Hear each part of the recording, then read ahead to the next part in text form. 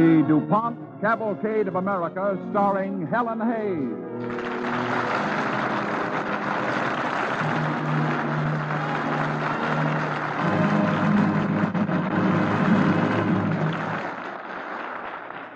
Good evening. This is Helen Hayes. Tonight, our cavalcade goes back over a century to the Chester Valley in Pennsylvania. Here lived a young Quaker mother, Rebecca Lukens. By an accident of fate, she became responsible for the most important industry in the valley, the Brandywine Iron Works. Today, that ironworks bears her name, Lukens Steel Company, the world's largest plate mill. But before we begin our story, here's Bill Hamilton for the DuPont Company. Thank you, Miss Hayes. Ladies and gentlemen, a small rug on a bare floor is one of the danger spots in any home. 17,000 people are killed each year in their own homes, in falls, falling downstairs, falling in the bathtub, falling on slippery, sliding rugs. To help prevent such rugs from slipping or creeping, the DuPont Company manufactures Rug Anchor. DuPont Rug Anchor is a scientifically surfaced sponge rubber underlay which goes between the rug and the floor. Rug Anchor is available in leading department stores and is another of the DuPont Company's better things for better living through chemistry.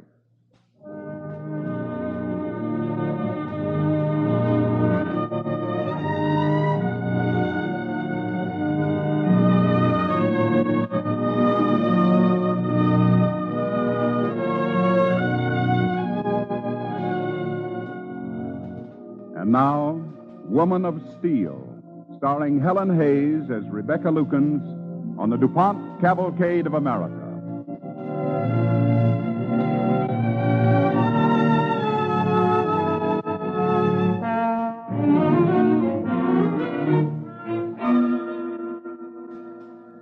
Help me, Rebecca. I must get up. I must work. No, Charles, lie still. He is very ill. I must get up. I must work.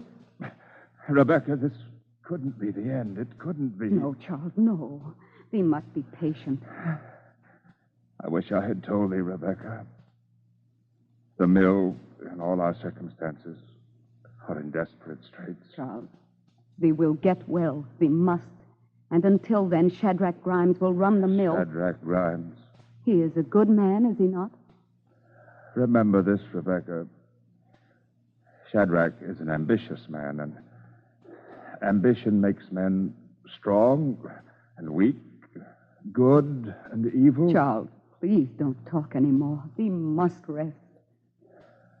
Rebecca, I have lain in this bed thinking of the many evenings when we have read from Shakespeare together. Shall I read to thee now? No, thank thee. The page I think of most, I remember well. Rebecca, listen to me. Good Horatio, what a wounded name. Things standing thus unknown shall live behind me. If thou didst ever hold me in thy heart, absent thee from felicity a while, and in this harsh world draw thy breath in pain to clear my honor. I understand, Charles. Charles, look at me. Charles? Oh, no. Charles! Charles!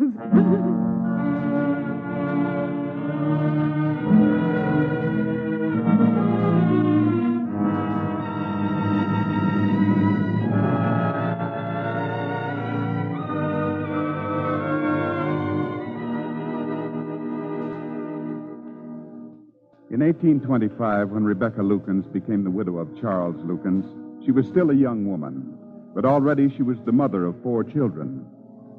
Well, as she turned to face the future, there was but one person in the family who could give her aid, Solomon Lukens, her husband's older brother. Rebecca, I know nothing of the iron business, but I can recognize a zero when I see it. But we must find a way to go on. I tell thee there is no money. But Charles said the whole country would soon need boilerplate. That is why he converted the mill, and I'm sure he was right. He must have been. My dear Rebecca, if thee had a fortune, thee still couldn't run an iron mill. thee is a woman. Aye, Solomon. There's always someone to remind me that I am only a woman.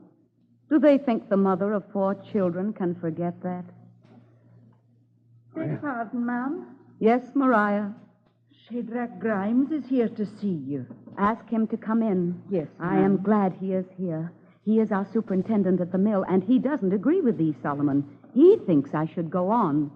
Good afternoon, ma'am. Shadrach, this is my brother-in-law, Solomon Lucan. How do you do? How do you do?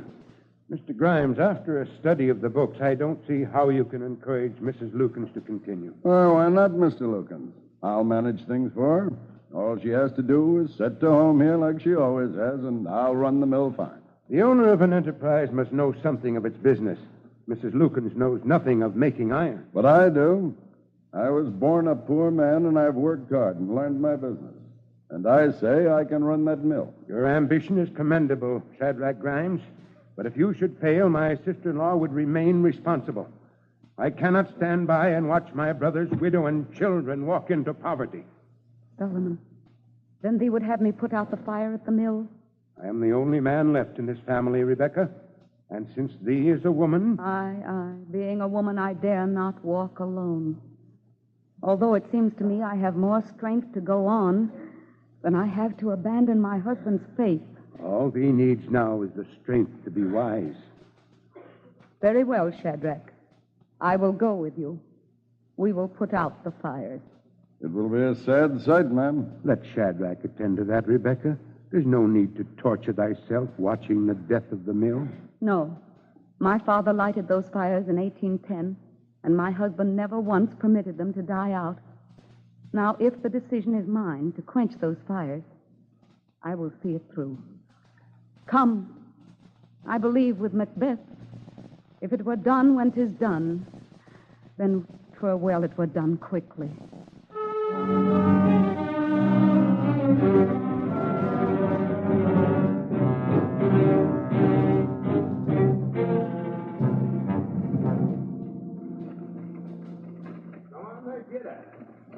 Shadrach, Yes, ma'am.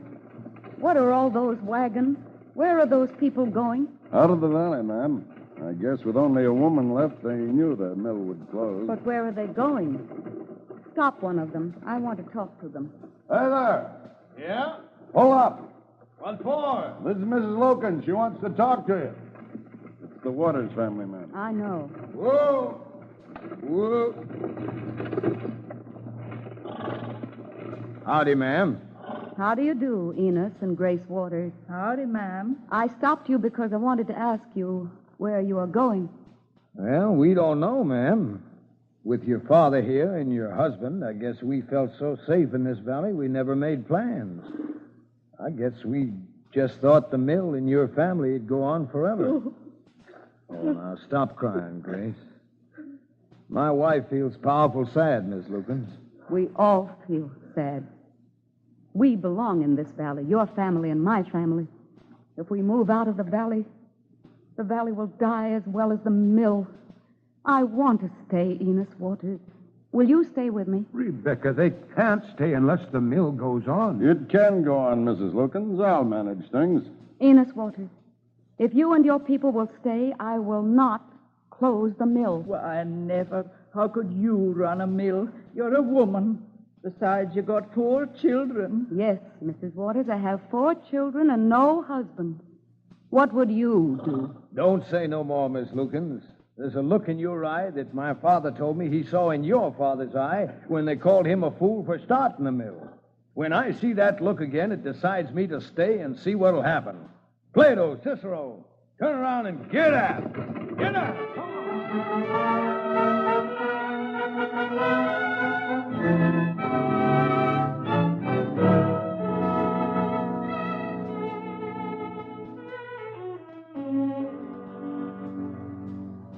Shadrach, I do intend to go on with the mill.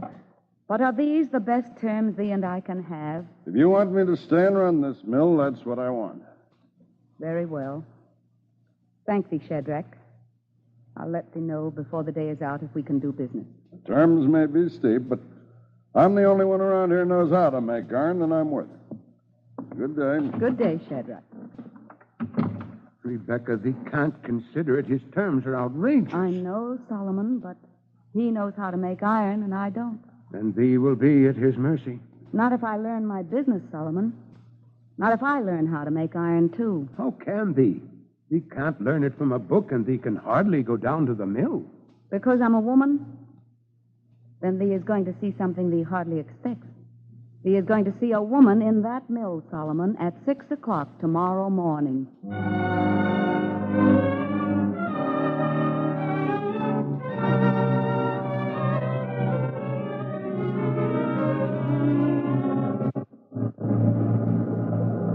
Shadrach, I want to explain to thee about this order. It's very important. My husband worked hard to get it, and it must be perfect. You don't have to come down to the mill to tell me how to make boilerplate, ma'am. That's my business. But this isn't for a boiler. Look here, Mrs. Lookins. You've been giving orders around here for 3 months now. Now, am I running this mill or are you? Shadrach, look over there. What's happening? Shadrach! Shadrach, the rolls are stuck. There's a hot bar stuck in the mill. Shadrach, if the heat of that bar cracks those rolls, it'll be months before we can get others. Do something quick. Are you running this mill or am I? If you are, you take care of it. It's no time to talk. The creek's too low to turn the wheel. Enos, can't we force the wheel over? Well, I'll climb out on her and try. Can you get me some help? Shadrach, can't we help him? That's not my work, ma'am. Shadrach. Never mind. George Harvey, Charles Hanscom out on the wheel. Hurry. Come on, now. Come on. I'll help thee. Let me get up there. No, Miss Lukens, you stay there. Don't come out here. My weight will help. Push that wheel, man. Miss Lukens, stay back. Push. Now jump, everybody. Jump. She's turning. Enos, jump. Oh, thank you. I say, thank heaven, ma'am, you didn't get up there. That's no place for a woman. I've been telling her this whole mill is no place for a woman, and it never will be. As long as I own this mill, I'll be here, Shadrach. Then it's no place for me. I say pig iron and petticoats don't mix, and I'm through. Good day, Mrs. Lookins. Excuse me, ma'am, but that didn't seem so wise to me. What choice have I got, Enos? Except to give him the mill. Maybe, but Shadrach Grimes is a mighty good superintendent, and I got a feeling he won't be such a good enemy.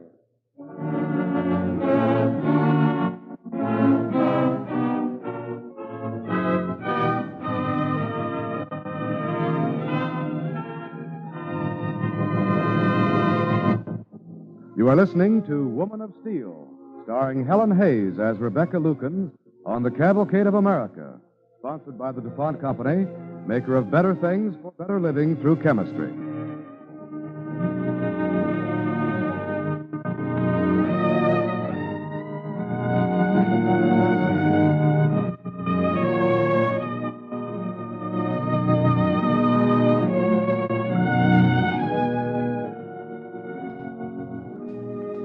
Somehow, Rebecca Lukens kept the mill going, sustained by her husband's dream that iron would one day be vital in building America. She struggled on, and the valley began to think of her only as a businesswoman. But Rebecca had more than the problems of the mill. She remembered she was still a mother. Do keep under the quilt, Martha, dear. Here's thy medicine. Sit down. I must go over accounts with Uncle Solomon. He is waiting. But I want to know what happened to Mr. Rawson in the big fire. You didn't finish the story. I will, dear, later, and other stories, wonderful stories of kings and queens and the prince called Hamlet and a woman called Lady Macbeth.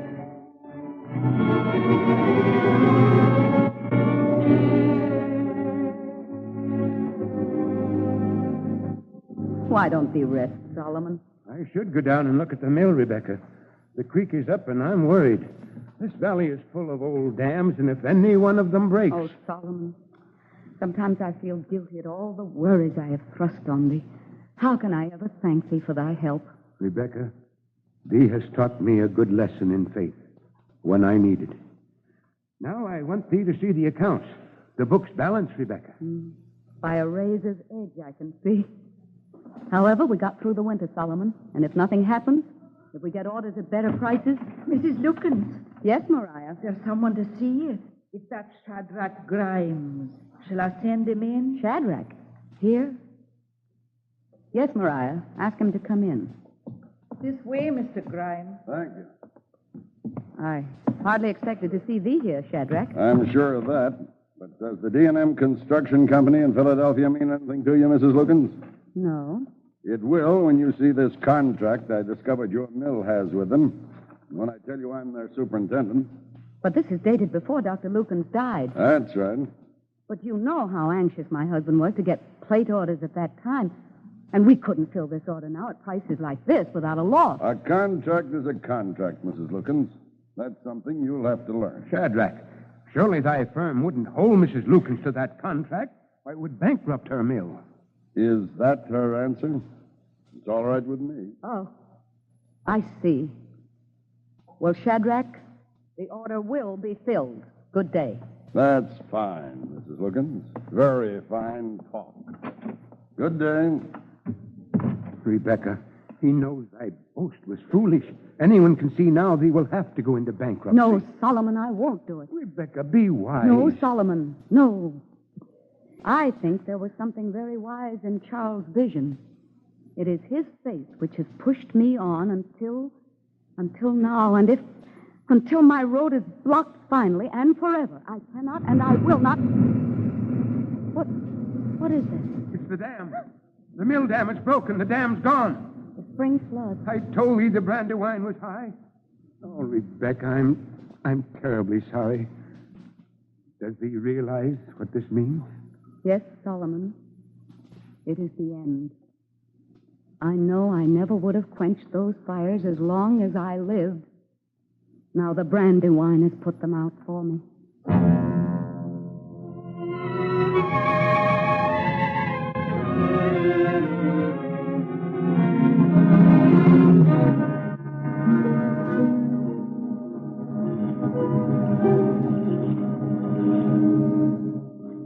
Rebecca, why should thee come here in the middle of the night? Even if the whole place stood perfect, what sort of mill can thee have without the dam? Not enough to fill Shadrach's order. I can see that in the dark. Let me take thee home. This way, Rebecca. Don't go in there. Thee may step off into the current. Solomon. What? Come here. What is it? There, look. It's the fire. Solomon, it's the fire in the furnace. Rebecca, I can't believe it. It's an omen. If the flood didn't put out the fires, I shan't put them out. We'll rebuild the dam. We'll fill that order for Shadrach.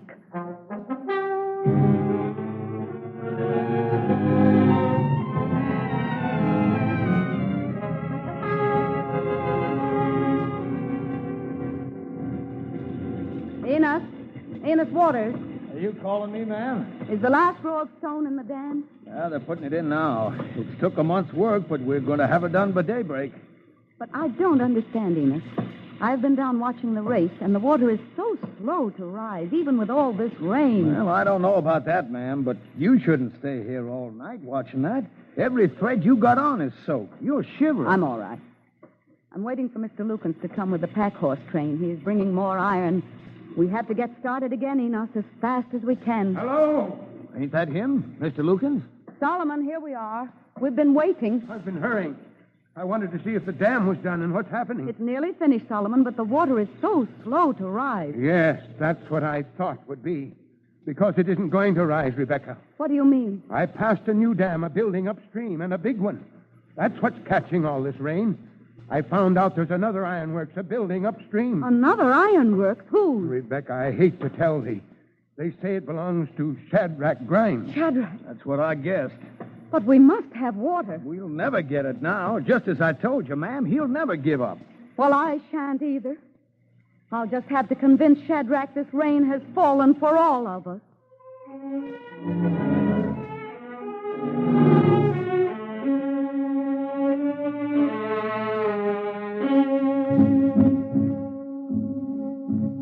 There's no use talking anymore, Mrs. Lukens. It's too bad about my dam, but I warned you. The iron business is no place for a woman. All right.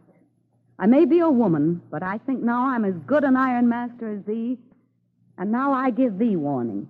Tomorrow I raise my mill dam 6 inches. That will make the water back up on thee. You can't do that. You try it, and I'll go to law. Let's go to law together, Shadrach.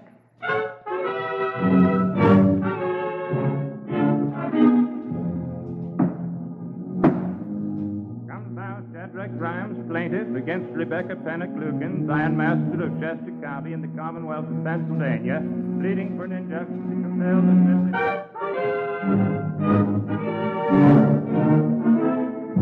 Rebecca Lukens, plaintiff against one Shadrach Grimes of said county in the Commonwealth of Pennsylvania, defendant to compel the said Shadrach Grimes.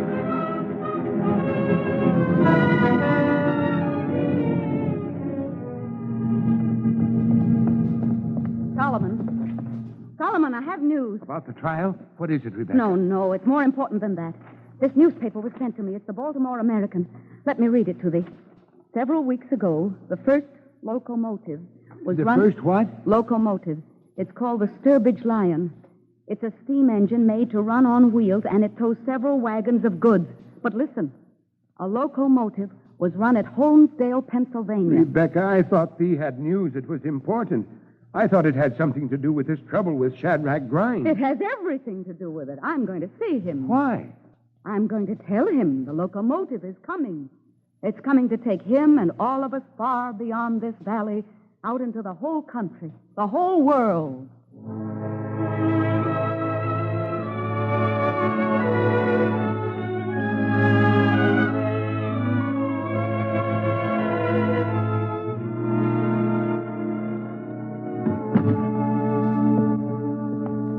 Shadrach, I've come to thy office again to tell thee I'm going to call off my suit. I thought you'd give up. I want thee to do the same. There. Why should I? Because a new day is breaking, Shadrach. And where does it find thee and me? Squabbling over water rights while the rest of the world enters the age of steam. Here, read this dispatch. What's this? It's about the first locomotive in America. Shadrach, this is a new day. A day of transportation better than our pack-horse trains and canal boats. A day when our vision can range beyond the walls of this valley and we can join our work with that of all the people in this land. That's what thee and I must do now, Shadrach. That's our duty. Oh, Mrs. Lukens, you talk fine, and I like to hear it, but, well, I don't trust a word of it. Shadrach, what does thee mean? I was born a poor man, but I've worked hard so my children could have an education and talk about their dreams like you do. But I ain't going to let your fancy words talk me out of my dreams. Shadrach, let us hope our children can work as hard as we have. But they will need vision. And first, we must have vision for them. Shadrach, there's a nation that needs our work as this valley has needed it in the past. Are we going to stay as small as this valley, or are we going to grow big enough for the future of our children? Oh, Mrs. Lukens, I confess I'm sick of this tussling with a woman in a courtroom. There's better work than that for a man. There's better work than that for a man or a woman, especially if they're good ironmasters like us. Oh, I don't know whether you're saying this for your benefit or mine or all of us, but, well, now I'll tell you something. What, Shadrach? I'm not so slow. I was at Holmesdale, and I saw that locomotive run. No, did they? Tell me about it, please. Well, I can tell you they got plans. They want to build more, and they need place. There's an order there, Mrs. Lukens, but it's too big for me alone. It needs all of us. Then all of us must work together, Shadrach. Now, wait. Think what you're doing, Mrs. Lukens. We don't know whether this is going to be a success or not. We might lose. Shadrach, we can't lose. I believed in this when it was still my husband's dream. And thee and I must believe in it now. For this is not the end of the dream. This is the beginning of 1,000 dreams for thy children and mine. All right, Mrs. Lukens. You're as good a businessman as I am, and well, if you believe in it, I will too. Good. Now, Shadrach, let's make the most beautiful boilerplate that's ever been seen. Beautiful? Yes, beautiful. Ma'am, let's just make boilerplate, ugly as she is.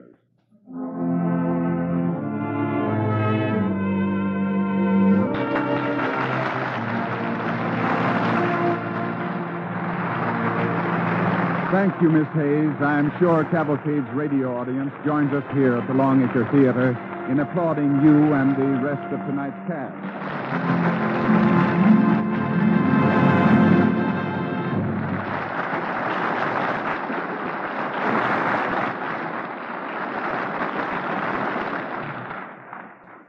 Helen Hayes will return in a few moments, but first, here's Bill Hamilton of the DuPont Company. To raise bumper crops, the farmer must beat the weeds, or the weeds may beat him. Here, chemical science can be of great help to him. Chemistry has developed a weed-killing compound known as 2,4-D.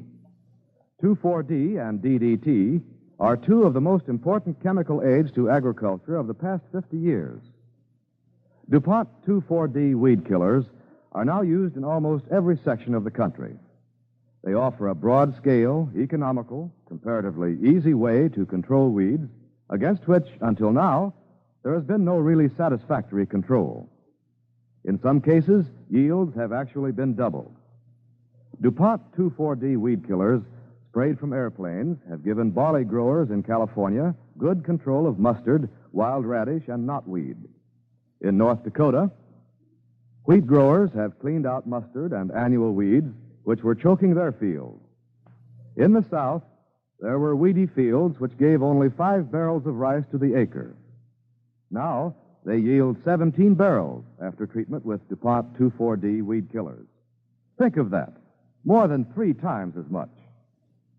This same 2,4-D, which is getting such marvelous results for farmers, is also available in a special compound for your own lawn. It can be bought as DuPont Lawn Weed Killer. Weeds wither away and disappear, roots and all, without any harm being done to the grass. With 2,4-D products, it is the formula that counts. The DuPont Company, with years of experience in formulating a wide variety of chemical products, has developed 2,4-D compounds that work successfully under all conditions where 2,4-D is recommended. DuPont 2,4-D weed killers, helping the American farmer to produce crops that are all-time records, helping you to rid your lawn of weeds, are among the DuPont Company's better things for better living through chemistry. And now, our star, Helen Hayes.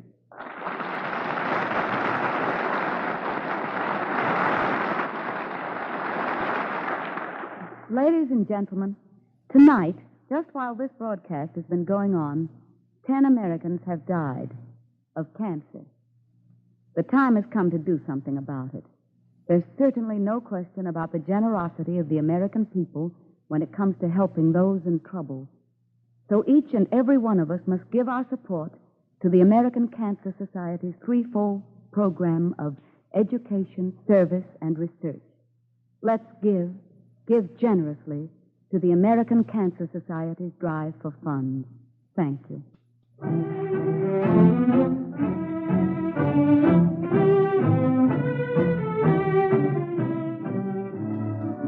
Next Monday night, the Freedom Train will be in Wenatchee, Washington. There, Americans, as thousands before them, will board it to view the precious documents of our liberty.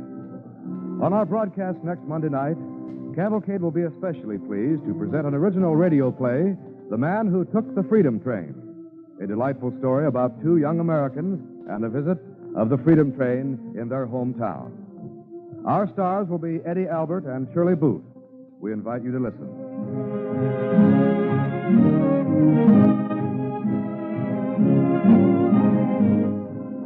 Tonight's DuPont Cavalcade, Woman of Steel, was adapted by Philip Lewis from an original story by Lucy Kennedy. The music was composed by Arden Cornwell and conducted by Donald Bryant. Featured in tonight's Cavalcade with Helen Hayes were Cameron Prudhomme as Solomon, Everett Sloan as Enos, and Ted DeCorsia as Shadrach. This is Ted Pearson inviting you to listen next week to The Man Who Took the Freedom Train, starring Eddie Albert and Shirley Booth. Cavalcade of America is presented each week from the stage of the Longacre Theater on Broadway in New York and is brought to you by the DuPont Company of Wilmington, Delaware.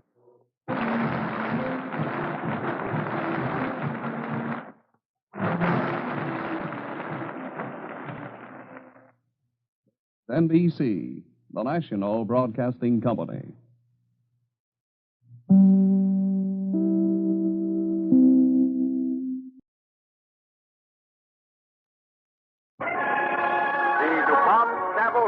America, starring Shirley Booth and Eddie Albert.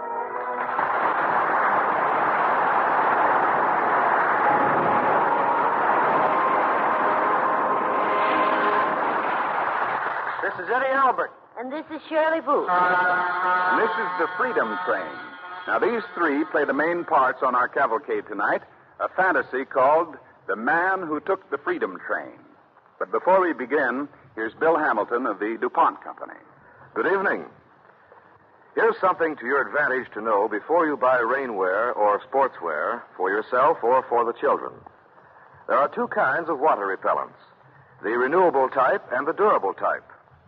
Renewable water repellents usually come out when garments are washed or cleaned, and so must be replaced if the garment is to repel water. A durable water repellent, like DuPont Zealand, continues to give weather protection through many washings or cleanings. So keep your weather eye open for the Zealand tag on rainwear and on sportswear. Zealand, spelled Z-E-L-A-N, is a durable water repellent and is one of the DuPont Company's better things for better living through chemistry.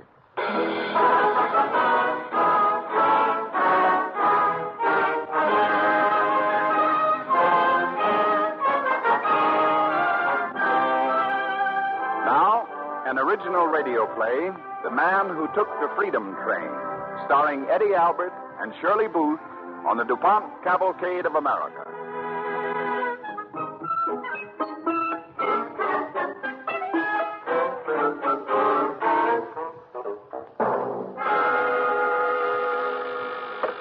Brooklyn Specialty Company. I'll connect you.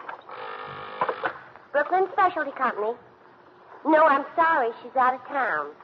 You're welcome. Here's the pencils you wanted, Shirley. Oh, thanks, Pete. Where's Eddie? Where else? At the water cooler, taking his bicarbonate. Again?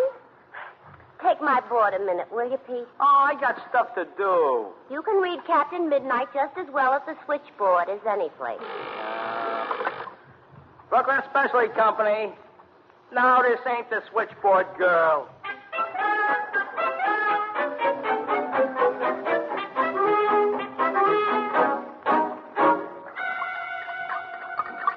Hello, Shirley. What are you trying to be, Eddie? A man of distinction the morning after? Ha.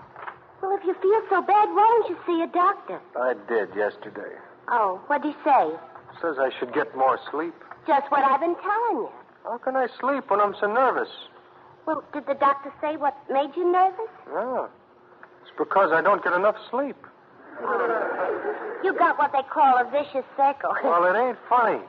He gave me some pills, but I know they won't help. Well, Eddie, if you just stop worrying so about everything. How can I help it?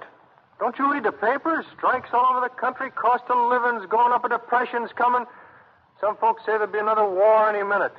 And a lion escaped from the zoo. Oh, did he bite anybody? No, but when they were catching him, a policeman shot another policeman. Oh, Eddie, you know what I think's wrong with you? What? You're just not happy in your job here, that's all. I'm lucky to have any job. Employment's getting worse and worse. Oh, but you'll never be happy as a bookkeeper, Eddie. Why don't you start that restaurant business like you and your brother planned? Well, this is no time to go into any business. Well, you and John used to think so. During the war, it was different.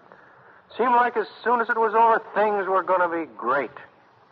And look at them. Oh, but Eddie, that restaurant John found in California would be a gold mine. I know it would.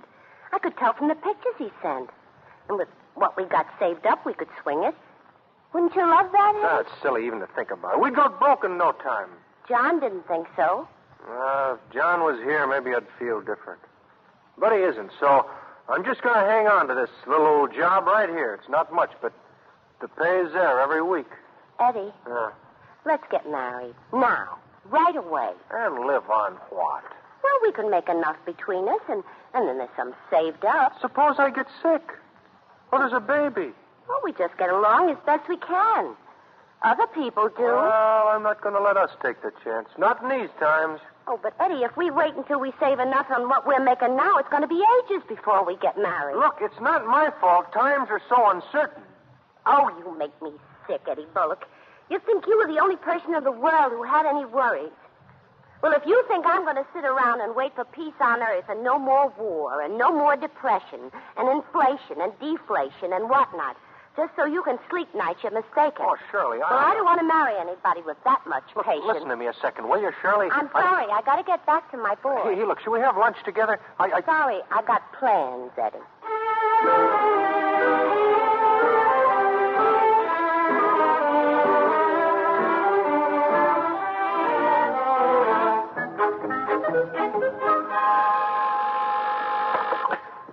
Specialty Company. Just a minute. Hey, where's Shirley, Pete? It's her lunchtime. I know that, but did she say where she was going to eat? Well, she ain't. She and some of the girls went down to the station to see the Freedom Train. Mr. Walsh gave them a little extra time. The Freedom Train, huh? Yeah, that's that red, white, and blue job with all the history stuff on board. What do you know? Have you seen it? Well, certainly. Patriotic, huh? Well, not only that, it's free.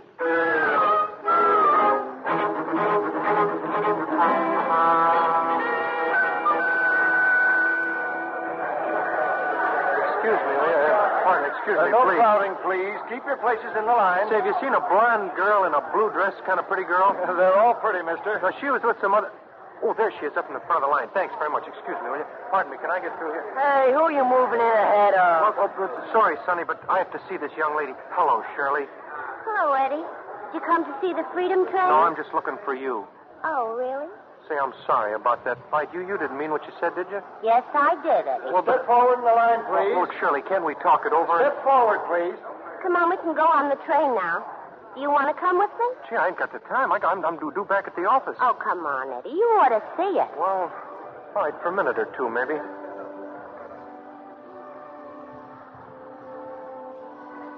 Oh, it's beautiful. It's like a church. Take your hat off, Eddie. I already have. Oh, look, Eddie. Here's a letter from Christopher Columbus. Yeah? In Latin, too. And here's Jefferson's rough draft of the Declaration of Independence, it says there. Come on, we haven't got much time. You know, Eddie, Columbus probably had his troubles, too. Oh, and here, the Mayflower Compact. In the name of God, amen. We whose names are underwritten, the loyal subjects of our dread sovereign. What's a compact? Oh, an agreement? Oh. And look at this letter from George Washington. Didn't he write nice? I really shouldn't be away from the office so long. You know, the head bookkeeper is just looking for an excuse to fire me. Oh, you just imagine that, Eddie. No, why not? Look, here's the Star-Spangled Banner. Imagine him writing all those verses. Yeah. He's probably the only guy in the world who ever knew them all, too. And here's the Gettysburg Address, Eddie. Oh, yeah, I see. I guess they had bad times then. Hey, look, I don't like to be a pill, Shirley, but don't you think we ought to get going? Well, you're certainly not going without seeing the Iwo Jima flag. The Iwo Jima... Have they got that here? Sure, it's in the next car. Come on.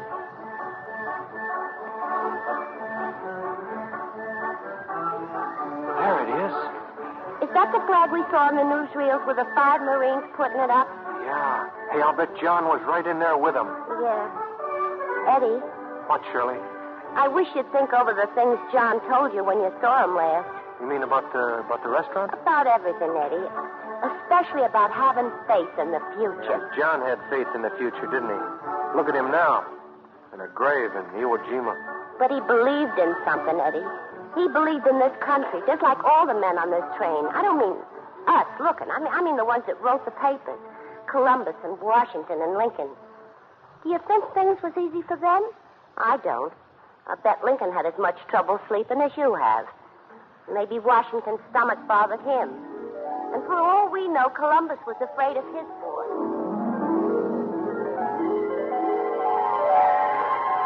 Shirley! What, Eddie? Oh, I thought you'd gone. Well, gee, that's funny. What is? Where'd all the people go? Who? The ones on the train. We're the only ones in the car. Well, that is peculiar. I guess the others have sense enough to get back to their offices on time. Yeah, but where are all the soldiers who were guarding the exhibits? I could put the Magna Carta right here in my pocket for all anybody'd see me. Well, maybe they're closing early today. You feel the floor shaking? Oh, it's just your imagination. Eddie, do you hear what I do? Train going by. It's this train going. We're moving. We're moving? Yeah. Oh, What are you going to do, Eddie? Well, I got to get the conductor to stop the train. What else? Conductor? I can't understand where everyone went. If this is somebody's idea of a practical joke, it's to go... Eddie, they're not going to move the Freedom Train around just to play a trick on us. I don't care why they're doing it. They don't stop soon. I'm going to lose my job. You probably will, too. Oh, Mr. Walsh will understand. Oh, sure, he'll understand. Why are you late, Bullock? Well, the Freedom Train ran away with me, sir. Oh, yeah, he'll understand. It does sound kind of peculiar. Come on, let's find that conductor. But where? He's probably in the car up ahead. Come on. Look out for that door. Kind of an adventure, ain't it, Eddie? Yeah, if we lose our jobs, it'll be an adventure, all right, all right. We won't go any further. Go back. Go You back. hear that? We're not the only ones who are sore. Go back. Go back. We will go on. No. We will go on, I say. That conductor's lost his mind. That's what the trouble is. He don't look like any conductor I ever saw. Look at that funny old-fashioned uniform he's wearing. And that sword. Oh, some more Freedom Train stuff, that's all. Go back. Go back. I will go on. Already we've gone on for 80 days or more. Well, no, 80 days is kind of an exaggeration. Go back. Return to Spain. Go back. Fall over the edge of the world. I think they're all nuts, Shirley. They've all got funny costumes on. They all look like pirates or something. Go back. Go back. I sailor. Now, this is getting kind of silly. Come on, I'll ask him what's going on. Hey, you are the sword. Where's the conductor? What conductor? Well, the one in charge of the train, naturally. I do not fathom your remarks, sir. Well, it's nothing to get fancy about. I just want to go back to where I started. You too? Go back. Go back. Silence, all of you. I will go back when I have found the Indies, not before. Neither your cries, nor the adverse winds of heaven, nor all the creatures of the deep shall keep me from it. For by my lady, I am not Columbus. Columbus? Eddie, look outside. Hey, where'd all that water come from? I can't figure it out, Eddie. But the Freedom Train's on the ocean. The ocean? Yeah, don't look now, Eddie. But I think we're about to discover America.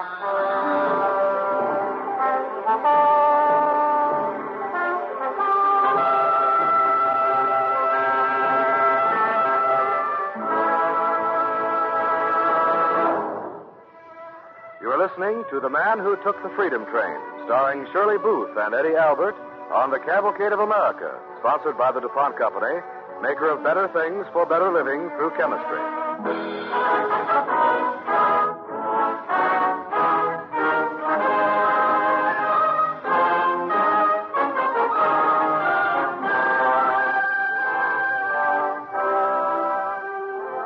Eddie Bullock and his girl Shirley came to see the Freedom Train.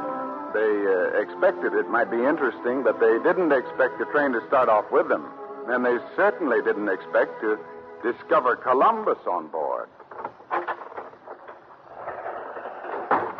Eddie, why are we going into the next car? Find the conductor. If we don't get this train stopped and get back to the office, Mr. Walsh is going to fire ashore. But what about Columbus? Don't talk like that, Shirley. If that was Columbus, we're just out of our minds or something. It was just some Freedom Train stunt. Well, whoever it was, he was one man standing against a lot of people, and somebody ought to have stuck up for him. Suppose it should be Columbus. Suppose he didn't discover America. How would you like that? Oh, come on. Therefore, brethren, it is my opinion we have angered God, and he frowns on our settlement here at Plymouth. No, brother, no. It's cold. It's cold. Well, look at this crazy car. Like a country church. Looks like a meeting of some kind. Who can deny that through sickness or starvation, the Lord hath already taken more than half our number from our midst? It must be the pilgrims. Hey, stop talking like that, Shirley. They can't be pilgrims. Well, look at their clothes. And listen to them. Good brethren, the bitter hardships of the winter will soon be past. We have come to a strange land to worship God in our own way. And woe betide us if we falter so soon in God's service. God would not punish thus if he desired we remain here. Brethren, we must return from whence we came. Brethren, let us put the matter to the vote then. And whichever course hath most in its favor shall be pursued. Let those who favor going back raise up their hands and declare themselves. Now, let those who will remain in Plymouth raise up their hands. The meeting seemeth equally divided. Brother Bullock hath not voted yet. Declare thyself, Brother Bullock.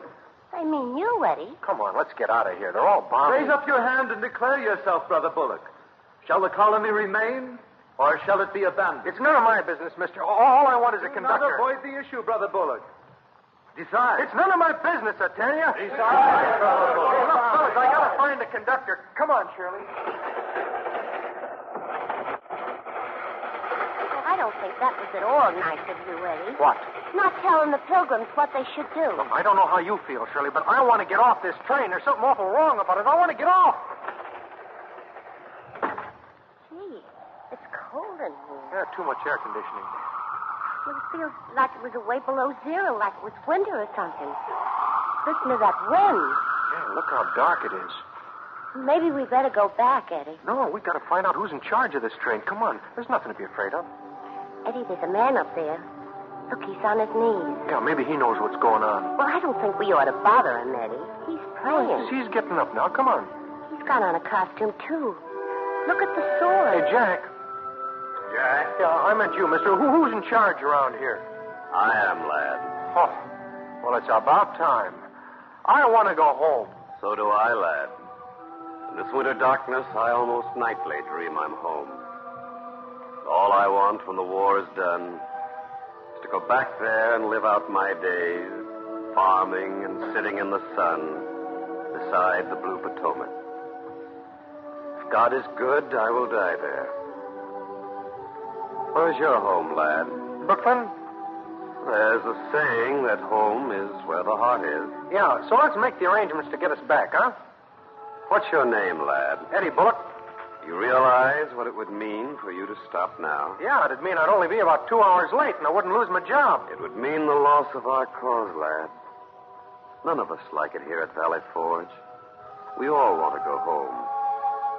If we don't stay, we'll have no homes to call our own. Look, I got to get back to the office, mister. I can't stay.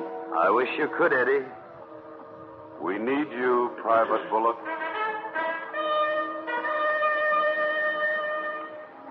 Valley Forge, huh? I suppose he thinks he's George Washington. Well, Eddie, he's just like the postage stamp.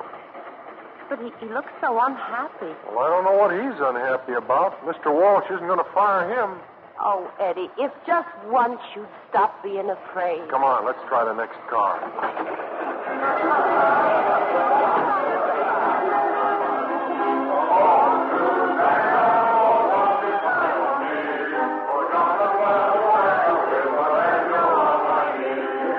What a funny railroad car. Yeah, I've seen some old coaches in my day, but this has got them all beat. You know what I think it is, Eddie? It's a big covered wagon. Well, howdy, strangers. You joining up with us? Well, We were trying to find out who's in charge of the train.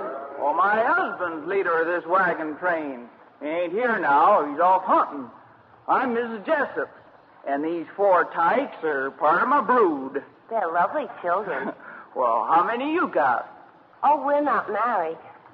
And traveling together? We're engaged. Well, our preacher man can spice you up like that. Well, Eddie and I are waiting until we have enough money in the bank. Well, all Pa and me had was $8 and an axe. It did pretty good back in Indiana, too. But a big growing brood needs chances of their own. We think Oregon's the place for it. Ma. Oh, this is my boy Enos, my eldest. Ma. Yes, Enos?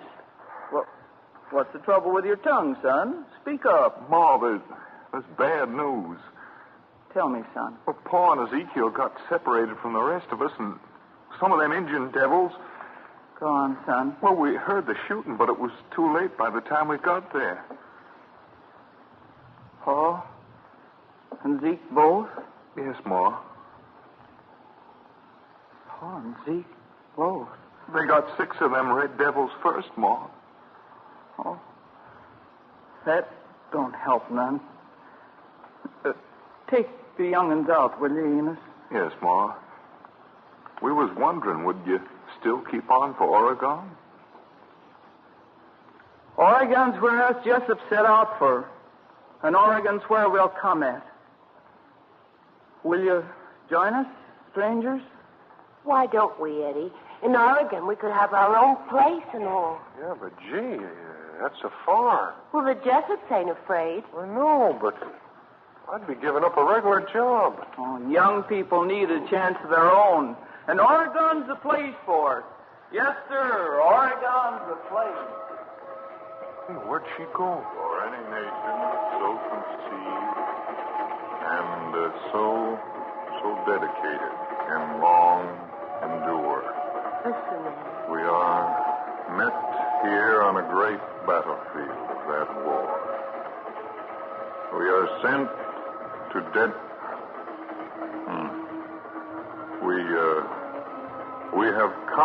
We have come to dedicate. That's better. look, he's writing Come something, to Eddie. dedicate. Abraham Lincoln. Yeah, I wonder if he knows where we're going. Pardon me, Mr. Lincoln. Oh, yes, son? Where does this train go? To Gettysburg. Well, I don't want to go to Gettysburg. Neither do I, son. There are several thousand new graves there, and a lot of people think I'm responsible for them. The Civil War wasn't your fault, Mr. Lincoln. A lot of bright, important men tell me I should make peace with the South now. Oh, but you're going to win, Mr. Lincoln. I hope you're right, miss. Pardon me.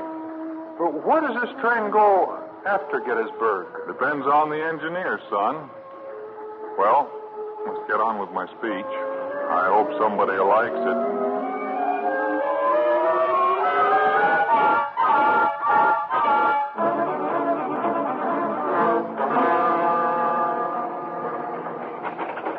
Have you looked outside, Eddie?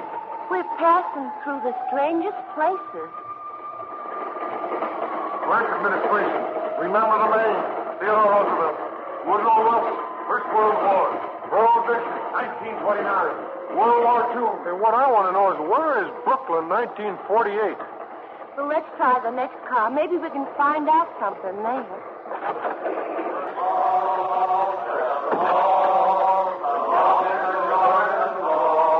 It's a bunch of Marines. Shirley, that looks like my brother John. It is John. How can it be? He's dead. Hey, what are you doing on this train? Hello, Shirley. Hello, John. Hey, what have you been doing to my kid brother? Threatening to marry him? You look scared to death. John, gee, it's great to see you. What are you doing here? Oh, this is Uncle Sam's party, Ed. All I know is we're headed for the South Pacific someplace. Don't let him send you to Iwo Jima, John. Where? Iwo Jima, you know where so many of you Marines... Well, anyway, don't go there. When Mr. Whiskers asks you any place, Eddie, you go. You civilians don't appreciate that. Oh, I wish I was going instead of you. Oh, you can't be a Marine with an eardrum like yours, kid. You're doing your share in a war plan. I still wish it was me. Ed, you've got to stay here and get things set for that restaurant we're going to have. John and Eddie's. Do you really think we can work it? We can work anything we believe in, kid. Don't forget that. Don't ever forget it. Don't ever forget it. He's gone, Shirley. Yes, Eddie, I know. Hey, we got to stop this train. We can't let John go to Iwo Jima. Come on. Where? Well, if I can't find anybody else, I'll find the engineer.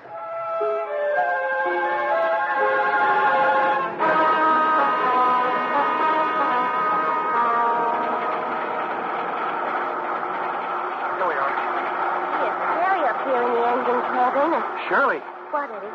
the cab is empty. There's nobody running the train. But there must be an engineer or somebody. Well, where is he? Even the Freedom Train can't run itself. Well, there's nobody here, and the train's certainly running. But there's always an engineer. There's his license. Eddie, look at the name on the license. Eddie Bullock. Eddie, you're the engineer. Me? That's what it says, Eddie. After all, somebody has to run it. Well, maybe I can figure out how to stop it. No, don't stop the train, Eddie. Hey, you want me to let John go to Iwo Jima and be killed? John wants to go. He did go. Don't you see how much depends on you? If you stop the train, John will go to Iwo, but neither will the others, and we'll lose the war. Lincoln will never get to Gettysburg, and Mrs. Jessup won't get to Oregon. And Washington will freeze forever at Valley Forge. And Columbus won't even discover us. Don't you see, Eddie? Freedom is you and me. You're the boss. You can drive the train any place you want to. You know, Shirley, What, Eddie? maybe we ought to have that restaurant John and I used to talk about. You and me. It'd be perfect, Eddie. I'm not just sure where California is, but we'll find it. Come on, train. Come on, train.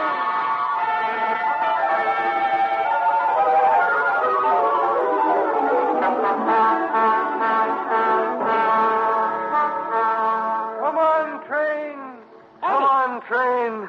Eddie, what's the matter with you? I'm driving the train. You feel all right, Eddie? You bet I do. Hey, where am I? Where am I? On the Freedom Train, looking at the Iwo Jima flag. Oh. I guess the flag set me dreaming. About John? Yeah, about John. And you and me and the restaurant we're going to have. Are we, Eddie? We sure are. We'll call it John's Place. Mr. and Mrs. Eddie Bullock, proprietors. Oh, Eddie, don't you love the Freedom Train? Surely. It's the only way to travel.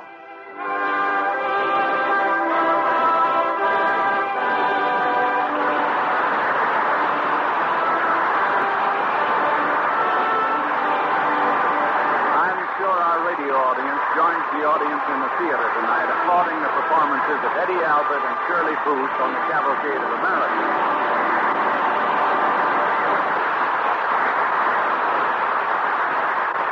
And now, here's Bill Hamilton of the DuPont Company.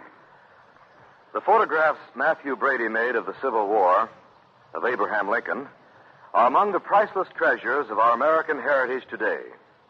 And in a personal sense, the same thing is true of the photographs you have of your own family, whether they are snapshots or posed portraits.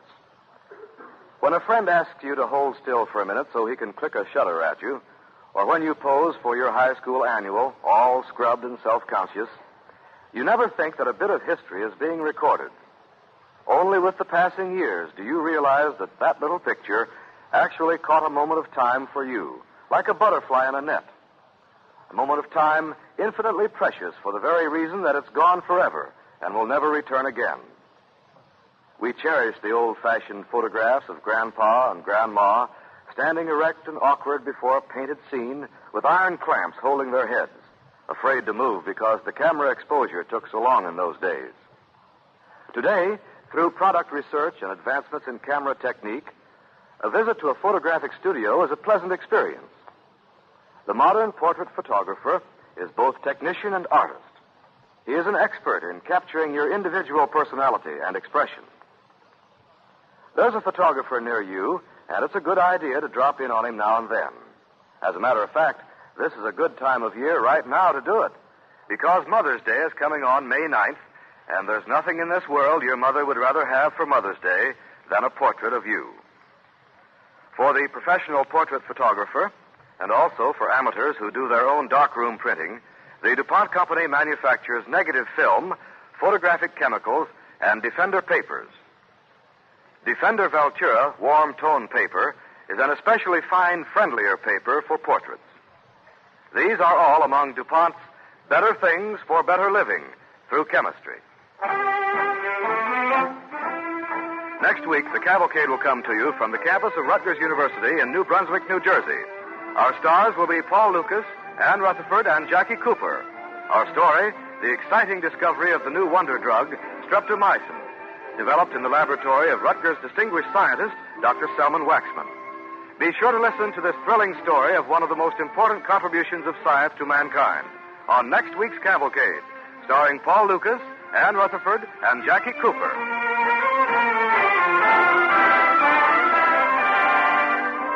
Tonight's original DuPont Cavalcade, The Man Who Took the Freedom Train, was written by Frank Gabrielson. Music was composed by Arden Cornwell and conducted by Donald Bryant. Eddie Albert will soon be seen starring in the Allied Artist production, The Dude Goes West, a picture that was photographed on DuPont Superior 2 negative and recorded on DuPont Type 236 sound film. This is Ted Pearson inviting you to listen next week to Winner Takes Life, starring Paul Lucas, Ann Rutherford, and Jackie Cooper. Tonight's Cavalcade of America was presented from the stage of the Longacre Theater on Broadway in New York, and each week is brought to you by the DuPont Company of Wilmington, Delaware.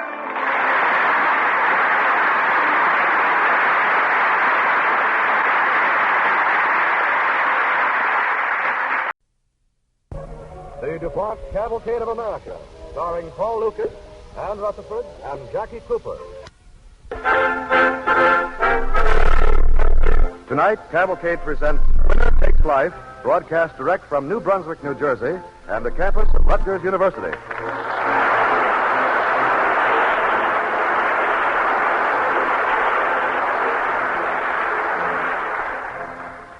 Good evening. This is Paul Lucas. Tonight, the DuPont Cavalcade presents a story of a scientist in search of a life-saving drug.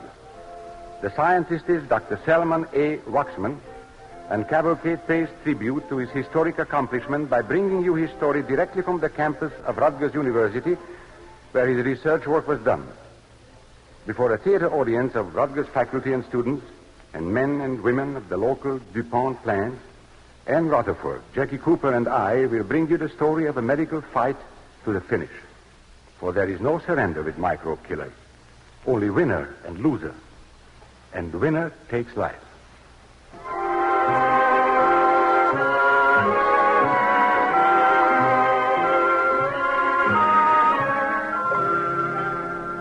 Now, Winner Takes Life, starring Paul Lucas as Dr. Waxman, Ann Rutherford as Julie, and Jackie Cooper as Johnny, on the DuPont Cavalcade of America.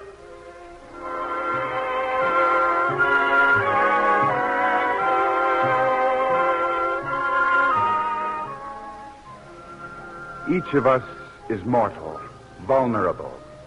And who amongst us has not felt the sword stroke of illness stabbed through him to the bone? Johnny did not know he was dying. And a girl named Julie, who had come to see Johnny's doctor in the Army hospital that day in 1943, Julie didn't know either. I didn't realize Johnny was so sick, Major. Yes, he is, Julie. It's a kind of heart disease. Heart disease? He sounds pretty healthy, I know, and he looks pretty healthy, Julie. But in cases like this, well, we have to watch them carefully. Can't you give him sulfur pills or something, Doctor? Sulfur doesn't work in his particular case. The microbes inside John's system just ignore sulfur drugs. Well, penicillin then. Penicillin doesn't hurt these microbes either. Well, then what can we do? John needs rest. All the hospital care and rest he can get. May I see him, Doctor? Well, I shouldn't do it. He needs to be quiet. But all right. Come on, I'll take you. Please, just a minute. Huh? I want to put on some more lipstick.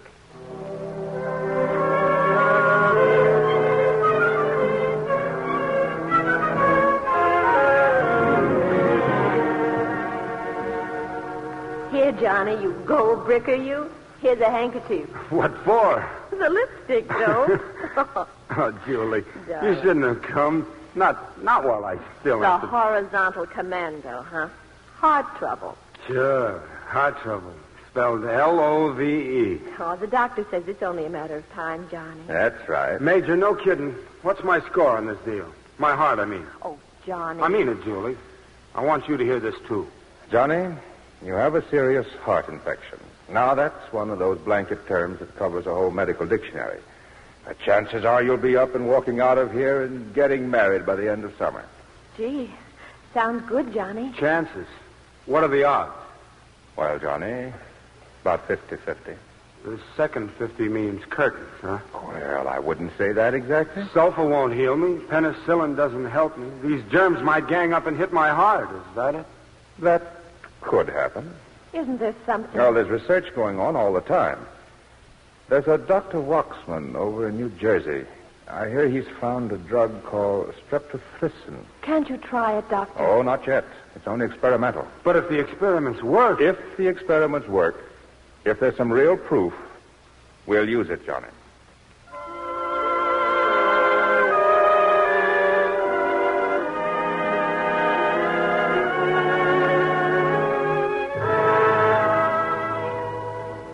If there's proof, of all the 1,000 games of chance, there are none whose stakes are as high as the gamble for human life. Yes, the Army doctor was right. At the Agriculture Experiment Station at Rutgers University, Dr. Waxman had a promising new drug with a technically new name, streptothricin. But before releasing the drug to doctors and hospitals, he had to test it carefully, precisely. I don't get it, Dr. Waxman. Maybe there's something wrong with our testing. Why? What's happened? Well, these mice got their last dose of streptothricin yesterday. Today they're all dead. Dead. Well, now, wait. We inoculated each mouse with disease microbes. We treated each mouse with streptothricin. Now, the question is, did the disease kill them or the drug? Well, it certainly cleared out the disease germs in the bloodstream of all these mice. They were getting better. Streptothricin cured them. Ah, sure, it cured them. Then after the cure, it turns around and kills them. Yeah. Cure is worse than the disease. Now, wait. One moment now. Let us go back and figure this out. Where does this drug, this streptothricin, where does it come from? Well, from a microbe, the family of actinomycetes. Well, now, aren't there any other brothers or cousins in this drug-producing family of microbes? Another microbe, just the stuff, but without the poisonous, killing after effects. Oh, yeah, maybe. And a microbe we could use to fight diseases, but not kill our laboratory animals. That's an angle. It might work. A different group from the same family. Exactly. Well, we'll have to drop streptothricin now. It's too bad. We had such great hope for it. But we'll begin looking for something better.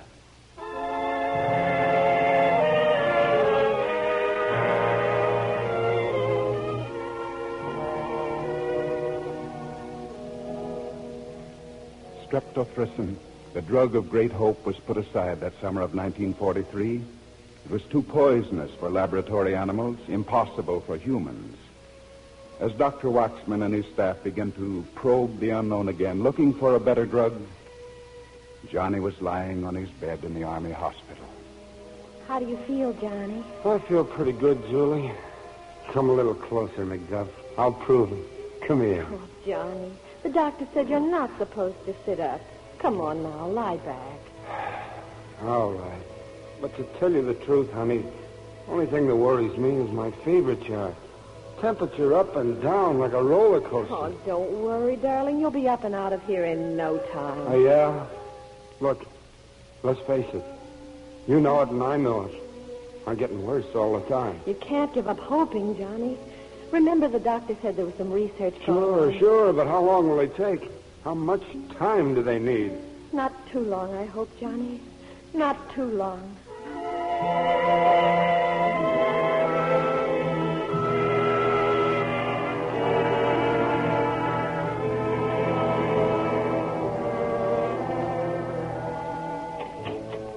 Hello, Dr. Waxman. How are you this morning? What makes you so happy? Oh, wait till I show you. Here we are. Look, the streptomyces microbes in this test tube look very promising, and they're just what you ordered. They're from the actinomycetes family, and they pack a wallop, Dr. Waxman. Good. Yes, sir. Where do we go from here? Well, when these cultures have matured, we'll filter them. Uh-huh. And I'd like to try matching them against a very tough disease microbe. Well, the salmonellas, the whole food poisoning group. Yes, Al, and one even tougher. Mycobacterium tuberculosis. Tuberculosis? The heavyweight champ in the first match? How about dysentery, brucellosis, typhoid fever? Sulfa and penicillin don't touch them. We'll try them all, but don't forget, tuberculosis is our greatest enemy. If we can fight that, then maybe we'll have a chance with all the others that sulfa and penicillin don't touch.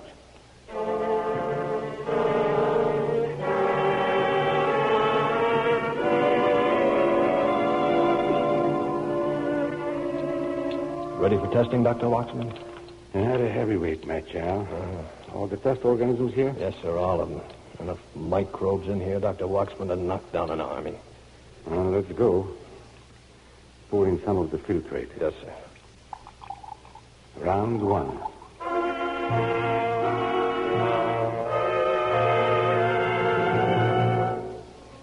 Trial by battle.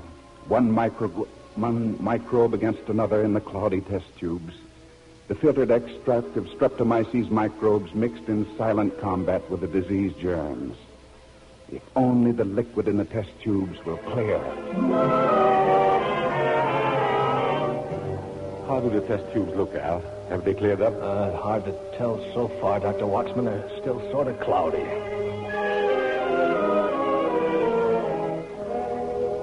Open the incubator, Al. Let's see the test tubes today. Yes. Well, look at them. beautiful, clear as water. Well, easy now. We'll have to check. Even TB, no growth at all, not a trace of it. Only in the test tube. Only in the test tube. This little success may not mean a thing in white mice or in a sick patient. Oh, maybe. I know we need more tests. And we need a name.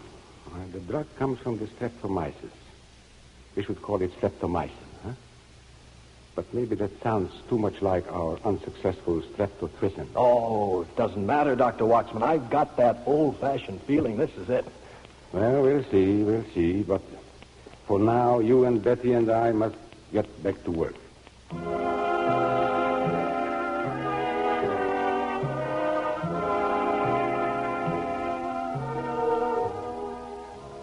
The cosmic scales are tipping now. In an army hospital, a boy's life is slowly dropping. Slowly. And across the scales, the microbe with the Latin name produces a new drug of hope. That new drug is in the yes-no limbo of medical research, and at this stage should be called only promising. Only promising. Johnny's worse, Doctor, and I'm so worried. That's why I came to your office to see you. I don't want to hide anything from you, Julie. You're right. Johnny has developed an inflammation of the inner lining of the heart. That's pretty bad, isn't it, Major? Yes, it is. Believe me, we're doing everything we can for him. Everything but curing him. Oh, I'm sorry. I'd give a great deal, Julie, to be able to cure him. The germ in Johnny's bloodstream is lodged in his heart, and we just don't have a drug to knock it out. But I'm a little more hopeful, Julie. Remember that research work I mentioned to you? Those doctors over in New Jersey, Uh-huh. have they found something? Yes, a drug they call streptomycin. Can't we try it? Where do we get some? It's too soon for that. We can't give a sick man a new drug that hasn't been checked and rechecked in the laboratory. Well, I don't know how long that kind of work takes, Doctor, but I hope they hurry. I hope they hurry.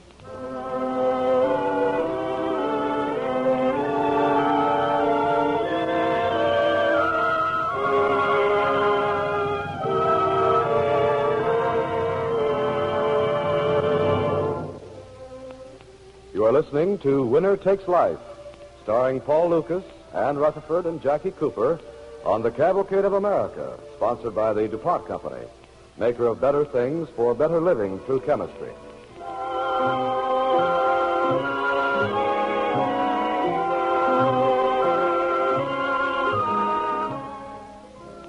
Johnny came through the war with a wound, a bullet wound they could understand and heal. But now he lies in an army hospital with a wound of the heart, a disease of the heart caused by an unseen enemy, an invincible enemy. Johnny's heart still beats. It will not yield to its dark antagonist. If there is value to his life, it must be measured by the stars. For that which might someday save Johnny is research, which must grow astronomically. Laboratory test upon test by the hundreds, checking, rechecking. Scientists holding up the little lamp of human intelligence against a universe of shadows. Al. Yes, sir. Come in here right away. What's the matter, Doctor? Look at the cultures growing here. Oh. This class. Yes, sir. And look at this class. Yes, sir. And here, look at this third culture. Yes, sir, I know. The streptomycin yield is slowing down. Slowing? You mean stopping? Look, the microbes have stopped working for it. They are not producing any more drugs. And just when we were getting lab production started into high gear, what causes that, Doctor? They change, these microbes. They modify, like people almost. One generation to the next. What a rotten break. But it's too good. Streptomycin is too good. It's too promising. We can't let it drop this way. We've got to figure out some answer.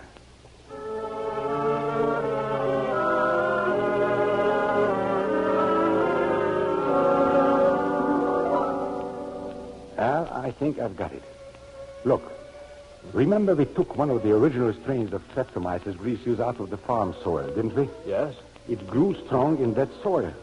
So let's put it back into the soil to see if it can become rejuvenated. I don't know. It sounds tricky. What if it doesn't work? Well, we'll just have to start all over again, you optimist.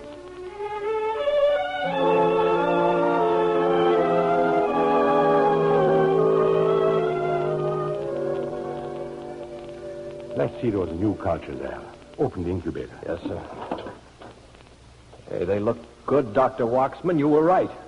Putting those microbes back into the soil gave them a new lease on life. They're producing streptomycin all over the place. Wonderful, wonderful. Now we are ready to start all over again.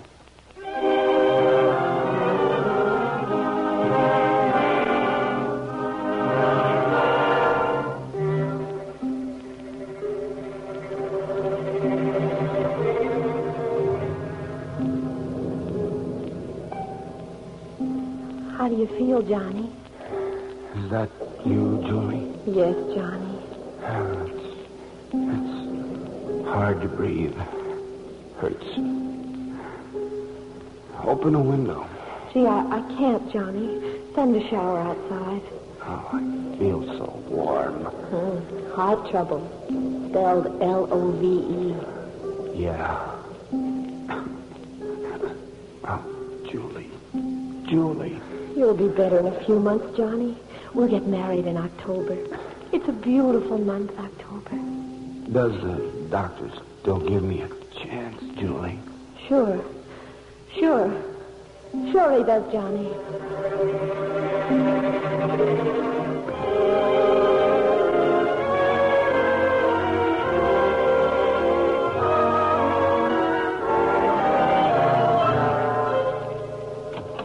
Dr. Waxman. Dr. Waxman. What's the matter, Al? Look at the mice in this cage. Just look at them. Well, don't you see they're alive? These are part of the group we inoculated with disease germs last week? Sure. And the others, they are alive too? All but one. The mice with blood poisoning? Alive. They all recovered, and they stayed alive. And the one with the bad heart infection? They've recovered, everyone but one. Autopsies show the infection of the heart lining has cleared up completely. That's fine. That's fine, huh? Well, I should say very encouraging, at least. Oh, maybe someday we'll be helping human heart cases. Maybe. Oh, don't worry. I'm not celebrating yet, Doctor, but... Well, after all, we've proved streptomycin can knock out disease germs in laboratory animals. Sure. And the animals survive the treatment as well as the disease. Sure. And that's not so bad. That's way ahead of our old streptothricin. You're right, Al. And maybe if we go very carefully, maybe we can begin clinical tests with our first human patients, huh?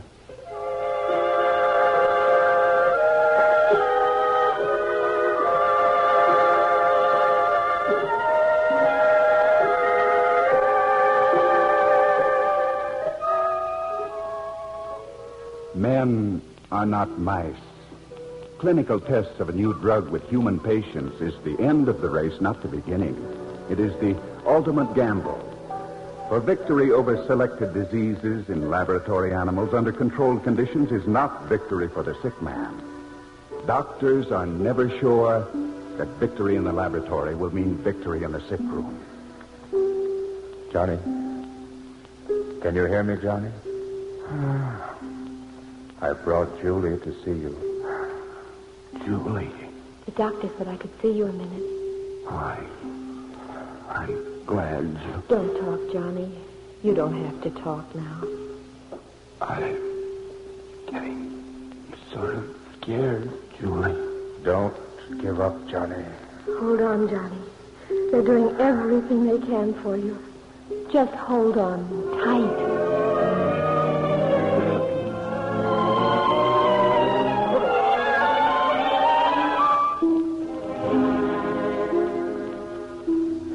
The boy is dying, General. I think the time has come when we should try that new drug, streptomycin. You're sure none of the established methods of treatment will help the boy? Absolutely certain, General.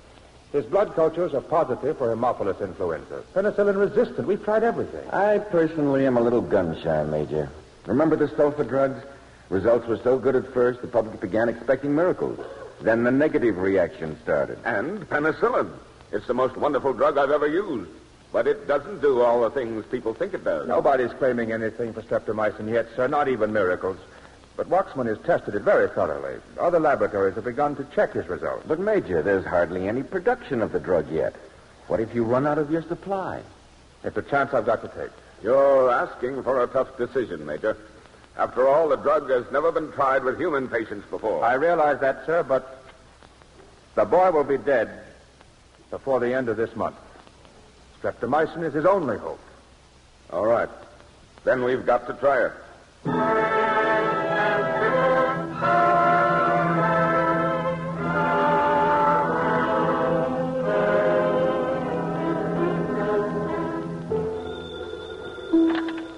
Hello?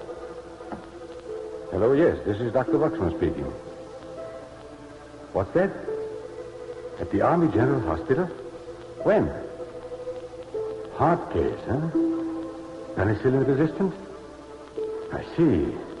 And how's the boy now? Oh, yes, I see. Well, please keep me informed, will you?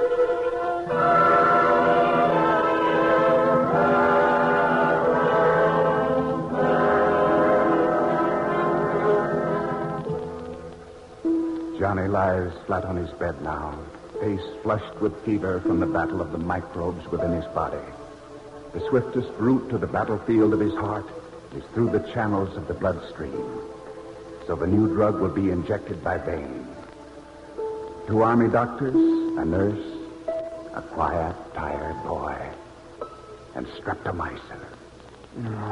Easy now, son. Easy.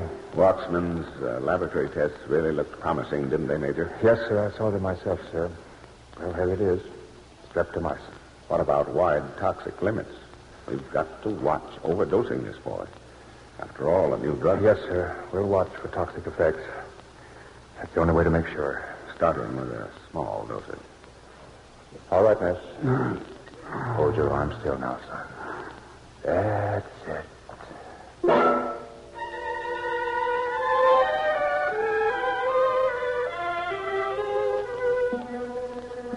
Nurse. Sir, What's his white blood cell count? 15,000. Yesterday?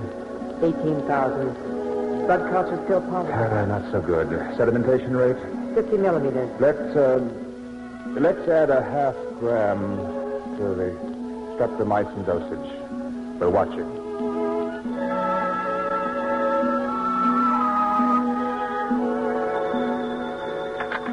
Dr. Waxman. Yes. Put him on. Hello, Major. Now, how's that boy? 6 a day on streptomycin, isn't it? You did? Blood cultured what? Oh. Better watch the serum concentration. Sure it could happen. Yes, do that, will you? Oh, I hope he pulls through.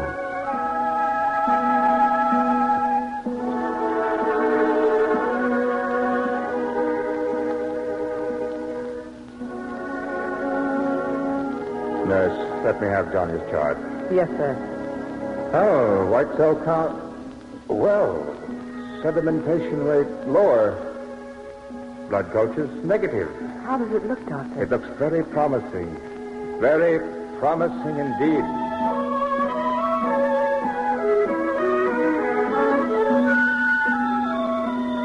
Hello?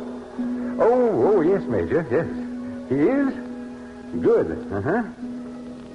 Sedimentation rate down to 10. That's good. And blood cultures?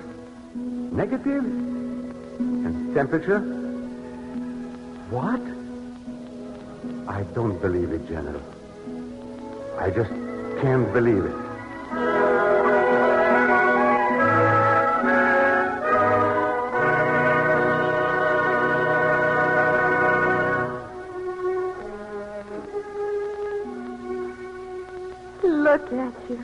Look at you sitting up. Oh, Johnny. You never say die, McGinty. Come over here, Macduff. Oh, easy there. Take it easy. The Major said you're not all cured yet. But I'm out in the clear. Out in the clear.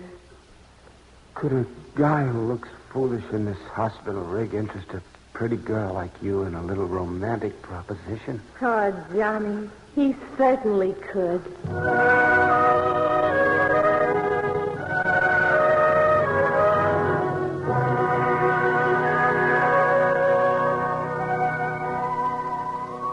Johnny wins, and winner takes life. Streptomycin, the winning card in Johnny's hand, was put there by a man he will never know, Dr. Selman A. Waxman, whose endless work and experiments in the laboratory at Rutgers, New Jersey State University, made his life and happiness possible. We have moved far ahead of those days back in 1945. Streptomycin production has gone up at many companies, for instance, at Merck Laboratories, the pioneer producers of streptomycin. Scientific investigators, such as Doctors Hinshaw and Feldman, indicate that perhaps the greatest promise of streptomycin today is in certain selected cases of tuberculosis. It is the result of untiring research, and research will go on tomorrow and the days after, for there are new fires to be lighted in the great darkness of the unknown.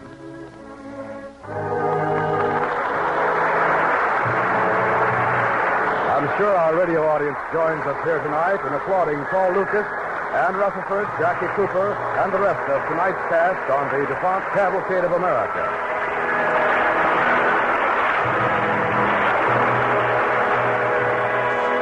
The streptomycin that comes from the good earth is one of several highly effective new drugs developed within the last few years by research. Research goes on here at Rutgers University, the State University of New Jersey. Research goes on in 14 DuPont laboratories in New Jersey. There is a constant flow of ideas back and forth among all of the men and women, wherever they may be, who engage in the never-ending search for better things. Frequently, universities like Rutgers conduct special investigations for industry. Industry, for its part, often has information or scarce materials needed to carry on research work at colleges. It is worthy of mention, too, that a graduate student here at Rutgers is making advanced studies in his chosen field on a DuPont Fellowship grant, one of many fellowships awarded to universities each year by the DuPont Company and other American industrial concerns. This spirit of cooperation, which marks the scientist, is found in the laboratories, the plants, the offices of the DuPont Company. It is expressed by the 18,000 DuPont men and women who live and work in New Jersey. Since 1880, the DuPont Company has been represented in New Jersey by its Repauno Works near Gibbstown. Located there also is the Eastern Laboratory, one of the first industrial research laboratories in the United States. And just 50 years ago this month, ground was cleared on Keenan's farm for the DuPont Finishes plant at Parlin. Next to it stands the DuPont Photo Products plant, where more than 2,000 men and women make motion picture film. Here in New Brunswick, where Cavalcade originates tonight, is the DuPont Fine Chemicals plant. 9 other plants in the state make DuPont formaldehyde, ceramic colors, DDT, industrial chemicals, plastics, explosives, pigments, dye stuffs, neoprenes, freon fluorine refrigerants, and many other products. The DuPont men and women who work in these plants help to make New Jersey one of the great industrial states of the nation. As with men and women in other DuPont plants across the country, they produce better things for better living through chemistry. Next week, our star will be Leo G. Carroll, whose screen portrayals in Wuthering Heights, Rebecca, Spellbound, and The House on 92nd Street augment a distinguished career in the theater. Mr. Carroll will appear in an original Cavalcade play, Lee of Virginia, a deeply moving drama of Robert E. Lee and his service as president of the university that today bears his name, Washington and Lee at Lexington, Virginia. We invite you to listen next week to Leo G. Carroll in Lee of Virginia on the Cavalcade of America. Tonight's original DuPont Cavalcade, Winner Takes Life, was written by Bernard Victor Dreyer. Your narrator was Ted Pearson. Music was composed by Arden Cornwell and conducted by Donald Bryant. This is Bill Hamilton of the DuPont Company, inviting you to listen next week to Lee of Virginia, starring Leo G. Carroll on the Cavalcade of America, brought to you by the DuPont Company of Wilmington, Delaware.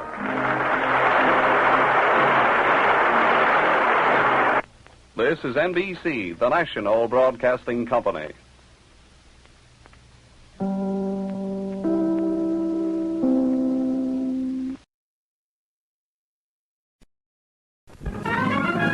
The DuPont Cavalcade of America, starring Leo G. Carroll.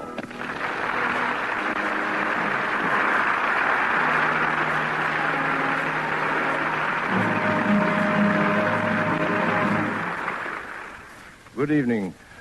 This is Leo G. Carroll. When a man such as Robert E. Lee emerges during times of stress, people love to tell of his words and deeds, even sing of them in their folk songs.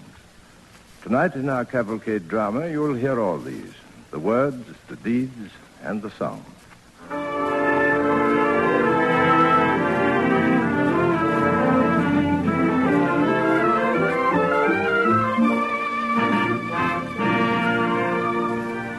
Now, Lee of Virginia, an original radio play starring Leo G. Carroll as General Robert E. Lee on the DuPont Cavalcade of America.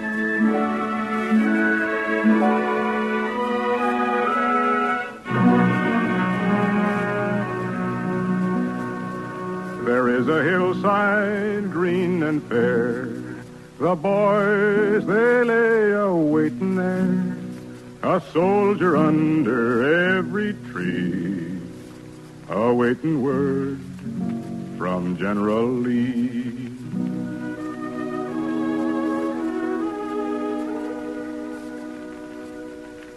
I heard they've been talking surrender in that red house over yonder with General Grant. Say, Harry, how do you spell out Appomattox?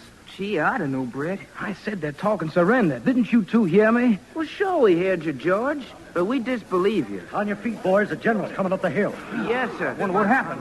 It's General Lee. He's all by himself, riding traveler. Come to attention. What's the matter with him? Yeah, something's wrong. Look at his face. He couldn't have done it. Men, we have fought the war together. I've done my best for you, as you have for me. You will all be paroled. You must go back to your home. Don't say it, General. Oh, we'll fight them yet. I'll organize all these men, sir. We'll go on fighting. My boys, no one of you is defeated.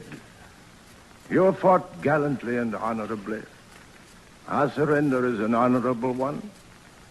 But now you must go to your homes, as I go to mine. Take up again the care of your families. Prepare the soil for the future. Oh, it will not be easy.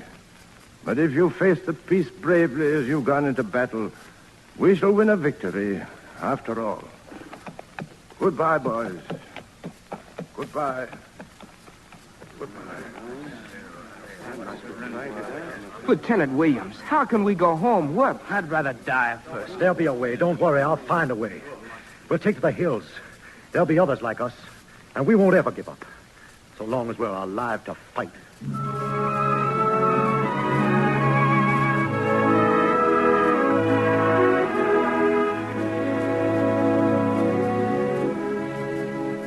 The road to Richmond is stark and stone, and he rides it all alone.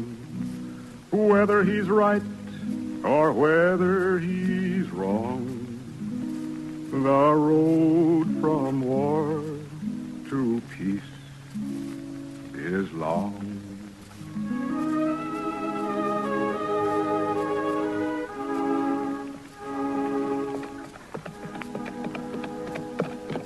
Father. Oh, hello, Rooney. Oh, welcome back, Father. Ah, thank you, son, for coming to meet me. I'll ride home with you, sir. How's your mother, boy? Have your sisters taken good care of her? Yes, Rooney? sir, as well as they could, but it's been hard to get decent food since the fire in Richmond. It's been like an Armageddon all over Virginia. People are starving, Father. There's no work. Since President Lincoln was shot, well, everybody's being watched. Federals are everywhere. I know. Father, what are we going to do? What's the answer to all this? Rooney, for you who are young, the answer is to look forward. Turn your backs on hate and think only of rebuilding the shattered Union. Virginia is our homeland, but the United States is our nation, its Constitution our guide. You and your comrades in arms must carry on this battle for peace now in my place. In your place, Father? I don't understand. I can no longer lead you. They say I'm to go on trial soon for treason.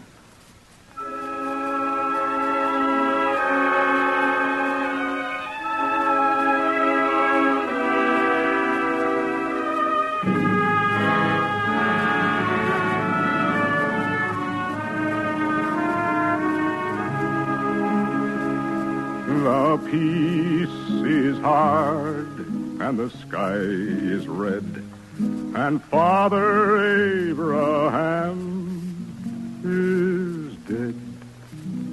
In Richmond, the woes of the people be. The woes, the burden of General Lee.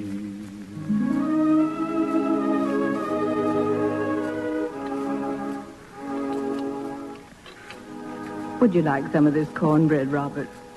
I'm afraid we've nothing to spread on it. Oh, we mustn't complain, Mary dear. I think it's humiliating when the world goes round that we're starving, and they bring us food baskets. Ah, Mary, I understand so well how you feel. But we're no different from the thousands of others who are trying to find a way to build a new life.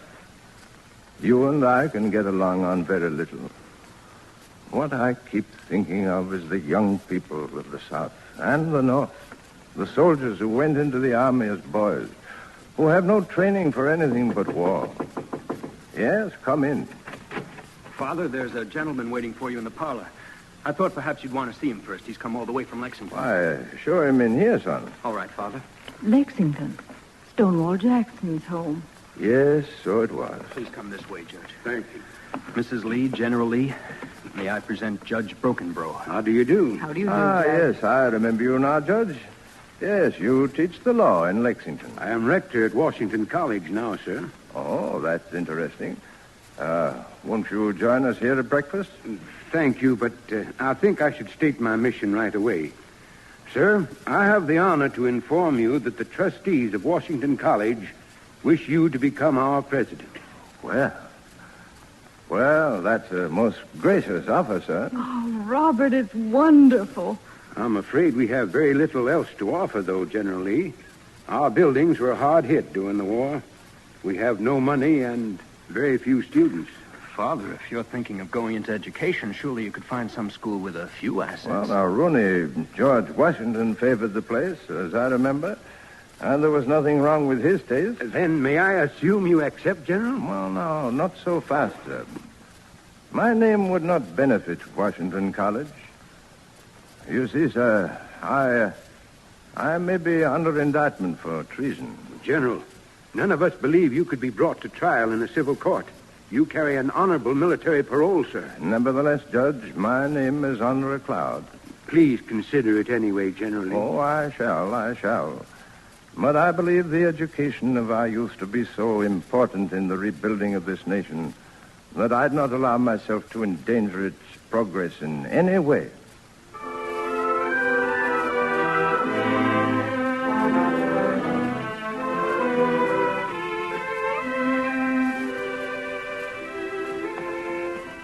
You know, Father, I think riding out in the country like this is doing you a world of good. Yes, I've even been thinking of turning farmer myself. Thought we might stop in here and get some advice from old Jed Marshall. Are you giving up the idea of accepting the post at Washington College entirely? Rooney, the question of the trial is still unsettled. And I've not received an amnesty from President Johnson. But Father, people love you and respect you. People from both the North and the South. It doesn't matter whether you have an official pardon or not. Well, perhaps not, but I still feel that I should set an example by living quietly and in peace. I hope it will help our people to do the same. Well, son, here we are. Oh, traveler. Traveler. Oh, we won't be long. Well, that's strange. Jed's house is dark. Oh, he's probably out of kerosene like everybody else. Oh, maybe he's out with the livestock. Well, let's try the door anyway. It's so quiet, I don't hear anybody about. Usually there's someone... General Lee. Why, we thought you were gone, Jed. General Lee, come in, quickly. Why, what's all the mystery? We spotted a Federal down the road a few minutes ago. Here, come this way. I'll light a candle. Well, why should you be afraid, Jed? You'll see in a minute. Here we are. Why, what... Who's this? Who are all these men? Lieutenant Williams. I was with you at Appomattox, sir. Me too, General. So was I, sir. Me too. Why, of course, I remember you all, but what are you doing here? We'd have sent for you, General Lee, if you hadn't stopped in tonight. We're organizing the nucleus of a new fighting force. We can still win this war with your help. We'll join the guerrillas in the Carolinas. Yes, sir. We're going to show them they can't keep us down under their new military rule. Gentlemen, can you be thinking that the Army of Northern Virginia was surrendered lightly? No, sir, but... No. Go home, boys, all of you. I know it seems more than a man can bear, but you're noble men, all of you. You've proved that you can withstand the most terrible rigors of war. Now you must prove that you're capable of earning the peace. I went home, General, and it was burned. My farm had been a battlefield, sir. Boys, above all, we must seek with our countrymen the fulfillment of self-government, the birthright of every American. We must obey faithfully the laws of the United States, remaining loyal in kindness and humanity to the Constitution of our country. Now, I ask you, I beg you to go back to your homes, no matter what the cost, and learn to live for a peaceful future. How, General Lee? How, if you tell us not to fight? Perhaps we'll find the answer in understanding and endeavor, through learning how to rebuild, through education. My boy, I see now that I'm still needed. For me, the answer lies at Washington College.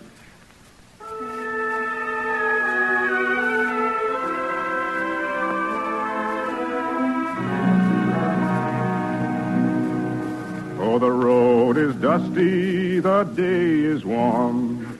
The buttons are stripped from his uniform, and there is no rest in the August sun. He must take the road to Lexington.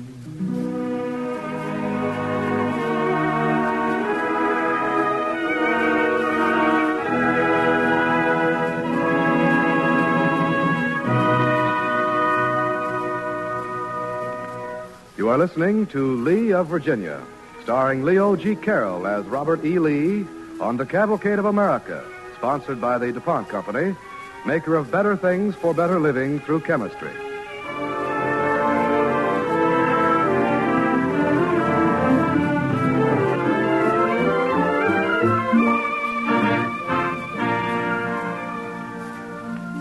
Well, the war was over, but the peace that followed was a nightmare of bitterness and cruel readjustment. The man to whom the whole South looked for leadership was one of the few who had turned his back on the hatreds bred by war. Instead, Robert E. Lee turned to education, knowing that youth was the hope of the country. And for the young people he loved, he rode on to Lexington, Virginia, to become president of Washington College. Oh, traveler, whoa, boy. Oh, boy. This must be Lexington, all right. Howdy. Oh, good day. Can you tell me where Colonel Reed lives? You're all dusty. Well, you're very pretty. What's your name, child? Bessie Nelson. My father teaches school. Oh, well, that's very commendable of him. Would you like a ride on my horse? Oh, yes. But maybe I oughtn't. Oh, why not, Bessie? This isn't the right time of year for Santa Claus. Oh, Santa Claus. Oh, I'll still be here at Christmas, I promise you. Come on now. I'll lift you up. All right. There we are. There we are. Now, surely you can see where Colonel Reed's house is. Uh-huh. He's invited me to stay with him until my own quarters are ready on the campus. It's the General. It's General Lee. General Lee. Welcome to Lexington, General Lee. Why, it's Captain White. Good afternoon. Welcome to Lexington, sir. We weren't expecting you till tomorrow. Ah, of a good horse, sir. Well, now, tell me all about yourself. What are you doing these days? Teaching at General Lee's college, sir. Well, surely they aren't calling it that. Well, there are many of us who hope someday the college will be called Washington and Lee, sir.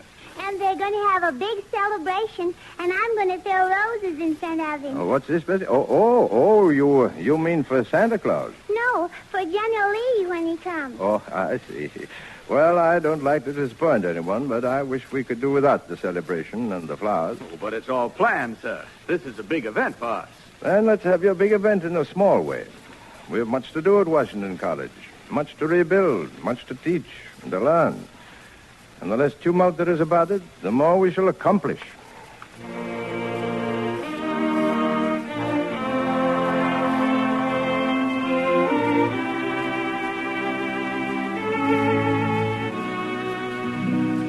A blackboard and a piece of chalk, the dogwoods blooming by the walk, the general's first new battle won at the college named for Washington.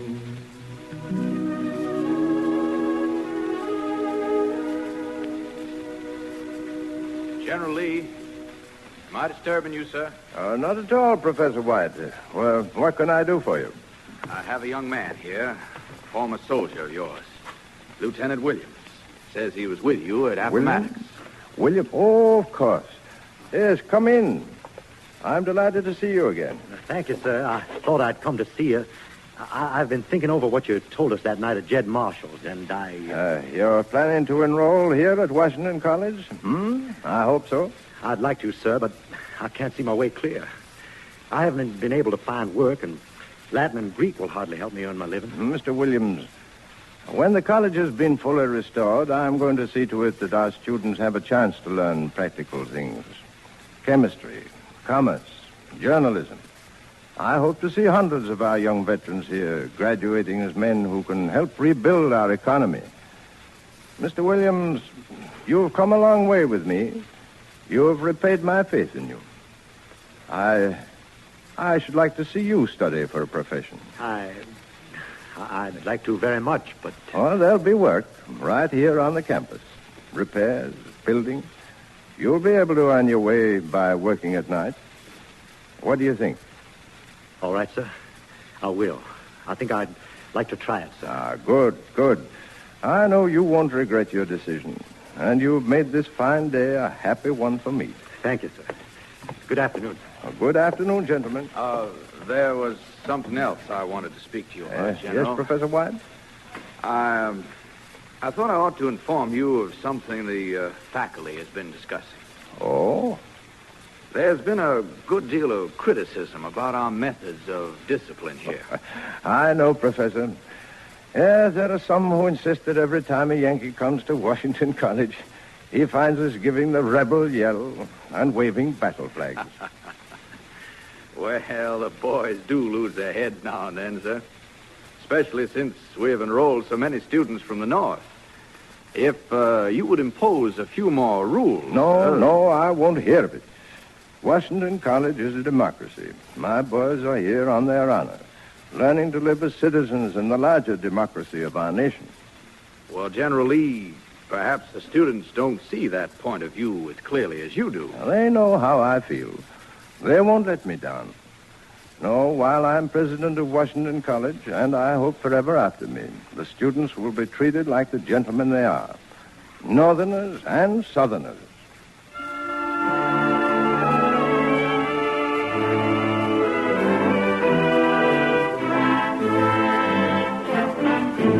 No seats left.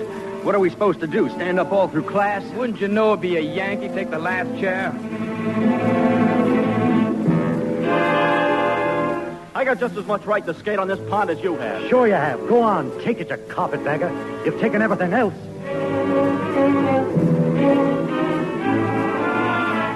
I say it went a mile wide. And I say it was a strike. Any objections, Yankee? Yes. I know baseball. I oughta. I played it against your side all through the sea to Richmond. You know who won that little game? Why, you...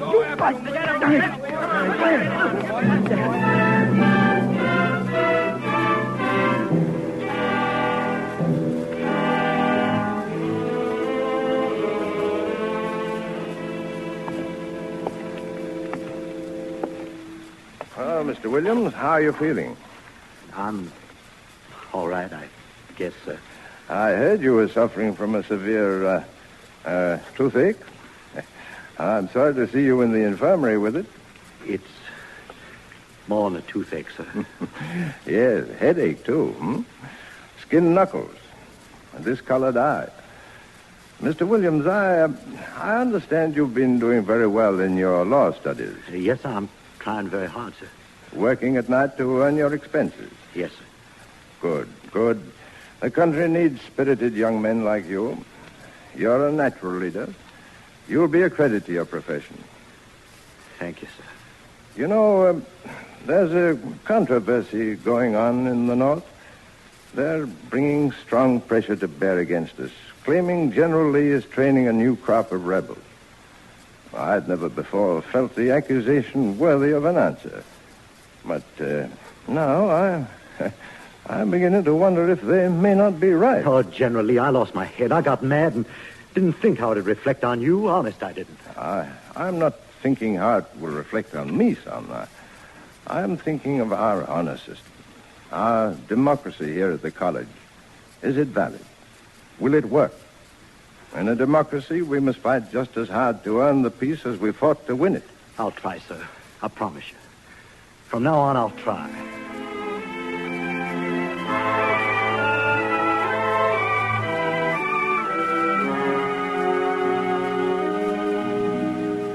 In halls once wrecked by cannon fire, he teaches young men to aspire to the practice of democracy. A noble teacher, General Lee.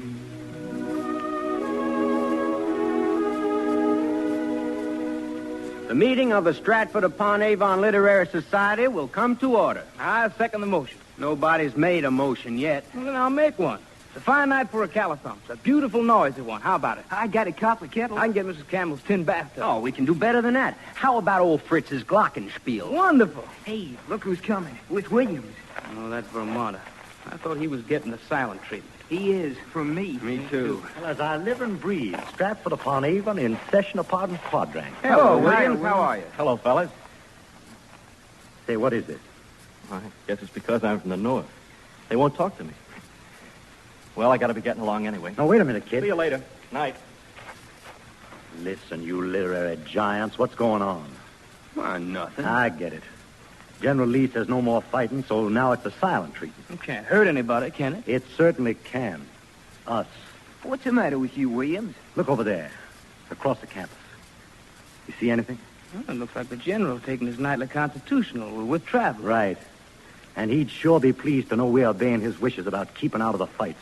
Well, we are, aren't we? Yeah, but what about the spirit? It isn't easy to be tolerant, especially when you think you've been wronged. But if General Lee could go through what he did and come out of it trying to help put this country back together again, I guess we can try along with him. And I'm starting in right now.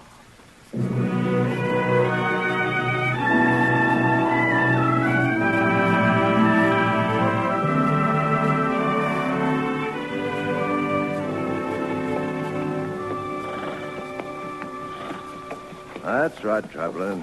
Sniff that spring air. Dogwood's blooming early this year. Know what this day is, traveler? April 9th. 3 years ago at Appomattox, you and I didn't have much to live for, did we? Now see what we have. A college filled with fine young men from all over the United States. Yes, that's right, traveler. They have much to learn. We all do, traveler. But they're headed in the right direction. Oh, want a little candor, eh? All right, it's April, and I feel like candering, too. Yeah, we're growing old, traveler, you and I. We've ridden a long, hard road together, and there's a long road ahead of us still. But our boys are young and straight and fine. They'll go on working for a fruitful land, building to a peaceful nation long after you and I are gone.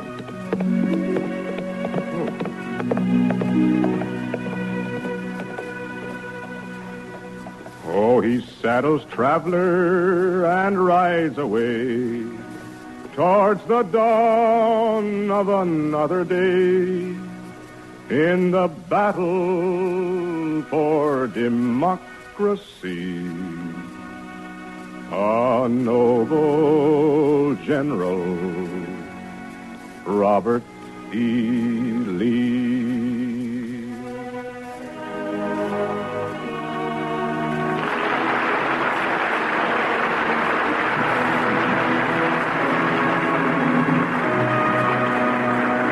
sure our radio audience joins the audience in the theater tonight, applauding the performance of Leo G. Carroll and the rest of tonight's cast on the Cavalcade of America.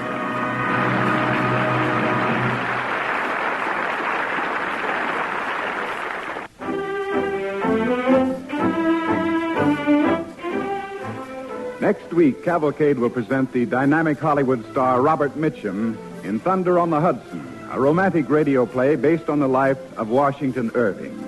We invite you to listen to Robert Mitchum next Monday night on the Cavalcade of America.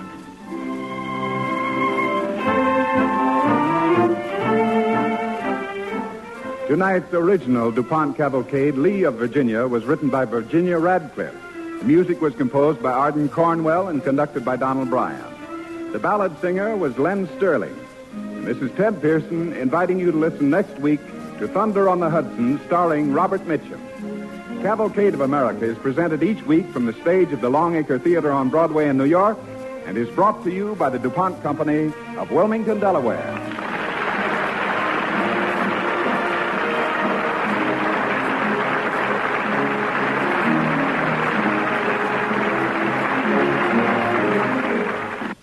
This is NBC, the National Broadcasting Company.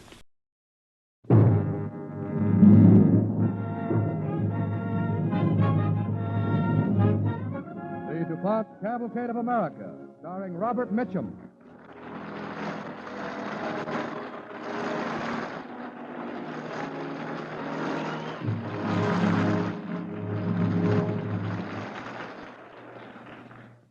Good evening. This is Robert Mitchum. We have many legends in this country that we like to tell over and over again. Tonight on Cavalcade, you'll hear of the man who first set many of them down, Washington Irving. But before we begin, here's Bill Hamilton of the DuPont Company. Good evening. Now is the time to clean out the cooling system of your car and make it ready for summer driving. To get the best results, do 4 things. 1, drain out the antifreeze. 2, clean out rust and scum with DuPont Cooling System Cleanser. It dissolves rust chemically, cleans thoroughly without harming the hose or metal parts. 3, put in fresh water and add DuPont Acid and Rust Inhibitor to keep the radiator rust-free all season. 4, add DuPont Cooling System Sealer to prevent leaks. If you do these 4 things, there will be little chance of overheating or other radiator troubles. These radiator service products are among DuPont's better things for better living through chemistry.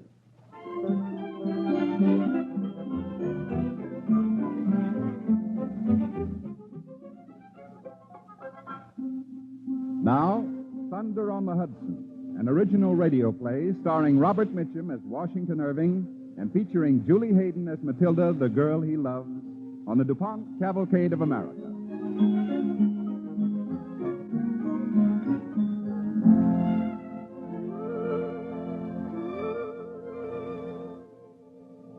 As he was about to descend, he heard a voice from a distance, helloing, "Rip Van Winkle!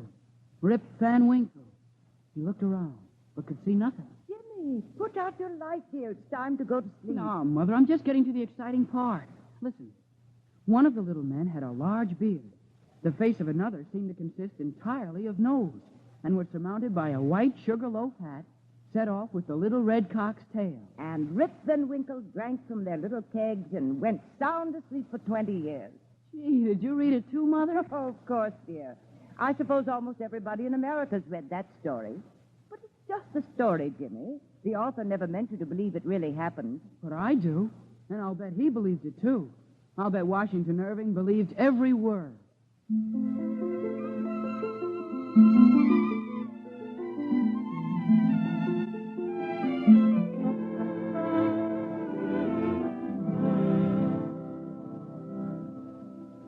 And what of the man that wrote that story? Imagine New York in the early 1800s, bustling, raw, and eager, already a center of world commerce, but heedless of the beauty of the wilderness surrounding it, unaware of its own traditions and legends. Well, in the midst of this young metropolis is the house of William Irving, and on a chill night in November, the old gentleman stands before his library fire, scowling at a manuscript written by his youngest son. The Catskill Mountains have always been a region full of fables. The Indians considered them the abode of spirits who influenced the weather. Bosh. told by an old squaw who hung up the new moons in the skies and cut up the old ones into stars. Poppycock. The lad has a mind like a bird. Flitter, flutter. Father? Still up? Flitter, flutter I am. And you'll do me a favor by coming in here and explaining yourself, Washington Irving. Certainly, Father. What have I done now? It is not what you have done. It is what you don't do. Oh, we're not going into that again. Will you look at your boots? Covered with mud and slime. You've been out tramping the mountains again. Cutting up old moons into stars, I don't doubt. Father, I encountered the most amazing old man tonight. He told me a story, a wonderful story he'd heard from his father. Now, don't try to change the subject. These stories of yours, these once upon a times, what good are they? Europe provides us with enough books. But they aren't about America. Nobody writes about this country. That's no reason for you to make a waste of your life. Waste? I've passed the bar examinations. I'm a lawyer in my own right. Aye, and instead of setting your mind to the winning of cases, you disperse it in trading unlikely yarns with your strange cronies. Yes, I'm afraid the law and I make an outlandish couple. Then you should have chosen some other profession. I want to make writing my profession. You also want to marry young Miss Hoffman, don't you? Matilda says she likes me as I am. Nevertheless, you can't ask her hand in marriage without the means to support her. I know. Matilda's father has offered you a position in his law office. Now, if you care for your future, apply yourself, Washington, to your whereases and your wherefores, and forget the once upon a time.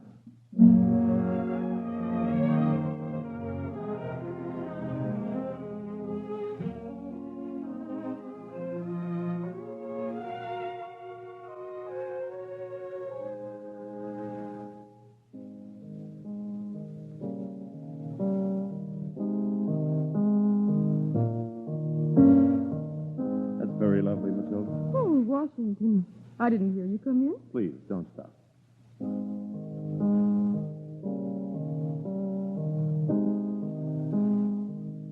How do you like working in Father's law?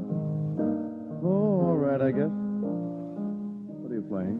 It's by a new composer, Ludwig van Beethoven. I wonder if he makes a living by his composition. Well, I've no idea. Why? Do you suppose this Beethoven is in love? Maybe there's a girl he wants to marry. Can he be a lawyer by day and a composer by night? What is it, Washington? What's troubling you? I'm puzzled, Matilda. Have you ever stopped to think that the music you play so beautifully was written in Vienna or Rome by men who devote their lives to it? The novels we read are from England. Horace Walpole, Mrs. Radcliffe. Here in America, we're creating nothing. We have created a nation. There's been little time. Well, just for once, I'd like to see a landscape painted near the Hudson by a man who can call painting his profession. And I'd like to read a tale of the Catskill Mountains, told by a man who loves the telling. Matilda, do you mean that? Well, we've had little time to appreciate the beauty around us up till now, but I believe you understand it. You have a talent for expressing it. I'm not expressing it. I'm not writing it. Oh, Washington, you hate the law and love to write. So why do you torture yourself? Because I love you more than my life. I want to marry you, but I couldn't let you suffer for my whim by becoming the wife of a poor man. Have you thought what I might suffer being married to an unhappy man? I won't be if you're with me. I'll try to make good in your father's law office. And someday, my darling, when I'm old and the need for a profession has passed, I'll mount my hobby horse and take to writing again.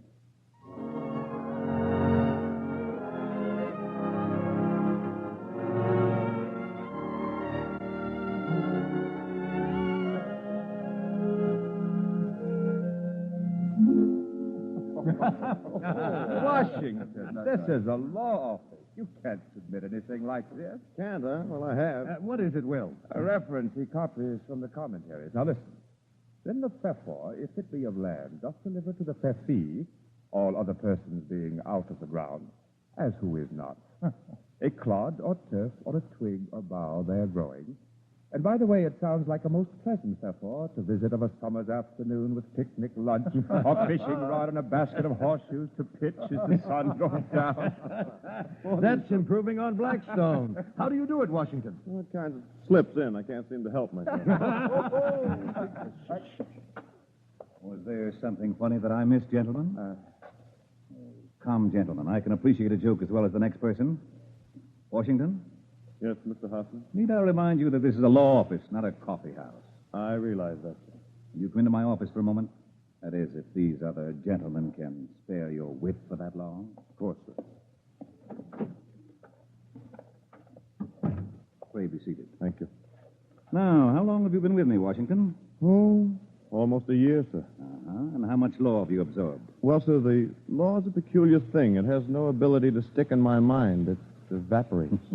You know as much law as that ink pot. You're wrong, the ink pot, sir. I agree. Look at this brief you prepared yesterday. I take it there's something wrong with it, too? Washington, law is law. There is no place in it for humor. Quite so, sir. Absolutely no humor. Then why in heaven's name did you crowd this brief with anecdotes? I thought a little brightening was needed. How do you expect to become a partner in this firm if you go on like this? Partner? Mr. Hoffman, did I hear you right? Did you say something about my becoming a partner? I did. Washington, I'm offering you a partnership in my law office, and you'll not be concerned with copying briefs. I'll assign the briefs to young Harrington. What else can I do, if you believe enough in me to make such an offer? Well, that's a leading question, son, and I'll be hanged if I can answer it. Confound it, there must be something you can do. Wait a minute. Is all this because Matilda and I are engaged? My daughter is very fond of you, Washington, but Matilda isn't strong. You know that. She'll need care, all the care and comfort money can give her. And the only way I'll be successful enough to marry your daughter is by your charity. I'd hardly put it quite so boldly as that. Mr. Hoffman, I've worked hard all this year to save enough to establish some kind of security for her. I've failed, obviously, to establish any respect for myself. Please, Washington, you must not look at it that way. Well, how else can I look at it? The clown, the fool, depending on the largesse of his wife's father. That's what I'd be. Well, thank you anyway. I gave up my dream of being a writer. I suppose I can give up my dream of marrying the girl I love.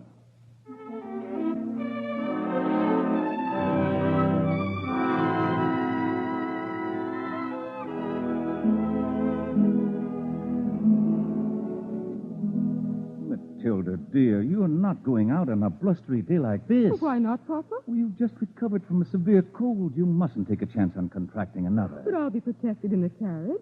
And there's something I must do. Is it something about Washington? Yes. I think you'd be better off not thinking any more about him, Matilda. He's stubborn and impractical, and he hasn't been to see me in 3 days. Yes, I know. Oh, don't you understand? He's too proud to continue on the terms you offered him.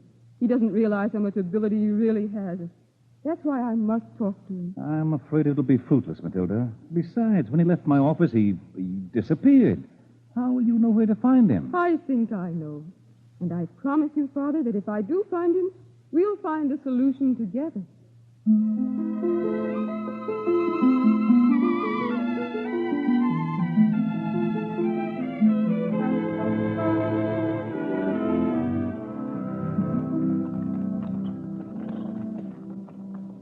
There he is. Oh, stop the carriage, Theodore. Yes, Miss Matilda. Oh, I'm so glad we took this road. Washington. Washington. I beg your pardon?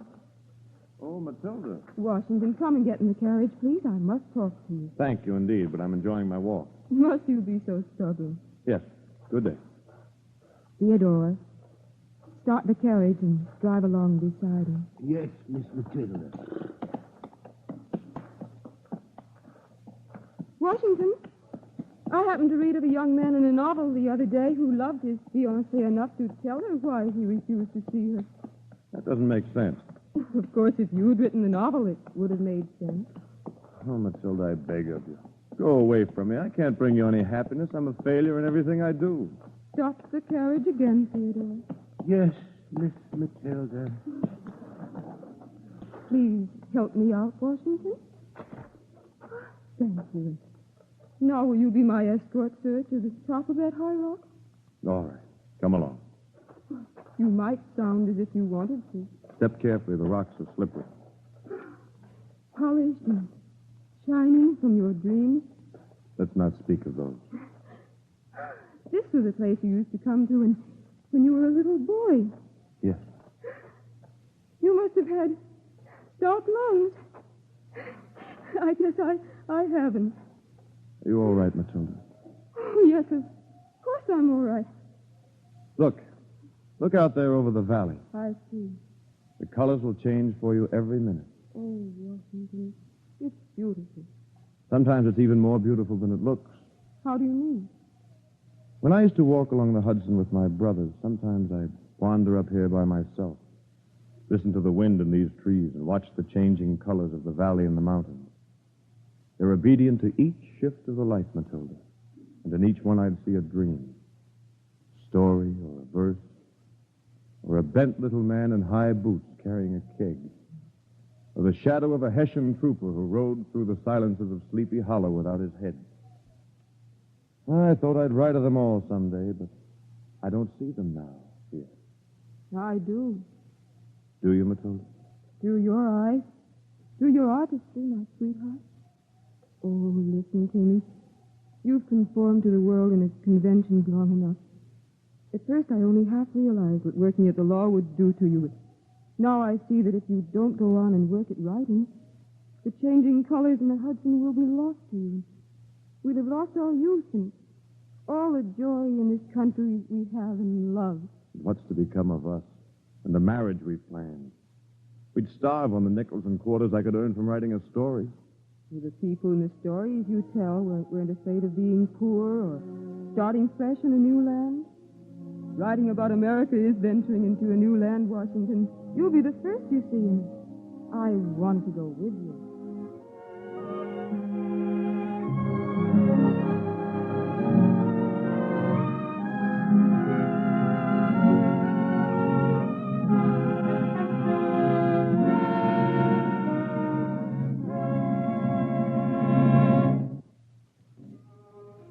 You are listening to Thunder on the Hudson, starring Robert Mitchum as Washington Irving and featuring Julie Hayden as Matilda on the Cavalcade of America, sponsored by the DuPont Company, maker of better things for better living through chemistry.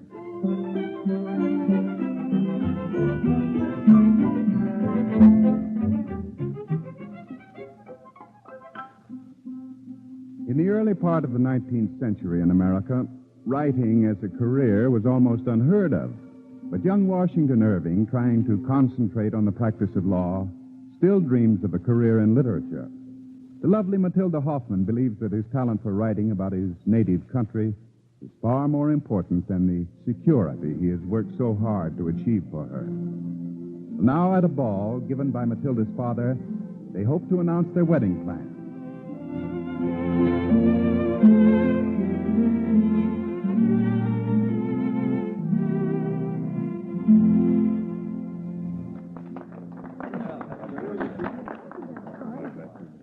You've been dancing with my betrothed the whole evening, Will. Does it mean I'm to lose her to you? I'm not that fortunate, Washington.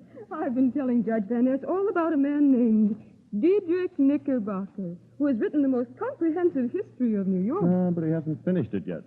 Most of it's only in his mind. He'll finish it soon, though, and when he does, the proceeds of his publication will finance our wedding. This Knickerbocker, did you say? I've never heard of him. Is he wealthy, a patron of yours, so to speak? Oh, in a way, yes. If the book succeeds, he'll not only be my patron, he'll open a new profession to Americans, writing about America. It's odd that I've never encountered him in the coffee houses or the clubs. Father Knickerbocker's too sly to be seen in public yet. You see, his book may not succeed. It will, Washington. I know it will. Oh, you're playing a joke, taking advantage of my literal judge's mind. All right, Will, I cannot tell a lie. No, I sat dreaming one night about early New York and Peter Stuyvesant and Van Cortlandt and all the rest and how they established New Amsterdam.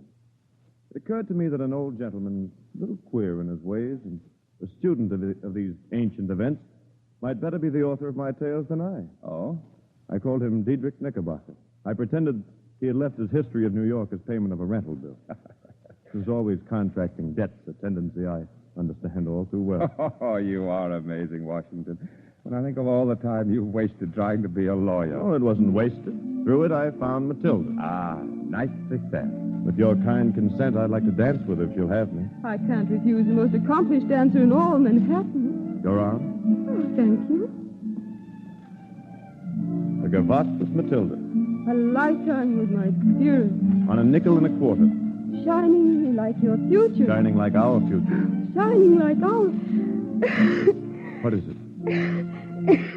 Matilda, darling, what's wrong? Nothing. I seem to lose my breath. All at once. It is something. You've been coughing too much. You've grown too pale. Now come, sit down and rest a little. All right. Oh, There we are. Comfortable? oh, yes. Thank you. Gonna see a doctor. Oh, it's only a cold. All the same, you're delicate. Oh, Matilda, I want to see you healthy and strong. We have our own special life of pioneering before us in literature. Exploring our new land, remember? Oh, I'll be strong again, I promise. And we'll explore our new land together. I promise you we will.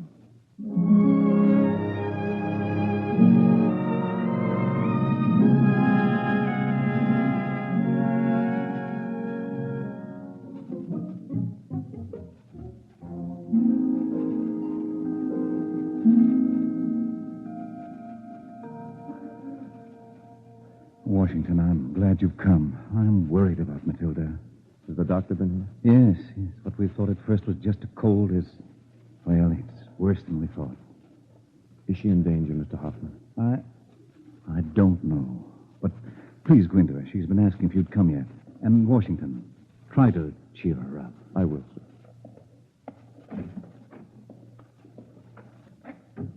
Washington? Yes, darling. I thought you'd never get here. I came as fast as I could.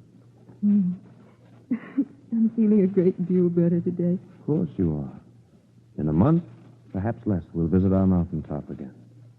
I was up there this morning. Was it as beautiful as when we first saw it together? No, not quite. But it's spring. You said... Now, don't talk, my dear. I'll tell you about it. There are new spring flowers brought out by the April rains. I'll miss them, won't I? Oh, of course not. Anyway, the ones in May are brighter, more beautiful. Oh, is it raining? A little. Is it a storm? No. Thunder. I'm afraid of it lately, Washington. There's really no thunder, Matilda. Oh, I heard it. People just think that sounds as thunder. No. Are you going to tell me another of your stories? Would you like me to? Oh, please.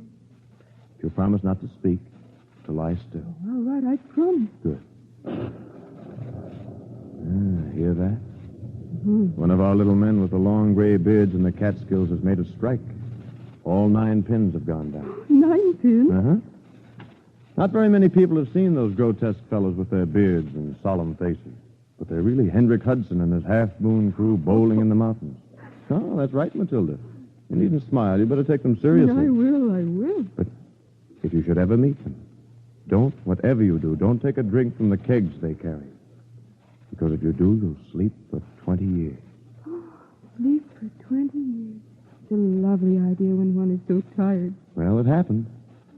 Long time ago when Rip Van Winkle wandered up into the Catskills one day with his dog and his flintlock. You will write it, Washington, won't you? Matilda, please. You must lie back. First, promise me that you'll write that story. Yes, darling. Yes, I promise. And you'll be the first to read it. In Knickerbocker's History of New York and all the rest. I've been the first to hear them, my sweetheart. And I'll carry the delight of them with me wherever I go.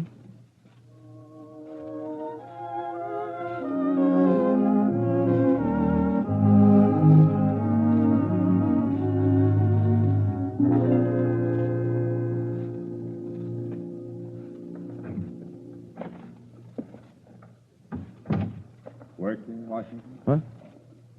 Oh, Will. Come in. Sit down. Thank you. Well, I think I'll go back home tomorrow. Oh. No, I've been your guest for almost 2 months. Now, please, don't leave. No, since Matilda died, I haven't touched my pen to paper. Everywhere I look, I seem to see her. I try to make my people in the stories and sketches speak as you and I speak, but they're always her words, the way she'd say them, even think them. But she wanted you to write. Yes. Then do it.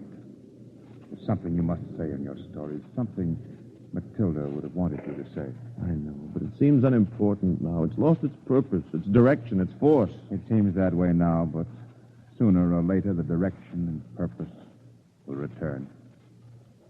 Thank you, Will. You've helped. I wish I could, really. Well, good night. Good night. See you in the morning.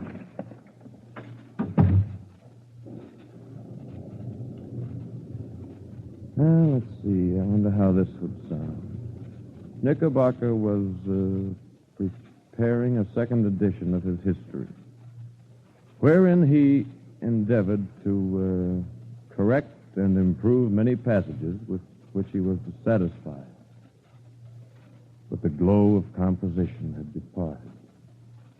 Oh, what am I doing with the once upon a time?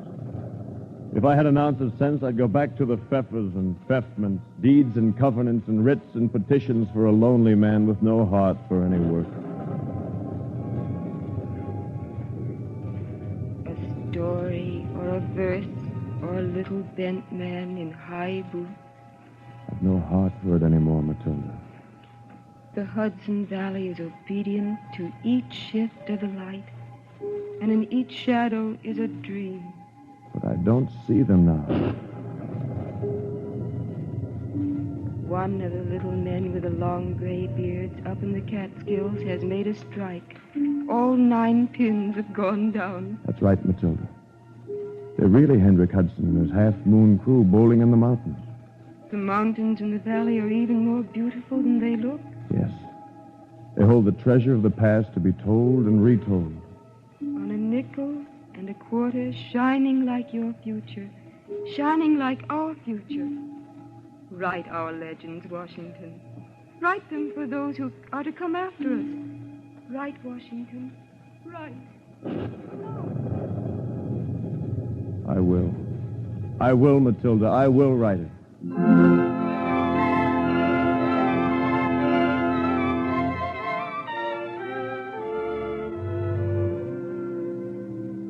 In my Rip Van Winkle, it should read like this, perhaps. Every change of season, every change of weather, every hour of the day produces some change in the magical hues and shapes of these mountains. When the weather is fair and settled, they are clothed in blue and purple and print their bold outlines on the clear evening sky. But sometimes, when the rest of the landscape is cloudless, they will gather a hood of gray vapors about their summits, which in the last rays of the setting sun will glow and light up like a crown of glory. I am writing it, Matilda. Now I know how to write of our landscapes, our valley, and the legends in our country.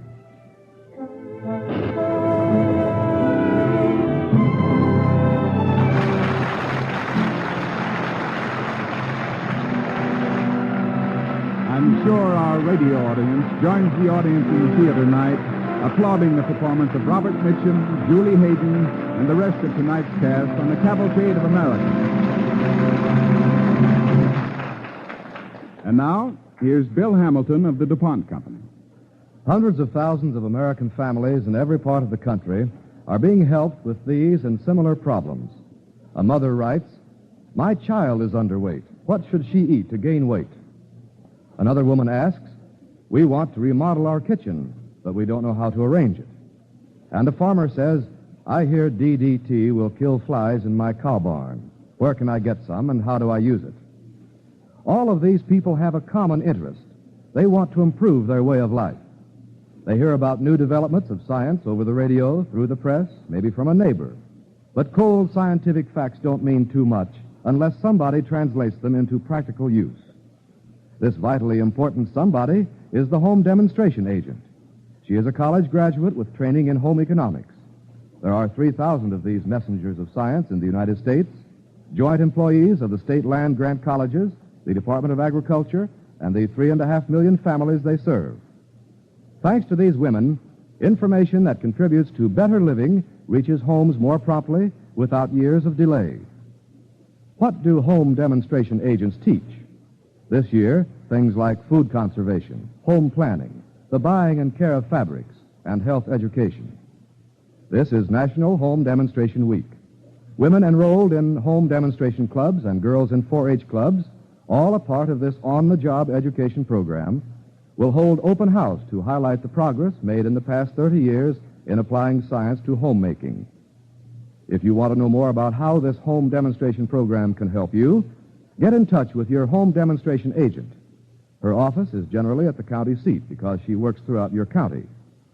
We at the DuPont Company feel an especially warm kinship with these busy, capable home demonstration agents because DuPont is interested in fostering scientific research, Research that in our case points the way to better things for better living through chemistry. Next week, Cavalcade will present the distinguished Hollywood star Melvyn Douglas in Village Doctor, the inspiring story of Colorado's Dr. Archer Chester Sudan, who recently received the American Medical Association's first annual award for outstanding community service by a general practitioner. We invite you to listen to this heartwarming story on next week's Cavalcade, starring Melvyn Douglas. Tonight's original DuPont Cavalcade, Thunder on the Hudson, was written by Russell Hughes and Virginia Radcliffe. Music was composed by Arden Cornwell and conducted by Donald Bryant. Robert Mitchum will soon be seen in RKO's production, Rachel and the Stranger. This is Ted Pearson inviting you to listen next week to Village Doctor, starring Melvyn Douglas. Cavalcade of America is presented each week from the stage of the Longacre Theater on Broadway in New York and is brought to you by the DuPont Company of Wilmington, Delaware.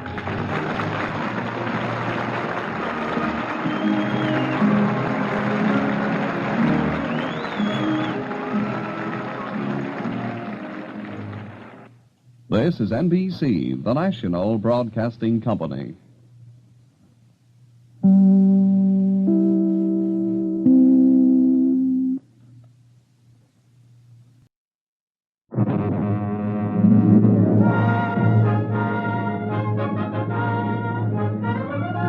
The DuPont Cavalcade of America, starring Melvyn Douglas.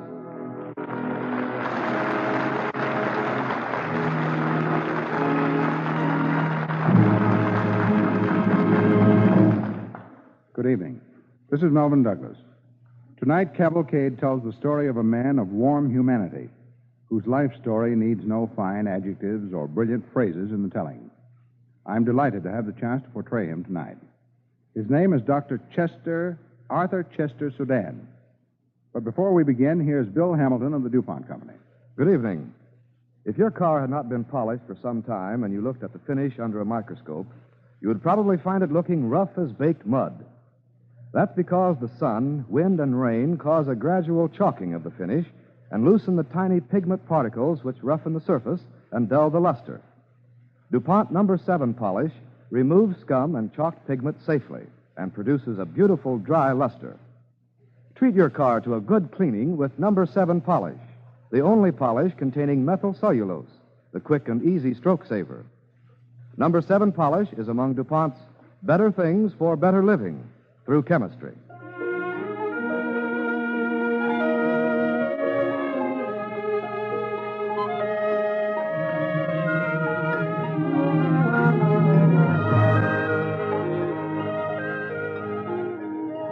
Now, Village Doctor, an original radio play starring Melvyn Douglas as Dr. Archer Sudan on the DuPont Cavalcade of America.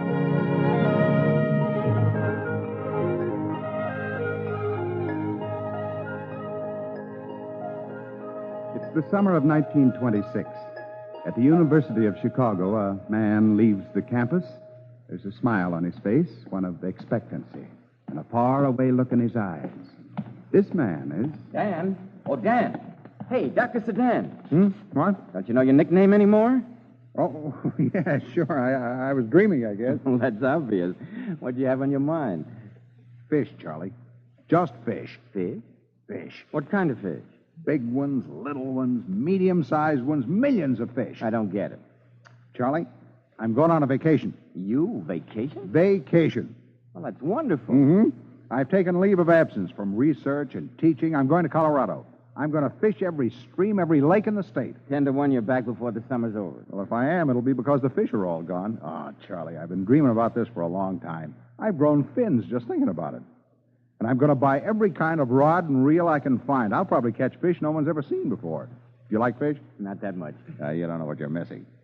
I tell you get up early in the morning. There's no one around you. But fish. That's it. I can see them now. Big rainbow trout curving up out of the water, flashing in the sun.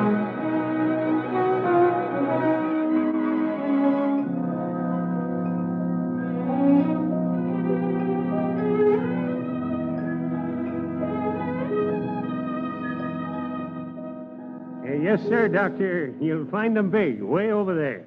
They're the best spot in Colorado. Let's see if I've got the directions straight. First, you... Take the road straight out of Kremling. Yeah, that's where you are now. Uh-huh. And then... Oh, say, you got some mighty nice equipment there, Doc. You like it? You bet. I sure wish I could get around more, but this drugstore kind of keeps me busy and... Oh, excuse me, Doc. Morning, Mrs. Casoulis. I heard there's a doctor in town. Why, yes, there is. This is the doctor. Oh, Was anything wrong? my 4 kids are so sick, Doctor. Their throats are so sore they can't swallow. And their heads are hot and... Has the doctor seen them? Oh, there's no doctor here. No doctor. Will you come up and take a look at my children, please? Doc's on a vacation, Mrs. Casoulis, and That's all right. How far is your place, Miss Casoulis? Oh, it's pretty far from here, and the roads are terrible, but...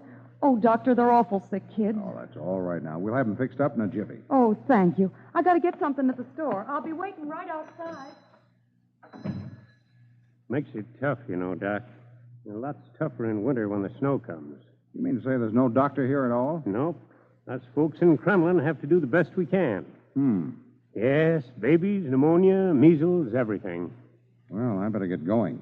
It may not be just a sore throat, you know. Yes, I know. Oh, you'll be kind of out of the way of the fishing spot I was telling you about. The fact is, you'll have to come back here after you get through with the kids and start all over again. Oh, that's okay. Fish know how to wait.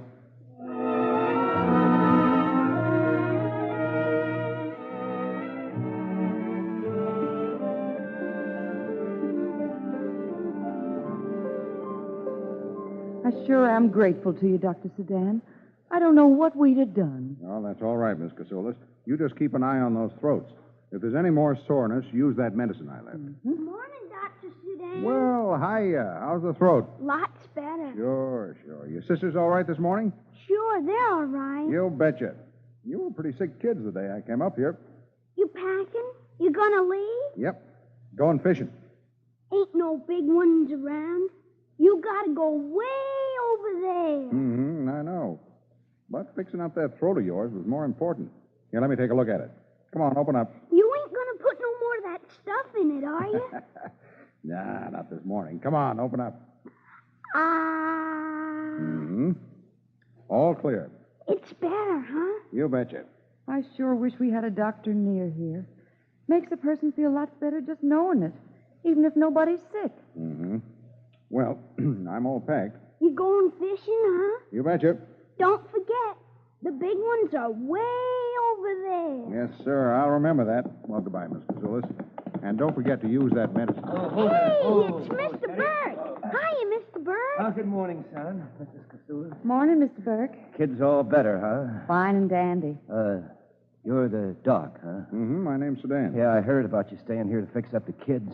Yeah, it was darn nice of you. And I thought maybe while you was around these parts, you wouldn't mind coming over to my place. Take a look at my wife. Well, I think maybe it's just a summer cold, but kind of cough that I don't like the sound of. I'd be glad to run over and do what I can, Mr. Burke. Yeah, I guess you would, Mrs. Casoulis. Thank you, but it kind of make me feel better to know that a real doctor had a look. Where is your place, Mr. Burke? It's west. Uh-huh. It's not way over there. Oh, no, sir. Why? Well, I was just wondering. I don't like to break up your fishing, Dr. Sedan, but, gee, I'm awful worried. Yeah, well, this beautiful country, I don't mind taking a look at it. Let's go, Mr. Burke.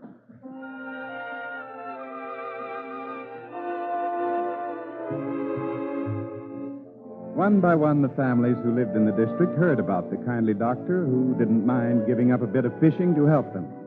One by one, they came to him. Dr. Sedan, while you're up here, would you mind running over to my place? One of the kids is ailing. Sure, all right.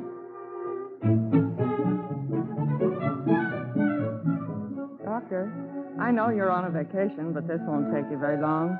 My little boy's got a bad foot, and I thought Why, maybe... of course, I'd be glad to. Right away. I'm awfully glad you made it up here, Doctor. I heard you were leaving soon. Mm-hmm. Vacation's about over. Well, you just keep that boy warm. He'll be all right in no time.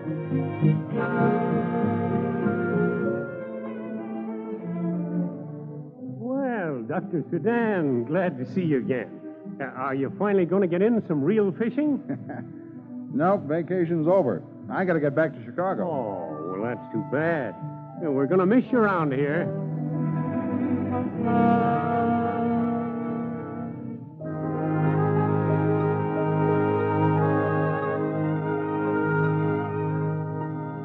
Well, Dr. Sedan. It's good to have you back at the university.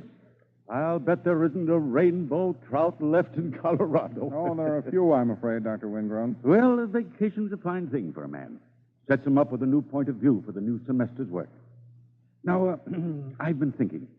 If you want to rearrange your research laboratory, I think I know where we can get the fun. Well, that's very tempting, Doctor, but I won't be needing any changes in the laboratory. No? But last spring you said that you were so crowded. Well, I might as well tell you, I've come back to the university to offer my resignation. Resignation? I don't believe it. Oh, 6 months ago, I wouldn't have believed it either. Oh, I see. A better position at some other university. Oh, no. I'm going back to Colorado. I'm going to practice there. What? But you're one of our best teachers, our best research man. Why on earth do you want to practice?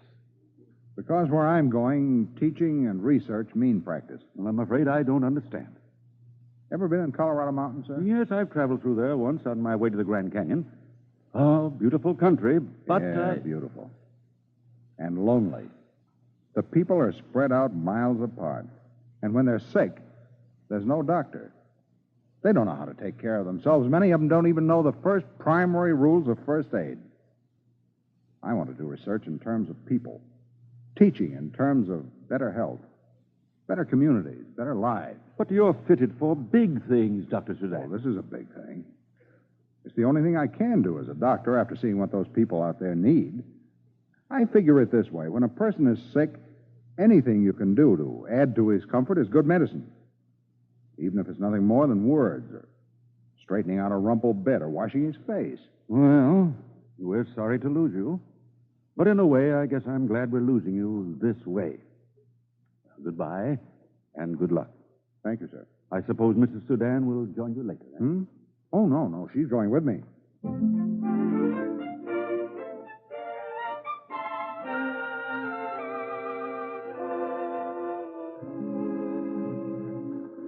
Well, that just about does it, Doc. I guess all your stuff's moved in. Yeah, I think so, Ed. My wife's in there unpacking already. Thanks a lot. It wasn't anything. Well, I better be getting back now. I got to make some more deliveries before night. All right. See you later. Yep. Get out. Be back tomorrow, Doc. All right, Ed. So long. And thanks. What's the matter, Dan? Hey. Oh, nothing. Sorry?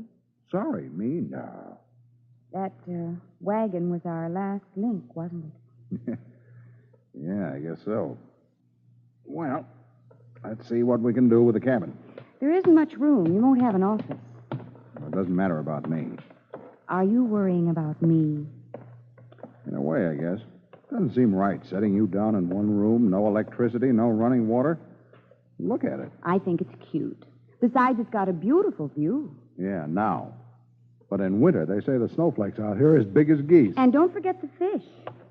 Yeah, that's right. But, Tulene, come over here at the window. What is it? You see that range of mountains way over there? Yes. Well, there's a stream up there where the trout are so big that when they're running, they raise the water level 3 feet. Oh, Dan. Maybe a little smaller, huh? No smaller. Someday I'm going up there and... Say, it's still early. My fishing stuff is right where I can get at it. Why don't we... Oh, no. Too much to do, I guess. Unpack, get settled. If we leave now, we could get in a few hours fishing. Sure, I bet we could. There's not much to unpack. It wouldn't take us long to do it tonight. I want to see those trout so big that they... Dan. Huh? Morning, folks. Morning. Oh, good morning. We didn't hear you walk up. Heard you talking and the door was open, so I... Why, of course. Come on in. I'm Dr. Sedan. This is my wife, Tulene. How do you do? Howdy. My name's Gardner. My ranch is just over that way. Oh, we're neighbors then. Well, maybe about 15 miles, but we're neighbors. Sure. Nice of you to drop over. Well, as a matter of fact, Doc, I kind of hated to bother you knowing you just got here and wanted to get settled and all, but... Is there something wrong? Well, I don't know. You see, my wife's... Well, it's about time, and I... Oh, I see. Jolene, would you mind getting out my case? It's right on top of the fishing stuff.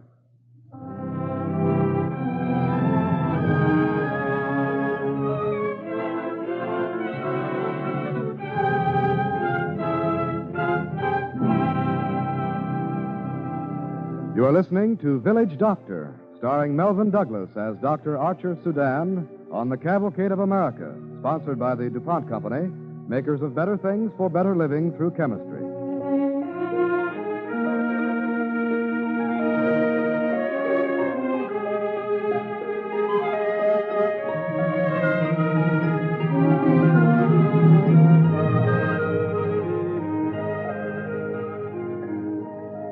During a vacation trip in the Colorado mountains, Dr. Archer Sudan was deeply moved by the plight of the isolated mountain folk who had no doctor to tend their ills. So he gave up his promising career at the University of Chicago to become their village doctor. Well, now, on a wintry night several years later. Well, we can't get up to the house, Doc. We got to go on foot from here. All right. You're going to make it, Doc? Sure, don't worry, Collins. Come on. Hated to get you out on a night like this. The snow's so deep. Looks like the temperature's going to hit bottom, too. Yeah, it's no worse than any other winter. Yeah. Well, Mrs. Peters taking care of my wife. I kind of worry about her. Been so many deaths lately. Babies and mothers. Mrs. Peters. Oh, she's the old woman who does the cleaning. Yeah. She's been midwife up here for years, too. She's a queer, superstitious old lady, but, well, she does the best she can, I guess. Your wife needs a doctor at a time like this. Oh, here we are, Doc. Steps are right there. Oh, you got back, huh? Well, it ain't going to be long Harry's now. all right, ain't she, Mrs. Peters? Of course. Now, don't you worry none. I'll take care of her. Oh, this here's Doc Sudan, Mrs. Peters. Could have saved yourself a trip, Doc. Everything's all right. Well, of course, but we'll just make sure. I done this 100 times. Well, that's all right, Mrs. Peters, but you'd better change your clothes. My clothes? What for? Well, they're a little soiled for this kind of work. Well, sure they are, but I've been cleaning up the place. Anyhow, I done this 1,000 times. I guess I know what to do. Mrs. Peters, I know you've helped in a lot of cases like this, but I'd rather you change your clothes. What for? Because, Mrs. Peters, I don't like to take chances of infection. Chance? Everybody takes a chance at a time like this. Now, you're younger than I am. Yes, Lots, Mrs. Peters, yes, but I'm afraid you'll have to do as I say or you can't help. Now, I'm sure we both want this to be a fine, healthy baby, don't we? Well, these newfangled notions. What's the world coming to? It's coming to something better, I hope. So let's help it along, shall we?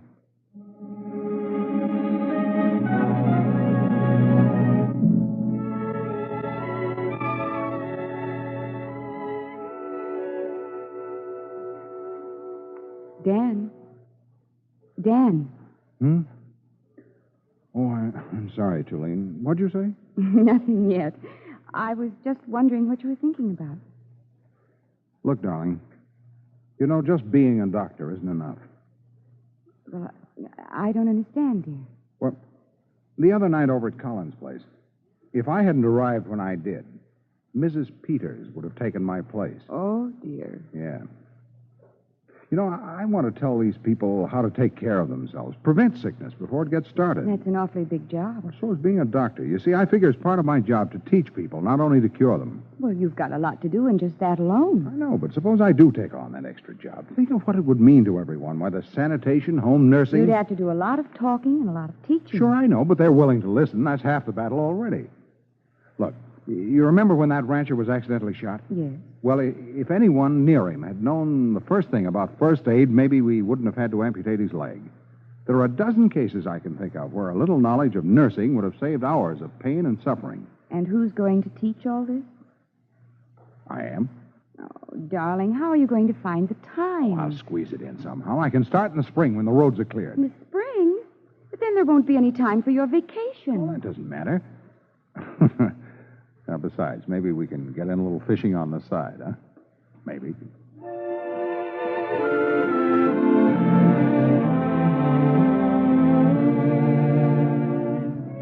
Now, look, here's the right way to tend to a wound like that. Be sure that everything's clean. First, do all you can to stop the bleeding. This is a tourniquet, and it's applied like this.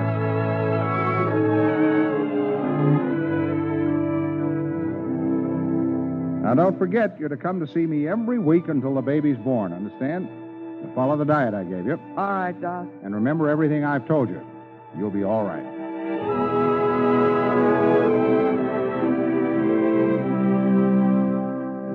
Day after day, the doctor's fight for better conditions went on. Then he concerned himself with another important matter. Just a moment, Doctor. Isn't the matter of road construction a little out of your province? No, it isn't, Commissioner. I can think of a dozen cases where good roads would have meant the difference between life and death. Gentlemen, please, we've got to have good roads. And we've got to have equipment to keep them open during the winter months.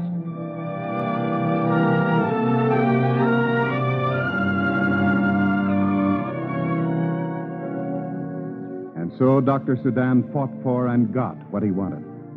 Through the long, bitter cold winters, the doc's car plowed through the snow till it could go no farther. And then the doc got out and walked. In the summer, he supervised work on the 19-room hospital he helped build for the people of his community. Through the years, he became not only the man to whom people came with their illness, but... Dr. Sedan, I can't think of nobody else who could tell me what I want to know. Should Jessie get married now or finish school first? Doc, your advice is always good, so I want some more. What do you think about me buying that other 40 acres on the south side of my place? Dr. Sedan, Pa said you'd be able to tell me if my dog's going to get over that fight with that skunk.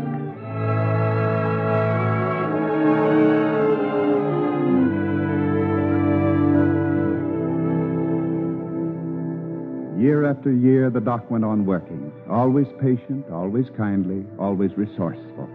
But most important, always a friend to the people whom he had served and who had come to love him. Well, then, after 21 years of continual faithful service... Oh, it just don't seem true, Doc. You're leaving here. Yeah, it doesn't seem right to me either, Collins. I feel as though I should just be arriving. We're going to miss you, Doc. Oh, well, I'll be back to see you. Don't worry. Well, if anything gets wrong with us, we'll come down to Denver to see you. No, you won't. No, but... No, you won't. Huh? Because I've left a good young man here in my place. Dr. Sariana, you listen to him. Do what he says. He'll carry on where I left off. My, it don't seem like 21 years have gone by. Yeah, it does when I look at that son of mine. He's grown like one of those Colorado pines. Well, come back and see us, Doc. Come back often. No, I will. You betcha. And when I do, we'll land the biggest trout in the world.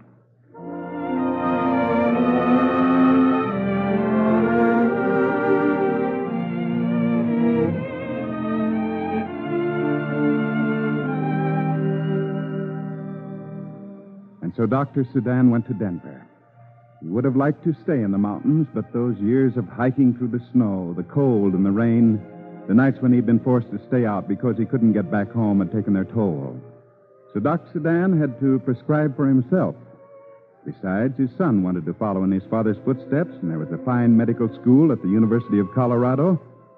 But the story isn't over. On January 7, 1948, in Cleveland, Ohio. And so the American Medical Association makes this first annual award for outstanding community service by a general practitioner. We're pleased to present this gold medal to Dr. Archer Chester Sedan.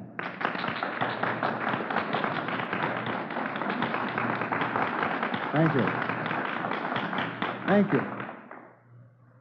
The goodwill that doctors enjoy today is the heritage of past generations of general practitioners. Therefore, I accept this award as your recognition of thousands of general practitioners.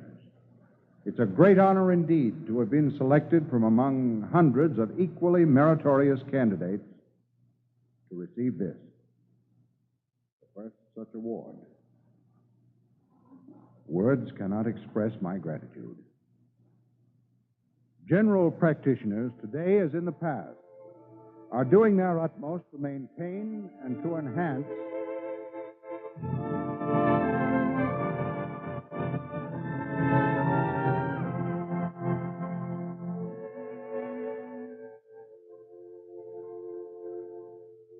What are you doing, dear? Oh, just looking at some line, some trout flies. What's that shiny thing in your creel? Nothing. It is, too. Let's see. Why, Dan, it's the gold medal they awarded you. Is that where you keep it? Well, I can't think of a better place.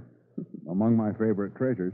Well, then I think we should take it along with us on our trip. It might help you to land an extra big one when we get Way over there. Yeah, it could be. When are we going? As soon as Chester gets here. Oh, well, then we'd better get this equipment packed up. He should be home any minute now. You know, that kid's beginning to show signs of being a master trout fisherman, just like his old man. I hope he has more time than his old man. Yeah. Come in. Hey, Doc, you ain't busy now, are you? Well, Oh, Doc, please, my wife is awful sick. Can you come right away? Well, I was just going to... Take for just south away. South? Not, way over there? No, tain't. Mm. All right. Chalene, dear, tell Chester to take my equipment and go on ahead. If he wants to know where the big ones are jumping, just tell him it's, way over there.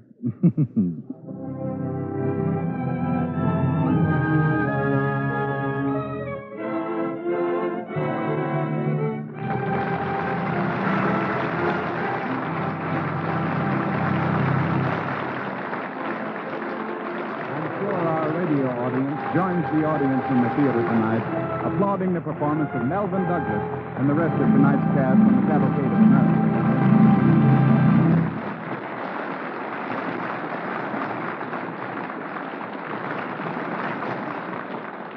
Melvin Douglas will return in just a moment, but first, here's Bill Hamilton of the DuPont Company.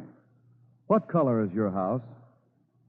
What color do you think is most attractive on a New England farmhouse? A California bungalow? At the DuPont Company, we need to know the answers to these questions because DuPont manufactures paints and finishes of many kinds. Under the American system of free enterprise, a manufacturer stays in business only so long as he supplies you with what you want. So, we asked 20,000 people from many parts of the United States what color they liked best in outside house paint. More than half of them, 53% to be exact, voted for white. DuPont number 40 outside white house paint starts white and stays white. Now, there's a reason, a chemical reason. DuPont number 40 is made with titanium dioxide, the whitest pigment known to science. Another reason it is liked so much by professional painters and homeowners is what we call controlled chalking. DuPont number 40 outside white is so formulated that as time goes on, a microscopically fine white powder forms on its surface. Heavy rains wash away this powder and take the dust and dirt along. In other words, DuPont number 40 actually washes its own face. That's why it stays white so long. Of course, it doesn't work out in exactly this way on every house. If there is a lot of smoke in your neighborhood, or if your house is sheltered by too many trees, the self-cleaning action is slower. This ability of DuPont number 40 outside white house paint to wash its own face is a hidden value, a plus value to keep in mind when you buy house paint. If you're having your house painted this spring, ask your painter to tell you about it. DuPont self-cleaning house paint may now be had in popular light tints as well as white, colors that are as attractive as they are long-lasting, and that are popular additions to the DuPont Company's Better Things for Better Living through Chemistry.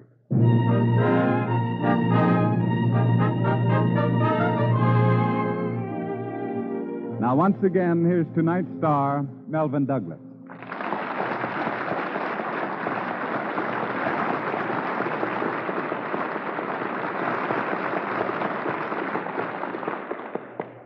Next Sunday, millions will celebrate I Am an American Day. Why don't we all prove that we believe that America's security is our security by saving through U.S. security bonds? There's an easy, automatic way to do this, either through the payroll savings plan where you work or the bond-a-month plan where you bank. Let's look into it and make every payday I Am an American Day.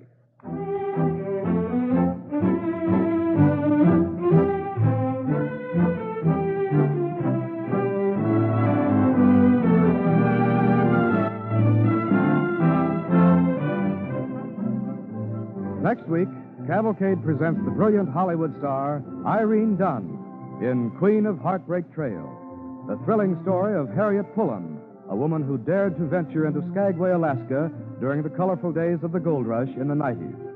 We invite you to listen next week to Queen of Heartbreak Trail on the DuPont Cavalcade of America, starring Irene Dunn.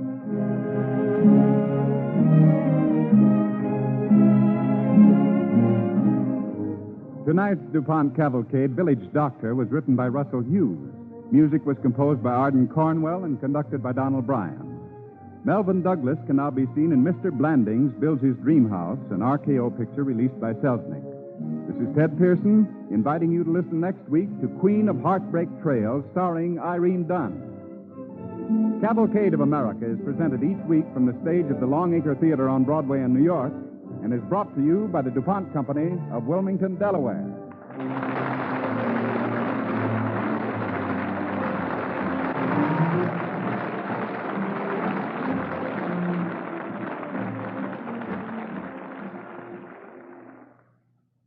This is NBC, the National Broadcasting Company.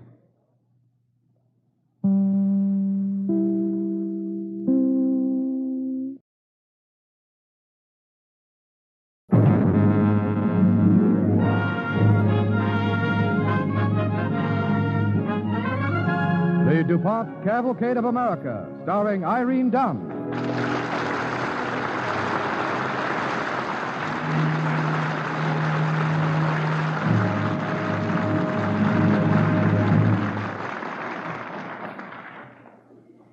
Good evening. This is Irene Dunn. Tonight's Cavalcade, Queen of Heartbreak Trail, is an exciting adventure. It's an original radio play suggested by the life of Harriet Pullen, who went to Alaska during the colorful days of the gold rush. Before we begin, here's Bill Hamilton of the DuPont Company. Thank you, Miss Dunn. Good evening, ladies and gentlemen. You can now get weeds out of your lawn without spending long hours of backbreaking work. It's just a matter of spraying with new DuPont Lawn Weed Killer. This new chemical weed killer makes dandelions and many ugly weeds wither up and disappear, roots and all. And it doesn't harm most of the common lawn grasses. For a more beautiful lawn, go after those weeds the easy way. Use DuPont Lawn Weed Killer, one of the DuPont Company's better things for better living through chemistry.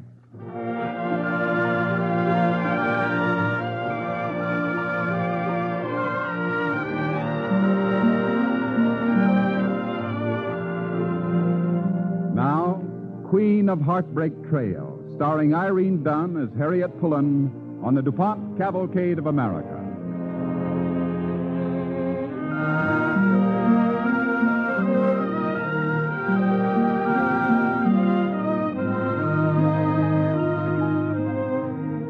(1897). The year gold was discovered in the Klondike.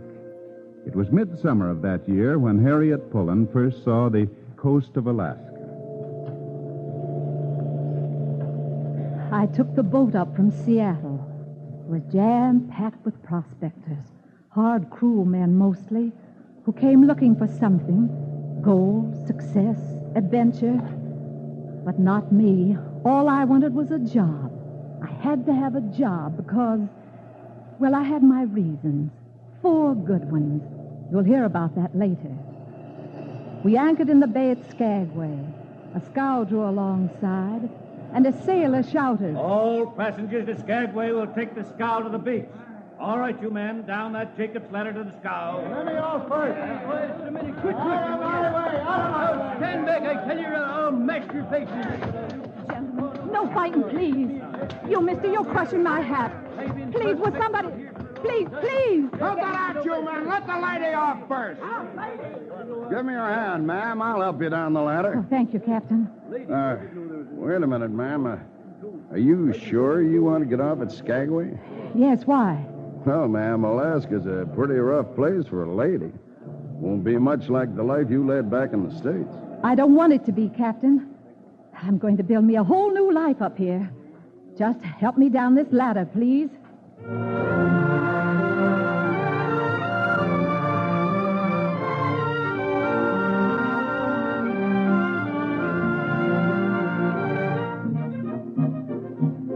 But when I stood on the beach at Skagway, my courage began to slip away.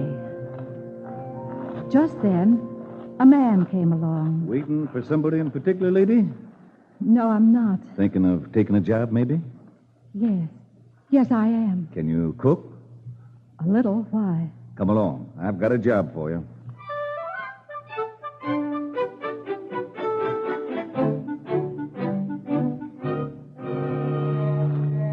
name's McDaniels. Everybody calls me Mac. I've got a gang of 18 lumberjacks cutting timber for a wharf on the beach. When these boys come out of the woods, they're hungry enough to eat a raw dog. Well, here we are in my tent. Go on in. Why, you can't stand up in here. The men eat sitting down. I can't cook sitting down. That's what the Jap used to say. My, how this place ever gets so filthy. I guess the Jap never cleaned it. Look at those tin dishes. They haven't been properly washed in weeks. Nothing stopping you from washing them, ma'am. Where's the soap? I don't see any. We don't have any. Soap's $1 a bar in Skagway. Use ashes. Ashes? That's what I said, miss. Or is it Mrs.?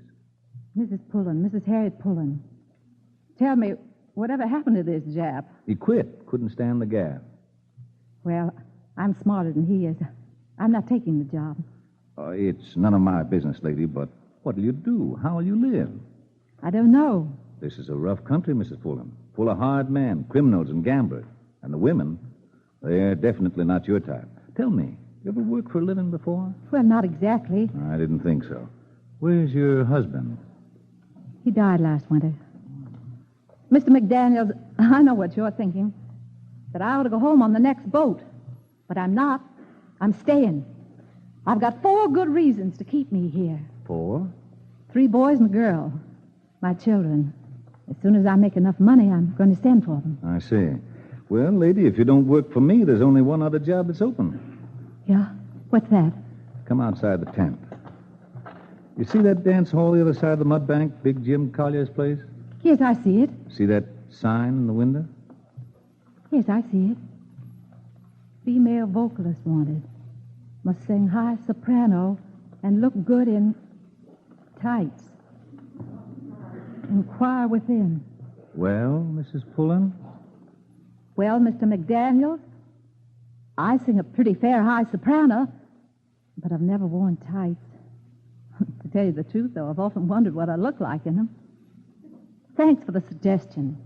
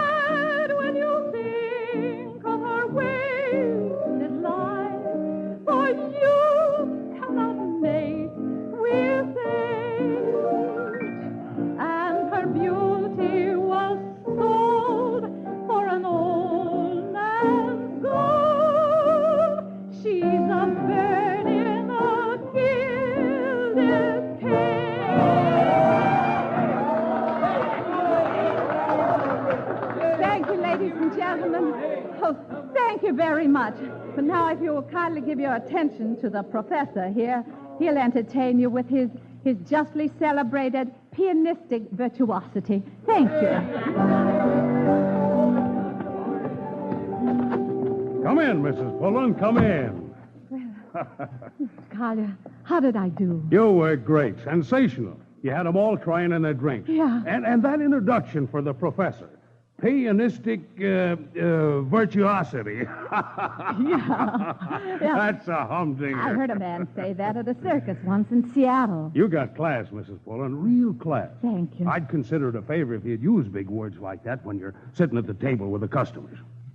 When I'm what? Sure, that's part of your job. You make yourself pleasant to the customers, and they buy you drinks. Oh, no. No, I couldn't do that. Oh, sure you can. It's easy. Now, come along, and I'll introduce you to some of the big spenders.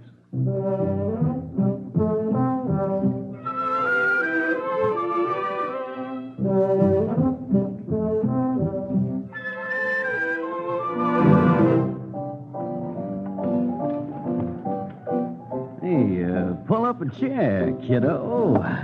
Thank you. My name's Jack Darcy. Blackjack, they call me. This here's Steve Burnside. How do you do? How do you do?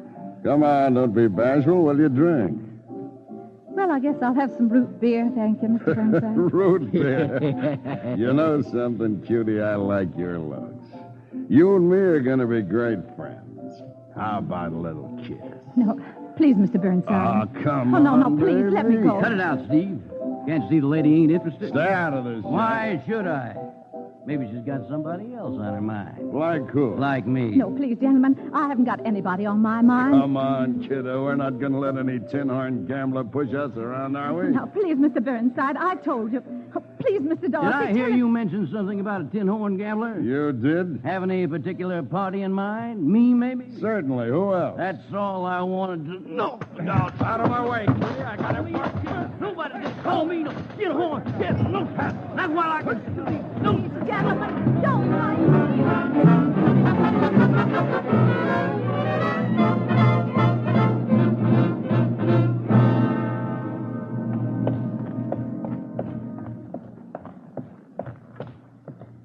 Oh, Mr. McDaniel. Well, Mrs. Pullen, hello. I've been looking for you, Mr. McDaniel. About that job you offered me. Is it still open? Sure, it's rough work, though. You'll be cooking for 18 men. Well, after what I've been through tonight, it'll be like a vacation. Just lead me to it.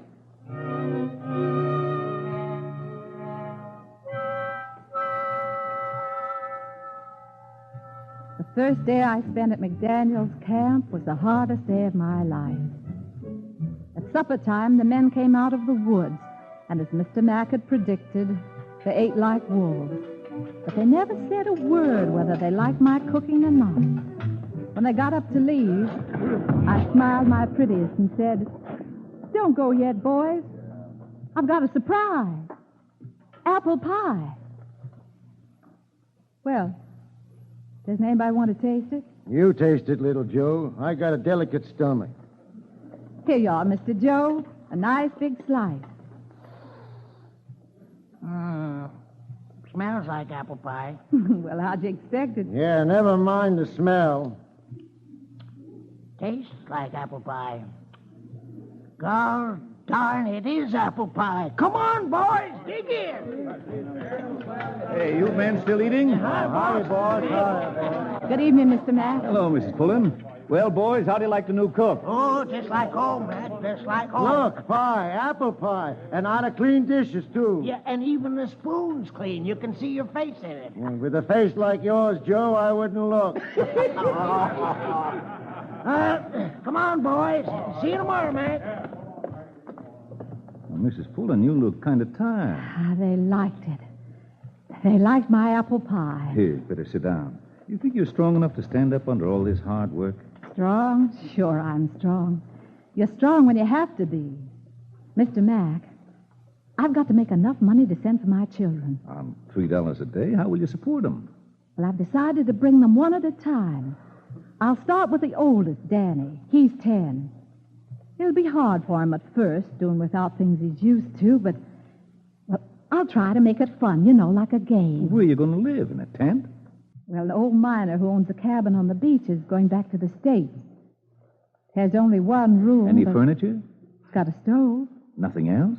No. Not a bed, nor a table, nor a chair? You call that a home for your children? Mrs. Pullen, I can't figure you out. You look like something out of a tea party, and you talk like Mrs. Daniel Boone. Do I? Mr. Mack, all I know is I'm going to build a new life for me and my children in a new country where I can be useful, where I'm needed. Yes, my mind's made up. I'll save every penny and bring Danny here.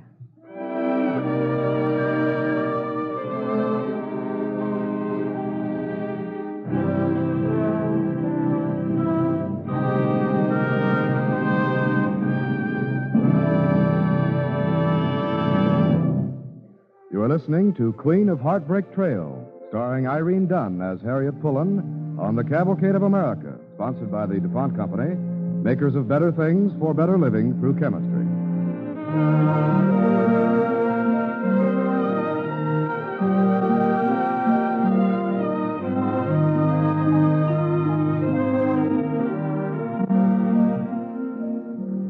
On the $3 a day I earn, cooking for lumberjacks during the gold rush in Alaska. I could bring only one of my 4 children to live with me, but it was still my dream to make a home for my entire family.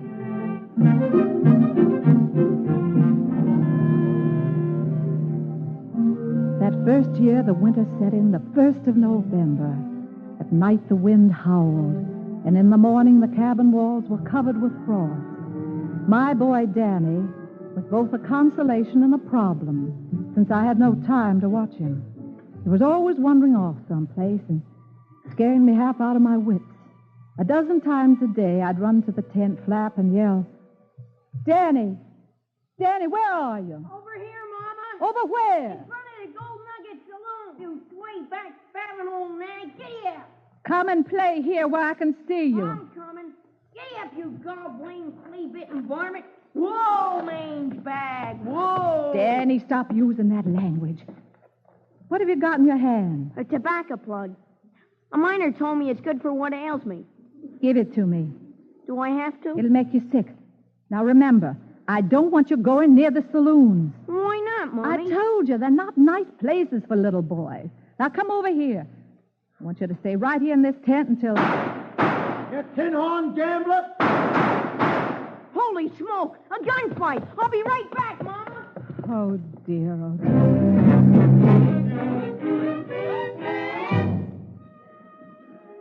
To add to my troubles with Danny, the price of everything went sky high due to the shortages as more and more people came to Alaska to seek gold.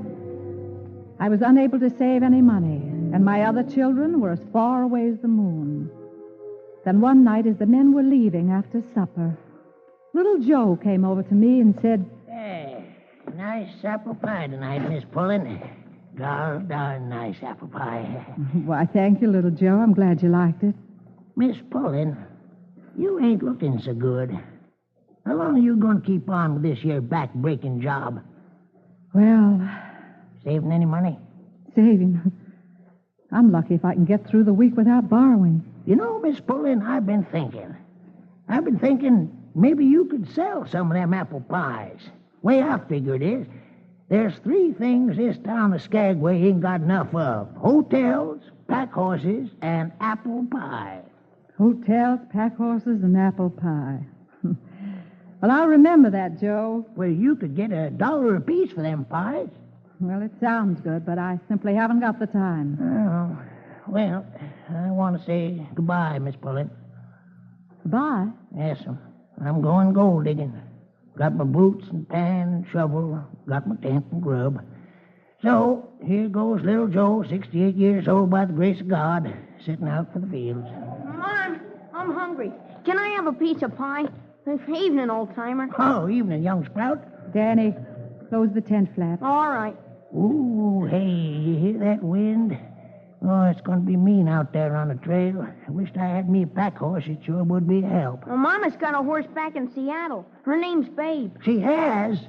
Well, bring her here, Miss Pullen. There's a fortune running pack horses over Heartbreak Trail. Pack horses pays $50 a day. Oh, sure, Mama. Let's bring her. $50 a day? Ah, that's right. Oh, you'd have to hire a driver, of course. A driver? Well, you can't just send a horse off by itself. It just ain't done. I could be the driver. You? Oh, honey, you wouldn't come back alive from your first trip. You know what they call that trail? Heartbreak Trail. And they don't call it that for nothing. Listen to me, Joe.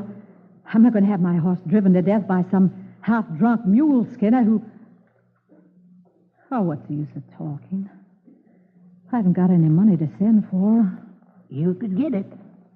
Yes, how? I told you, apple pies. Of course. I could come back here at night after Danny's asleep and bake them. Sure, Mom. You could do it. You sure, Joe? You sure people would buy them? Mrs. Pullen, like I told you, there's 3 things Alaska ain't got enough of. Pack horses, hotels, and apple pies. Put your money in them commodities, and you can't go wrong.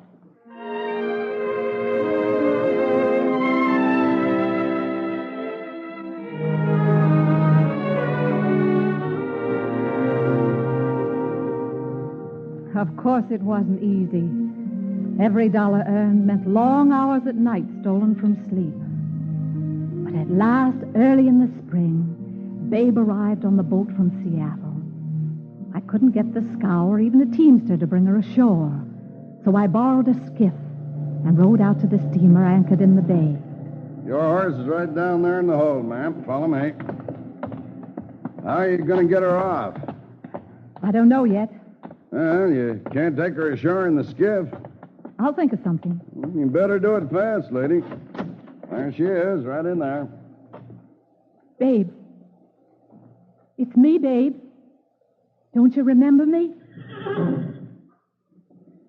She remembers me. I knew she would. I knew it. Oh, hello, Babe. Hello, honey. Listen, Babe. Babe, we're in trouble. I've got to get you off this boat. The only way I can do it is to swim you ashore. Will you help me, honey? Will you? Swimmer? Why, you're crazy. It's a quarter of a mile. That sea's rough. It's the only way. You lead her out on the gangplank over the water. I'll row my skiff off your port side and call to her. But what if she... She'll jump to me. I know she will.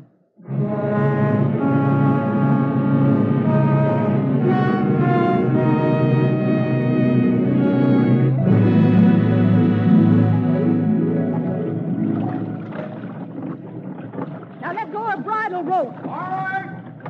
Babe, I'm here waiting for you. Come on, honey. Jump. She's scared. Don't be frightened, babe. I'll tow you ashore with a skiff. You won't jump, I tell you. I'm here, babe. I'm waiting for you. Come on, jump to me, honey. Look at her eyes roll. She's rearing.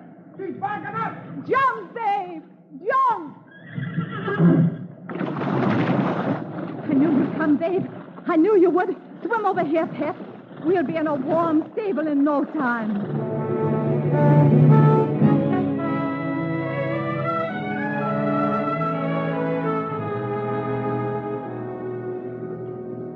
In April, I quit the cook tent and started Babe packing freight over the mountains to the gold fields. It wasn't a woman's job. Heartbreak Trail was half mud hole, half icy ledge along canyons littered with the bones of horses. The two of us together climbed and slipped and froze.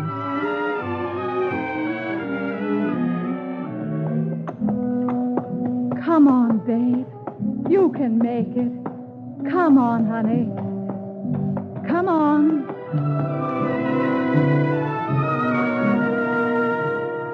That's a good girl. It's easier now, isn't it? You've learned a lot in 2 months, babe. You're a good girl.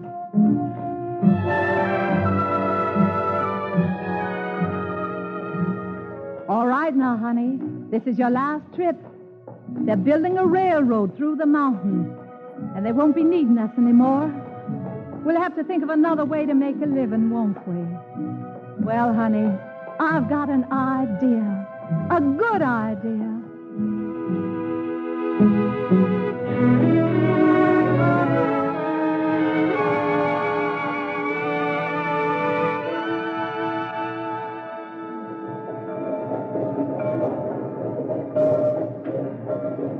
Gagway! Watch your step getting off. Gagway!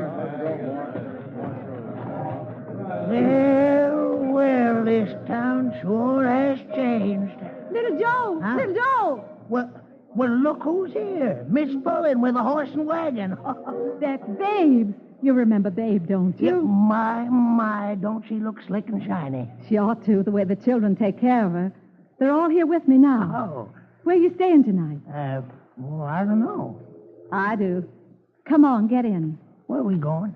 You'll see. Get up, Babe.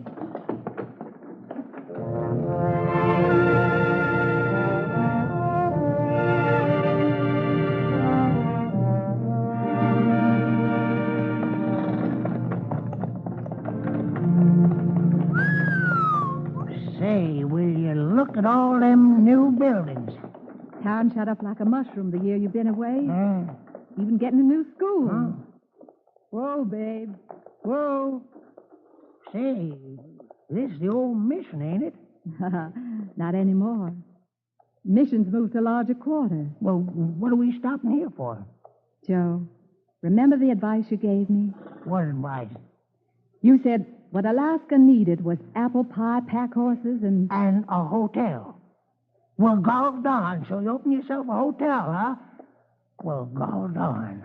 Pulling house, it's called, Joe. Clean rooms, clean beds. And apple pie? 3 times a day, Joe. That's the first rule of Pulling House. The best gol darn hotel in Alaska.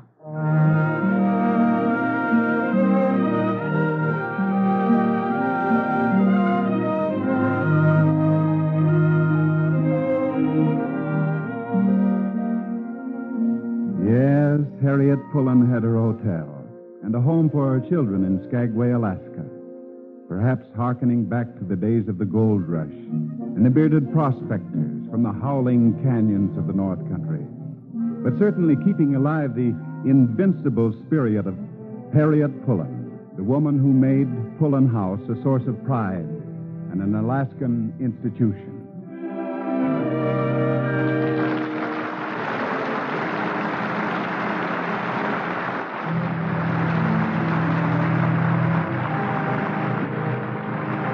I'm sure our radio listeners join the audience in the theater tonight, applauding the performance of Irene Dunn and the rest of tonight's cast on the Cavalcade of America.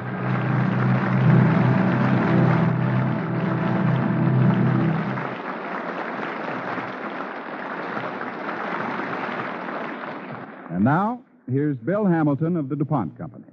This week, more than 250,000 people are expected to attend the International Petroleum Exposition at Tulsa, Oklahoma.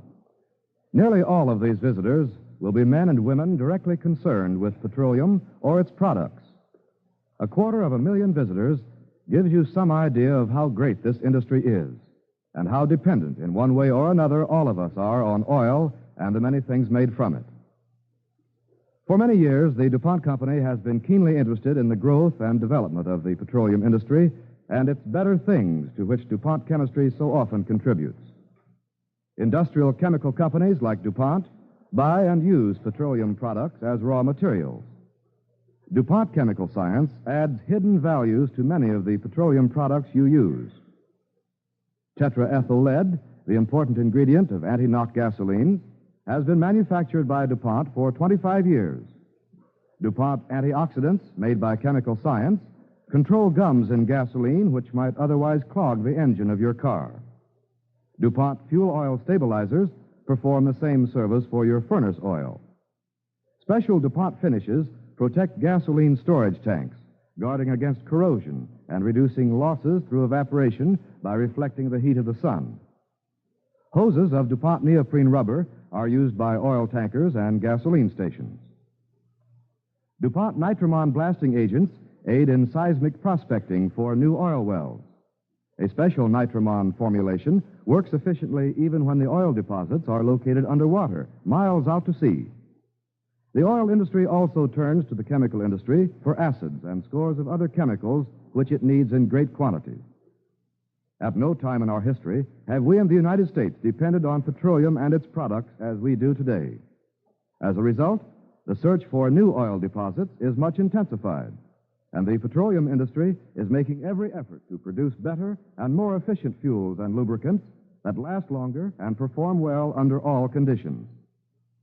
In these endeavors, so vital to all of us, the petroleum industry is aided by the products and the know-how of chemical science.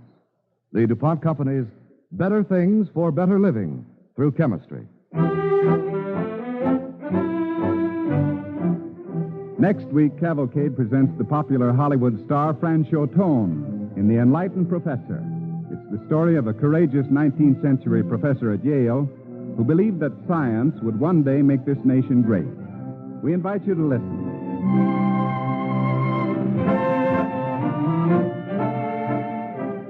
Tonight's DuPont Cavalcade, Queen of Heartbreak Trail, was written by Arthur Arendt and Paul Peters. Material for tonight's play was derived in part from an article which appeared in the American Magazine. Music was composed by Arden Cornwell and conducted by Donald Bryant. Irene Dunn can now be seen in the George Stevens production for RKO Radio Pictures, I Remember Mama. Miss Dunn's celebrated charm has been beautifully photographed in this production on DuPont Superior 2 Negative by cinema photographer Nicholas Musaraka. This is Ted Pearson inviting you to listen next week to The Enlightened Professor starring Franchot Tone. Cavalcade of America is presented each week from the stage of the Longacre Theater on Broadway in New York and is brought to you by the DuPont Company of Wilmington, Delaware.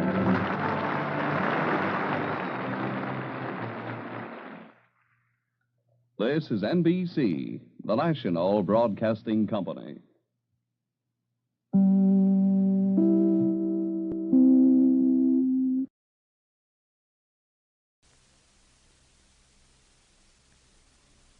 The DuPont Cavalcade of America, starring Franchot Tone.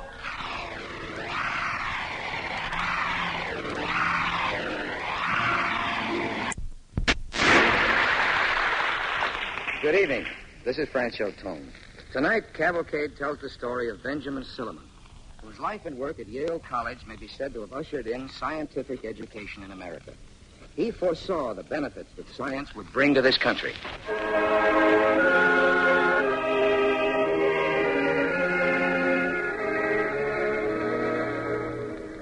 Now, The Enlightened Professor, an original radio play starring Franchot Tone as Benjamin Silliman on the DuPont Cavalcade of America.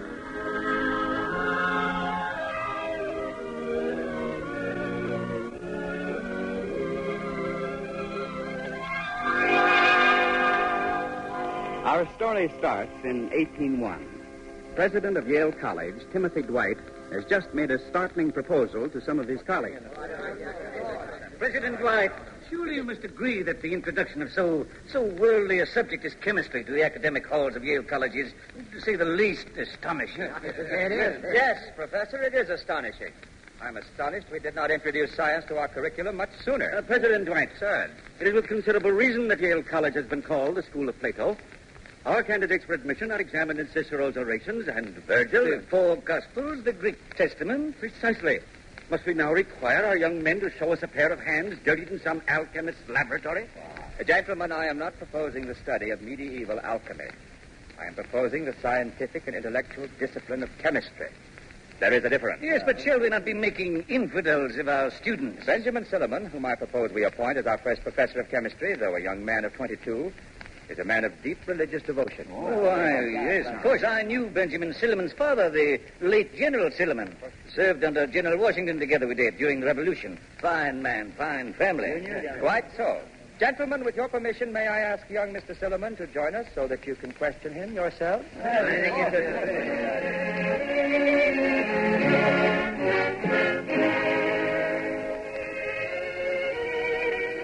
Yes, sir, I do believe that science should take its place beside religion and the classics in our curriculum. But, Mr. Silliman, you have been trained as an attorney. Why are you so ready to lead the profession of law? But, sir, the legal profession is not only filled, but crowded with many brilliant men. True. But science is an open field. The United States is a young country with enormous undeveloped resources.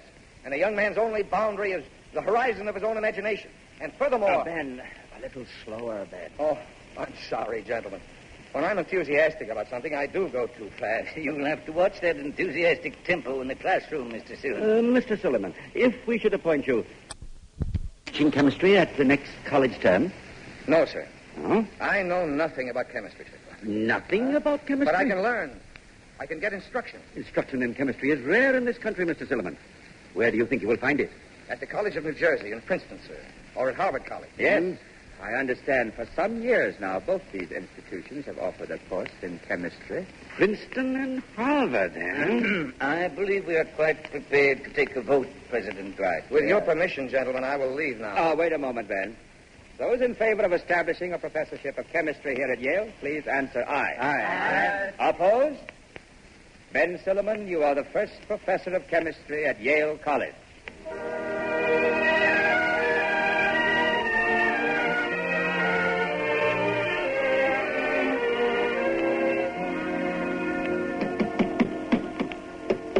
Ben, wait a minute. Ben, must you pack every one of your law books today? Yes, Jimmy, today. I'm finished with law, and I'm finished with law business. Hand me that nail, will you? Are you crazy? The sign painter could hang up your shingle tomorrow. Benjamin Silliman, attorney at law. If you will be so kind to the nail. Ben, wait a minute. Now, listen. You've graduated from Yale. You've just passed the Connecticut examination for the bar. And now you're leaving the law to teach. Yes, Jim, to teach. But I've thought it through. I've made up my mind. And now, well, I've crossed the Rubicon. There's no turning back. The Rubicon? Will you be teaching Latin instead of Greek? No, neither Greek nor Latin. But what else is there to teach at Yale? We have something new in mind. The teaching of science. Science? Yes, Jimmy. Chemistry and natural history. Look, Jim, all my life I've been searching for some calling. And I'm sure teaching is it for me. But chemistry, you know nothing about chemistry. I'm on my way down to John McLean at Princeton to learn. Well, now, may the witness for the defense step down to procure a nail? All right, here's your nail. If you ask me, it's for your own coffin.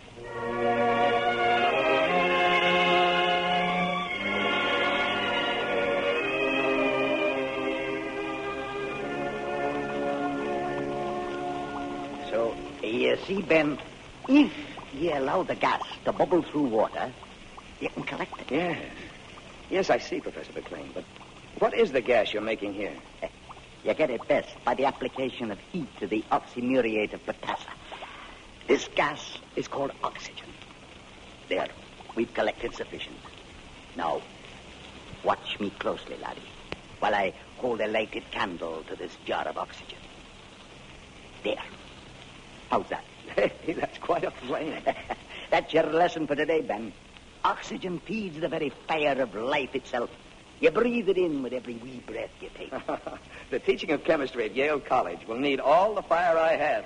Education, Ben, education and patience. You must teach the men around you that you're not a medieval alchemist puttering in a dark cellar with iron pots and working spells of magic to turn lead into gold. Well, there'll be no iron pots and dark cellars for me. Yale's building me a new laboratory.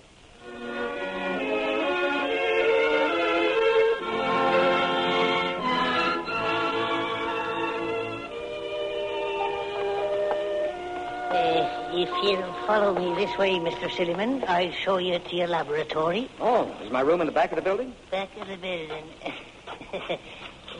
No, sir. Your laboratory is down in there. Down there? Well, in the cellar? Oh, we built you a fine new ladder to climb down, sir, and there'll be 2 or 3 small windows. 2 or 3 small windows? Well, you'll not be wanting too many windows, sir, what with your explosions and all. You'd best close that trap door. I've seen enough. I'm sorry, sir. Very sorry. Well, don't you worry about it. It's not your fault. I'm going to the president's office.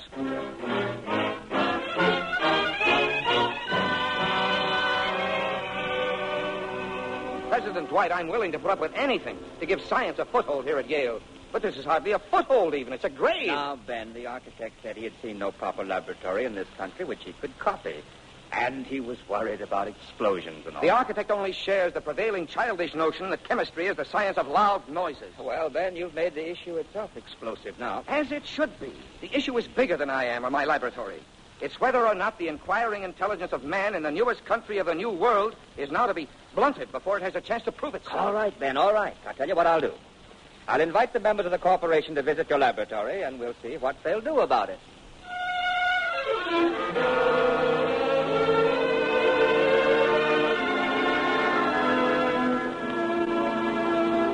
Professor Silliman, I believe you know the Reverend Dr. Ely and the Honorable James Hillhouse. How do you do? Gentlemen. All right, Silliman, let's have a look at your laboratory. Where's the door? Well, you're standing on it, sir. I beg your pardon? The door to my laboratory is a trap door. If you'll step to one side, sir. Oh. Will you go first, Mr. Hillhouse? I'll go where? I don't see anything down there. Well, if you feel around, you'll find a ladder. Huh. I'll give you a hand. There, sir. There are 16 rungs. If you'll count them, you'll know when you've reached the bottom. 1, 2, 3. Dr. Ely, will you go next? After you, Dwight. No, after you, sir. All right. Remember to count, sir. 1, 2. Well, Ben, I think you're making your point. Are you coming down, Dwight? I'm on my way. If you all stand still down there, you won't fall and bump into one another. Coming back? Yes, right after you. Silliman, are you playing a joke? Where are we? I can barely see down here. Well, you're 16 feet down in the earth. Yes, I know. Well, what is this miserable hole? This miserable hole, gentlemen, is my laboratory.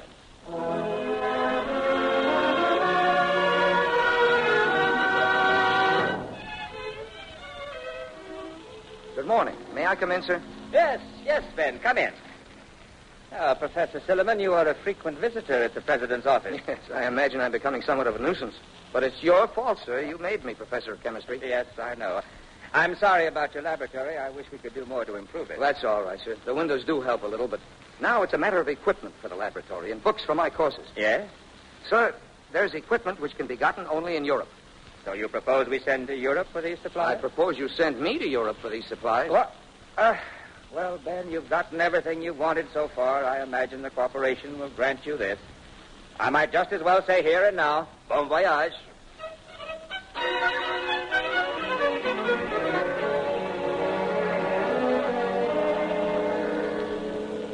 Professor Silliman, perhaps I could include in the equipment that I'm sending back to America for you one of these marvelous gas lamps. Well, I must admit, Mr. Cavendish, it's the most impressive sight seeing this house lighted by gas, but I doubt if it will ever be used generally for illumination. My dear Silliman, within a short time we hope to have all London illuminated by gas. Well, I'd have grave doubts as to the success of any such scheme, Mr. Cavendish. It is not for a scientist to doubt, sir. You must have vision, scientific foresight. Well, perhaps I may pick up the apparatus on my return to England. You know, I'm crossing to Rotterdam tomorrow morning. Rotterdam? Would you dare cross the channel now? Napoleon's army is standing on the shore of the continent, ready to wade across the channel and invade England. It's war, you know. Well, I must get more scientific books and journals in Rotterdam.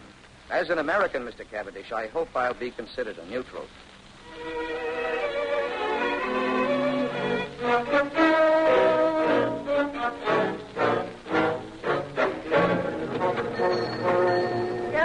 Is this the bookshop of Mynheer van Spaan? So you must be the American who wrote to me, Professor Silliman, correct? Yeah. I got your letter. I have all your books ready for you, Mynheer. Oh, be careful what you say now, Mynheer. The man who just came in is a secret agent of Napoleon. Not very secret. I've been seeing him around me all morning. So, he pretends to look at the bookshelf there. Anyone just over from England is suspected here, so be very careful how you speak, especially if you're on your way to France. Well, I never thought I'd converse in the classical Latin they taught me at Yale, but... Calidior est quam hic. Nihil detestabilius de decore, nihil fedius servitute. Cum a vobis discessero libenter haec, cum Yale College disputarem. Vale, Professor Silliman, vale, Domine. Salutem sepiternam fidi Domine.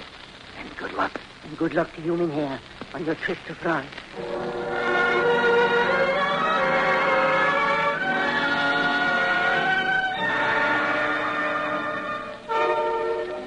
I regret to inform you, monsieur, that it will be impossible for you to enter France.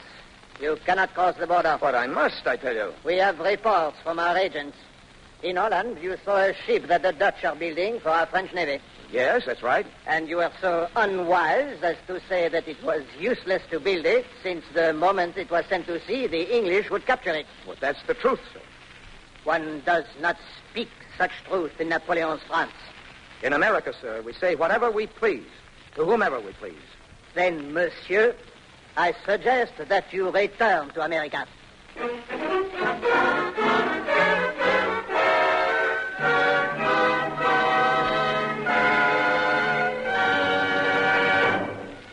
You're listening to The Enlightened Professor, starring Franchot Tone as Benjamin Silliman on the Cavalcade of America, sponsored by the DuPont Company, makers of better things for better living through chemistry.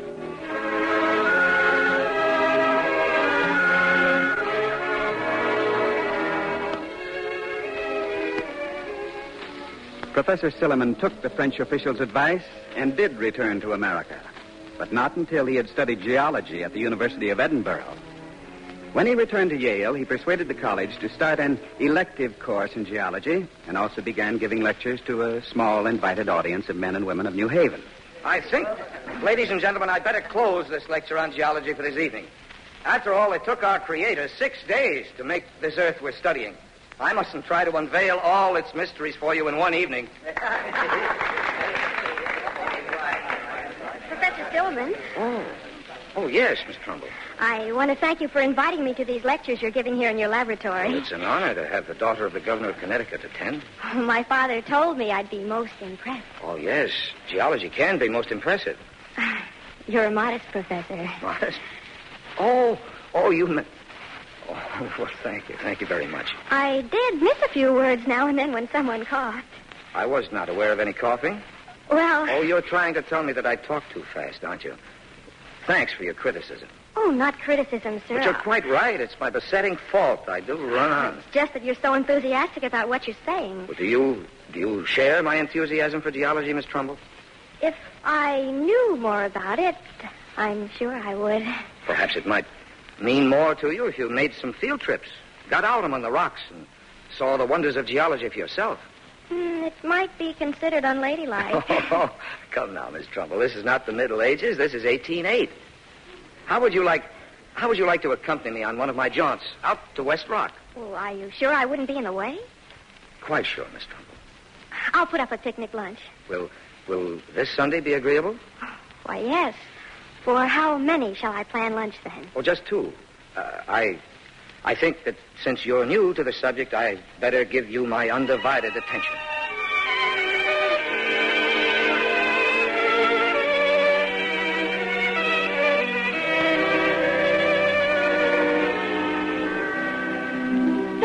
Ben, look under your foot there. What? Isn't it a nugget of gold? Oh, let's see. Gold in New Haven. There now, after 4 months of making these jaunts with you, I've discovered something. Harriet, this looks like gold, but it isn't. It's called fool's gold. Oh, I thought I was being so bright. You've been a very apt pupil, Harriet. Nonsense. You know I don't know any more about geology today than I did the first Sunday. Did you ever think I'd make a regular thing of coming on these trips with you? Well, I rather hoped you would. That's the very nicest thing you've ever said to me, Ben. It's been fun watching you work. You're going to be a great man, Ben Silliman. A great scientist. No, Harriet. I'll never make the great discoveries. Mine's a humble task, teaching what other men discover, making their discoveries known so that they may be used. You're modest, Ben. No, just honest. Honest and poor. Look at this. What's it look like? What do you mean? It looks as much like diamond as your piece of stone looked like gold. But it's quartz. It's very pretty. Well, with what I earn, I'm afraid all my wife will get for an engagement ring will be fool's gold and quartz. Oh, Ben. And lots of hard work, too. She'll have to help me read proof for my books, criticize my lectures. And keep you from talking too fast. Yes. But I'm not talking too fast now, am I? No. You're not, Ben. Harriet, would you be happy with... Fool's gold and quartz? Yes. I wouldn't dream of having anything else. Oh, Harriet, darling.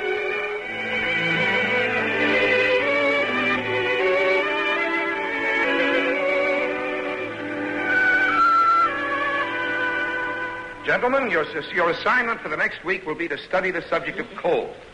Now, remember, we are after scientific precision in this course. Sir? Yes, Mr. Thurston? May I ask, sir, why are we studying coal? Everybody knows what coal can do. If the enthusiastic barking in the rear seats will stop for a moment. Thank you. I will say that I agree with Mr. Thurston's question. An open mind, the scientific attitude, requires questioning. Mr. Thurston.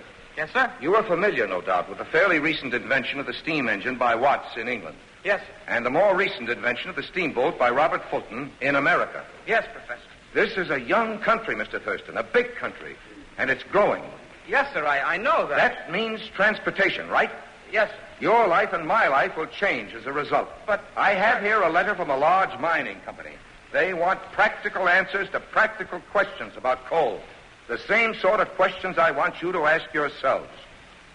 But, sir, what practical answer is there to a subject we know so little about? Gentlemen, these are not the idle questions of an ivory tower college classroom. They add up to the dollars and cents which keep our commercial bloodstream alive and flowing. It's our obligation to investigate.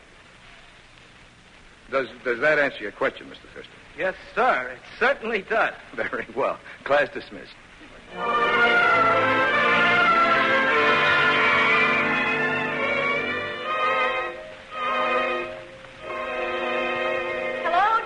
May I come down? Harriet? Of course. What other woman but your wife would come to this dreadful laboratory of yours? Here, give me your hand. Careful. Well, now, to what do I owe the honor of this visit? Oh, I was out for the air. You came to the wrong place to get it, but it's good to see you. Oh, Ben, it's after 8 and you're still working in the laboratory. I got worried when you didn't come home for supper. The traditionally absent-minded professor, I'm afraid. I've got involved in preparing this fulminating soap. Well, I brought you some food, and if you'll just take the time to sit down and eat In a minute. I just want to add something here and stir it a bit, and it'll be ready. How did the lecture on coal go this morning? I think I talked a little more slowly.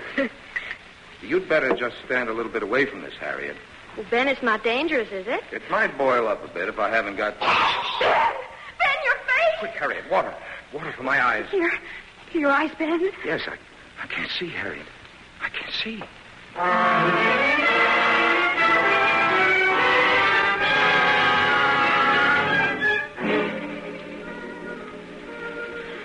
I brought another cold compress for you, Ben. Thank you, Harriet. Are you feeling a little better now? Oh, yes. You know, the first 3 weeks were bad, but the pain's going. I miss my eyesight.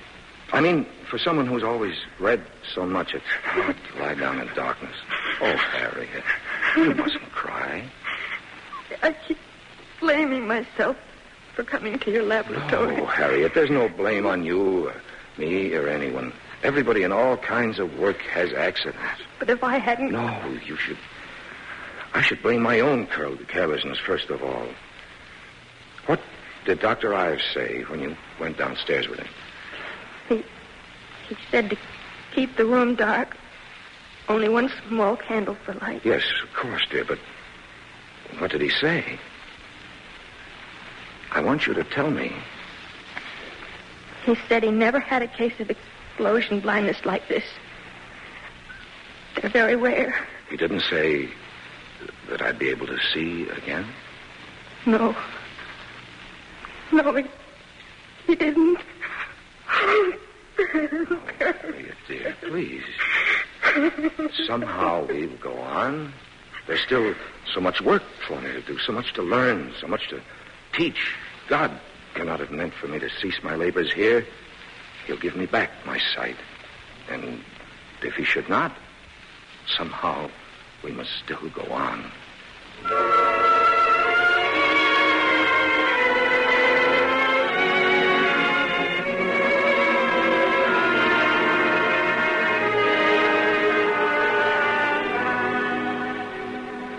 But God did see fit to give Ben Silliman back his eyesight. After 2 months of blindness, he recovered his sight and did go on to help start the Yale Medical School, to found and edit, single-handed, the great American Journal of Science, and finally to start the graduate science courses which originated the whole idea of postgraduate education in this country, and eventually led at Yale to the founding of the Sheffield Scientific School. That's the story of the enlightened Professor Benjamin Silliman, whose influence was second to none in the early development of science in this country.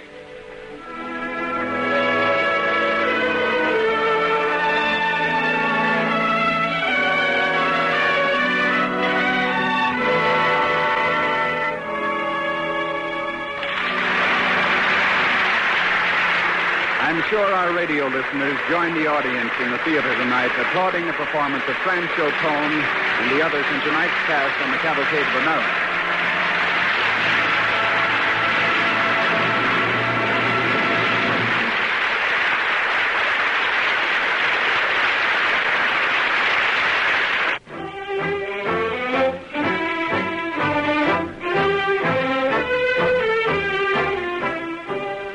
Next week, Cavalcade presents 2 distinguished stars, Louis Calhern and MacDonald Carey, in a deeply moving story called Who Walk Alone, the drama of a great American soldier, General Leonard Wood, and a young private, and their fight against leprosy. We hope you'll join us.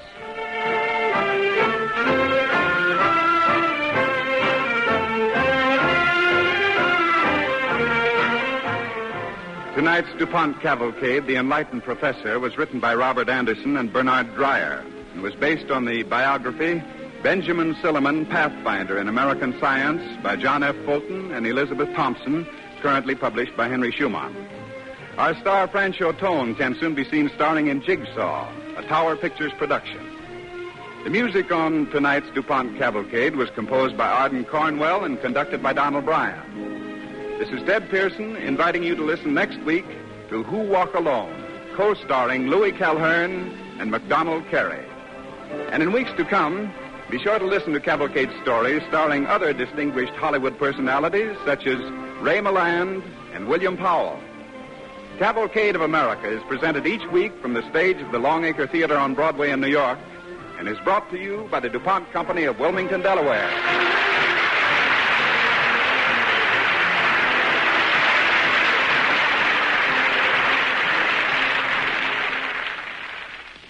This is NBC, the National Broadcasting Company. The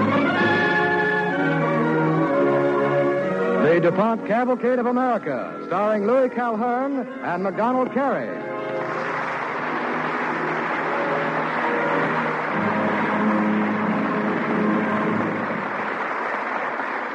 Good evening.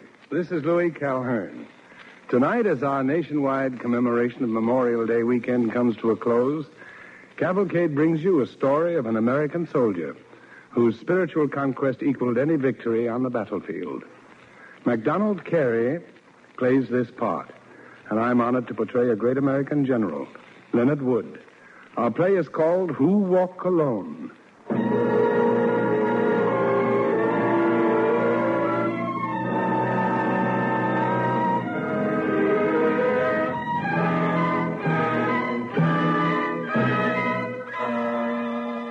Now an original radio play, Who Walk Alone, starring MacDonald Carey as Ned Langford and Louis Calhern as General Leonard Wood on the DuPont Cavalcade of America.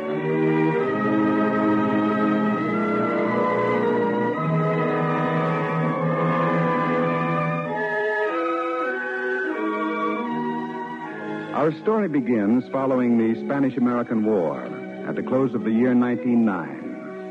In the office of a warehouse in a small southern town one hot summer day.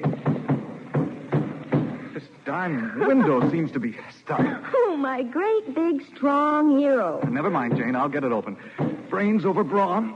In a case like this. There. Oh. See? Oh, just in time, too. Another minute in this black hole, and we both have suffocated. How do you get any work done in this office? Well, Brother Tom and I are out in the warehouse and stable most of the time. Taking care of the horses, checking deliveries. What I want to know is, after we're married, are you going to be handy at fixing things around the house? Like stuck windows? A girl ought to know things like that about her future husband. Janie, as General Wood used to say, Private Langford, he'd say, if the Spanish-American War had lasted 6 months longer, you'd have had every family on the island of Luzon eating with knives and forks. One thing about you, Ned, you're so modest. Everything about you is nice, Jane. Oh, Ned. Oh, we're going to be happy, aren't we? Yeah, and have about 20 kids. Oh, well, 10 anyway. Say, it's still rather stuffy in here, even with the window open. And I keep thinking I smell smoke. Dad! It's Tom. Dad! Something must be wrong. Dad! Dad! What is it, Tom? The warehouse is on fire. So are the stables. Oh. Fire. The horses. Turn in the alarm, Tom. I'll try to get them out. Right. Look, the whole roof's burning. Oh, please don't go in there, Ned. You might be hurt. Wait for me out in the street, Janie. I've got to save those horses.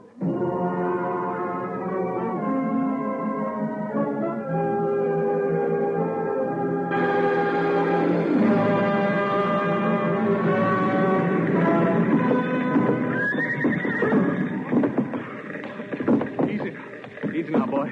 Easy, fella. Dad, where are you? I'm back here, Tom. Trying to get the last horse out. Smoke's so thick. I'll try to get back to you. Easy, boy, now. Easy.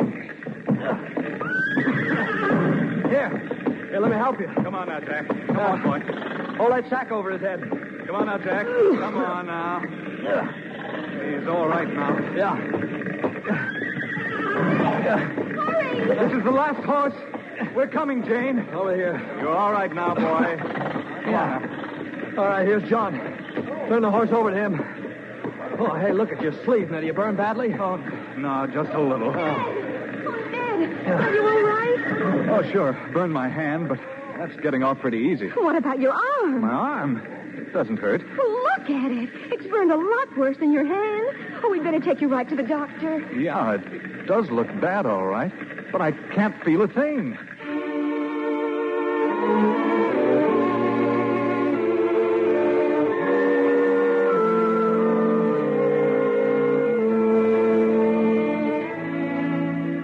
Tell me, Ned, you're sure you weren't nipped by one of those Philippine bolos during the Spanish-American War? Of course not, Doctor. Why? Well, it's the strangest thing.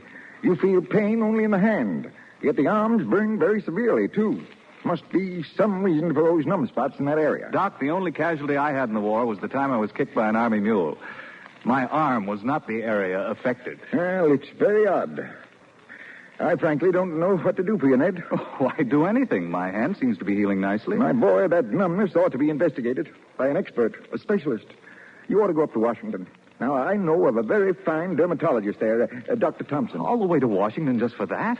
Oh, Doc, I'm going to be married next month. Nevertheless, Ned, I'll have to warn you. That numbness may be a danger signal.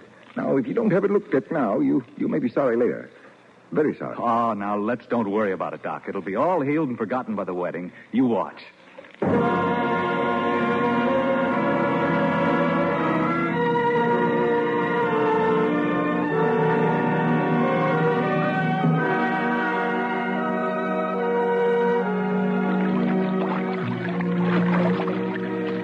It's delightful to be married, to be married. Hey, Ned. Yeah. We're going to get out of that bathtub? One of these days, sure. You better come on in if you want to shave. It's delightful to be married. Pretty happy, huh? Oh, why shouldn't I be? I'm marrying the prettiest girl in the world. Yeah, if you hadn't seen Jane first, I'd be marrying her. Providing she'd have you. All right. Hey, you better use a little elbow grease on that spot above your ankle. Huh? Where? There. Oh. Hey, that's funny. It won't come off. I'll get you some tar soap. Tom. Huh? Never mind, Tom. What's the matter? Tom, it's a numb spot, like my arm. What? There's something wrong.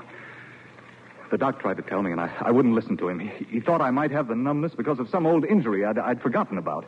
But neither one of us reckoned on it spreading. Now it's in my leg. Well, what can you do if the doc doesn't know how to cure it? I'll go see some other doctor who does know. There's one in Washington, a Dr. Thompson. Oh, that'll be a fine honeymoon. There won't be any honeymoon or wedding. Oh, now, wait a minute. You out of your mind? What'll Jane think if you just leave her at the church, so to speak? You'd better try to explain it to her. If I do, she'll talk me out of going. I know her. Oh, but what did I say? That you've got a numb spot on your ankle so you can't marry her because you might trip carrying her over the doorstep? Tom, listen to me. I've tried to laugh at this thing all along, to tell myself it was some freak skin irritation. But if it's spreading, Tom, it could be really serious. I want to know now, for sure. Oh. What are you going to tell Jane? Oh, tell her I was called to Washington. Oh, let's see. Tell her General Leonard Wood called me to... Yes, called me there for a conference on veterans' problems. Tell her as soon as we get them all settled, I'll be back to marry her.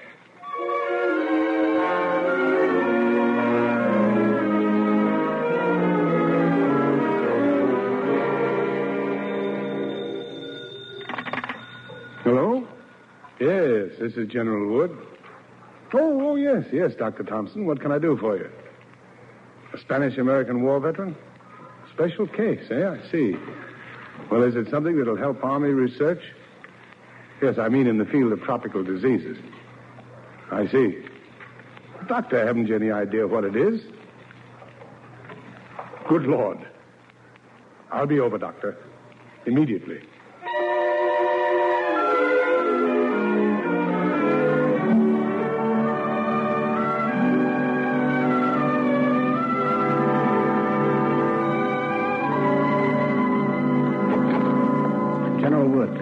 Come in, sir. Come in. Thank you. This young man is a veteran of the Philippine campaign, General. Ned Langford. Did you say General Wood? Oh, how do you do, sir? Good morning, Mr. Langford. General, Mr. Langford tells me he was billeted with several different families in the Philippines. And, of course, especially during the war, conditions weren't always of the best. Are you trying to say I caught some kind of native skin disease out there, Doctor? In a way, yes. It's possible, though not usual. But the war was over 9 years ago. Why would it wait so long to show up? If this is what I think it is, what I'm sure it is, the period of incubation often takes several years. Why do you say you're so sure, Doctor? Because the symptoms of Hansen's bacillus are unmistakable. Hansen's bacillus? What's that? I never heard of it. I'm afraid you have, under a different name. It's leprosy, son. Leprosy.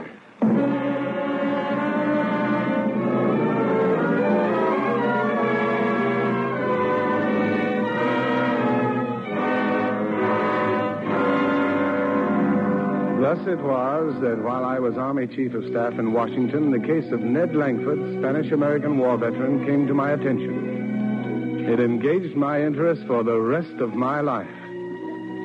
Hansen's disease, leprosy. With my own medical background and my military governorship of Cuba, I knew that even those who had devoted their lives to a study of Hansen's disease knew little of it. And to Ned Langford, the small information and the smaller hope that Dr. Thompson and I could give were almost worse than none at all. He left Dr. Thompson's office to walk alone. Hey, buddy, got a nickel for a cup of coffee? No, you don't want any money I've touched.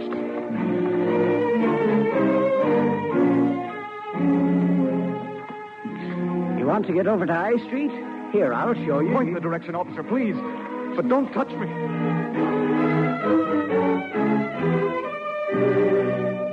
Hey, mister, look out. You'll get run over walking in the middle of the street like that. Yeah, all right. If I touch anyone on a crowded sidewalk, I may give it to him. I may have already given it to anyone I know or love.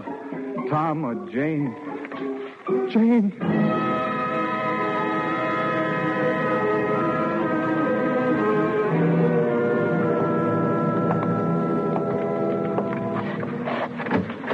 Jane. Ned, I've been waiting here at the hotel for so long. Where have you been? What are you doing here?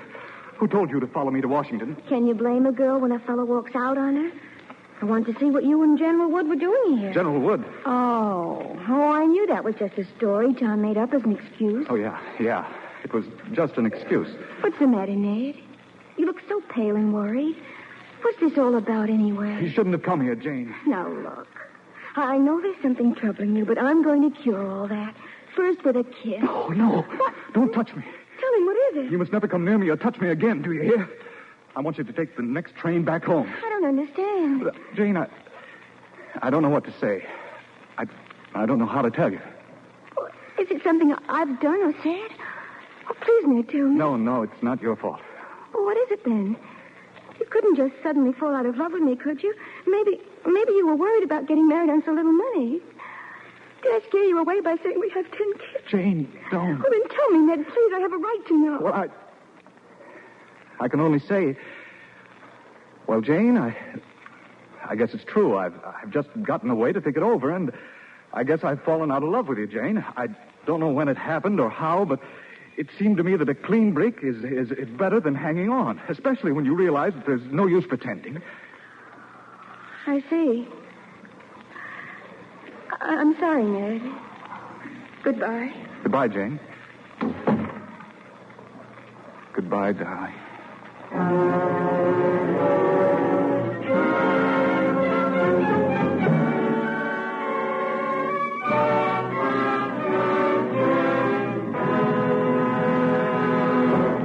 You are listening to Who Walk Alone, starring Louis Calhern as General Leonard Wood and MacDonald Carey as Ned Langford on the Cavalcade of America, sponsored by the DuPont Company, makers of better things for better living through chemistry.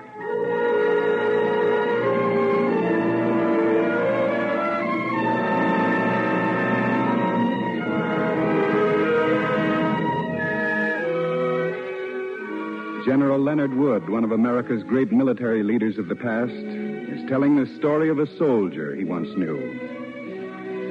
Ned Langford, a young veteran of the Spanish-American War, had come into the doctor's office in Washington with his life before him. A life that showed great promise. When he left, he was a man who walked alone. Alone with the knowledge that he was a victim of leprosy. I had him followed. He tried to lose himself in the crowds of the city, and because I felt him to be a man of conscience, I was afraid for him. So I went and followed him myself. In the midst of the rubble and discarded trash of the city's dump, Sure is hungry out tonight, Salvation. Fear not. The good Lord will take pity on the humble and heavily burdened and give them bread. Yeah, bread. Uh-oh. There's somebody coming right now. Might have the Gettysburg to buy it. Evening, Bo. Who are you? In the city dump, we don't ask personal questions like that, Bo. This is the jungle. Sit down. Have a cup of cold java with Salvation and me. It's dark. Where are you? The good Lord has provided me with a right comfortable, if somewhat crummy, baby carriage to set in. There's a pile of lumber there. Set. Thanks. Walked a long way. You got any money on you, Bo? You wouldn't want it. I wouldn't, huh? Just try me. I've got a disease. Don't touch anything I've touched. Come on, give me some. The Lord giveth, and the Lord taketh away. Yeah, Salvation's Stay right. away from me, I tell you. I got a gun. Hey, put that gun away. Why? Guns to be used when you find there's no place in the world left. Only the city dump, wherein is gathered the refuse of 100,000 human beings. A heap of broken baby carriages, rusty cans, cracked china. Rubbish. Here's where I belong, with the outcast trash. And here's where I'll die. Private Langford! Who's that? Who's there? General Wood. I was afraid you might try to take your own life, Ned. I came to find you as soon as they told me you were headed down here. You think your being here will prevent me from doing it? The only thing left to me? I hope to persuade you, son, that you do have a future. A future? If people knew the truth about me, they'd run from me, crying, unclean. I'm untouchable, human refuse. What future? Ned, my boy, I'm not going to lie to you. There's a lot we doctors have to find out about leprosy. It's only 40 years ago that a Norwegian named Hansen discovered the bacillus. So what? He discovered a disease, but no cure. They're using a new treatment in the Philippines. I'm not too sure what the results have been, but it's my understanding that there's much hope for it. My own opinion is that this disease is like any other, and it can be conquered. You think of yourself stricken with a rare illness. The facts are that it's found almost everywhere. The thing I can't understand is this awful fear of it. Were it 1/10 as communicable as most people believe, none of your buddies would have escaped it. An insane superstition has grown up around the name leper. What's the difference what the name is? What am I going to do? Go to Culion in the Philippines. There's a colony there for people with leprosy, and they need such men as you, Ned. Need me? Why? Only a man who has experienced the worst can help his brothers who suffer as he does. Ignorance and fear are your greatest enemies. I believe you can do a lot in the fight against them. Ned, if you'll go out to Culion and live there in the colony, you'll discover for yourself the way to help. The good book saith, he who loseth his life will find it. This man is right, Ned. You shall find your life again.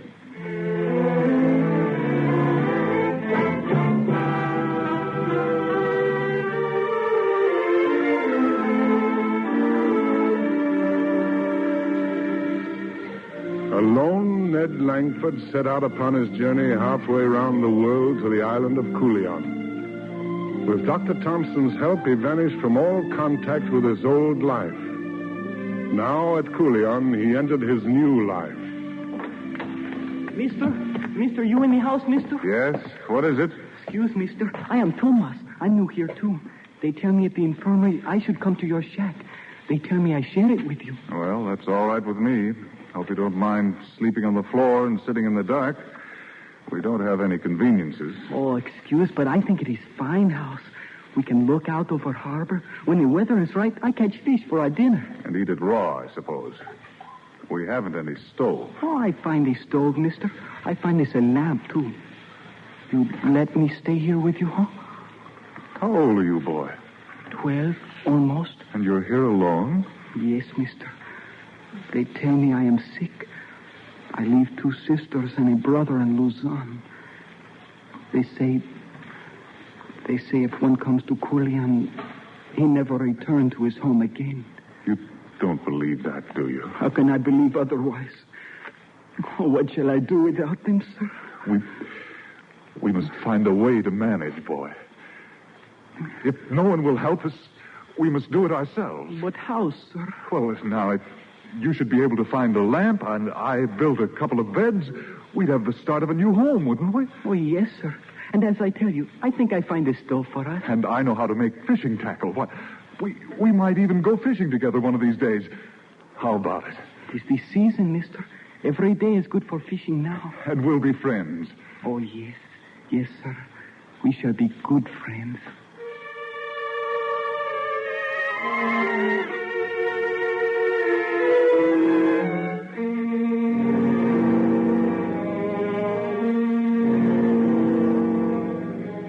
The young man, Ned, and the boy, Thomas, did make a home of the shack overlooking Culion Harbor.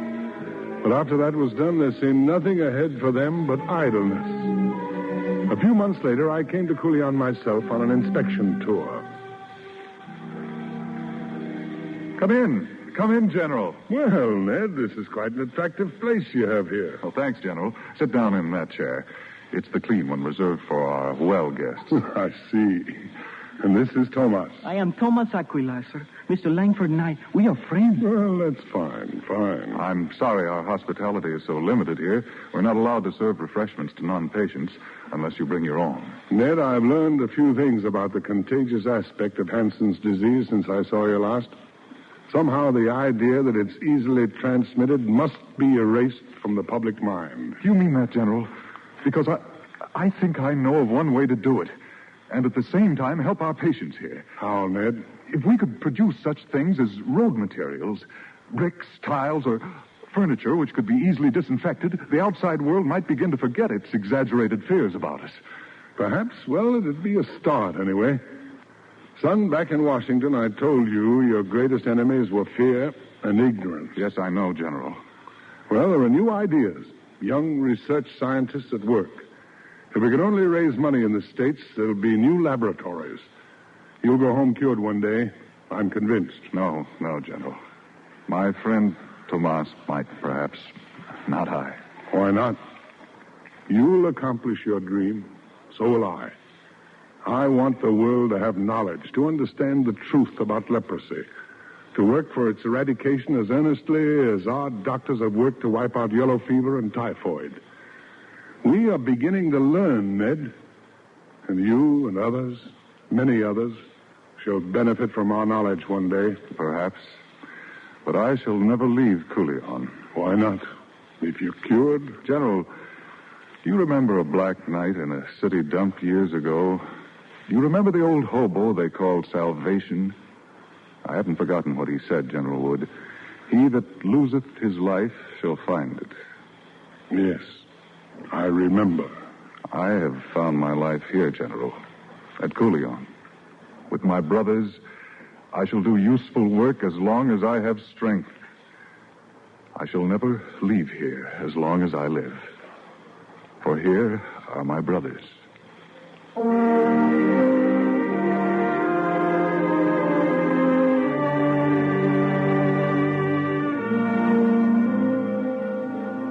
And Ned never left Culion.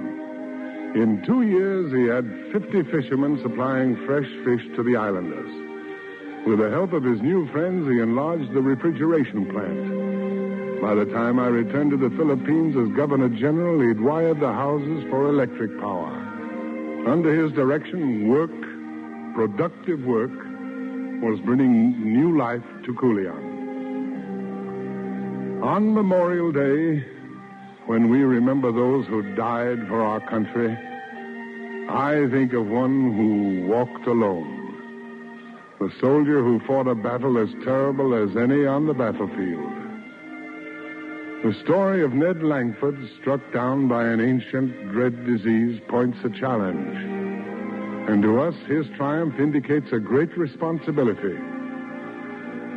It is strange, it has been said, that men should see sublime inspiration in the ruins of an old church and see none in the ruins of a man.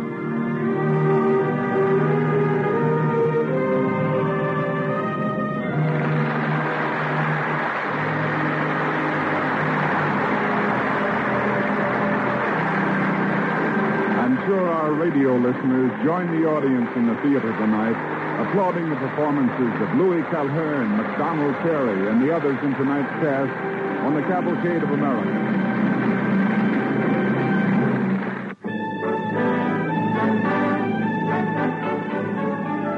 And now we present the president of the Leonard Wood Memorial, chairman of the United States delegation to the recent 5th International Congress of Leprosy in Havana, Cuba.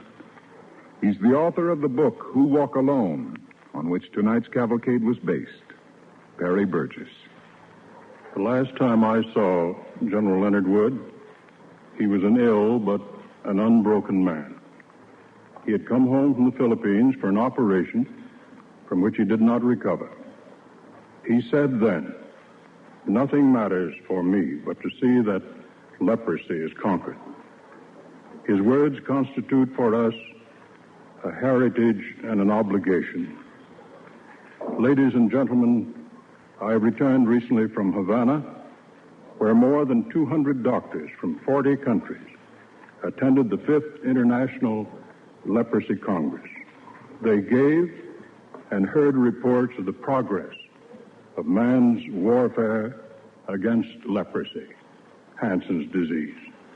And I may tell you emphatically that there is greater hope of victory today than at any time in the history of mankind. Thank you, and good night.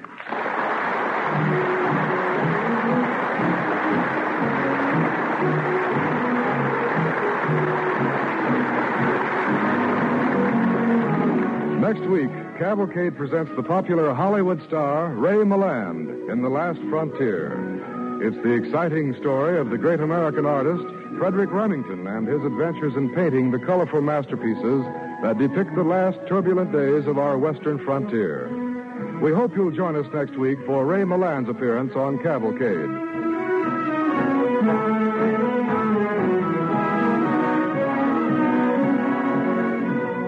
The script for tonight's DuPont Cavalcade was written by Virginia Radcliffe and Milton Wayne. Music was composed by Arden Cornwell and conducted by Donald Bryant.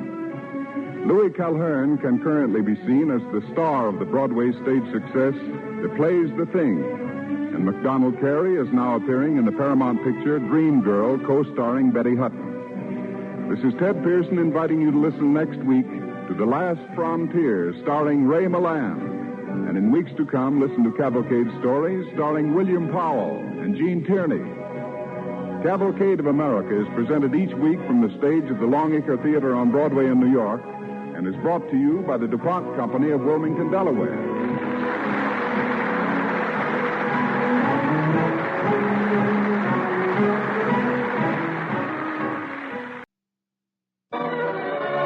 The DuPont Cavalcade of America, starring Ray Milland.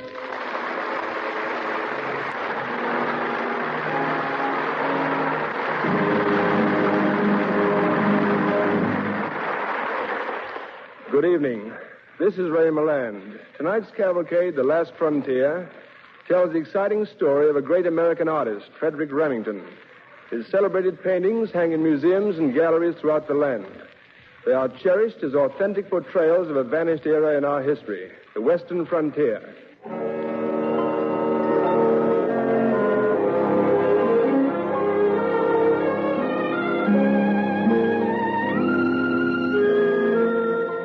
The Last Frontier, an original radio play starring Ray Milland as Frederick Remington on the DuPont Cavalcade of America.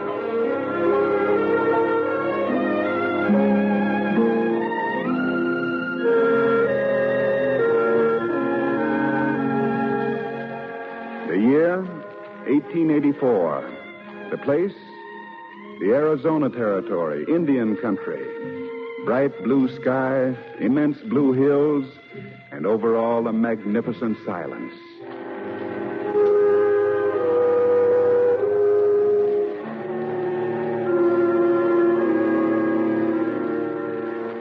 In a small clearing beside a huge boulder, an old man with white mustaches and a beard bends over a cook stove. As he reaches for the coffee pot, distant shots ring out. A man on horseback approaches. Hey, stranger.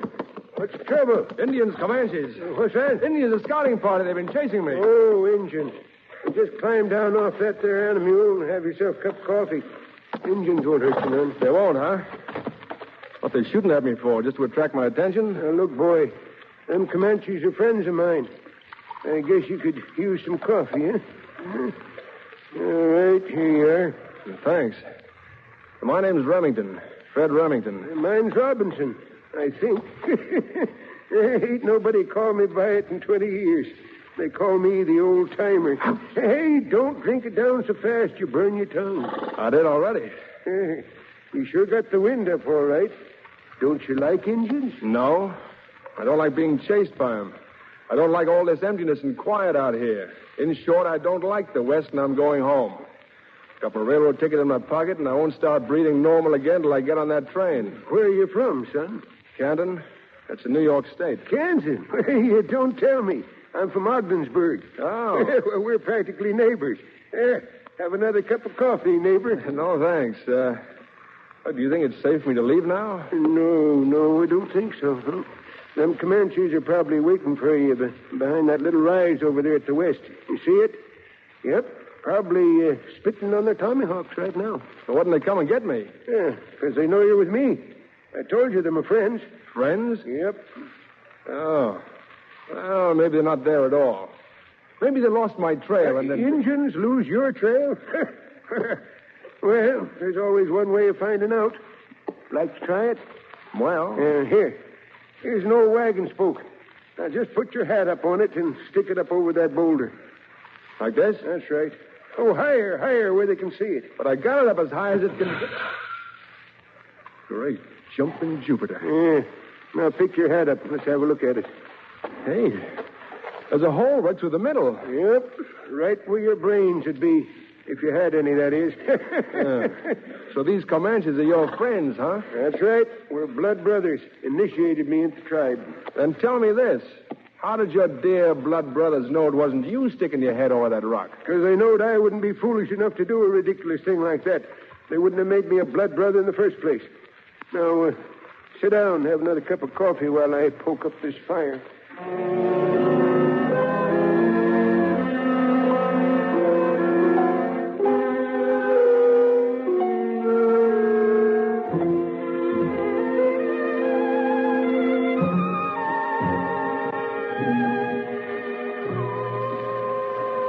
So, you went to this here Yale College, huh, Remington? What'd you learn there? Oh, how to play football. I also took a fine arts course. I'm an artist. Say, what's that unearthly howl? Coyotes. So you paint pictures, huh? Well, what I really am is an illustrator. You know, I illustrate stories for the magazines. Sounds like mighty interesting work. Oh, not particularly. You see, old-timer, what I'd really like to do is paint. Oh, well, maybe I will one of these days. You married, young fella? Oh, yes, got a great little wife. But what about you? How's it happening you're all by yourself out here, so far from civilization? That's it. Civilization. Trying to get away from it. Oh? How do you get along? What about money? Well, don't need much. Just enough to mend my harness and buy wagon grease. You know, son, I'm glad I'm an old man. I'm tickled silly I ain't got much more to live. I hate to see what's going on out here. Change. Nothing but change. Yes, sir. The wild days, the days of the free and easy West and the buffalo and the Indian with red war paint on his face, well, they're practically gone. Yeah, that means progress. You're not against progress, are you? It wouldn't do me no good if it was. All I know is I saw the living, breathing end of 3 American centuries of smoke and dust and sweat. The end of all that. Gone and gone without a sign or trace it was ever here. Yeah? Except in the history books. Yeah, books. You read them and you forget them. Just words. It's pictures. The living things a man beholds with his own eyes that stays with him. Yes, sir. And pretty soon there won't be anything left out here for future generations to behold. I guess you got something there, old-timer. I sure have. Say, what kind of pictures would you like to paint, young fellow? Ah, that's just it. There's nothing I've seen back home that really interests me. Well, then, stay out here, boy. I'll show you plenty. Then you can paint pictures of what you see. You'll be doing a darn sight more than all the history books that was ever printed. Yes, sir. You'll be preserving the memory of this country out here. This country of ours. The way she was in her original state. Saving it for future generations of Americans to see. Well, young fella, will you stay? Oh, no. No, I'm afraid not. Of course, I see your point. There are things to see out here you find no place else, but... Well, I've got my railroad tickets. Well, turn it in. Get your money back. And my wife's expecting me. Anyhow, I don't think I'd ever get to like it out here. And it's getting dark now. Guess I'll be on my way to the station. And thanks for everything. I hope I run into you again sometime. Yeah. Mr. Remington, I got a funny feeling you will.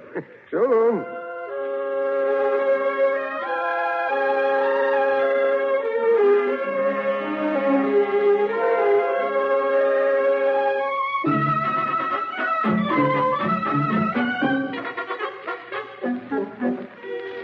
Fred. Oh, yes, dear. What's the matter, Fred? Don't you feel well? You worried about something? No, I feel fine, dear. And I'm not worried about a thing. The magazine liked your illustrations for that story, didn't they? Oh, sure, they liked them. You're a wonderful wife, and I feel just fine. Uh-oh. Why do you say uh-oh? Did I, dear? I didn't mean to. Well, if you've got someone to say to me, why don't you just say it? I've nothing to say, darling. When you're good and ready to talk, you'll talk. I found that out even before I married you. Mm-hmm. You know what's bothering me, Eva? It's these drawings, these illustrations. I'm sick of them. I'm sick of drawing men with whiskers and frock coats kissing women with bustles. I'd like to paint. To paint anything that comes into my head, anything at all. I'd like to... Why don't you, dear? Huh? What do you say? We can get along for a while on what we've saved. Why don't you forget about making a living and just paint? You could start tomorrow, Fred. You could go out in the woods and paint some mountain laurel or ferns. Eva, I am not interested in ferns. Well, darling, how about that big maple tree in the yard? Or a church steeple? I'm not interested in church steeples. Well, darling, there must be something. Eva, listen to me. I may be a little peculiar, but I simply cannot get excited about a maple tree. It just doesn't do things to me. I guess it's all this civilization we're living in. It's so tame. You know what's the matter with us, Eva? We were born too late. We're just in time to see the living, breathing end of 3 American centuries of smoke and dust and sweat. In a little while, it'll be gone without a sign or trace it was ever here. Now, where did I hear that before? I know. Where?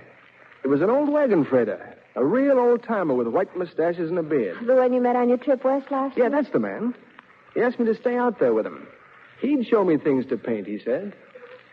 Paint what you see out here in the West. And you'll be doing a downside more than all the history books that was ever printed. That's what he said. You'll be preserving the memory of this country of ours, saving it for future generations of Americans to see. He sounds like he knows what he's talking about, Fred. Why don't you go? What? And leave my wife alone? Oh, I should say not. Oh, I won't mind it, dear, just this once, as long as you don't make a habit of it. Do you really mean that? Of course, Fred. Oh, darling. Look, I'll be back in 3 months. I swear I'll never leave you again. Come on upstairs and help me pack.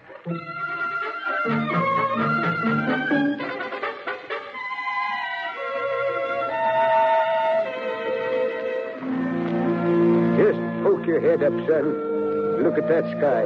I'm looking, old-timer. You know, it's the first time I've ever seen it. Pure cobalt. Just plain blue to me, but real pretty. Now look at that cayuse of yourn with its neck curved down. Nuzzling that pinto of mine. Pretty, ain't it? It sure is. Well, what are you waiting for? Get out your drawing paper and pencil.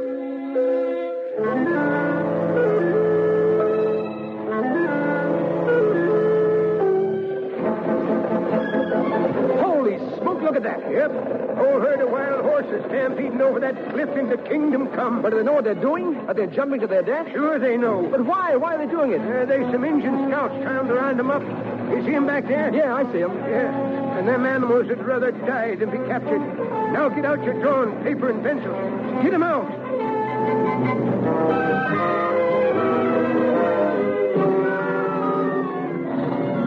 Well, son, I've showed you all there is to see around these parts. Yes, you sure have. Yep, you've lived with cowhands, cavalry troops, and half a dozen different Indian tribes. Now, you get on that cayuse of yourn, head about 150 miles along that trail. When you get to the first town, ask for Shorty. He's a friend of mine. He'll show you around down there. Oh, thanks, old timer. You've been a great big help. If it wasn't for you, Never mind that. Get going. Give my best regards to Shorty.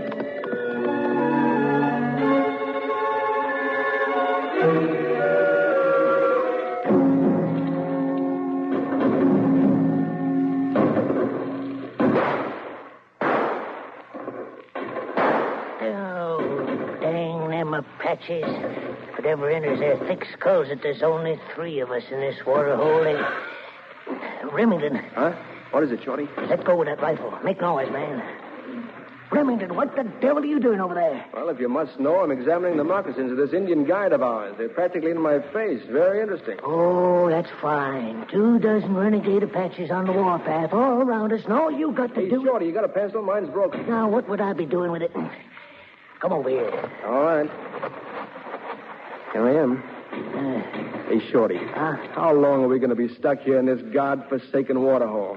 I don't know. I'll ask the Indian. Hey, one horse. One horse. Crawl over here. You want him one horse, Shorty? One horse. How long stay here? Plenty long. Wait for cavalry. Well, suppose they don't come. Maybe die. Well, in that case, one horse, maybe you'll sell me those moccasins you have on. You see, I've never seen exactly that type of beadwork before. Remington, you're And crazy. if it should happen that I get out of here alive and go back east, well, I'd like to have them. What for? Well, you see that lone Apache on his pony up there, silhouetted against the sun? You see him? See him.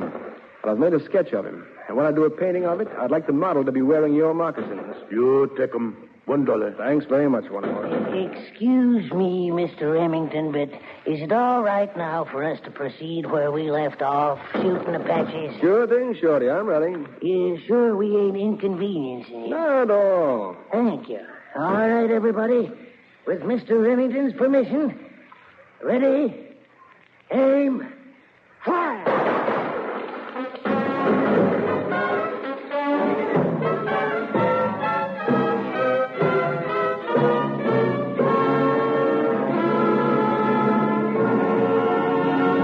You're listening to The Last Frontier, starring Ray Milland as the American artist Frederick Remington on the Cavalcade of America, sponsored by the DuPont Company, makers of better things for better living through chemistry.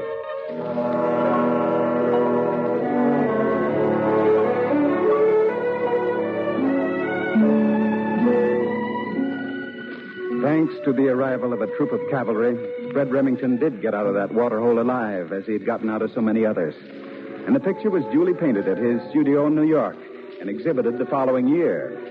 Of course, the art critics didn't all approve. One of them had this to say about it. I enjoyed Mr. Remington's little exhibition very much, all except the canvas of a lone Indian. I believe it was an Apache, silhouetted against the sun. This Indian wears a pair of moccasins, the like of which was never worn outside a theater. It's a pity that the artist never took the trouble to ascertain what a real Indian moccasin looks like. It quite ruined the afternoon for me.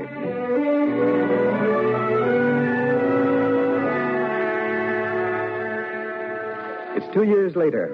Remington has just returned from another Western trip and is seated on the sofa in his New York studio talking to his wife. Oh, gosh, it's good to be home, Eva.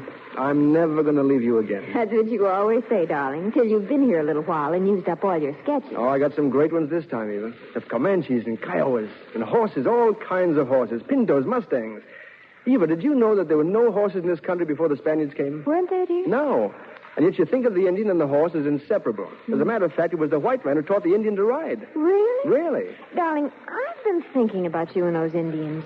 Why are they always being hunted down? Are they all bad? Eva, the Indian is no different than the white man. There are good ones and bad ones. When Indians put on the war paint and break law and order, you've got to punish them the same as you would any other outlaws. You understand? Yes. Did you see any of your old friends out there? The old-timer? The old-timer's dead, my dear. He died about a month ago. Oh, were you there? Yes, I was there. Did you know, Eva, if it's possible to welcome death, the old-timer did.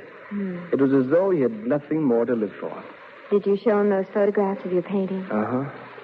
His eyes kind of lit up. He reached out with his hand and patted me on the knee. Then he turned his face to the wall and went to sleep.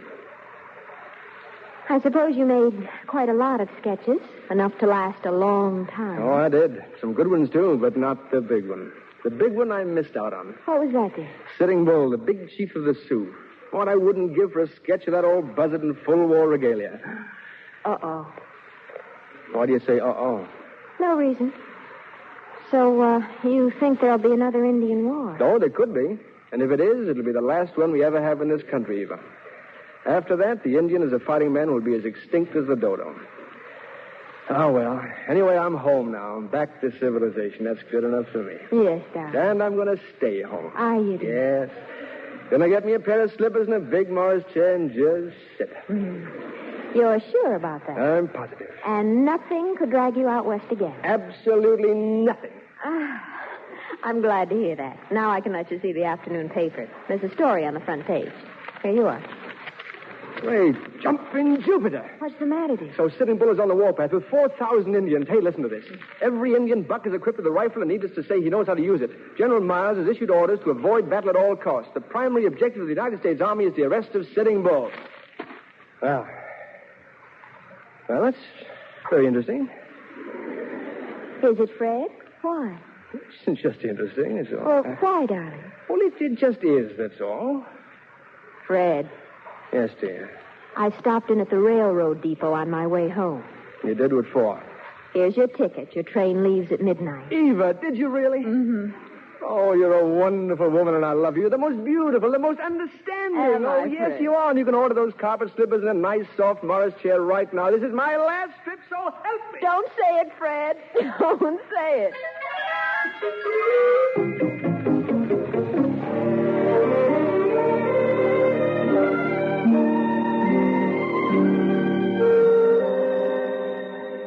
Hello there. You down there, not an Royal.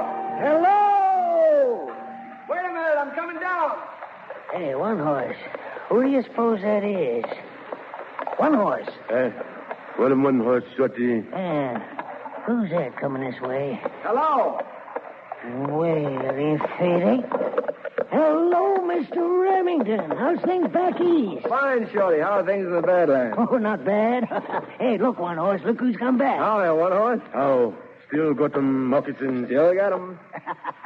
How long you been out here, Fred? Well, I just arrived this morning. Say, wait a minute. That's a fancy saddle you got there. Hold still a minute while I sketch it. I had an idea we'd be seeing you, what with Sitting Bull, busting things wide open this way. Him bad Injun. Kill everybody. No good. Shorty, I'm going to make some sketches of that old devil if it's the last thing I do. I'm afraid you won't, Fred.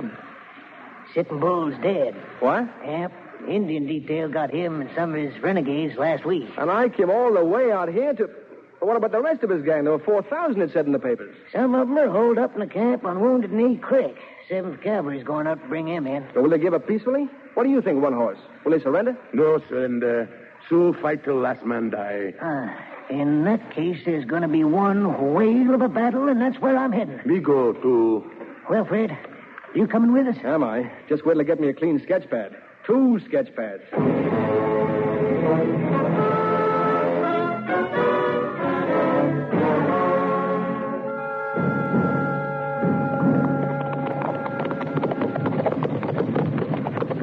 What's the matter, Remington? You cold? You know what that lieutenant just told me, Shorty? Huh? It's 20 below zero. My fingers are so numb I can't hold up a pencil. That's a good one. Come all the way out here to draw pictures and you can't hold a pencil. There they are, at the top of the hill in that big encampment. Governor!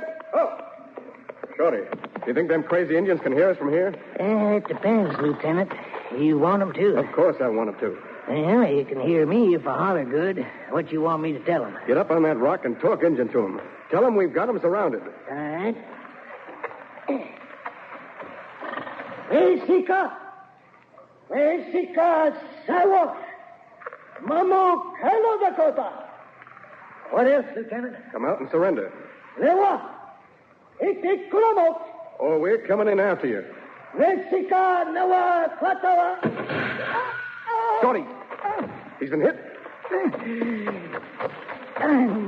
I should have had more sense. Take it easy, Shorty. Take it easy. Don't talk. Yeah, I will so talk. Should have had more sense than to stand up on a rock like that for Injuns to shoot at. Serves me right. Where'd they hit you, Shorty? Right here. On my shoulder. All right, men, we're going to charge that hill. We're going to wipe out every last one of these renegades. You coming with us, Remington? No, Lieutenant. I'll stay behind with Shorty. All right, then. Buglers, sound the charge.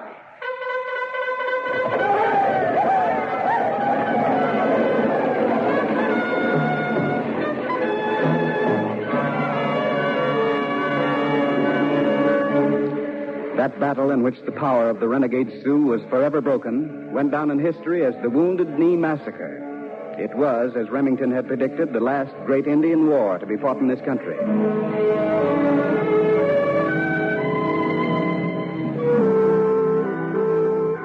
It's a few years later, 1898 to be exact. The Remingtons are together again in the studio of their home in New York City. Well, Fred, just think. Your paintings and bronzes are in museums all over the country. You recorded The Last Frontier just as the old-timer suggested. Oh, darling, I'm so proud of you. Are you, dear? Well, I'm home for good now, and you're not going to be lonesome anymore. Well, that's a relief. But are you sure, darling? Yes, I am, because there's no place left to go anymore. The West has changed, Eva. All the old romance and adventure have been beaten down in the rush of civilization. The cowboy has been turned into a tame hired man who herds cattle. There are mighty few Indians left. Eva, you can stop worrying right now. I'll answer it. Hello. Hello? Who? Oh, hello, Mr. What? What? The battleship Maine has been blown up in Havana Harbor? And what? And you want me to... Eva, what do you think? You want me to leave immediately for Havana as war correspondent and illustrator? Eva, did you hear? I heard, darling. I'm just going upstairs to pack your bag.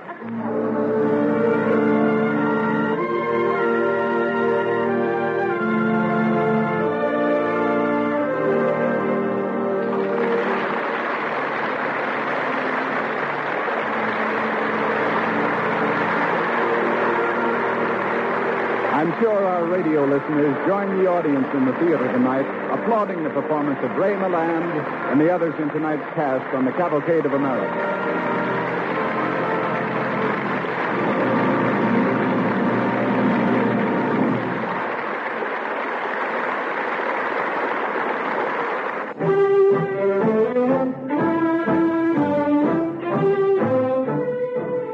Next week, the DuPont Cavalcade presents another distinguished Hollywood star, William Powell, in an original radio play, Chautauqua Fable. It's a heartwarming story of the old-time Chautauqua, when families gathered under its tent for entertainment and culture.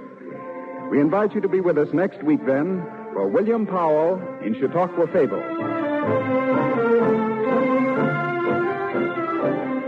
Tonight's DuPont Cavalcade, The Last Frontier, was written by Arthur Arendt and was based on the new book, Frederick Remington, Artist of the Old West, by Harold McCracken. The subject was originally suggested to Cavalcade by Joseph McCarroll of San Francisco, a well-known collector of the works of Remington. The music was composed by Arden Cornwell and conducted by Donald Bryant. Ray Milland will soon be seen as the star of the Paramount picture, So Evil My Love. The DuPont Company is proud to have shared with Dr. C.R. Daly of Paramount Studios a Joint Academy Award for research and development of the lentification process, a method of increasing the speed of photographic film. In tonight's Cavalcade with Ray Milland, you heard Shirley Mitchell as Eva, Cameron Prudhomme as the old-timer, Bob Dryden as Shorty, Juano Hernandez as One Horse, and Ralph Nelson as the art critic. This is Ted Pearson again inviting you to listen next week to Chautauqua Fable, starring William Powell. Cavalcade of America is presented each week from the stage of the Longacre Theater on Broadway in New York and is brought to you by the DuPont Company of Wilmington, Delaware.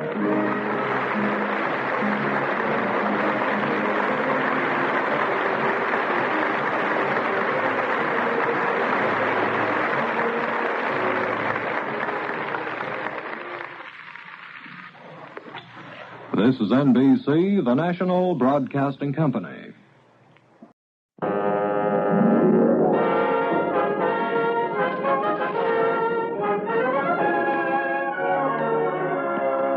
The DuPont Cavalcade of America, starring William Powell.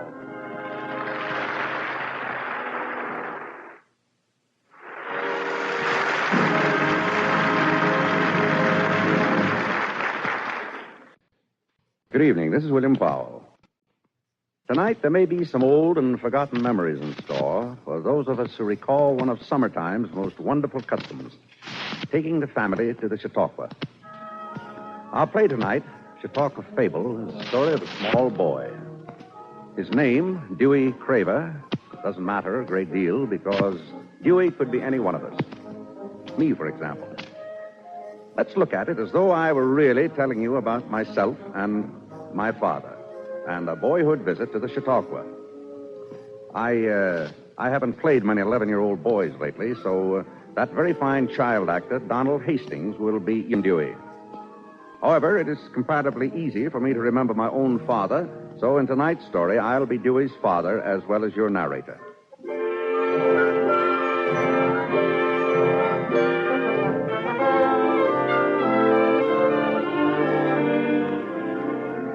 Chautauqua Fable, an original radio play starring William Powell as the narrator and as the father of the boy, Dewey Craver, on the DuPont Cavalcade of America.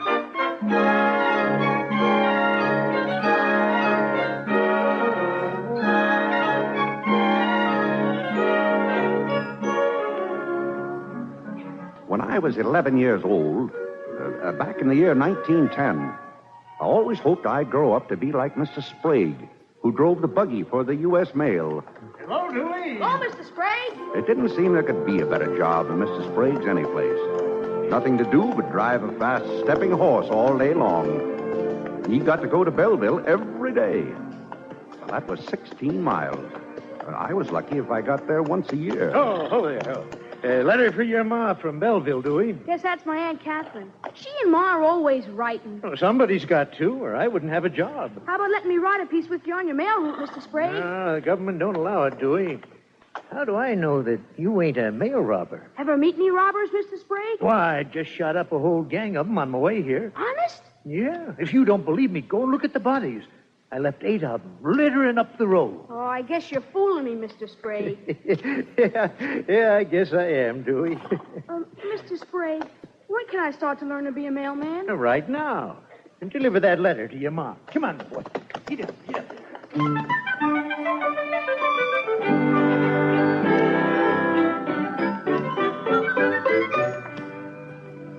I loved my mother very much.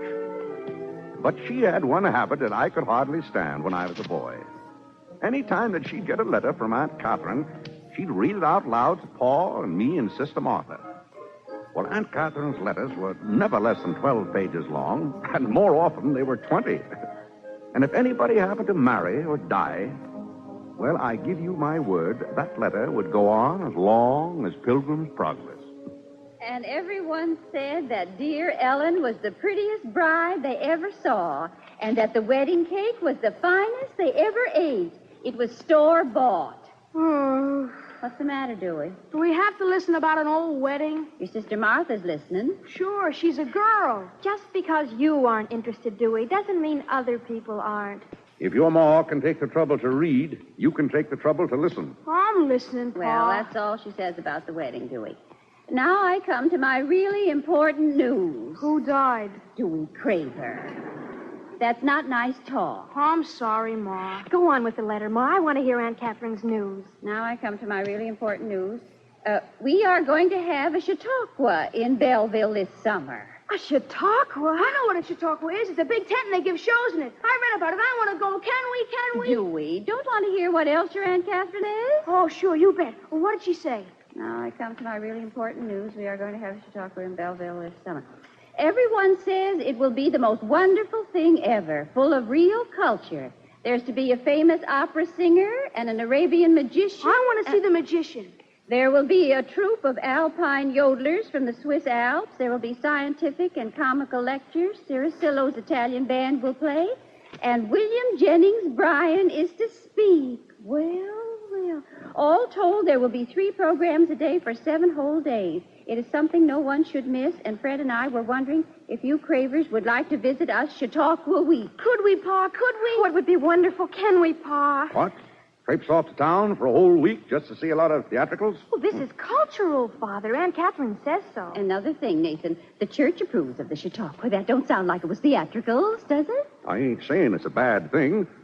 Only we got a farm to look after. Grandpa and the hired hand can take your chores for the few days you're away. You know that. What about the cost? Oh, it won't cost us nothing at my sister's. What about all them singers and talkers? You got to pay to see them. Well, Catherine says here that season tickets for all 21 programs cost $2.50. There's 4 of us. That'd be $10. Oh, that's too much for farmers. Oh, we don't have to have 4. We could get 2 and take turns using them. That's what Catherine and Fred are doing. Still $5. It's a lot of money. Well, we owe it to the children, Nathan. And we owe it to ourselves, too. We get to forgetting how there's other things in the world but just growing things. You voted 3 times for Mr. Bryant for president, didn't you? He's a great man. Wouldn't you like to hear Mr. Bryant talk? Yes. Yes, I would. Well, then, let's go to the Chautauqua, Nathan. Well, seeing it's educational... Thanks, Pa. We're going to the Chautauqua. We're going to the Chautauqua. We're going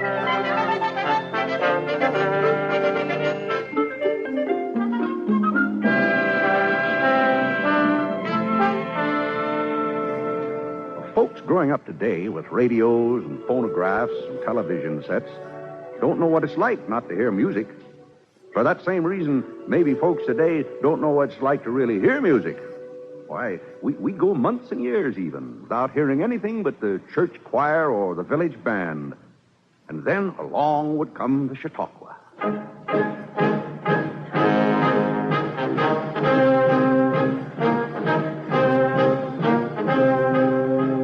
And take my word for it, we really heard that music. Why, it was like rain after a long drought. And when Ciricello stood up there in his red and gold uniform, swinging his stick, making his men play, I knew right off that I wasn't going to be any mailman when I grew up.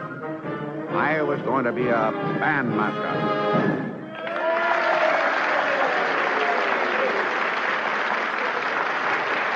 Do you like it? You like it, Dewey? Sure do, Ma. Did you know I studied music when I was a girl? Did you, Ma? Mm-hmm. My teacher thought my voice was real good, too. She wanted me to keep studying. Why didn't you, Ma? Oh, well, you can't on a farm, especially with no piano. Why didn't Pa ever buy us a piano? Oh, he would have if he could have, Dewey. Your pa's real generous. You saw how he let you have his season ticket for the concert tonight. As long as Pa gets to hear Mr. William Jennings Bryan, I don't think he cares about anything else. That ain't true, Dewey. Your pa likes music fine. Only you're young and it's educational. You should hear it now. And now, ladies and gentlemen, I have the honor of introducing the famous opera star, Madame Caranini. The next program we go to, can I give the season ticket to the man while he punches him? She's going to sing, Dewey, in French.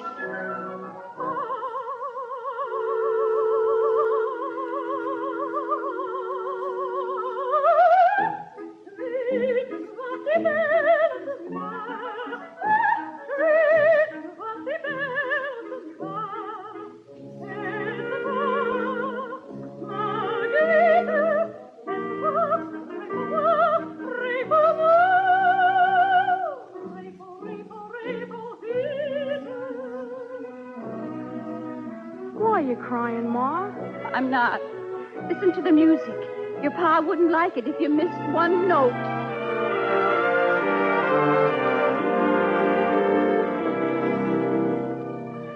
Well, Madame Caranini was a great artist, and I'm very glad I heard her sing. But she couldn't hold a penny candle to the performer Pa and I saw in the big Chautauqua tent the next afternoon.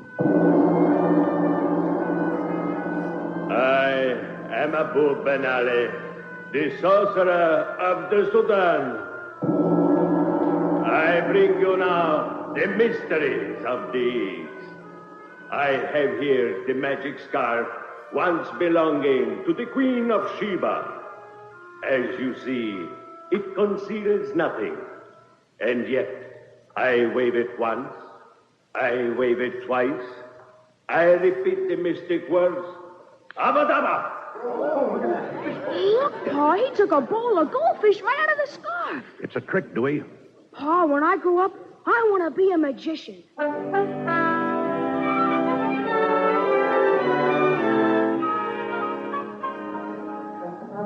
next night, there was a scientific lecture. And after Abu bin Ali's wonderful Eastern mysteries, the lecture didn't sound very exciting. This was one time when none of us were particularly anxious to use the tickets, although we knew that two of us had to. Paul wouldn't stand for any part of the tickets being wasted. Well, we sat in Uncle Fred's kitchen, deciding who was to go. Well, if it's scientific, it's educational, and education's for young folks. So Martha and Dewey should go. Oh, I've already seen one program today. Wouldn't you like to take Dewey, Pa? Can't. Oh. Your Uncle Fred's introducing me to a man who shook Brian's hand once. I want to shake the hand of any man who's done that. Well, who's going to use the tickets for Mr. Bryant's here, Pa? Well, your father's going to use one, naturally. Well, I know that. Mr. Bryant's such a great man that we all should hear him. Today, I tried to buy 2 extra single seats for his speech. Oh, Pa. No luck. Everything's sold out. Oh, and they say he's just wonderful, too. I bet he ain't as wonderful as Abu Ben Ali. I wouldn't say that till you hear him Saturday if I was you, Dewey. Am I going to hear him speak, Pa? Well, your ma and I talked it out, Dewey. We decided that you're going to the speech with me. Because you're a man. Or will be one of these days. And when you are, you'll have to vote. So you need to know all you can about Mr. Bryant and men like him, so you'll vote right and proper. Well, I'll do the best I can, Pa. Well, good. And now you and Martha go on to the science lecture. Getting on to starting time. But science isn't for ladies, Pa. Well, of course it is. Then why can't we vote? Well, well, that's not the same thing at all. Well, go on now before you miss part of it. Here's the tickets. Be careful of them. Remember, you be careful of them. All right. Thanks, Pa. Come on, Dewey. Well, maybe it'll be interesting. Bye. Goodbye. Bye. What is this lecture tonight, Nathan? Oh, it's a demonstration of something called moving pictures, whatever they are.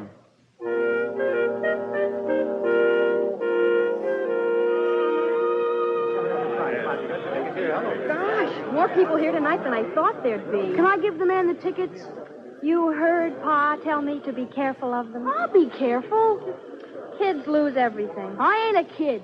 Oh, no? Just tonight, Pa said I was a man. He never said that about you. I should hope not. Oh, you know what I mean. I'm growing up, Pa thinks. Gosh, if I'm old enough to hear William Jennings Bryan, I'm old enough not to lose some tickets. If I let you take them, will you stop talking, Dewey? Oh, thanks, Martha. Just give them to the man and he'll punch them. I know what to do. All right, just make sure he punches them in the right place. Let me alone, will you, Martha? I know what to do. All right. I'll wait over here. Hey, Sonny. Tickets, please. Are you the ticket man? That's right, Sonny. Let's see your tickets. What about that man at the door? Oh, I'm helping him out today. Punch him right there. We don't punch your tickets anymore. We take them in. But these are season tickets. We need him to hear Mr. Bryan and everything. Oh, you'll get them back. When you come out of the lecture tonight, they're given back to you. Why not right now? Well, my boy, I'll tell you, you're not the kind of a person who would do this, but quite a few people slip their tickets out under the tent and friends use them again. Ain't it awful how dishonest people are getting? Well, here are the tickets, mister. I'll get them from you after the lecture. Yeah, don't worry. I'll keep an eye out for you. Joe, you want to come along here now? Tickets here. Well, we can go in now, Martha. Ticket? I settled everything. May I see your tickets, please? Huh? Oh, I gave them to a man outside. Season tickets. Oh, well, I'm afraid you've made a mistake. All tickets are punched here. Oh, he didn't punch him. He took them. What? Oh, well, you have made a mistake, Sonny. Season tickets aren't collected till the final program. Well, he said it was a new regulation, that he was helping you out. I'm afraid you've been hornswoggled out of 2 perfectly good tickets. And whoever it was, he wasn't our ticket taker. Oh, Dewey. Well, can't you find the man who got him, mister? Well, he'll be gone by this time. It's a dodge they work if you're not careful. Dewey. Now Pa won't be able to hear Mr. Bryan. Oh, Dewey, what'll Pa say to you? I'm wondering what I'll say to Pa.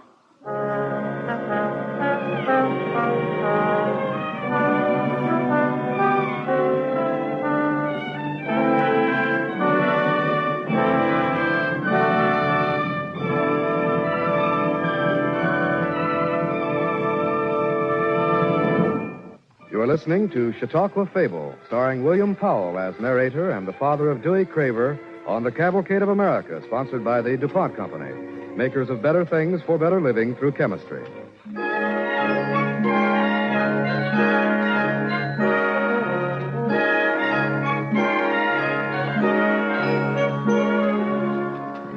Dewey Craver is telling the story of the visit his family made to Belleville, Chautauqua back in 1910 when Dewey was a boy of 11.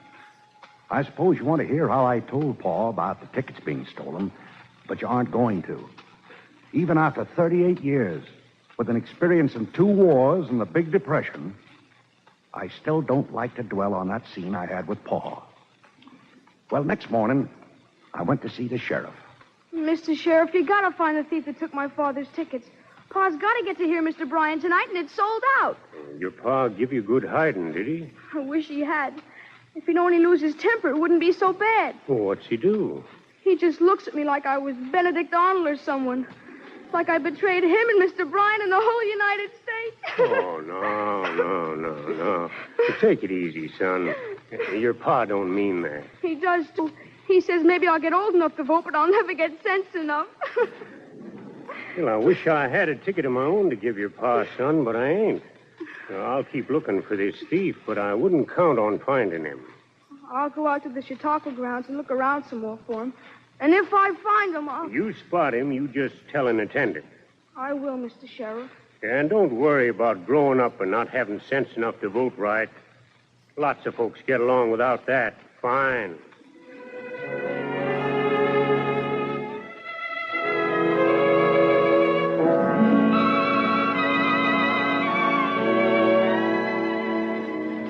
So I went back to the Chautauqua grounds and looked everybody over. It was hopeless. Why, it was worse than looking for a needle in a haystack. Finally, I got really discouraged and wandered down to the lake by myself. If I was to drown, I bet they'd miss me. Oh, I'd be sorry then. But he still wouldn't hear Mr. Bryant. Boy! I looked up to see a man talking to me way off the other side of the lake. Hello there, boy. I say talking because he was. Talking to me from clear across the lake, as easy as you and I talk in a parlor. He had the carryingest voice I ever heard. Why, I had to shout myself red-faced to answer him. You want me, mister? Louder, boy. Can't hear you. I say, do you want me, mister? Don't shout, boy. Project. If necessary, I can be heard 3 city blocks. And I never raise my voice. Are you a swimmer? I can swim some. Then come over here. A buried cattle is an abomination. The wind blew my head off in the lake, and I'm a lost man without it.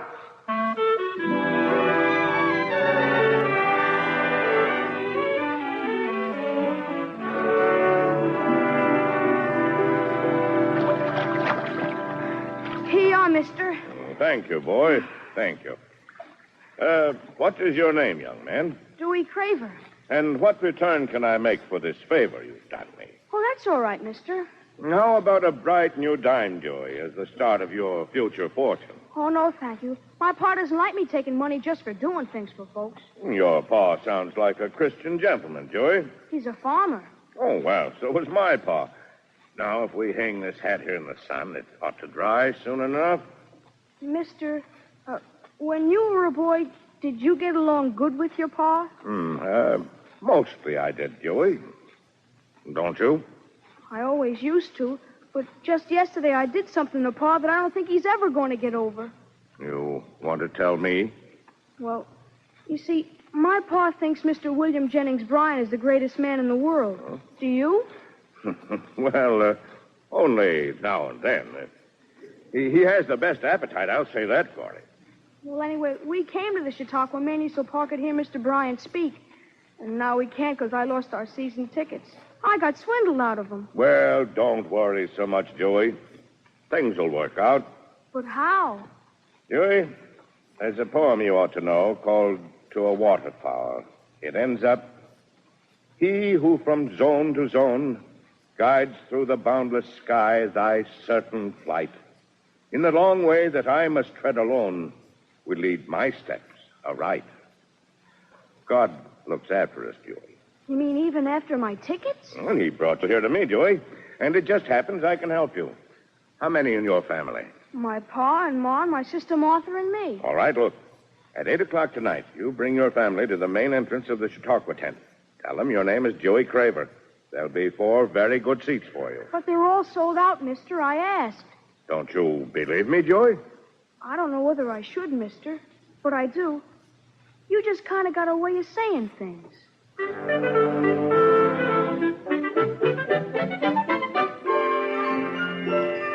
So I went home all happy and told Pa, thinking everything would be fine with us again.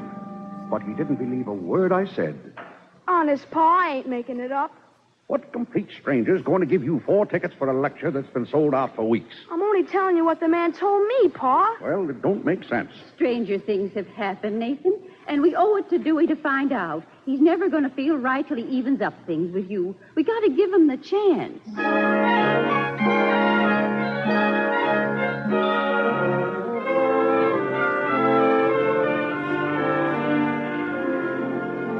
I don't think I ever loved my mother more than I did at that moment.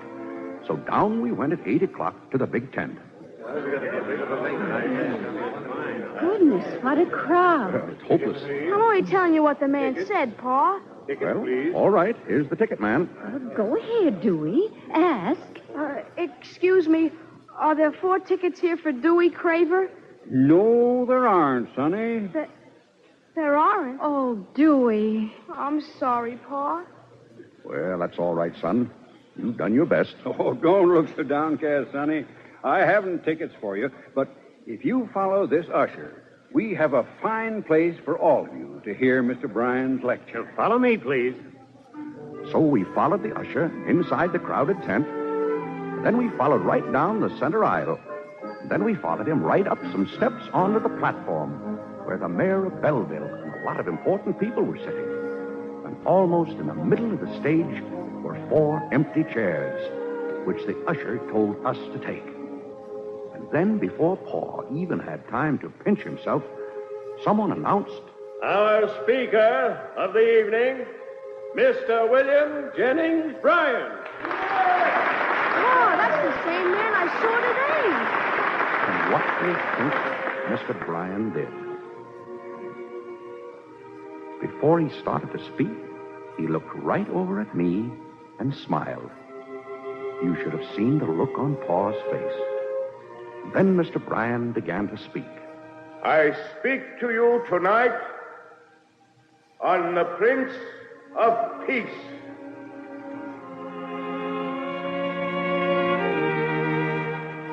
And by the time he reached the end of his speech, Before thy mystic altar, heavenly truth, I kneel in manhood as I knelt in youth.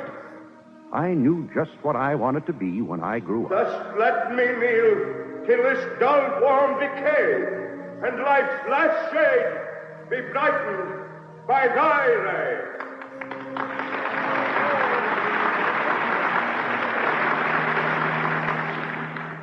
Pa, I want to be a great man like William Jennings Bryan. I never got to be a great man, though. I didn't even get to be mailman or bandmaster or a magician. I'm a farmer, same as Pa was.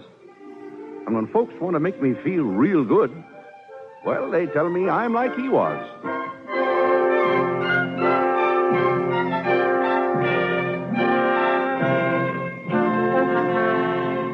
I'm sure our radio listeners join the audience in the theater tonight applauding the performance of William Powell and the others in tonight's cast on the Cavalcade of America.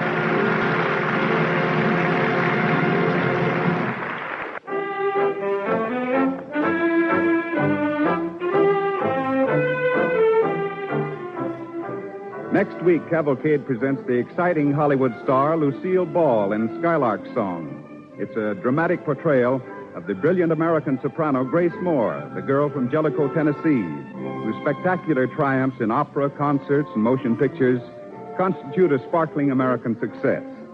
We invite you to join us.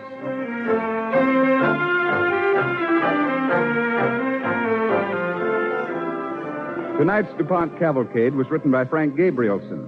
Music was composed by Arden Cornwell and conducted by Donald Bryant. William Powell appeared by arrangement with Metro-Goldwyn-Mayer, producers of Irving Berlin's Technicolor musical, Easter Parade, starring Judy Garland and Fred Astaire. Featured in tonight's Cavalcade with William Powell was Donald Hastings as Dewey Craver, the boy, Agnes Young as the mother, and Rosemary Rice as Martha. This is Ted Pearson inviting you to listen next week to Skylark Song starring Lucille Ball. Cavalcade of America is presented each week from the stage of the Longacre Theater on Broadway in New York and is brought to you by the DuPont Company of Wilmington, Delaware.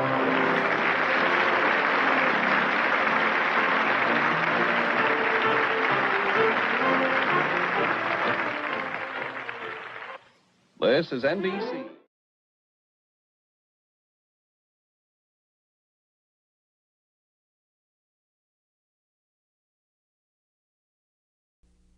The DuPont Cavalcade of America, starring Lucille Ball.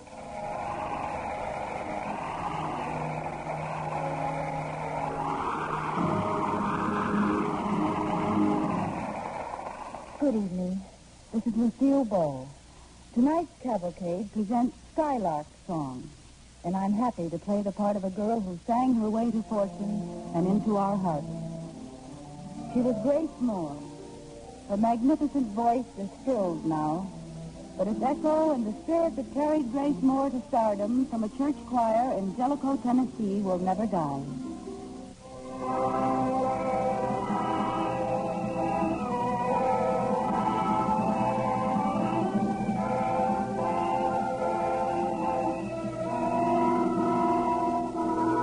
Skylark Song, an original radio play by Virginia Radcliffe, starring Lucille Ball as Grace Moore on the DuPont Cavalcade of America.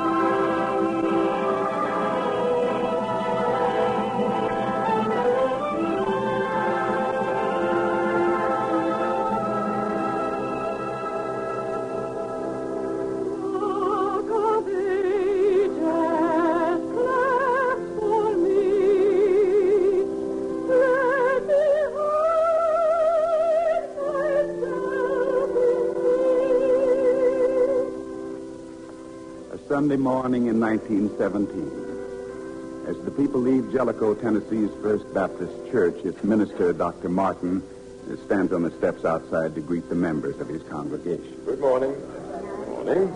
Good morning, Mrs. Morgan. So glad to see you. Good morning, Dr. Martin. Lovely day, Mr. Moore. Yes, it is. A fine sermon, too. Your daughter here sounded right well in that solo with the choir, didn't you think? Oh, really, Dr. Martin? Did I really do all right? You're improving. Yes, I notice a fine warmth, a sincerity that pleases me greatly. I call it heart in the voice. Honest? Well, then maybe you'll believe me, Dad, if Dr. Martin thinks I've got a teeny bit of talent. As a matter of fact, I'm going to bring your name up before the next meeting of the deacons regarding your appointment as regular soldier. Oh, dear me. Well, aren't you going to say thank you, Grace? I'll do better than that. I'm going to prove he's right about me by getting to be a regular soloist well, I might as well say it right out. The Metropolitan Opera. What in the world are you talking about? She gets these crazy ideas, Dr. Martin. Well, I think your ambition to be an opera singer is very laudable, Grace. No, sir. I won't hear of you setting foot on a theatrical stage. Oh, Daddy, please. Well, my dear, you don't realize the study it would take, the money for lessons, the heartbreak. Dr. Martin, you were talking in your sermon this morning about the birds taking their first hesitating little flight out of the nest. The faith that helps them fly. Why, yes, I was. Well, it started me thinking. You know, a lark just opens his mouth and lets the music pour out. He doesn't wait for a chance to be heard. Anybody can hear him sing who wants to listen. Well, I feel like that. If God gave me a talent, I want to develop it. I want to use it. Well, Please, Daddy, please let me go away to music school. I'll work hard. I'll find out if I've really got a voice.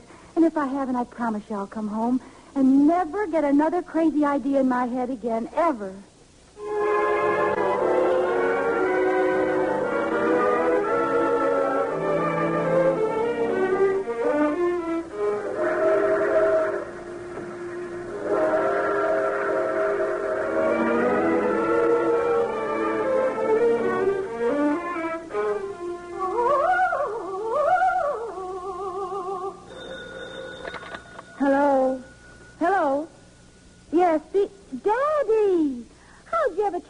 down at this little old female hotel. I didn't think anybody'd think of looking for me here. I wasn't getting anywhere at that school, Daddy, but I did find out I have a voice, so I'm going to get a job in New York. Yes, of course, on the stage. Well, I've been to several agents already. Mr. Dillingham took my name. Isn't it wonderful? What? Oh, I'm not going to disgrace the family. I only want to earn enough money to pay for my voice lessons. What's that, Daddy? Oh, Shakespeare. I'm on my own unless I accept only parts in Shakespeare? I see. Yes, Daddy. Yes, Daddy, I promise you. I'll go to see David Belasco first thing in the morning and ask him to let me play Juliet. Bye, Daddy. Oh, shucks, I don't want to be in Shakespeare.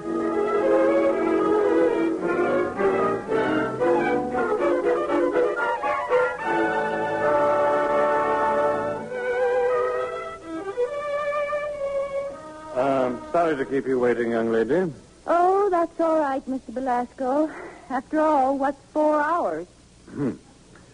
Well, I'll try to make it up to you. Now, don't be nervous. Just give me a scene from Romeo and Juliet.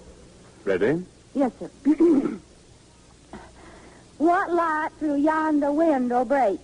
It is the east, and Juliet is the sun. Arise, fair sun, and kill Wait. all... That's Romeo's speech. Well, shut my mouth, so it is. You see, when we did it back at Jellicoe High, I played Romeo at the last minute because the boy who was supposed to do it, well, his voice cracked. You mean you're not a professional? You come here, waste the precious time of David Belasco. Why, Please, Mr. Belasco, I don't want to act. I just want to be a singer, but my father thinks being on the stage is a disgrace to the family unless I play Shakespearean parts. Well, now I can say I tried Shakespeare, can't I? Yes, you can. Oh, please don't be angry. Young lady, I like your spirit. I like your ambition. Thank you. You know, Charles Gounod wrote an opera called Romeo and Juliet. Oh? If you work hard to become a good singer, who knows?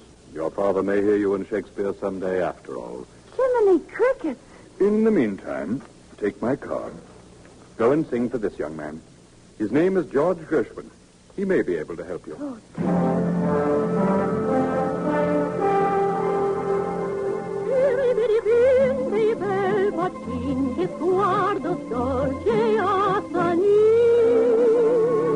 Sorry, honey, you can sing all right, but we're all booked up. Oh, dear, I just have to find a job so I can pay for my voice lessons.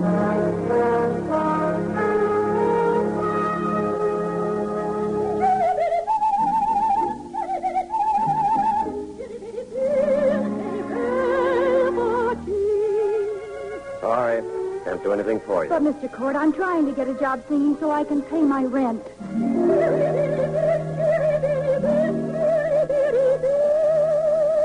The voice may be okay, Goily, but lift the skirt. I beg your pardon. I sing with my vocal cords, not my knees.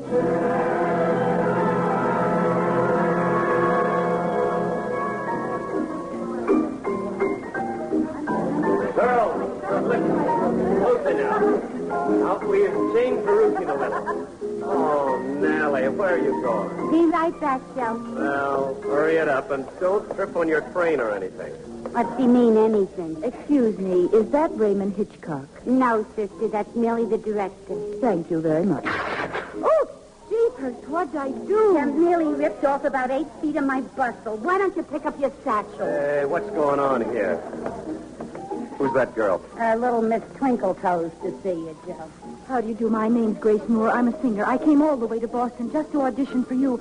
I've got to get a job. I've just got to. Sorry, we've engaged our singers, miss. Joe, in case you haven't heard, your ingenue broke her leg again this morning, figuratively speaking, and we had to shoot her. Oh, no. Not again. I was thinking maybe Goldilocks here could close up the gap so she recovers. All right. Somebody, so we can take a listen to this gal. Oh, thank you ever so much. Okay, honey. Good luck. And thank you, miss. Your name's Nellie, and don't mention it. Just keep at least 6 feet away from my train after this is all.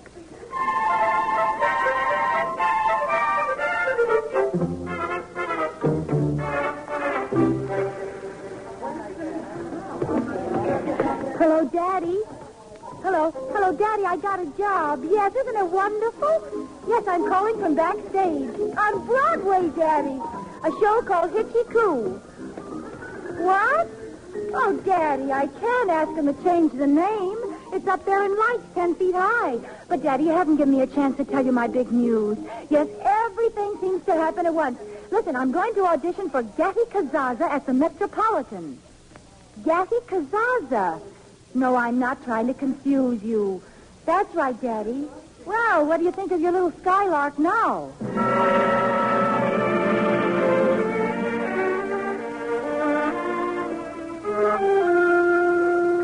If Mr. Gatty doesn't call me out there soon, I think I'll blow my top.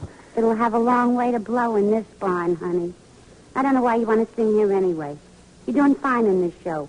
And your neck don't get stiff from standing in a draft. Oh, I know you think I'm a little touched.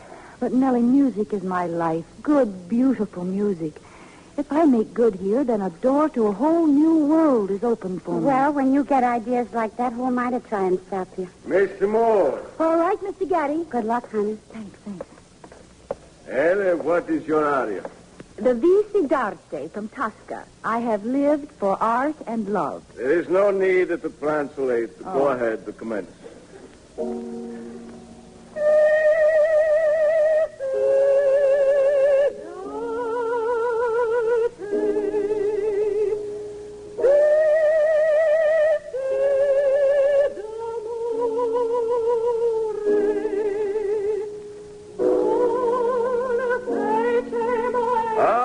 Miss Moore, thank you very much. Good afternoon. But, Mr. Gatty, aren't you going to say anything else? I mean... I'm sorry, Miss Moore, but we have several other auditions scheduled.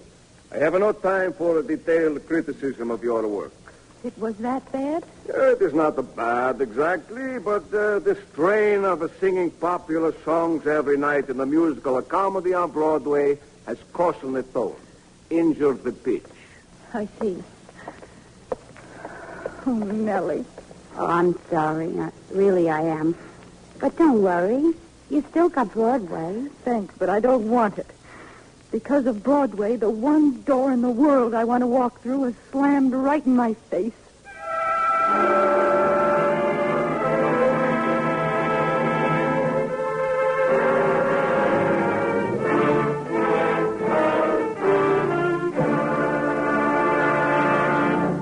You are listening to Skylark Song, starring Lucille Ball as Grace Moore on the Cavalcade of America, sponsored by the DuPont Company, makers of better things for better living through chemistry.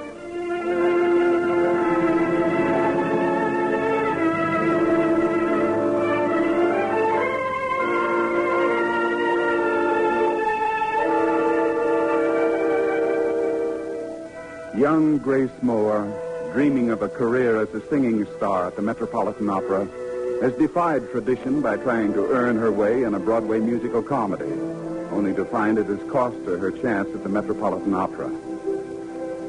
Now she sits alone in the gypsy cafe she often came to in the days when her dream of the Met was still shining before her. Young lady, what's the matter? I saw you sitting here at the table with your head under your wing. Are you ill? I'm all right. Go away. Wait, I know you. You're the youngster who sings in the Raymond Hitchcock show. Grace Moore, isn't it? Used to sing. I'm leaving as of today, Mr. Wilson. Alexander Wilson. I know, the critics. Well, I've had enough criticism for one day. Please go away. I can't think what a girl of your spirit's doing here moping alone in the gypsy tea room. Well, what are you doing here, telling fortunes? Oh, come. Enough of this fishwifely bickering. I'm feeling extraordinarily humane today. Now, tell me, what's wrong? Well, I auditioned at the Met this afternoon. I flopped. Oh. Well, haven't you anything clever to say about that? No. I'm merely thinking that perhaps you set your sights too high. You seem to be doing rather well in musical comedy. Mr. Wolcott, there's nothing wrong with Broadway shows. I have nothing against musical comedy. But I made a promise to my father and to myself. I'm either a skylark or a mud hen. For me, there's nothing in between. You are in a bad way talking like that. Perhaps you ought to let the gypsy read your palm. Oh, madam, whatever your name is, come over here. Yes, sir. She's wonderful. She always predicts an ocean trip and a tall, dark man. The standard $2 fortune. Your palm, mademoiselle, a reading of the future, perhaps? Okay, I'll try the large economy size. Pull up a chair, Carmen. Thank you. Now, the left hand, please. Ah, you are very fortunate young lady. You travel very much, by ocean, and you meet the tall, slim, handsome stranger. And she emphatically does not mean me. Look, Carmen, can't you tell me something that's on the level? What it's going to be like not having the Met to look forward to anymore? You are a pretty young American girl. What is your name? Grace Moore. I tell you, in this cafe it is, what you say, the hangout for the musical artists. I hear them talking. I know. You must go to Europe and make the big success there. Change your name. Something like, Graziella Morina. Graziella Morina. Gracie, it's a natural. No, Mr. Walcott, the only way I'll ever change my name is when I marry that tall, dark man. But I could go to Europe. I've earned a little money. I could study music in France, and then I might get another chance. Jiminy crickets, it's worth a try. You see, just as I always predict, the ocean voyage.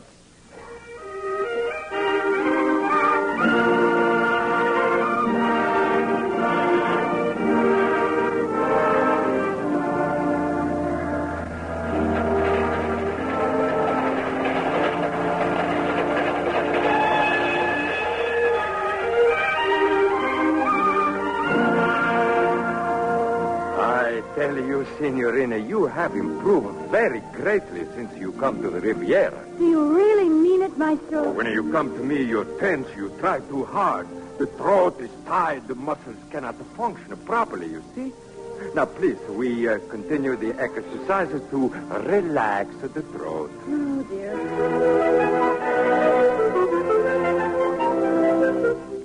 1, 2, 3, 4. No. Breathe from the diaphragm, not from the chest.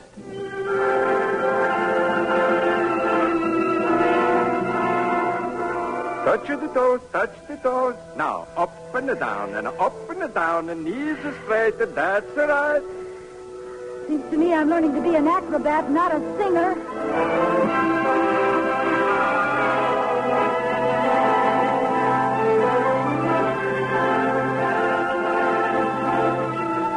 Now we try the vocal exercise again. Oh, not again. Aren't we ever going to let me sing at least one little song, Maestro? In a year, perhaps one little song. In a year?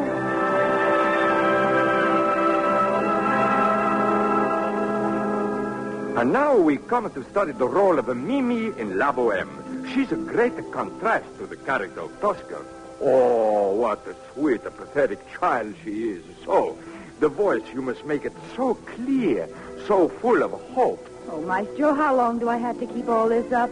Will I ever be ready for another audition? No. You must not be impatient. Impatient? I've done everything but stand on my head for these past 2 years, studying, practicing, without one word of encouragement. You have been very faithful. And now, I tell you, Signor Gatti is coming to Europe next month, and I arranged the audition for you. Oh, Maestro, that's all the encouragement I need. Now, what was it you were saying about Mimi?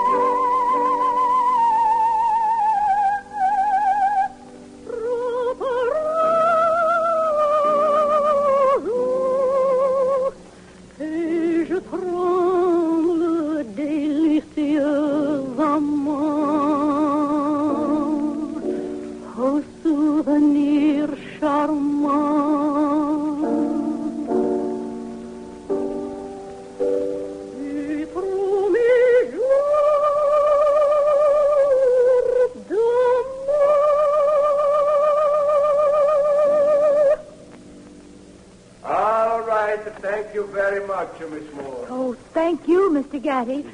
Signorina. Oh, Mister, how does it sound? To me, Signorina, it sounds as if you were a great diva of the Metropolitan Opera. But, Gaddy, he was frowning so all during my song. Well, he's smiling now. Oh, here he comes, and I think he's got a contract in his hand.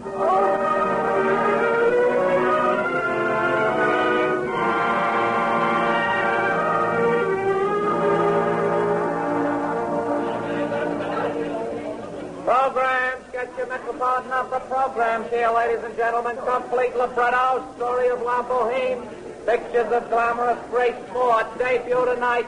Programs for the opera. Do you want a program, Mother? Oh, yes, Dad. Get 2 or 3 so we can send copies back home. I'm sure Dr. Martin would enjoy showing it around with his class. Here, I'll take 3 of those. Hurry, Dad. Hurry. Hey, Opera song. Hope you enjoy the opera. I will. I'm her father. Oh, now, Dad, you shouldn't tell people. Why not? I'm so proud of her, I'd like to shout it to the rooftop.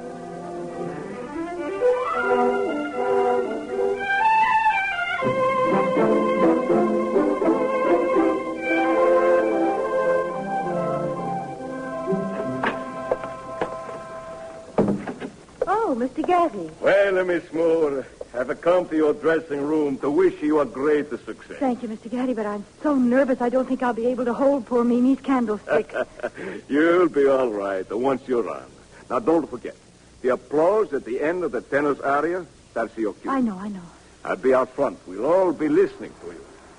There's your cue now. Go, and good luck. Thank you.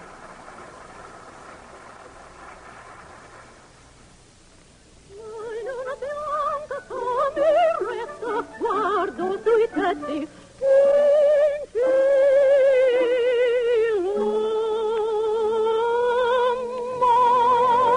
quando viene lo sceno il primo sole mio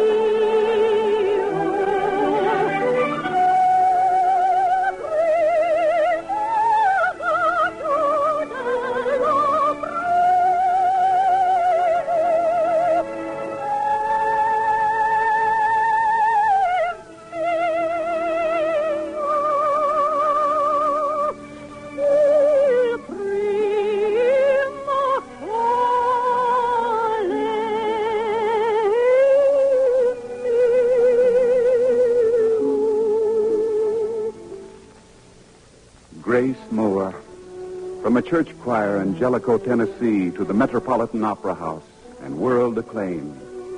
A voice heard and loved across continents and seas. In Milan at La Scala, and in Great Falls, Montana at the Liberty. In London at Covent Garden, and in Muncie, Indiana at the Hoosier. The Diamond Horseshoe, the Hollywood Bowl. In war, a voice that sang to the troops, its heart meaning home, and in peace, bringing hope to the weary and homeless in other lands. Till one day on a flight to the north, a voice that was still. But there is the memory, the echo of glorious song that was the heart of Grace Moore.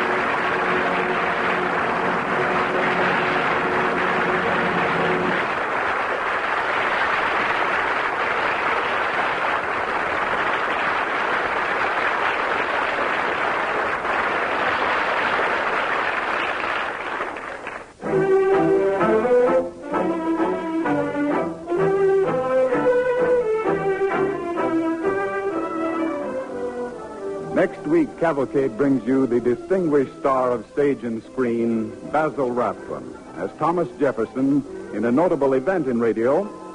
For the first time on the air, Paul Green's great festival play, The Common Glory. Cavalcade is happy to present its adaptation of The Common Glory. During the same week, it commences its second summer season in Williamsburg, Virginia. Be sure to join us.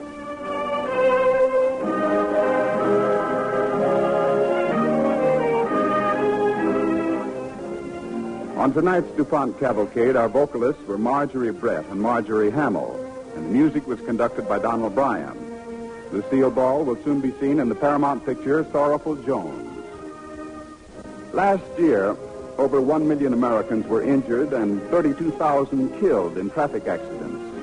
Now, this appalling fact is due to carelessness.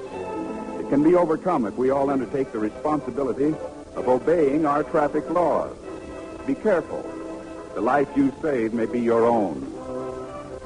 This is Ted Pearson inviting you to listen next week to The Common Glory starring Basil Rathbun. Cavalcade of America is presented each week from the stage of the Longacre Theater on Broadway in New York and is brought to you by the DuPont Company of Wilmington.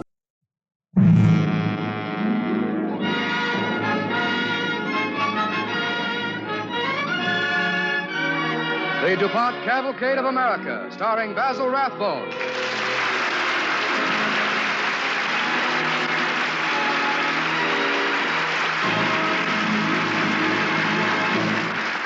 Good evening. This is Basil Rathbun. Starting this Friday, spectators from all parts of the United States will again be gathering in a beautiful hillside amphitheater near Williamsburg, Virginia, to see the festival drama The Common Glory by Paul Green. Because this colorful spectacle is becoming an annual event, the DuPont Company is proud to bring you tonight a cavalcade play based on The Common Glory. Now, before we begin, here is Bill Hamilton of the DuPont Company. Good evening. Many of you have no doubt seen the paint on shutters or trim of a house fade in a few months or badly discolor from mildew. But that does not need to happen. Dulux Trim and Trellis Enamel was developed by DuPont Chemical Research to resist fading and mildew. Because it holds its color for years, DuPont Dulux Trim and Trellis Enamel adds a touch of enduring beauty to your home as another of the DuPont Company's better things for better living through chemistry.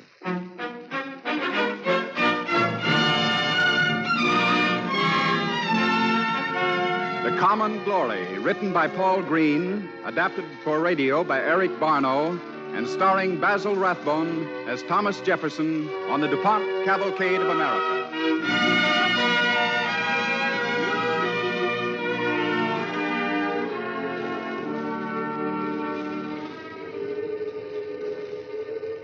There's a wind on this hillside, a soft wind blowing through the Virginia evening.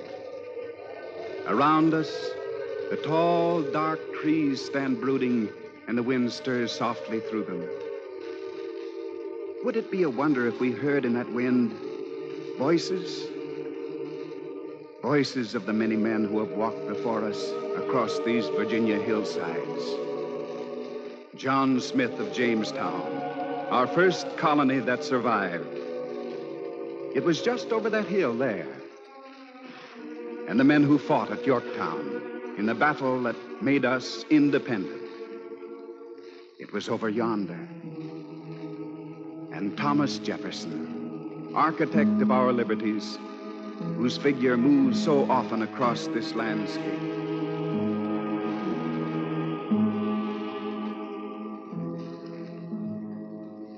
Yes, I am here. I am here, too. Here in this corner of Virginia, birthplace of our freedom. Here at Williamsburg, I studied as a young man reading philosophy, and I played my violin and danced the cotillion at the Royal Governor's Palace, and lived the life of the young. But then came the gathering storm, the crisis with England. I was embarked now on law and politics. I was a married man with a home at Monticello, there to the west. But I had to leave all that and go north to the Continental Congress, to Philadelphia. I remember how I sat there in a rented room in a bricklayer's house, drafting a document in the broiling summer weather. I remember... Fred Taylor, Come in. Thanks, Mr. Jefferson. I came for the letters. Fine, good. Our supplies are loaded, and I start back for Virginia at dawn. Good. Here are the letters. Cherish them with your life. Yes, Mr. Jefferson. And Fred, as soon as you get back to Williamsburg, see that this one is hurried off to my wife at Monticello. I will, sir. The last I heard from her was weeks ago. I'm afraid for her health. She's not well. Forgive me, sir, but you need a rest yourself. For days you've been doing nothing but writing. Oh, how can I rest? This document is due in Congress on Monday, and I can't get it right. What you read to me last night sounded wonderful. This part about property still troubles me. Life, liberty, and property. Dr. Franklin and the others will be here to discuss it any minute. It's not right yet. Well, property is important. I know, because I never had it. That's just the point. My father died a hireling on a plantation. His life an empty pursuit of happiness he never found. Pursuit of happiness? Huh. That's an apt phrase, Fred. And that's how I die, too, if I stayed in my job. And that's why I'm going to leave it as soon as I return to Virginia and give everything I can to this cause. Good work, Fred. You see, sir, I feel something new is stirring, in which all men will have a chance and not be strangled by ideas of class that don't belong here. Fred, it's men like you I have in mind as I write this declaration. Have you told my cousin Gordon you're leaving his employ? Not yet, sir. How is he, by the way?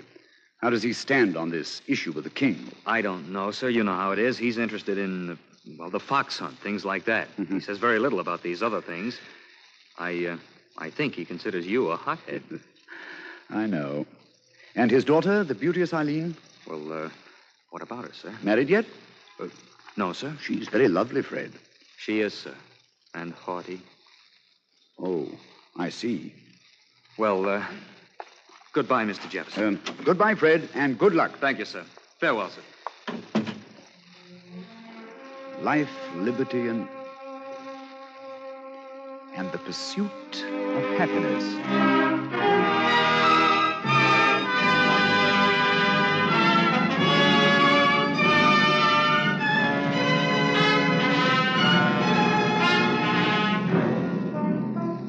Eileen? Fred Taylor. So you're back from Philadelphia. Yes, I bought all the supplies your father wanted. I've just settled the accounts with him and said goodbye. Goodbye? And now I'm saying goodbye to you. I came out in the garden to look for you. What are you talking about? You're not leaving again. I'm really leaving this time. But that's impossible. Is it? Why, we need you here. You've always been here. What's Father going to do without an overseer? What about the harvest? I'm marching north with the militia. Oh, that's mad, Fred. Yes, that's what your father said. You've been listening to Cousin Jefferson in Philadelphia. I did see him there. Oh, Fred, don't be a fool. There's not going to be any war. Why, this rebellion will blow over by autumn. For the convenience of your social season? Why do you talk like that, Fred? Well, perhaps there's some bitterness in me. As I came out to the garden here looking for you, I couldn't help remembering how we grew up together. And ran together in those fields, always together. And then we grew apart, and there was a wall between us. Fred, is that my fault? I remember how you went to England to be received at court. Well, do you blame me for all this? No, but I'm joining the militia. I see. Goodbye, Eileen. Fred? Someday I'll be back. I feel that someday you'll need me, and I'll be there. Come here, Eileen. Fred, don't. Come here. Fred. For years, I've been wanting to do that. I love you, Eileen. Don't say that. Goodbye, Eileen. Goodbye.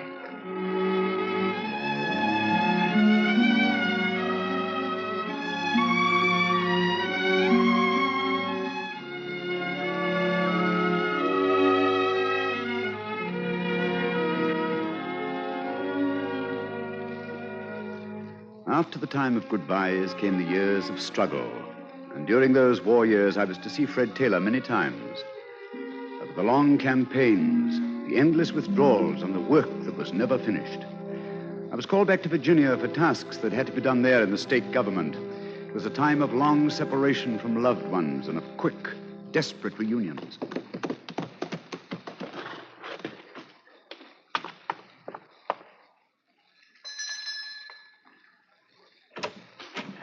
Mr. Jeff. Matthew. Thank heaven you was home, sir. I came as soon as I heard. How's my wife? Better this evening, sir. She's sitting in there by the fire. Help me with my coat, will you, Matthew? Yes, sir. Will you be staying here at Monticello now, Mr. Jefferson? Oh, through Christmas anyway, and after that, as long as I can. I'm glad, sir. Tom. Patty. Oh, Patty, darling. Tom. Patty, my dearest, how are you? Better, I think. Now I know I feel better.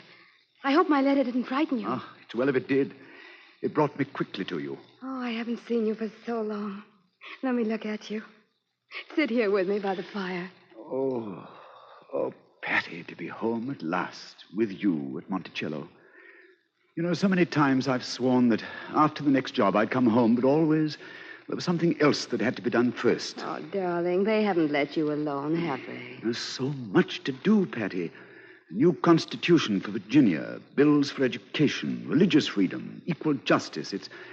It's now we must frame these laws. Delay would be fatal. But must you do all this work, Tom? Can't they ever let you rest? Oh, Oh, even now I can see your hand moving nervously as though busy with a pen. You're tired, aren't you? Yes. But now I'm going to stay here as long as I can. How long will that be? Mr. Jefferson. Yes, Matthew? There's a gentleman to see you, sir. How does anyone know I'm here? Well, I think he's from Williamsburg, sir. Name is Mr. Burton. Burton? From the House of Delegates? Oh, Tom, whatever they want of you now, don't do it. You must stay here now at home. Show him in, Matthew. Yes. Oh, Tom. Don't worry, Patty, don't worry. Nothing on earth can drag me away from here now. Just tell them it's a military command from your wife. Come in, sir. Thank you.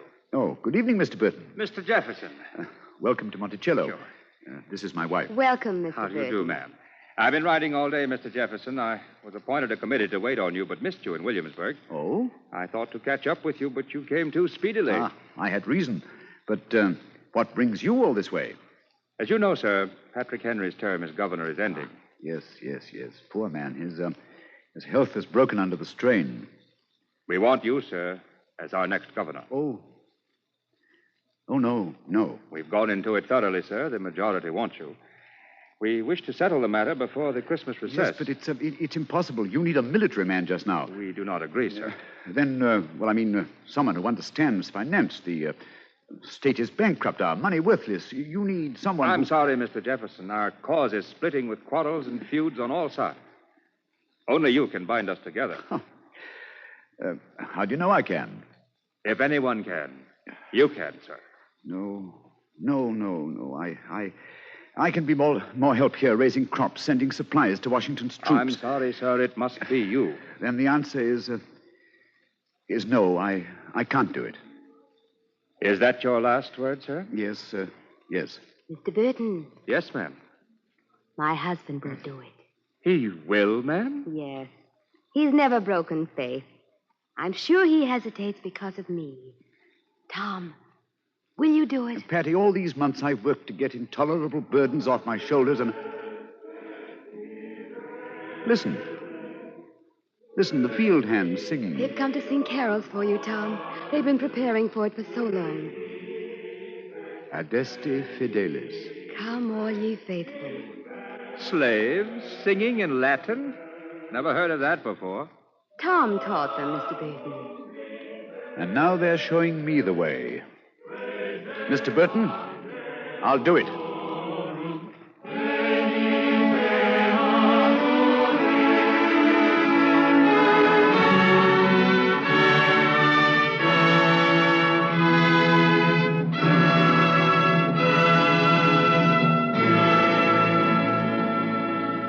You are listening to Basil Rathbone as Thomas Jefferson in The Common Glory, Paul Green's festival drama of our nation's early struggle to be free, brought to you by the DuPont Company, makers of better things for better living through chemistry.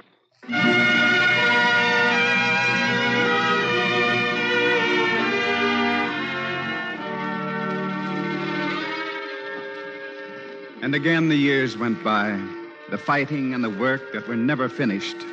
To Jefferson as governor of Virginia came constant messages from General Washington. Both North and South, the Continental armies pleaded for men, supplies, and arms. Congress seemed unable to supply them, so Virginia sent what it could. Then, as Savannah fell and Charleston was threatened, fear came to Virginia. And one day in Williamsburg, a committee called on the governor. Governor Jefferson, Yes, Mr. Burton? These gentlemen and I have been appointed by the House of Delegates as a committee to bring you a message. You are welcome, gentlemen. Thank you. What word do you bring? We, trust we find you well, sir. Oh, well enough. And your good wife? No, not well. Oh. Worse since we came to Williamsburg. I am sorry, sir. Your message? The militia, sir, whom you're assembling here in Williamsburg, where are they for? For General Washington in the north. So, Mr. Jefferson, we are sent to demand that the militia be kept here in Virginia. No, they shall not. So long as there is one musket and one man in Virginia, when Washington asks for help, I shall send them. And the same for our forces in the south. And we tell you, sir, that you have so weakened our own state that she lies helpless for any invader. There are some in our midst who are forming themselves into bands to aid the invader. Can we even protect ourselves against them? I have prepared steps against these traitors in our midst. Another proclamation? Mr. Jefferson, Virginia is already left like an empty bag. Empty, I tell you. Yes. I have heard you can catch things in an empty bag. If the invader comes into our commonwealth, perhaps the two armies we have struggled to keep alive can turn upon him. One from the north and one from the south. And if the French fleet could arrive on the eastern coast at the same time, then... Mr. Jefferson, this is the first time I have heard that the way to conquer an enemy is first to let him conquer you. Where is this French fleet? Has anyone seen it? Gentlemen, the order stands. Then, sir, we are instructed to demand your resignation, or you will be impeached. Impeached? Mr. Burton, when you asked me to take this office, you spoke of our need for unity. Is this your unity? The order stands. Good day, gentlemen. Tom. Patty, in mercy's name, you out of bed? I heard what they said to you. Oh, my darling, they're killing you. No. Come here, my dear. You pace the floor at night. You never get enough sleep. But you won't resign, will you? You won't let them beat you down. No. With you to stand by me, I'll keep on somehow, in spite of disunity. And treason. Treason? That too, Patty. For some time it's been clear that evil forces are at work here in Virginia, spreading rumors of defeat, scuttling boats, looting supplies. One man is directing all this. Who? My own cousin, Robert Gordon. Oh, no. Yes, I have proof. Intercepted messages. At this very moment, Captain Fred Taylor is on his way to arrest Mr. Gordon. This I must do to my own kin. That's how we're torn apart, my dearest, with treason and strife.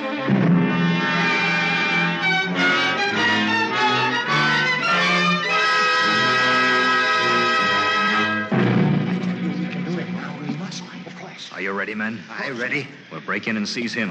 Hurt no one else. Search the house for further documents. Aye, we understand. All right. Now.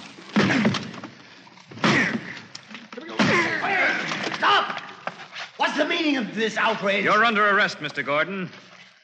Fred Taylor. By authority of the governor of Virginia. Seize him, men. How dare you! Hold him still. Quiet. You'll be punished for this, Fred Taylor. Silence. Paul, you search the house. Yes, Captain. The rest of you take the prisoner to jail. Right. Father? Yes, daughter. You see what has become of me? A midnight raid by a band of ruffians led by this... Fred Taylor, what does this mean? I'm sorry, Eileen. Your father has been aiding the enemy. We arrest him as a traitor. Father? You'll hang for this, young man. The day is coming when you and Jefferson and all the rest will pay with your necks for this rebellion. Take him, men. Of course it's lost. You've lost already. You've lost. I had to do this, Eileen. How dare you even speak to me? He's my father. I came along to make sure he wouldn't be hurt, and that you wouldn't be hurt either. So this is it. How you would come to me to help me. Go away. I hate you. I hate you.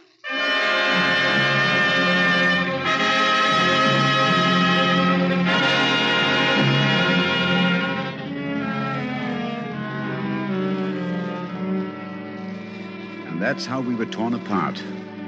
Friendships broken, loves divided, families sundered, kin against kin. And through it all, fear and uncertainty.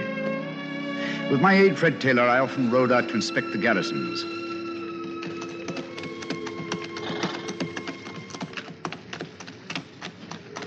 This is the place, Mr. Jefferson, here by the old Jamestown churchyard.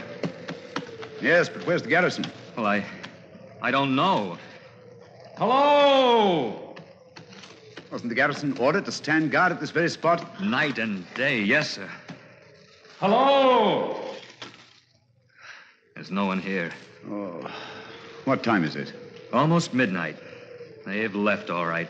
More desertions. Our forces melting away as Cousin Robert said they would. What in heaven's name shall we do? Shall we go on, inspect more garrisons? No, not tonight, sir. You're worn out. You need rest. Yes, worn out, finished. The end of endurance. All right, let's sleep then. Here by this graveyard. So dark and quiet. Rest here, sir, underneath this tree. Very well. You sleep first, and I'll stand guard. Thank you, Fred. Oh, so tired. I'll take care of the horses. So tired. You have a good rest, sir.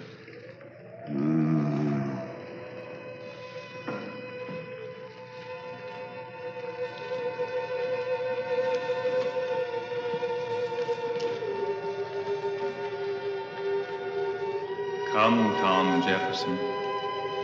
Come. Who are you? Death. I live here. Ah, gentle death. I am the end you have been seeking. This is the victory for the tired struggler, the weary wayfarer. Death. The battle over. Peace. Peace. Peace. Come, Tom. Come. Come. Yes. Yes, death. No. Do not hearken to death, Tom Jefferson. Who are you? Captain John Smith. In the Jamestown colony, here in this very place, I fought for freedom from tyranny. And I am Pocahontas. I saved this colony. And there are Nathaniel Bacon and others.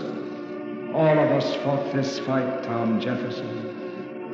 Thousands of us lying in the ground.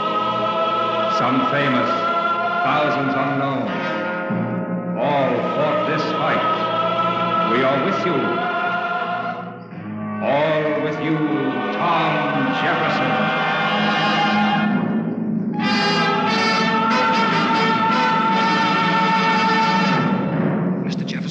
Mr. Jefferson, wake up. What is it? What is it, Fred? I don't know, sir. It sounds like cannon from the south. Cannon? Are you sure? Shh. There it goes again. Hello! Here comes someone through the field. Who's there? Captain Fred Taylor, who are you? I just heard news, Captain Taylor. There's a rumor enemy forces have landed in Portsmouth and are headed this way. It may not be true, but we must try to find out. We thought you'd left your post, soldier. We did, sir. The men decided to quit. But when I heard the news, I started back here. Some of the others are coming, Good too. for you. I'm glad to hear it. Have we got a chance, sirs? Have we? I wish I knew. If we all hold firm, perhaps. Son, round up this garrison. Hold the men together. Yes, sir. Come on, Fred. We must go on. We must verify the news and get word to General Washington.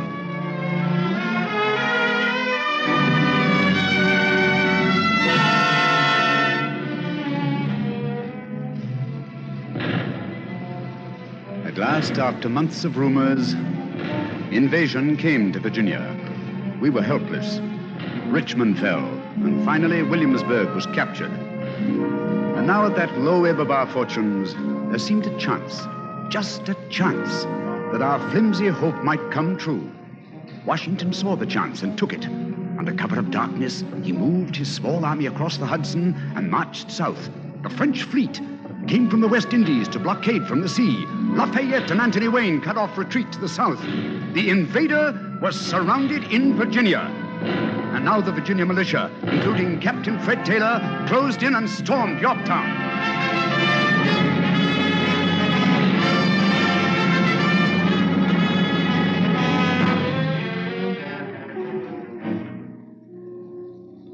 And afterwards, over that hill there, in an old barn, they set up a hospital for the wounded.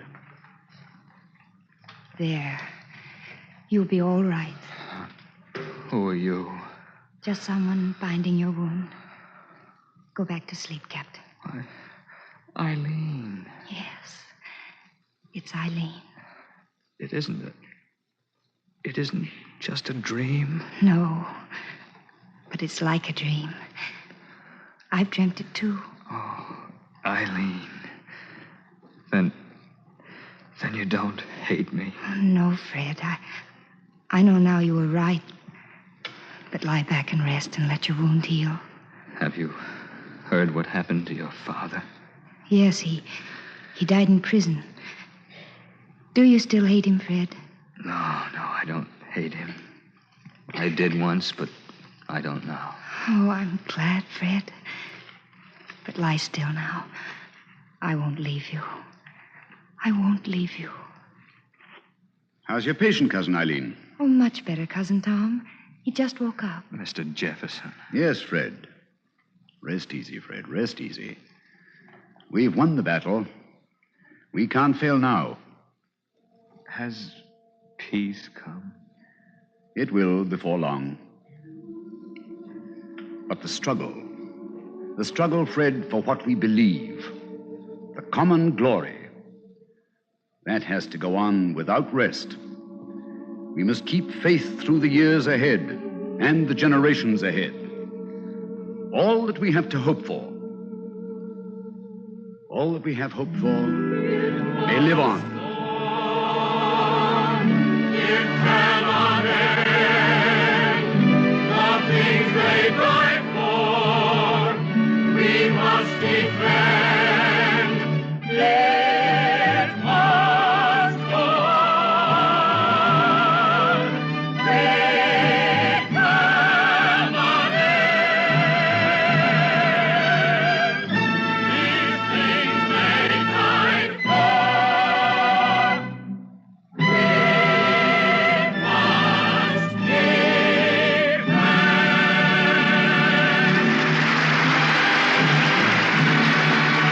I'm sure our radio listeners join the audience in the theater tonight, applauding the performance of Basil Rathbone and the others in tonight's cast on the Cavalcade of America.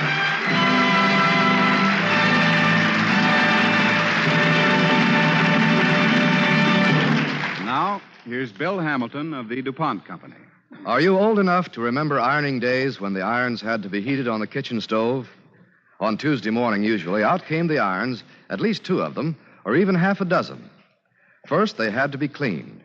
Then they were heated on the stove and laboriously lifted on and off dozens of times. And all the while the ironing went on, they had to be rubbed with a piece of paraffin tied in a scorched rag. Today, your electric iron is silvery bright when you buy it and stays bright because it is plated. Many a June bride this month received beautiful, durable silverware. Plated silver is now priced within everyone's reach because of electroplating. Even tin cans are not really tin. They're made of steel coated with tin by a modern high-speed plating process. Electroplating is a process which protects and beautifies metals that might otherwise rust or corrode by covering them over with more resistant metals. The plate may be tin, zinc, or cadmium, or it may be nickel or chromium with an undercoat of copper. For instance, as many as 60 or 70 parts of a modern automobile are plated.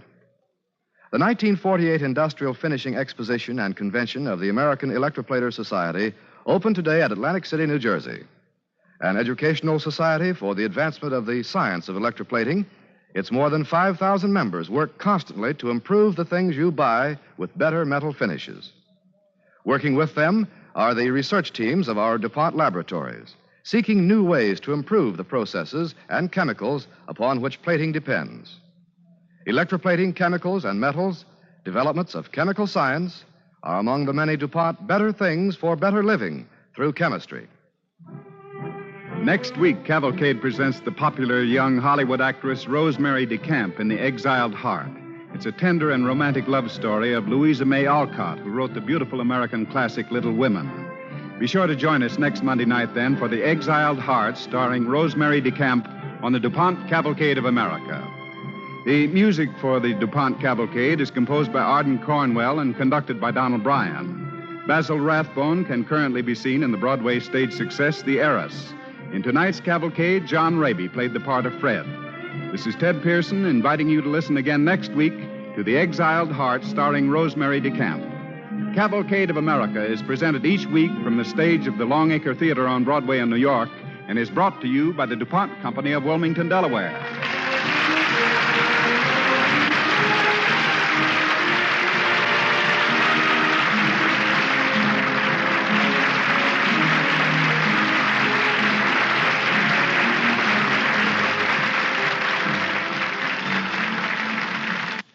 This is NBC, the national broadcasting company.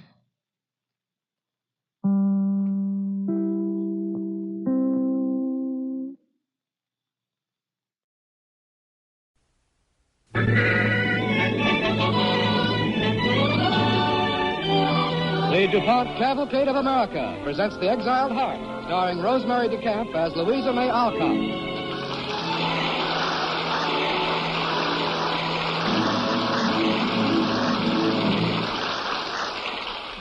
Good evening. This is Rosemary DeCamp. The name of Louisa May Alcott is known to us all as the author of Little Women, but few of us know that she was the real-life heroine of a delightful and romantic love story of her own. So tonight we go back with Cavalcade to the New England of 83 years ago.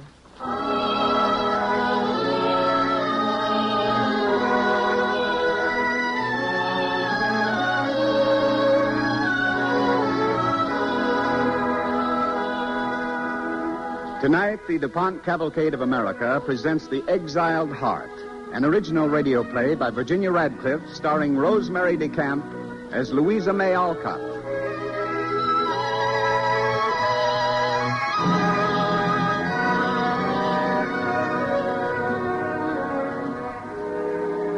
Our home was in Concord, Massachusetts, in the great days of Emerson, Hawthorne, and Longfellow. But even in that inspired setting, the Alcott family was considered extraordinary. There was Father, Bronson Alcott, transcendental philosopher, rich in dreams. I'm sure I'll be able to pay the bill in full by the end of March. And Mother Alcott, who shocked the respectable ladies of Concord by saying, I'm going out and get myself a paying position. And their three daughters, my dashing elder sister, Annie, and I, the eager, awkward, would-be authoress, Louisa, and our talented, if somewhat spoiled, baby sister, our baby sister, May. Please, Louisa, can't you see I'm reading? Oh, excuse me. What is it? Your new novel, of course. Little Women. It's wonderful, but I simply don't understand. What about, May? The character of Laurie. Who is he? Yes, Louisa, we can recognize almost everyone else in the book. Even the title, Little Women. Oh, I can remember your father calling you girls that years ago. Didn't you, Bronson? So I did, and now you're all so grown up. I'm Meg in the book. You're Joe, Louisa. May is Amy. And our darling Betty was the model for Beth. But there never was a boy next door, and we don't know anyone like Laurie. Yes, who is he, Louisa? Where did you meet him? Well, I guess the story began about 4 years ago, really, when the war ended. Things were frightfully expensive, and we were terribly poor. Father and I were in the study, going over the monthly bills.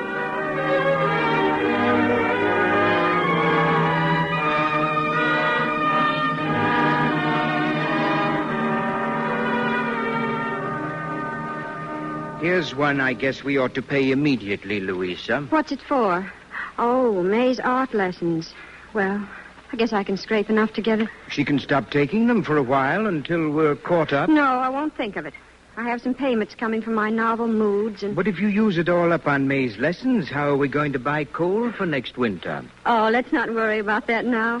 I'll find a job this summer somehow. Oh, I don't like your doing that again, Lou, minding other people's naughty children. What else can a genteel spinster do, Father? Now, please don't worry.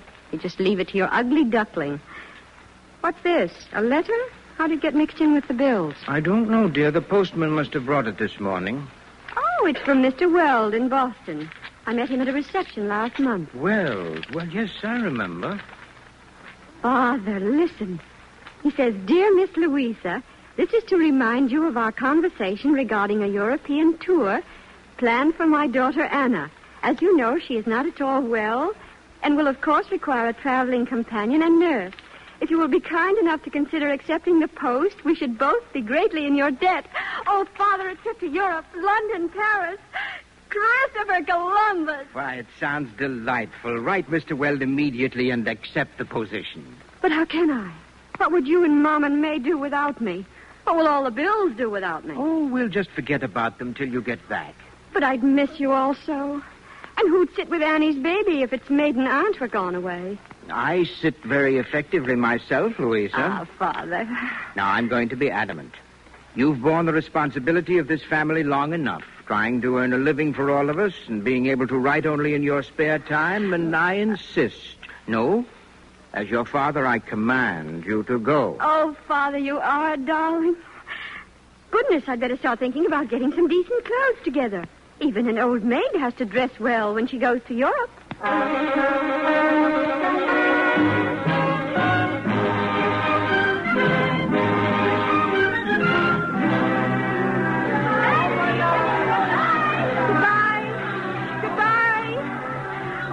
I can't bear to leave them. I'll be thinking about them all the time we're away. Well, you'd better start thinking about remedies for seasickness. I just know I'm going to feel ghastly.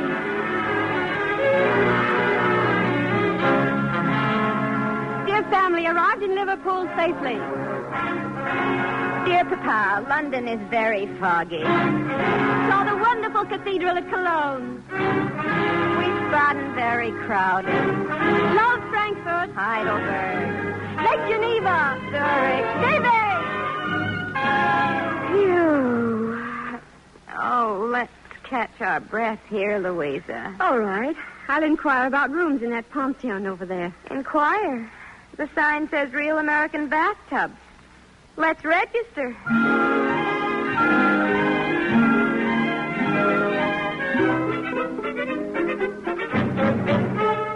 Ah, bonjour, Mademoiselle Olka. Bonjour, Madame Piquet. Où est le petit déjeuner? Hein? Comment? You know, the breakfast room. Ici, mademoiselle. Voici. Oh, merci beaucoup. Mademoiselle Weld est... oui. N'est-ce pas... She has the malaise. Could you possibly serve le petit déjeuner in her room? And, Come on. Oh, bother. Mademoiselle, may I help? Huh? The French language appears to present great difficulties. Perhaps I could give Madame Piquet the instructions. Oh, would you? I should be delighted. Madame, Mademoiselle Vell désire le petit déjeuner dans la chambre. Oui, mademoiselle. Immédiatement. You're very kind, monsieur. Wisniewski. Ladislas Wisniewski, a Polish name. Oh, yes, well, would you teach me to pronounce it? I'm just a gauche tourist, but I am eager to learn. It is like this. Ladislas Ladislas Wisniewski. Wisniewski. Ladislas Wisniewski. Good. Do you plan to stay in Vevey long, mademoiselle? I've no idea, really. You see, I'm the paid companion to a young lady who has the desire and the means to travel. Oh? She's most attractive. Perhaps you'd like to meet her. Oh, mademoiselle, if you will forgive me, I would much prefer it if you would do me the honor of driving about Vevey with me this afternoon. Yes, of course. If you are free and would care to give me that great pleasure. Well, golly, Mr. Wisniewski, I assure you, the pleasure will be all mine.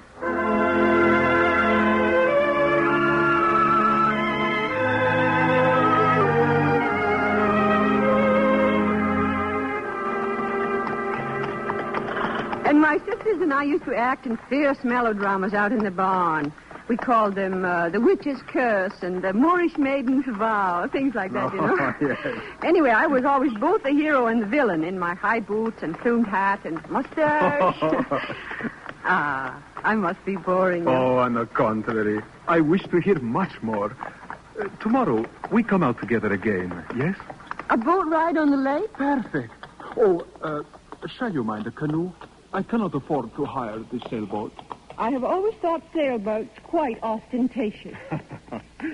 Oh, you know, mademoiselle, you are my first American friend. I am? Yes. And you are just as I imagine Americans to be when I was home in Poland.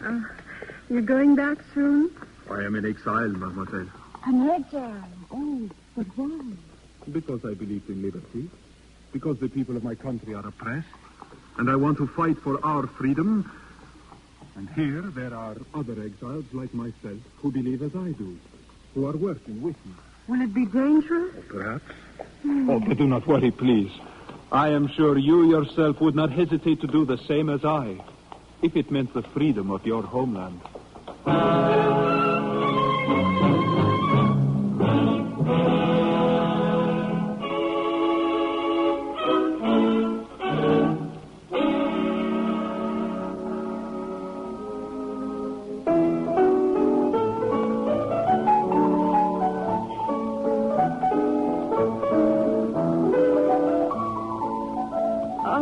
I knew I shouldn't have come downstairs. I don't feel at all well tonight. Please stay a little longer. I want you to hear him play. He is rather good looking. Yes, and I know you like him. What good is it if I do, confined to my bed most of the time? I never have a chance to get to know people.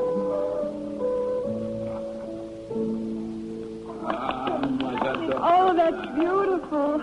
What is it called? It is a mazurka, written by my countryman, Friedrich Chopin. Come here, Mr. Wisniewski. I want you and Miss Weld to know each other. Miss Weld? Mademoiselle Weld. Oh, I am so happy to meet the friends of Mademoiselle Alcott. Thank you. She makes friends quickly, I see. Especially while her employer lies ill, all alone. Anna, that's not fair. You said you wanted to be alone today. Oh, it is entirely my fault. I monopolized her time, and we found so much to talk of. I'm sure you did. Tell me, young man, just what do you do? I'm afraid I do not quite understand. Why don't you just say you're traveling for your health? Oh, it is certainly true. Well, so am I. And I need my nurse in attendance almost constantly. Oh, too bad, Miss Weld. I was in hopes you could spare Miss Alcott for a little excursion to the lake tomorrow. Sorry. I shall require her to be with me all day. And, yes, perhaps all evening, too.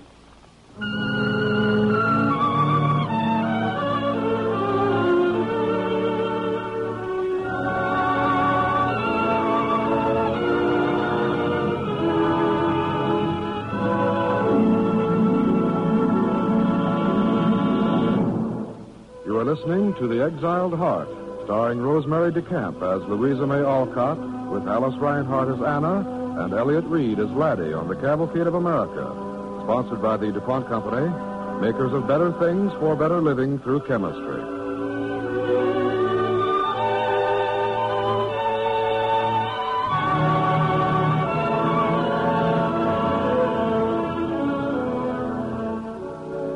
Making the grand tour of Europe as nurse to Miss Anna Weld, I saw many strange, wonderful places and strange new people.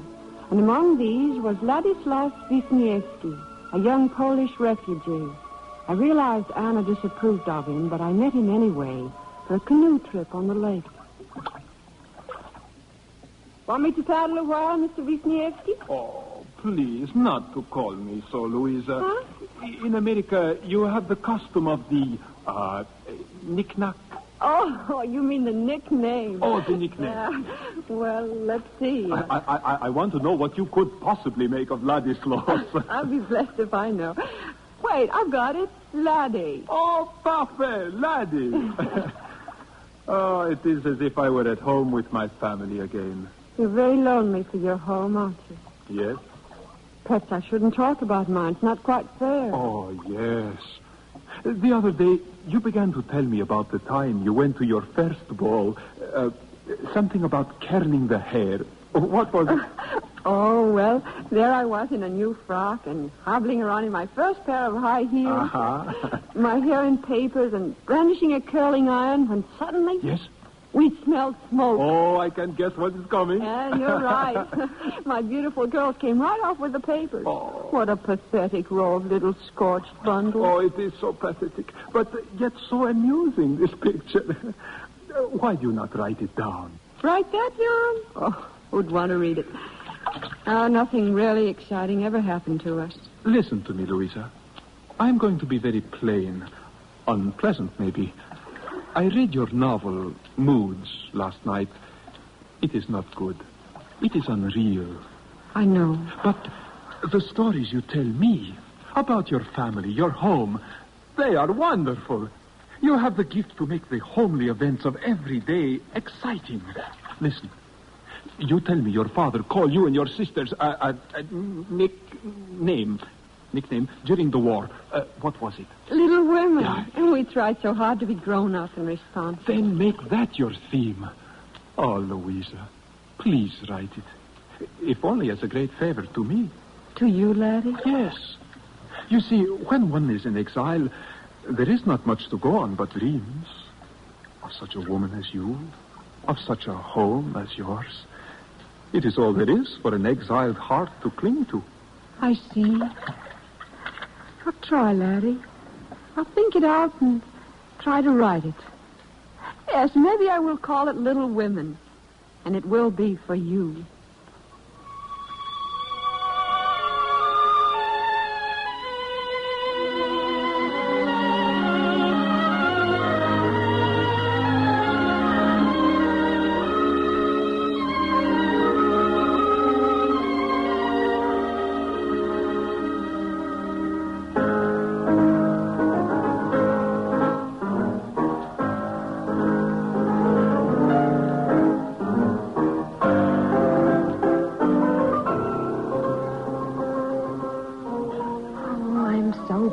With hearing that old Chopin music. Doesn't your laddie know anything else? Of course, but I asked him to play this. It's the Polonaise Militaire, sort of call to arms to his people. You know, you're making yourself rather conspicuous being seen so much with him. Conspicuous? Yes. I worry about you. You're so trusting. Oh. This man is a stranger, a European. What's the difference where he comes from? Please understand, it's only your... What is it, ladies? Do you not enjoy the music? I'm sorry, laddie. We were very impolite to talk while you were playing. But there is something wrong. No, please. Miss Wells was only saying that it's time for... As a matter of fact, I was saying it's time we continued our tour of the continent. Oh, I shall be so sorry to see you leave. No doubt. Louisa, please go upstairs and get started with the packing. Annie, you don't really mean it. Must we go? The climate here doesn't agree with me. We leave for Nice first thing tomorrow morning.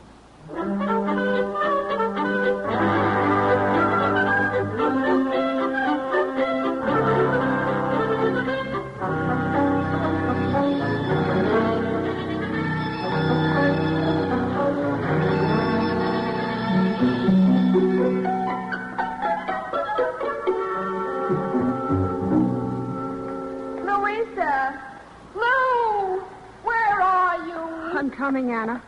I'm coming. Did you get a nap?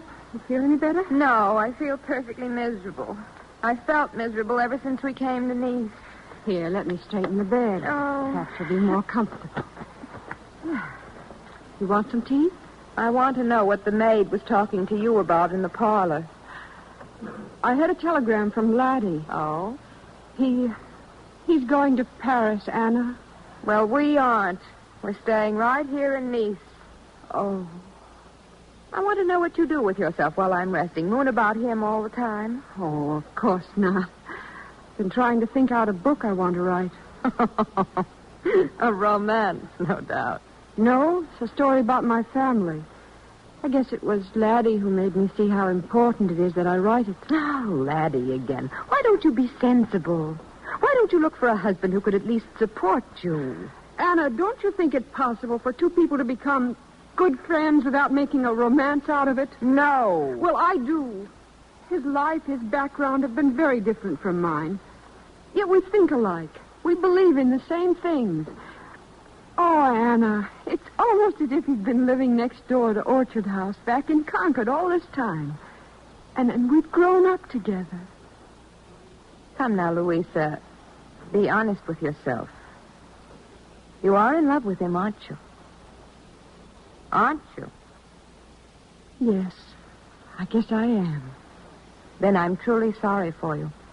But why? Oh, I haven't been easy to get along with, Louisa. I know I'm difficult, but I am fond of you, and sometimes when people are ill, they see things well people don't see. In spite of what you say, my dear, I know he can never come into your world, and you will never enter his. I don't believe that. Of course you don't. So you'd better go to Paris without me. But Anna... Go on. Go on, it's spring. Go and meet your laddie. But, oh, Louisa, be sure to keep watch over your heart.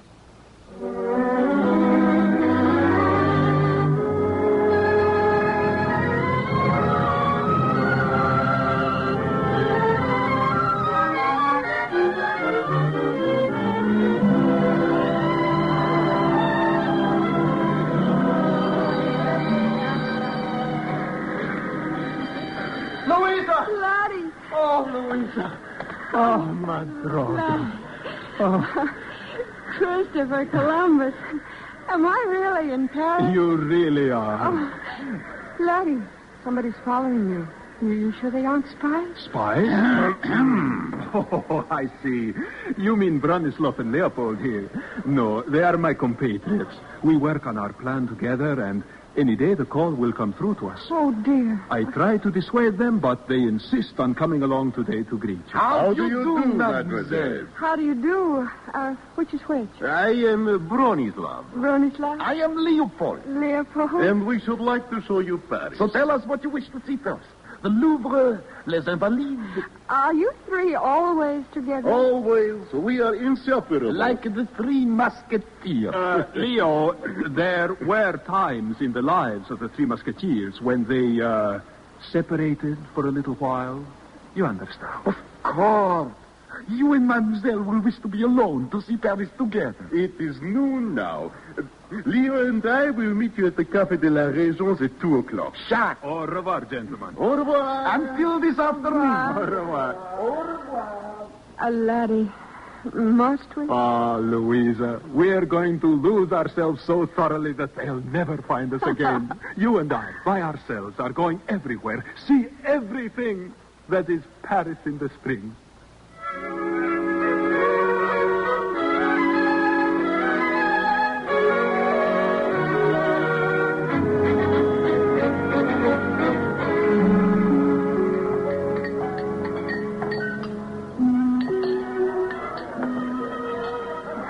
Lift your glass, Louisa. So high? So high. What do you see? You. Anything else? Light and shadow, pale light, strong shadow. Oh, it is Paris, you see, through the champagne. Through your eyes.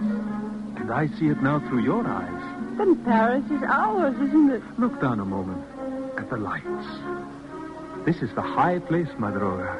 The hill of the Sacred Heart, where lovers come in the hours after midnight. It is 2 hours after midnight. And I love you, Madroga. Do you say that because we're high above Paris and it's 2 hours after midnight? I say it for the first time. Louisa, I love you.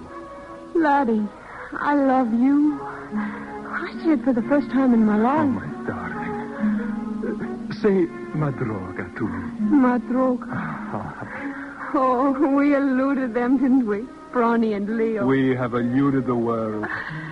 Oh, take care of me, laddie. Look down there, Louisa.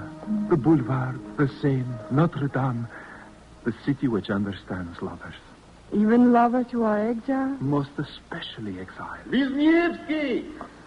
Oh, there you are. We've looked all over Paris for you. We should have known we found you up here. Oh, dear. Did you have to? You could have waited until next week, for example. I am sorry we could not. What is wrong? Nothing has happened. Yes.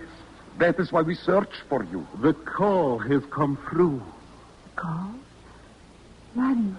Louisa, it is the word we Polish exiles wait to hear through all this time. It is our chance. It is only the first small organized attempt. It is only a beginning, but so important. But you needn't go away right now, not this minute. If you were I, what would you do? I... If it were your home, your sisters, your father and mother. I don't know, laddie. Oh, yes, I do know. What can I say? Tell me that you love me. And that you understand. Oh, laddie, I love you. And I understand. Madroga.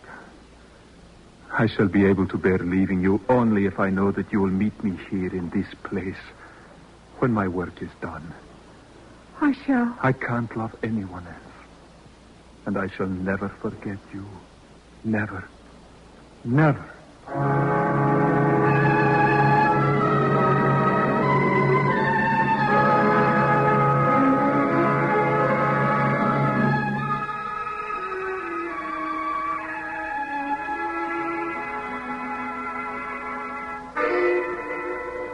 And Laurie said, I can't love anyone else. And I'll never forget you, Joe. Never. Never. Louisa, was that what Laddie said to you over there? Yes, May. Why didn't you ever tell us, Louisa? What became of him? Let me have the book a minute. I want to read you something. Here. Don't laugh at the spinsters, dear girls, for often very tender, tragical romances are hidden away in the hearts that beat so quietly under the sober gowns. Oh, Lou, I am sorry. Laddie's dead, but he lives in these pages of mine as Laurie, the boy next door.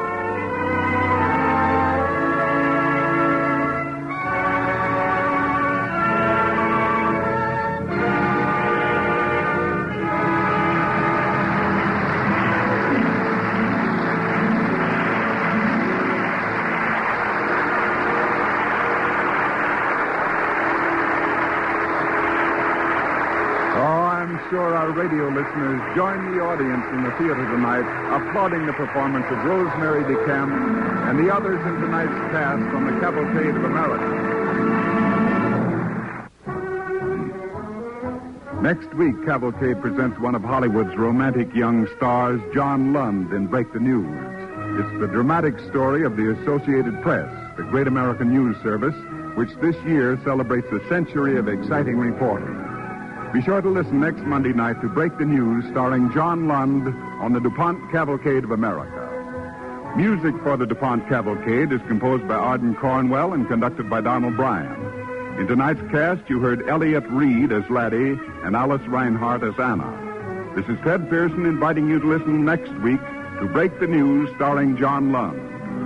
Cavalcade of America is presented each week from the stage of the Longacre Theater on Broadway in New York, and is brought to you by the DuPont Company of Wilmington, Delaware.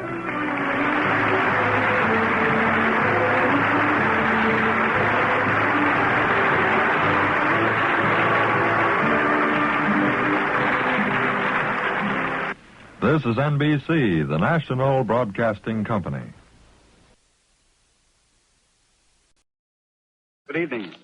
Tonight, our cavalcade play is called Break the News. It's dedicated to the thousands of men and women of a great American news-gathering organization, the Associated Press. Our star is John Lund.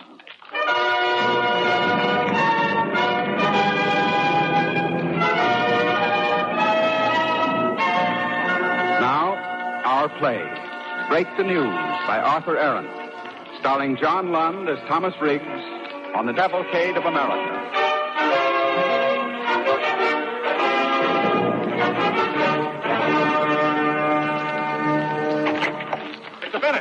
Mr. Bennett. Yes, Mr. Riggs? We've done it. The figures just came up from the circulation department.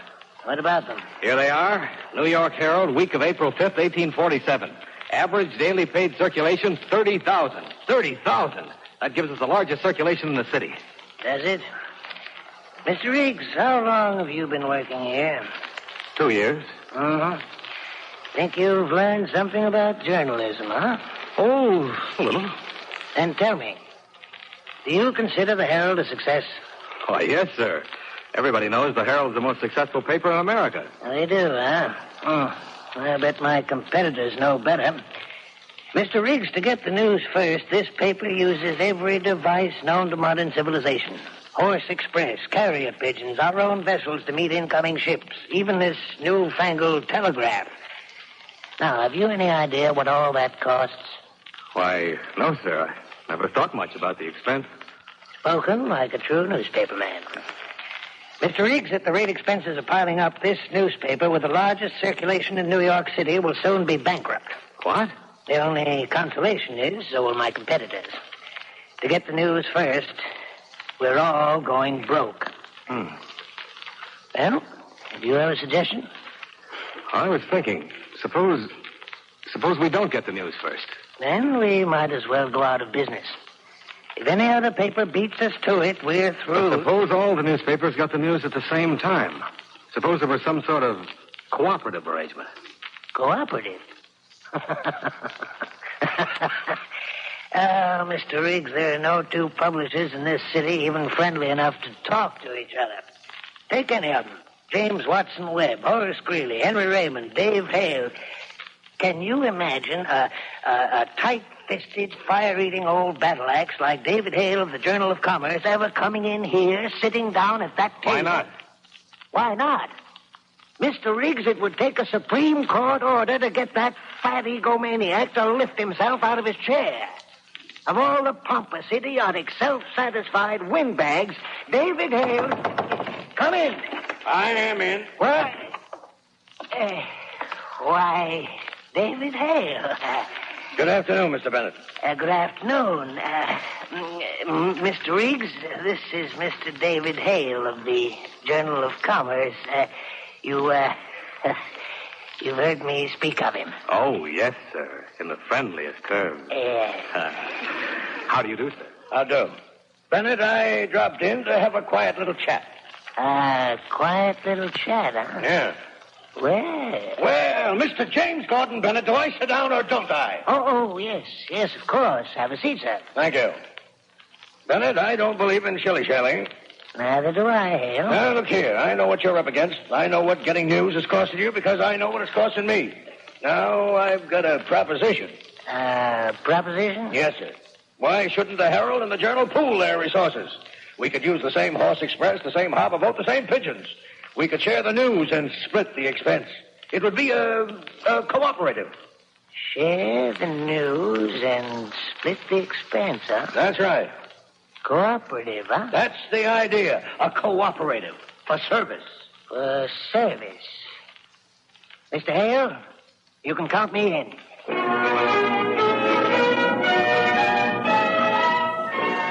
That was the beginning of the idea of pooling the news. The next step came 1 year later in 1848, when 10 men representing the 6 most important New York newspapers sat around a table in the office of the Sun and formed a great news-gathering agency. They called it the Associated Press.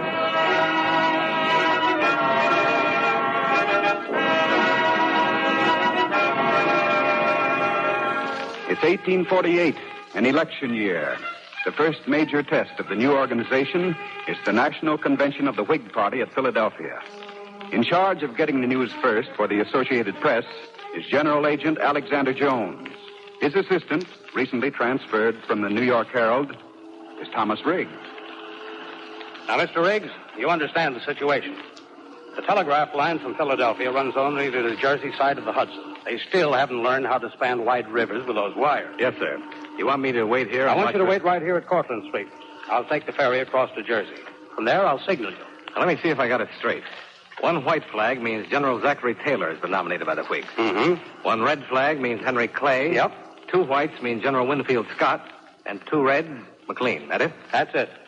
Now, remember, Riggs, no mistakes. Oh, no, sir. You can rely on me. Have a messenger standing by. As soon as you see the signal, have him rush it to our office. Then give it to the telegraph company to send out to New England. Yes, sir. It's all in your hands now, boy. A mistake would be fatal. Don't worry. I got it all written down. 2 reds McLean, 1 red Clay, 1 white Taylor. That's it. Just make sure you see the signal. And when you see it, go to work.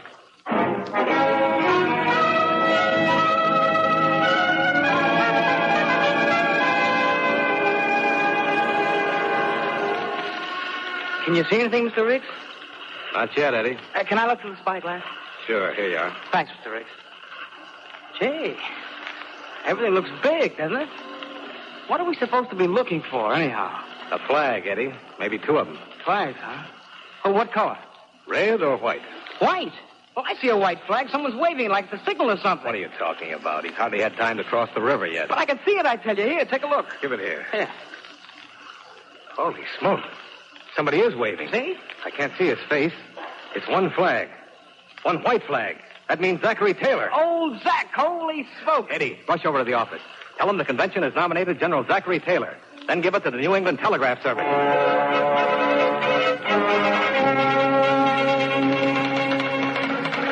bypass. New Haven. General. Taylor. Nominated. Hey, everybody! The Associated Press says General Taylor's been nominated.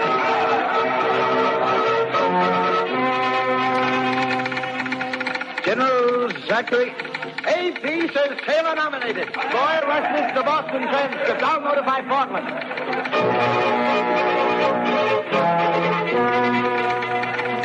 Here it comes.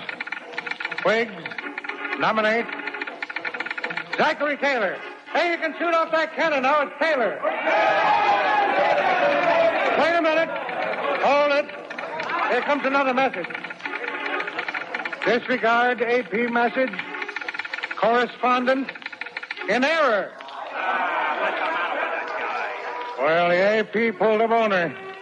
Yes, sir, the Associated Press fell down on its first job.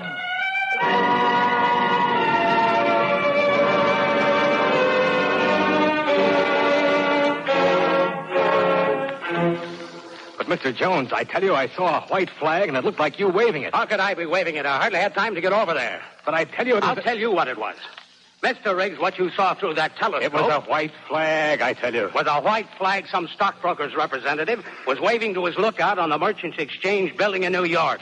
He was wigwagging the latest Philadelphia stock quotation. Oh. Yes, oh. You've ruined us, Mr. Riggs. That's what you've done. You've made the Associated Press a laughing stock of the entire country. What's that? It's a cannon, that's what it is. Fired by a man I left on the Jersey Shore for the purpose. This is the real news we've been waiting for. Hand me that telescope. Sure. Here you are. There he is. He's waving a flag. Just one? Well, what color is it? I can't tell yet. It looks like it's white. That means Taylor. We were right, Mr. Jones. And we got the news first. Yes, Mr. Riggs. We even got it before it took place. Now, Mr. Riggs, as long as you're working for the Associated Press, don't ever let that happen again.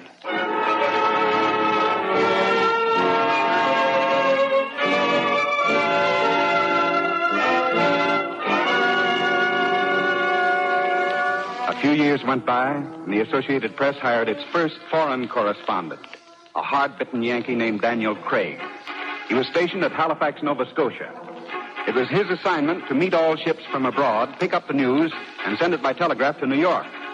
To act as his assistant and troubleshooter, the New York office sent up young Thomas Riggs. Mr. Riggs, we're in trouble. Trouble? That's nothing new to me, Mr. Craig. I've been in trouble ever since I joined this organization. Did I ever tell you about the time Zachary Taylor was nominated? Yes, Mr. Riggs, I heard all about that. Oh, you did? Ever meet a fellow named Timothy Drummond? Why, yes, sir. He's got some connection with the telegraph office here in Halifax, has he? It's a connection, all right. That's just where the trouble lies. I don't understand. What's Drummond got to do with us? Mr. Drummond is in the same business we are. He's a one-man news bureau. Oh, opposition, eh? Yes, and since the opposition has the inside track with the local telegraph office, his stuff goes off first. I have to wait till he gets through. What? You mean the Associated Press has to take a back seat to some broken-down one-horse competitor? I do. Huh. Well, Mr. Riggs, they sent you up from New York to help me out of trouble. Any ideas? Well, not at the moment, no. I'll give you 5 minutes. Start thinking.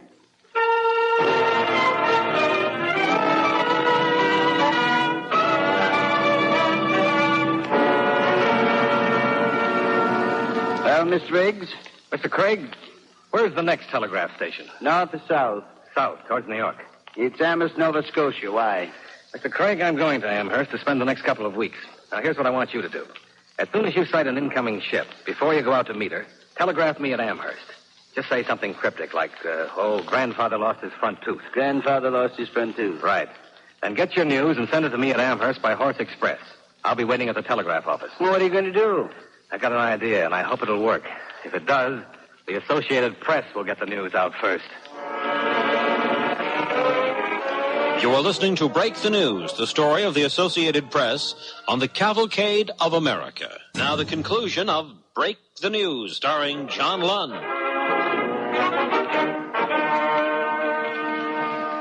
The Associated Press finds itself on the spot. Up in Nova Scotia, its correspondent cannot file his news stories on time because the local telegraph wire is controlled by a competitor. But Thomas Riggs An AP troubleshooter gets an idea, heads south to the next telegraph station, Amherst, Nova Scotia. There, a week later. Well, hello again, Mr. Kelby. Anything for me today? Mr. Riggs, you've been coming to this office every day for a week, asking if... No, there's no messages for you. You sure? I'm positive. Wouldn't I know if there was... Now, wait a minute. Something's coming in now. Maybe that's... Yeah, it's for you. What's that?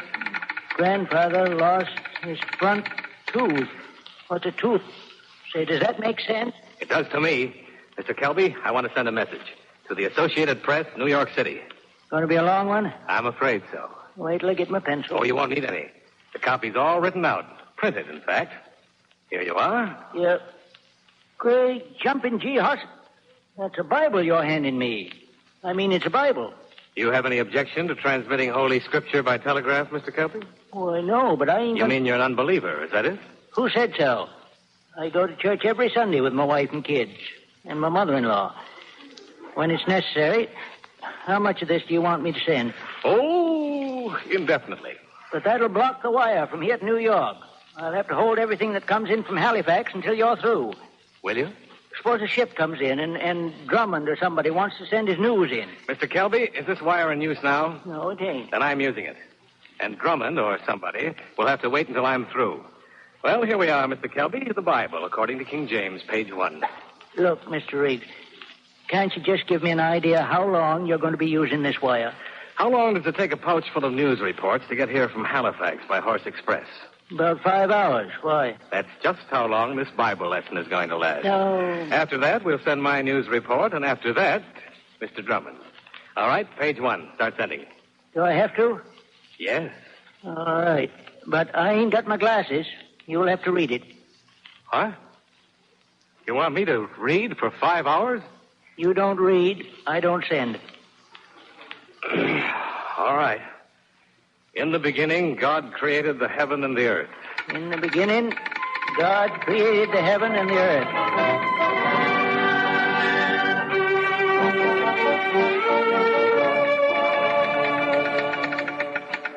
And all the years that Adam lived were 930 years. What happened to him finally? And he died. I'm about ready to myself. And he died. Let's skip over to the New Testament.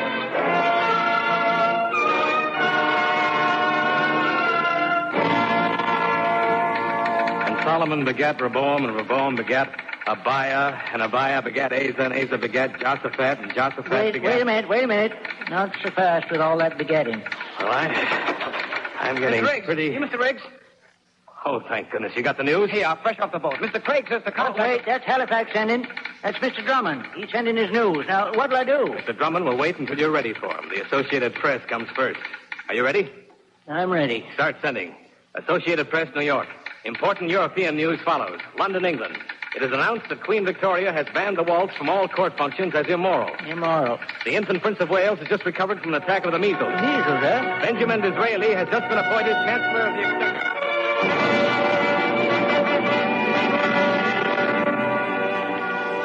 The years move along, and new member papers from all parts of the country are taken into the Associated Press. Its news gatherers are now stationed in all large cities.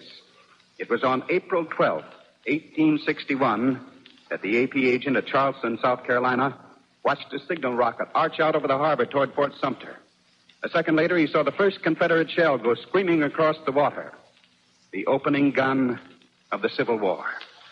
With no precedent for handling military news, he laid down the credo that has been followed by AP men ever since.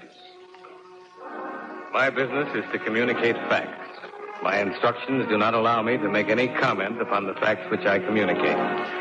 Since my dispatches are sent to papers of all manner of politics, I therefore confine myself to what I consider legitimate news. My dispatches are, and always shall be, truthful and impartial, records of fact and detail.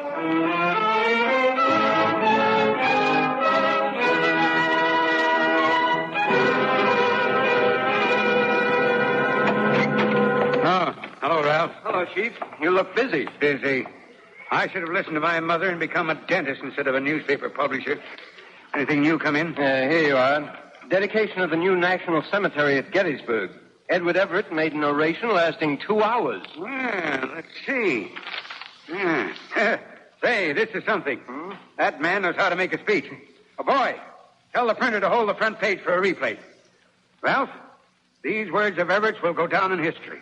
100 years from now, what's that you're looking at? A follow-up just came in from the Associated Press. Let's see. Speech by Mr. Lincoln after Everett got through, huh? Yeah, our own reporter didn't mention it. Nobody mentioned it. Only the AP man. They send everything. Well, you know how it is. A fellow likes to show he's earning his salary. Let's see now.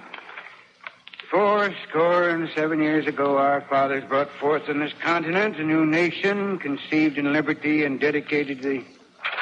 Oh, well, forget it. Just say the president also spoke.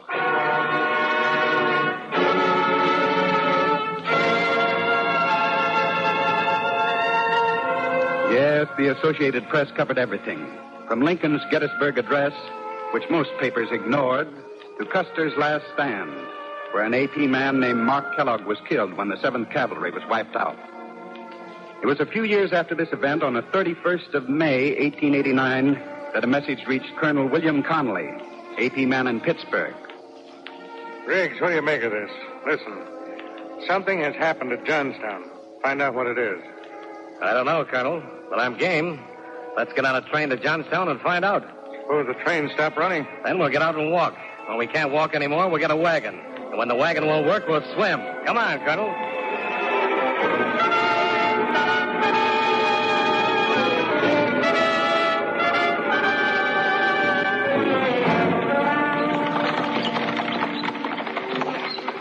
How high did you say that dam was that broke, mister? 75 feet.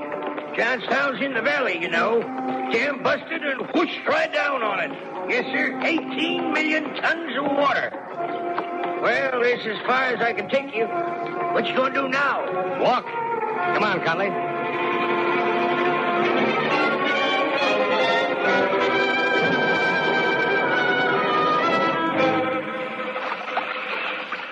It can't be far now, Colonel. Just another couple of miles. Getting deeper all the time. Up to my belt now. How much further do you think we can go? Oh, Colonel, what happened? My leg. I tripped over something. I can't go on, Thomas. Here, let me give you a hand. No. I can make it to that chicken house. The roof isn't submerged yet. You go ahead. I'll follow later. But, Colonel, I can't leave you. Me? I'm all right. But there are thousands of people being drowned here. Get help. Get medical supplies. Get the news out. These people need help.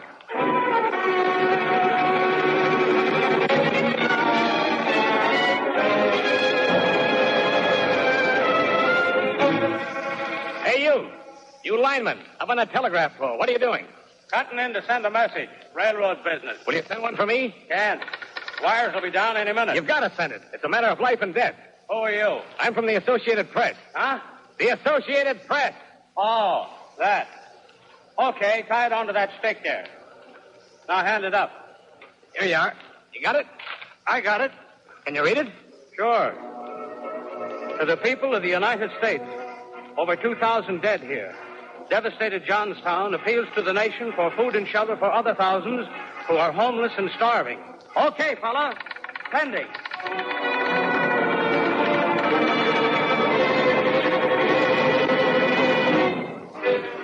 To cover that story, the AP men worked without food or sleep for 72 hours. When the first relief train arrived, they sent out further details to a waiting world. Details that were written by Connolly himself, a man with a broken leg. He had finally arrived in Johnstown on a wagon and set up headquarters in the only house left standing, the local morgue. In the years that followed, the Associated Press has grown into one of the largest news-gathering agencies in the world. 1848. Total membership, 6 newspapers. 1948. 4,000 newspapers, radio chains, and subscribers. 1848. Annual budget, $20,000. 1948. Almost $20 million. 1848. Daily report, less than 1,000 words. 1948. Over 1 million words every 24 hours. More than any single newspaper can print.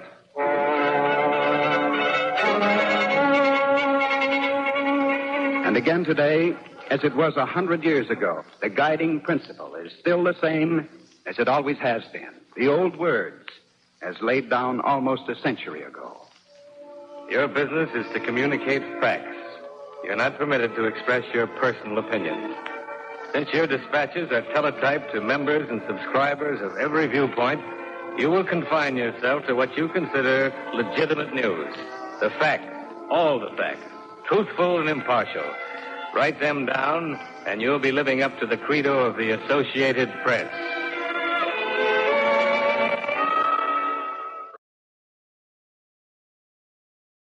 Cavalcade of America, starring Dick Powell.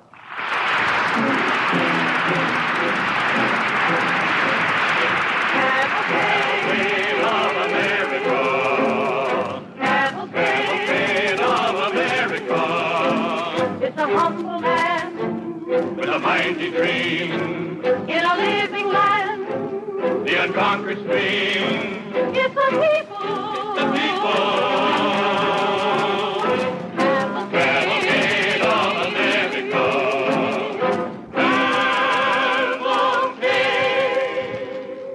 Good evening, everyone. This is Ted Pearson welcoming you to another series of the Cavalcade of America, our 14th season, in bringing to the air once again the story of America and the men and women who have made its glorious cavalcade. The DuPont Company hopes you'll enjoy our plays, our stars from Hollywood and Broadway, and the stories of chemistry we present on each program. We're all of us glad to be back with you again.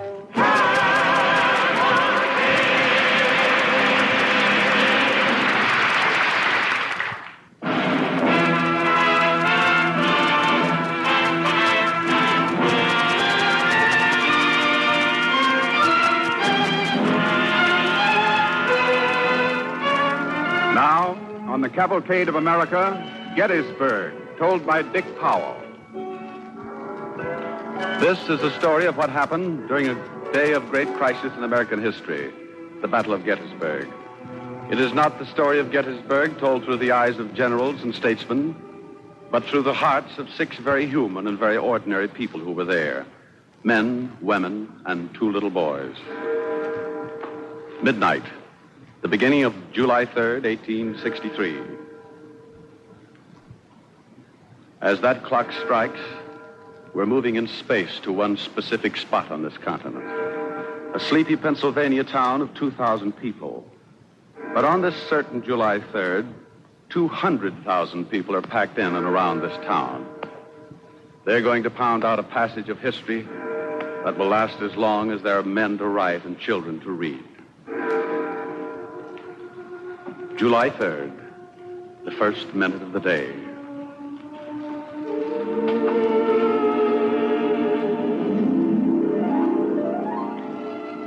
Mrs. Broadhead. Oh, Mrs. Broadhead. Sally Robbins Broadhead. Yes? Asleep? Yes. Well, don't get up. You don't have to start your day yet. But for the record, we want to place you. My name is Sally Robbins Broadhead. This is our home. We live on the Chambersburg Pike. Married? My husband's right here. My baby sleeps in the crib in the corner over there. You're half asleep yourself. Oh, so much to do today.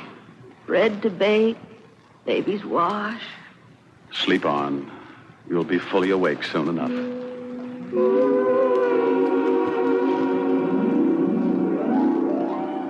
John Dooley. John Dooley. I'm from Virginia. Visiting for the day, you might say. Maybe if I have time tomorrow, I'm going to hunt up a girl I saw in town. Now I want to go to sleep. Excuse me, sir.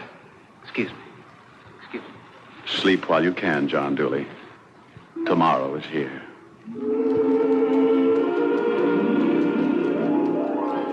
Billy Bailey. Oh, Billy Bailey. Bill. What do you want? Are they coming? Are they? No, not yet. Calm down, Billy, and go back to sleep. What is coming, you can't stop. I'm in luck. If my pa wasn't a farmer and if his farm wasn't smack in the middle of things, I wouldn't be smack in the middle of things either. Go to sleep, Billy.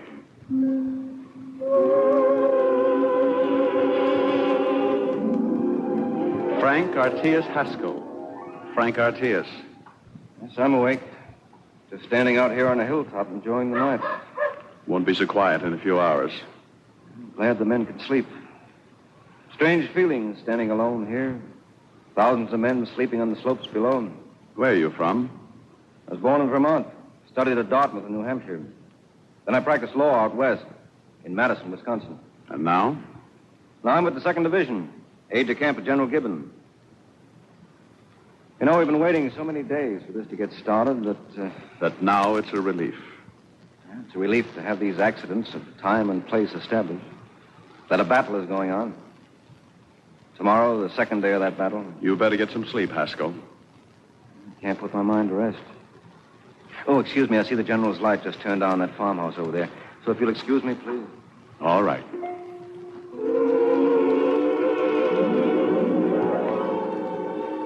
Sir Arthur James Lyon Fremantle, Lieutenant Colonel in Her Majesty's Coldstream Guards. Sir Arthur. Colonel. Oh, I say, do you mind? Not now. I'm really not involved, really. Only a military observer, so if you don't mind, old man, you understand.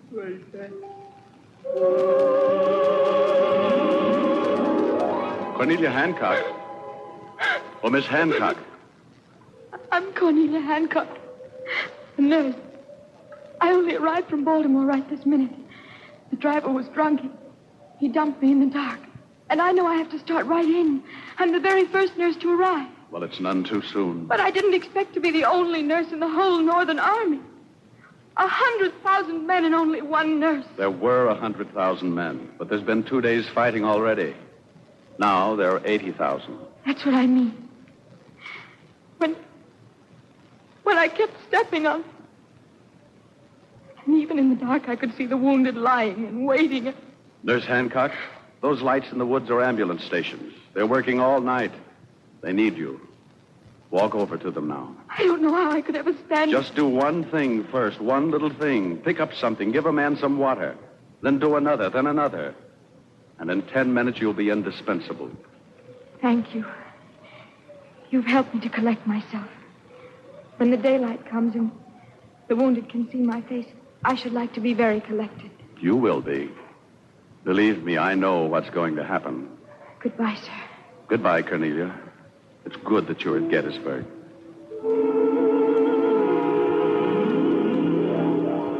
Sally Robbins Broadhead, housewife.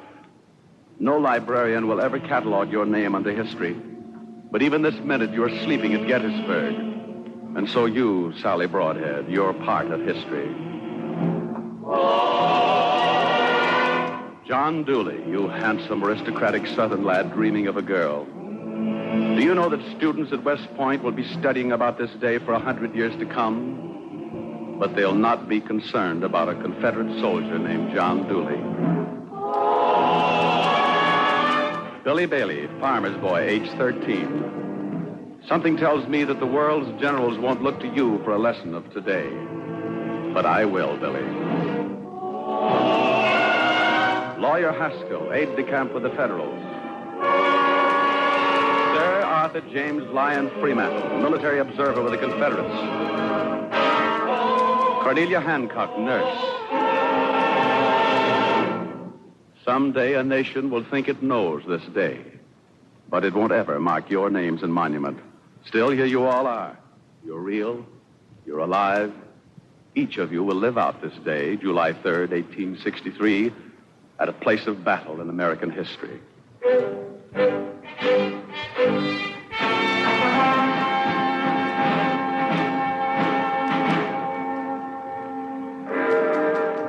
Daybreak, July 3rd, 1863, Gettysburg.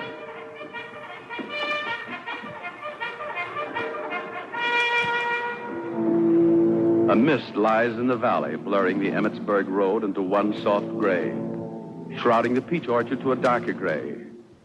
It blots away that ripened wheat field over there, but not the hills. And look, Cemetery Ridge cuts a clear edge. Round Top is harsh against the early sky. On those heights there, the Federals have been driven back. Now their blue lines are fixed. From Round Top straight along Cemetery Ridge, like the shank of a 2-mile fishhook, and then curving back around Cemetery Hill to Culp's Hill. 2 stones' throw to the north of here lies Gettysburg, and 3 miles beyond Gettysburg, you can barely see the Bailey Farm in the early light. 2 Southern officers are sleeping in this northern farmhouse. Down the corridor to their door creep Billy Bailey and his brother. Don't you come tagging along. If you're going to shoot them, I want to see. Are you? They're Confederates, ain't they? Sleeping right in our house? First, we got to open the door. Look at their pistols hanging right over the chair. I'm going to take one and get me that Johnny Reb. You get the other one. Me? Oh, there are 2 pistols, ain't there? Yes. I'll count 3. Go ahead, take the pistol. Count fast, Billy. 1. What happens if he opens his eyes? He won't. 2. Boy. Ma. Billy, what are you doing? Now, get right out of there. Boys, how could you ever... What's come over you? What's this war doing, even the children?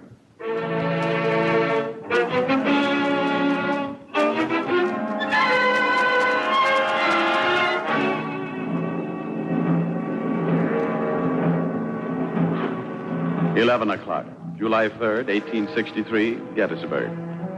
Not a sound of a gun or a musket is heard on all the field. Skies look bright, only the white, fleecy clouds floating over from the west. Sun beats down. Soldiers loll and long for the shade. Silence and sultriness at noon. Flies buzz, generals wrangle. Sally Robbins Broadhead has started her baby's wash by now. Cornelia Hancock is in the midst of her 23rd amputation. The British military observer sent to Gettysburg, Sir Arthur James Lyon Fremantle, Lieutenant Colonel in Her Majesty's Coldstream Guards, has climbed a tree on Cemetery Ridge. On the same limb sits Captain Schreibert, the Prussian military observer. Captain Schreibert, do you observe any movement? No, not a northern soldier in sight. How do you explain this silence? You find me, sir, as perplexed as yourself. I must say, General Lee seems most awfully calm. Can you see him now? Look right straight down through the branches below us. There, see him? Yeah, extraordinary. General Robert E. Lee, the commander of the Confederate forces, is sitting on a stump and whittling.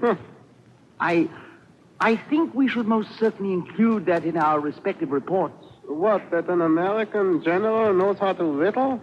Rather, sir, that the American temperament, when it finds itself in a crisis, may be inclined to squat and whittle. Do you perceive my inference? From this, it does not follow that the American, while so engaged, will passively permit any destructive element to bluster up behind him and take away any of his liberties.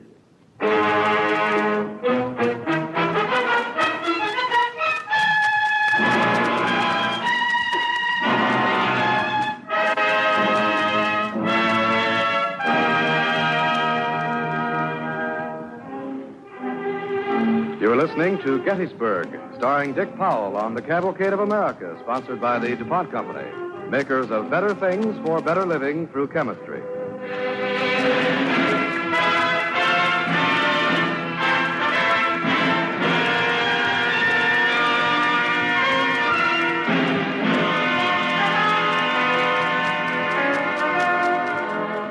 This is a story of what happened at the Battle of Gettysburg, told not in terms of generals and statesmen, but of 6 very human, very ordinary people who were there.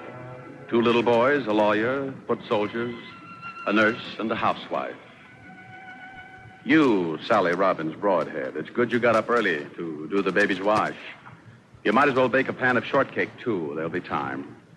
From 10 until 1 o'clock this afternoon, everything will be amazingly quiet. But when 1 o'clock comes, get your baby and husband down in the cellar and get them down there fast, because 400 artillery pieces will open up. General Lee will stop whittling, and General Meade will put out his cigar.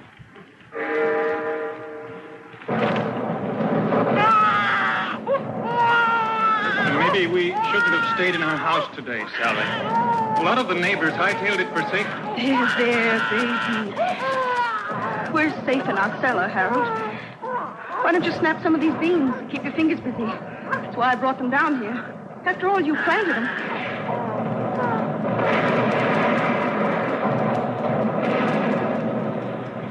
Oh, listen to that. Oh. I pray to God it may mean something. I pray to him for all the world outside our cellar. What it is like, I am unable to think of.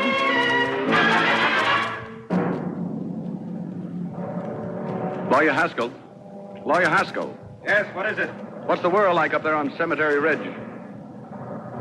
Who can describe such a conflict? Thunder and lightning of hundreds of guns. Smoke completely blackening the sky. Incessant sounds, hailstones of exploding fire. Tell us of the men.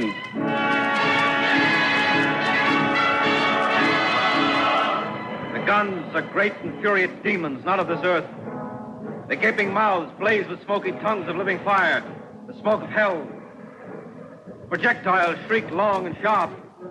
They hiss, they scream, they growl, they sputter. All sounds of life and rage. Tell us of the men.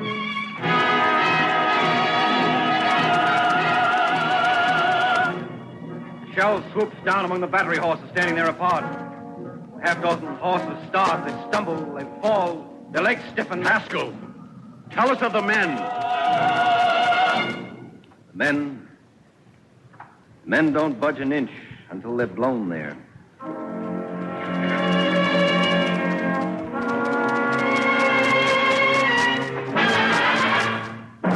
Three o'clock, Cemetery Ridge.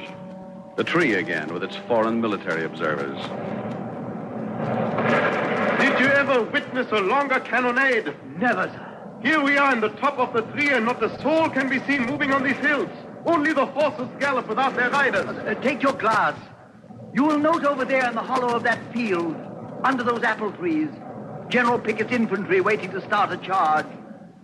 And yet look what they do as they wait. They seem to be pelting each other with very small green apples. What a fine spot this is to observe what is in store. I wouldn't miss it for anything. I would give anything to miss it.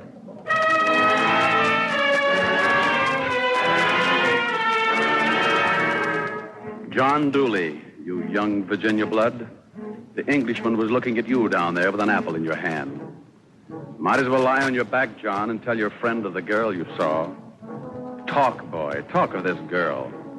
Because when the cannonade stops and the silence falls, then the bugles will blow charge. You'll start your walk up to Cemetery Ridge, and you won't walk down again. You know, Howard, when I faced my first fight 2 years ago, I thought I'm only scared because I'm beginning. Me too, Johnny. I thought the more I fought, the less scared I'd be. Yeah, works just the opposite. Sure it does. I wasn't half as scared in the Second Battle of Manassas as I was at Antietam. And I wasn't as scared there as I was at Fredericksburg or Chancellorsville. Me too. And now, whew. You know, in Chambersburg last month, I saw a barefoot girl. I just can't shake her loose from my head. Was she pretty? Oh, pretty in a peach orchard full out. But it wasn't just because she was pretty. Oh, you think I'm gone crazy, but this is what I can't get out of my mind. The simple way she walked, all barefoot and silk, moving along so beautiful. So what'd you do? I'm not telling you what I did. I'm trying to tell you how I felt. That's what I can't figure out. That's why I'm going back and trying to see her again. Try to puzzle out why I felt so for her. Listen. It's quiet. Yeah. Quiet we've been waiting for. So what'd you feel for her? Well,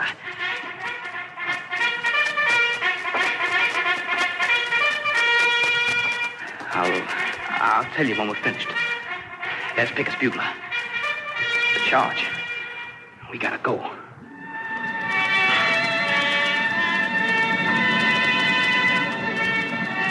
The supreme moment at Gettysburg has come. The Confederates advance. Not a shot is fired. The first line is followed by the second, and that a third succeeds. and columns between them support the lines. The arms of 15,000 men, barrel and bayonet, gleam in the sun. A sloping forest of flashing steel.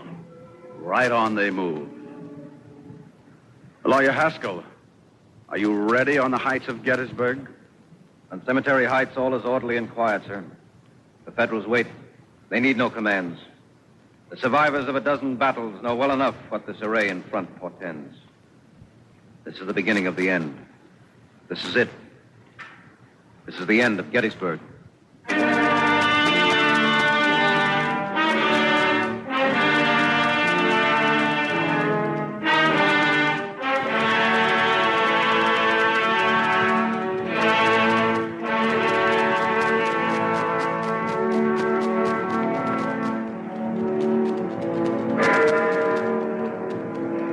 Again, it's midnight. It's cool again and quiet and dark.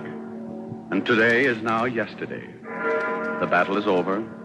Almost everyone sleeps. Some will sleep longer than others.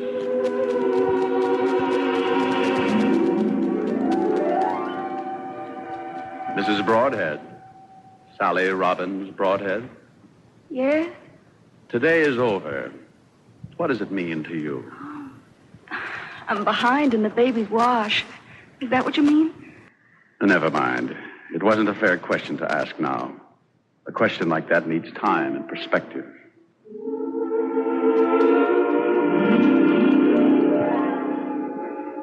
Billy Bailey? Billy? Huh? Bill, you're asleep with a smile on your face. Why? Oh, wounded Southern boy's asleep in the next bed, that's why. He's only 14. He came knocking at the door and wanted to be took in. So you took him in? Sure. You're not going to kill him? No, that's all over now. When he gets well, he's going to stay and play with us. Good sleep to you, Bill.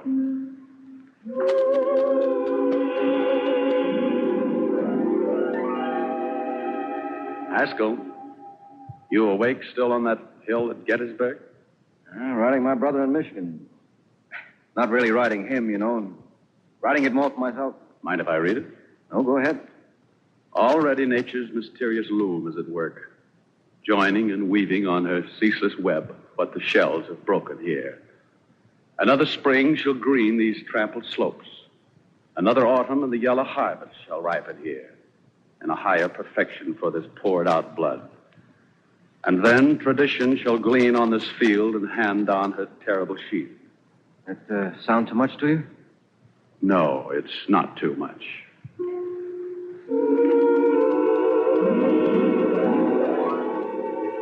John Dooley. John, where are you? Why don't you answer? John? John Dooley is gone.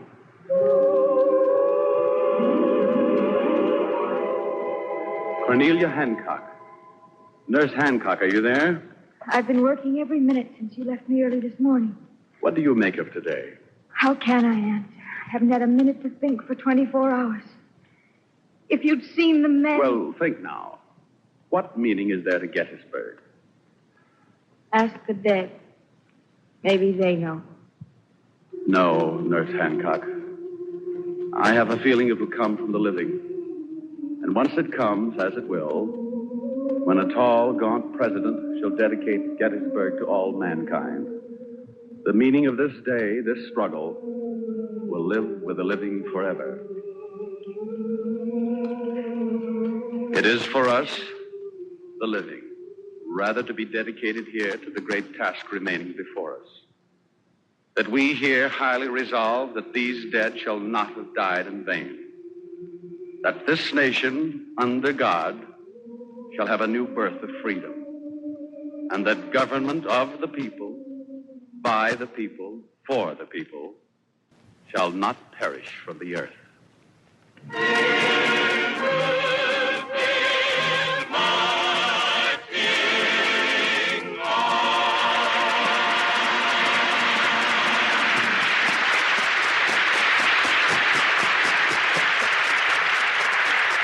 I'm sure our radio audience joins the audience in the theater tonight in applauding Dick Powell and our cast for their performance in Gettysburg on the DuPont Cavalcade of America.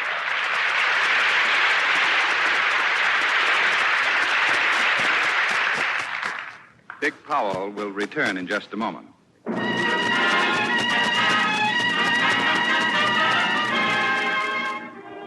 Now, Dick Powell, tonight's Cavalcade star, who's winning new plaudits for his performance as star of Pitfall, produced by Samuel Bischoff and released by United Artists. Mr. Powell. Thank you. It was a pleasure to be on the Cavalcade opener for the new season. I want to wish this fine series lots of luck. There's some very exciting stories ahead for Cavalcade listeners and a host of stars. Robert Montgomery, Anita Louise, Walter Pidgeon, Fay Bainter, and Cavalcade star of next Monday night, Miss Lorraine Day. The story, The Proud Way, a romantic drama of a young girl, Verena Howell, and the president of the Confederacy, Jefferson Davis. So join Cavalcade, won't you, each and every Monday night this season. Now, good night, and thank you.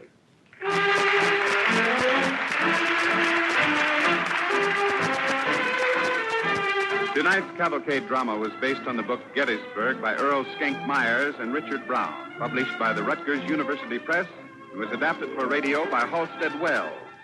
The DuPont Cavalcade of America is directed by Jack Zoller, music composed by Arden Cornwell and conducted by Donald Bryant. This is Ted Pearson inviting you to listen next week to The Proud Way with Cavalcade star Lorraine Day. Cavalcade of America is presented each week from the stage of the Longacre Theater on Broadway in New York and is brought to you by the DuPont Company of Wilmington, Delaware.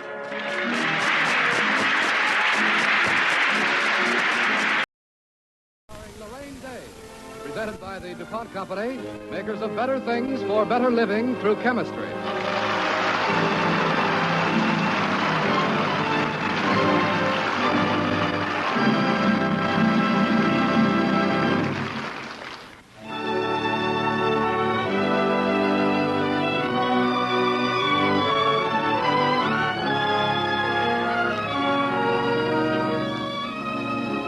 Now, the DuPont Cavalcade of America, starring Lorraine Day in The Proud Way. The story of a willful young girl who loved Jefferson Davis and became one of the great ladies of the South, Verena Howell. I was only 17, and as we used to say, green, young, spoiled, rotten, when my father's old friend Joseph Davis invited me to spend the Christmas holidays on his Mississippi plantation named Hurricane. I had come up from Natchez on the river packet, and one of Uncle Joe's nieces met me at the wharf. She was riding a wonderfully wild-looking chestnut colt. Miss Howell? You are Miss Howell, aren't you? Yes, I am. I'm Mary Bradford, one of the clans. Whoa, boy, whoa. If I can ever get the devil out of this brute. Sultan boy, be quiet. Oh, he's beautiful. Are you a niece? I don't know a thing about Uncle Joe's family. Oh, you will. There'll be simply scores of us at Hurricane by Christmas Day. Young Joe was perishing to come and meet you at the boat. Young Joe? One of my cousins. You know, we all think Uncle Joe's planning a wedding for you. A wedding? Yes, he's described you in such glowing terms to young Joe that the poor boy's expecting Delilah and Cleopatra and the Queen of Sheba all rolled into one. Oh, la-di-da, that's just plain silly. Well, if I'm any judge, he won't think so. Sultan boy, be quiet. Quiet, boy. Now, what about our going on up to the house, Miss Howell? I've had lovely little filly brought over for you. Her name's Amelia. Thank you, but why don't you ride Amelia and let me try your Sultan? Oh, no, Uncle Jeff would be furious. Another uncle? Well, why should I fret? You don't know him. Listen, Mary, I've been riding horses all my life, and I'll wager you a great big hunk of plum pudding that I can handle this one. Come on.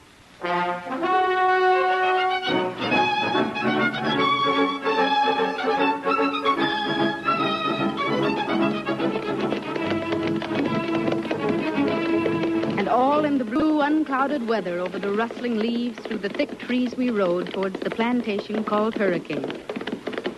Miss Howell, Brina, wait. He wants his head, Mary. He needs a run. But he's so skittish and you don't know the way. All right, then let's race and see if you can lead the way. Oh, stop, Brina. Here comes Uncle Jeff down the road. La-di-da, what's she so scary about an old uncle for? Mary! Mary! What have I told you about racing Sultan? I beg your pardon. I'm not Mary. Oh, the guest from Natchez. May I ask how you come to be riding Sultan? She can't handle him. I can. Indeed. Oh, Uncle Jeff, I am sorry. I surely didn't expect you to catch us red-handed. But I did. You'd better walk the horses the rest of the way, Mary. Oh, why? Aren't you coming back with us? No, I've got to go on to Vicksburg. But I'll see you at supper tonight. Good day, Miss Howell. Good day. Who's he think he is ordering people around like that? Oh, please don't get the wrong idea about Jeff Davis, Brina. We all take orders from him because he knows what he's talking about. And, well, because we love him. Well, anybody who's always right as that. I feel sorry for his wife. Brina, you don't know what you're saying. Why? What did I say? Brina, 8 years ago, not more than 3 months after the wedding, Jeff Davis's wife died.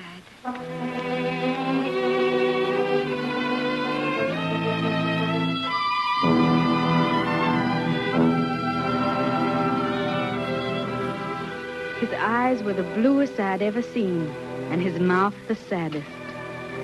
That night at Hurricane, I met more of the Davises at supper, and seated next to me was young Joe, the nephew I had been brought here to meet, and perhaps marry.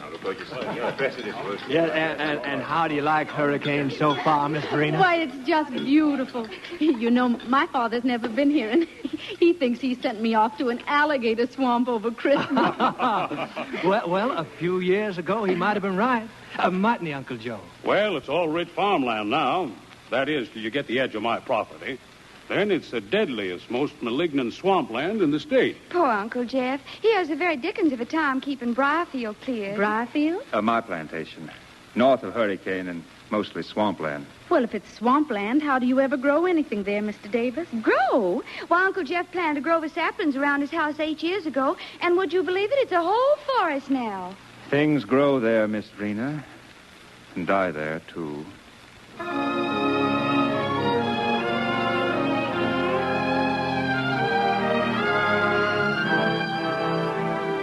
I knew what he meant. 8 years ago, the bride of Mr. Jefferson Davis had died. Yet everything else, it seemed, lived and thrived and grew almost too fast in this Delta richness. When supper was over, we all went up to the music room. And you're our honored guest, Miss Brina, so you must decide on the entertainment for Christmas Eve. Well, I am honored. What about charades? Charades? Oh, that'd be lovely. Let's start choosing sides right now. Well, Miss Brina, for me. Well, I choose you, Uncle Jeff. Then it seems to be all settled, doesn't it? I know the tableau I want to do. The Whigs trying to get the bank back from the Democrats. Oh, Mary, you're not supposed to let on. Perhaps we better avoid political subjects, Mary, dear. Our guest was raised a You Whig. don't mean to tell me you're all Democrats, Uncle Joe? Yes, my girl. I'm afraid we are. Why, Brina, the Democratic Committee in Vicksburg even wants Uncle Jeff to stand for the Mississippi legislature. I won't be accepting the nomination, however. Have you definitely made up your mind, Jeff? I'm a planter, not a politician, But Joe. if you're needed, Who needs a solitary scholar living away from the world? the world might need you, Mr. Davis. Why, thank you, Miss Brina. But you see, Briarfield is my world, and I've accustomed my eyes to its mists and shadows. I've no wish now to face the glaring lights of the Capitol.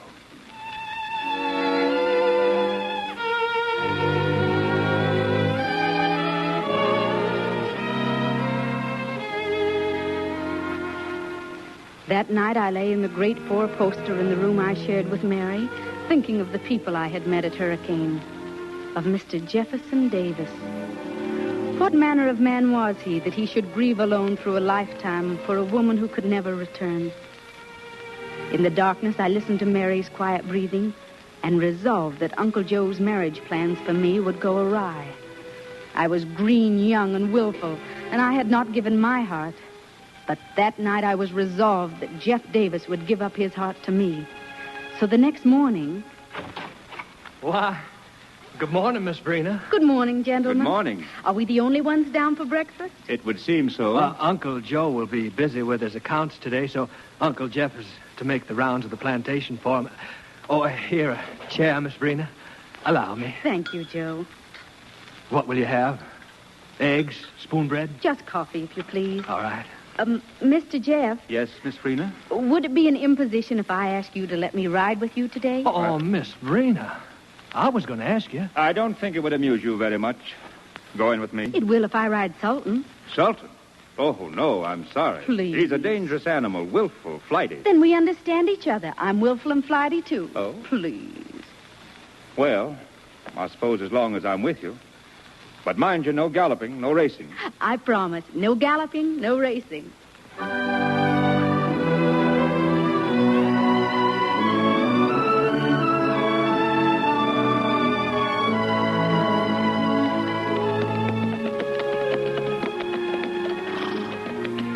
Well, how do you like my brother's alligator swamp, Miss Brina? So many orchards, so many gardens and fields. Is your Briarfield like this, Mr. Davis? Briarfield's a very poor thing in comparison. If it weren't for James, my overseer, it would still be like jungle. I'd like to see your forest, the one that grew up in 8 years. Oh, no, I'm sorry. It's getting late. We'd better turn back. Oh, must we?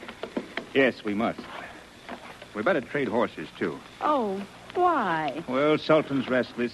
He recognizes this road. Come, shall we turn back now? Brina, where are you going? It's not I, it's Sultan. Hold him! He wants to go to Briarfield. No! I can't hold him back. He's off the road. Try to stop him. He won't stop. Then hang on tight, Brina. I'm coming after you.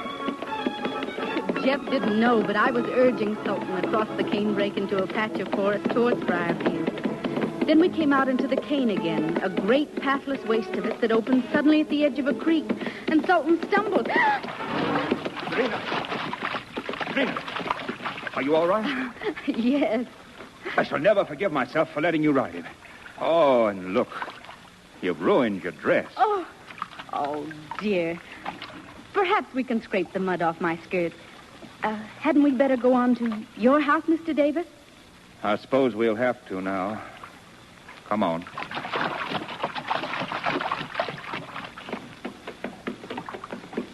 You didn't want me to come to your house, did you? You will be its first visitor in 8 years.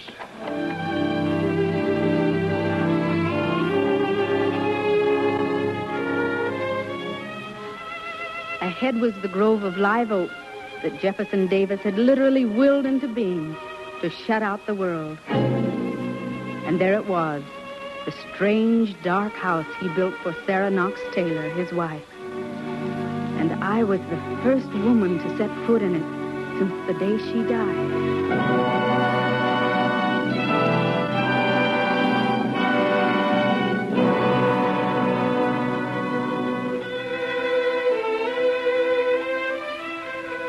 You are listening to The Proud Way, starring Lorraine Day as Verena Howell and featuring House Jameson as Jefferson Davis on the Cavalcade of America, sponsored by the DuPont Company, makers of better things for better living through chemistry.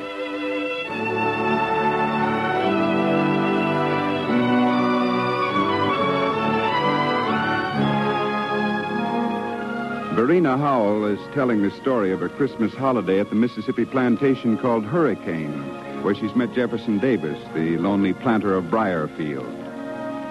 Verena has determined that he will fall in love with her and forget his first wife who died 8 years before. Now, Verena continues her story.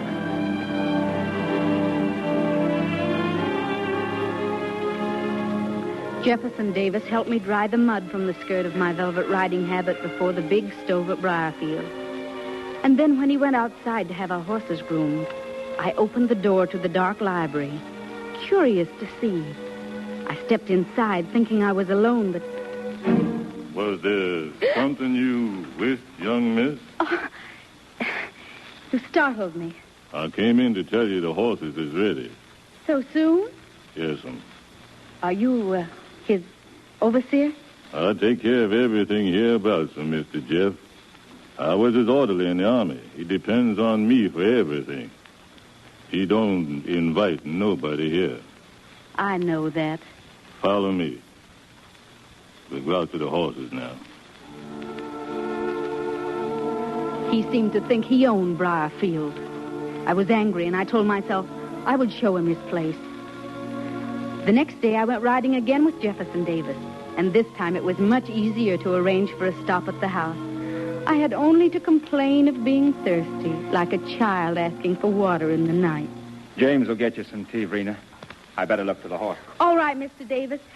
Suppose I wait for you in the library. I went inside and looked at the rows upon rows of his books. I sat down in a deep leather chair and picked up from the table beside me a slim leather-bound volume. I don't think he'd like it. You're looking at that book. Why must you always startle me like that, James? Mr. Jeff said you was thirsty for tea.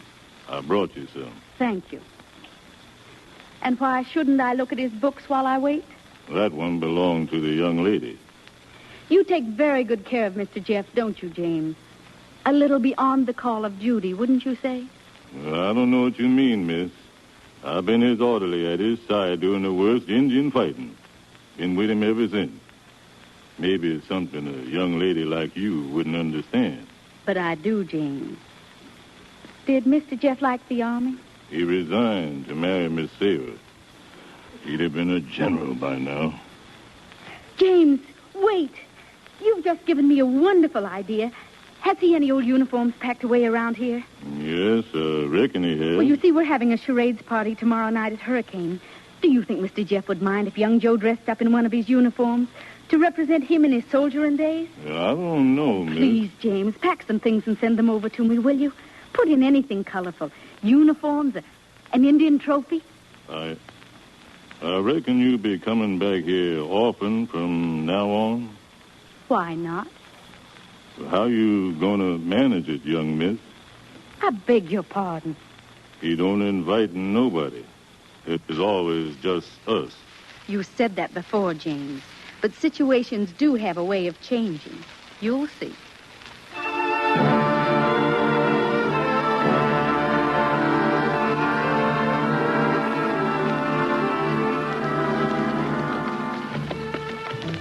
Jeff Davis and I rode back towards Hurricane in silence that afternoon. He was a superb horseman, and Sultan responded to him as to a beloved friend. Yet there was unyielding sternness in the strong lines of his profile. How are you going to manage it, young miss? James said.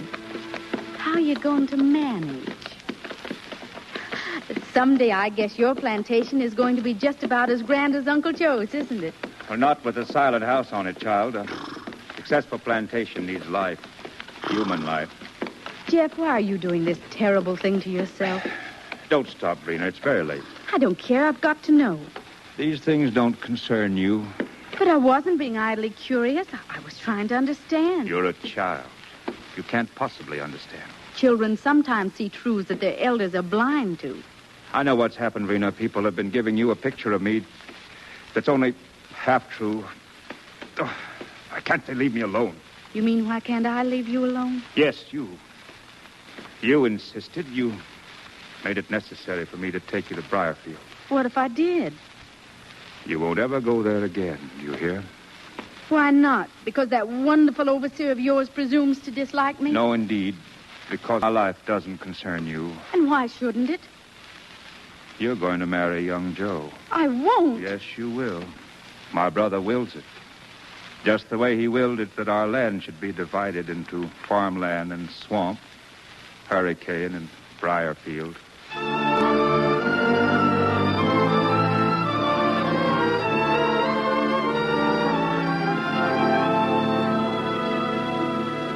As soon as we reached Hurricane, he mounted another horse and rode off to Vicksburg. And when the trunk came from James at Briarfield that night, I asked young Joe to help me open the trunk, will you, Joe? All right, let's see what James sent over. There ought to be some uniforms and maybe an Indian trophy and... Yeah. Oh, Joe. What's the matter? These aren't uniforms. Look, it's a lady's cloak and a pair of satin slippers and a white gown. Well, I don't understand. I do. See what he's written? Worn by my beloved wife on the 15th day of June, 1835. Her wedding clothes? Oh, Miss Verena, James must have sent you the wrong trunk by mistake. It wasn't a mistake. He'll pretend it was, but I know he did it on purpose. Why? Why should he want to send her things to you? Uncle Jeff treasures everything that belongs to her. That's exactly why. To let me know it's no use my trying. To make me know Jeff hasn't forgotten her, that he won't ever forget her. He's daring me to take a place when we both know that I never can.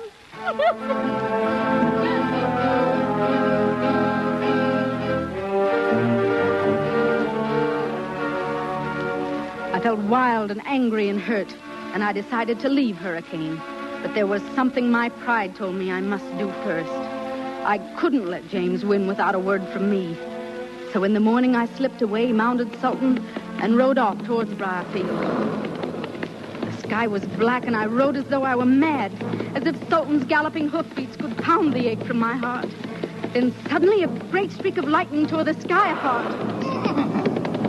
My horse turned and bolted across the vast wilderness of canebrake. I hung on, but the lightning seemed to have opened up the heavens, and a torrent of rain poured down upon us. And at last I knew we were lost. Oh, we can't be more than a few miles from someplace, Sultan. Drenched and cold, I clung miserably to his back. And as the hours passed and it grew darker, the swamp water began to rise. All around us, the grasses and the brambles moved. Could it be alligators or snakes? It could be the wind. Sultan, we've got to go on. Try to find a footing. We've got to get away from this terrible place. The soaked earth pulled at his hooves like slimy hands. Step by step, we moved towards what seemed in the howling darkness to be a grove of trees. But we found too late that they bordered a swollen creek. Sultan plunged into the water above his knees, stumbled and threw me.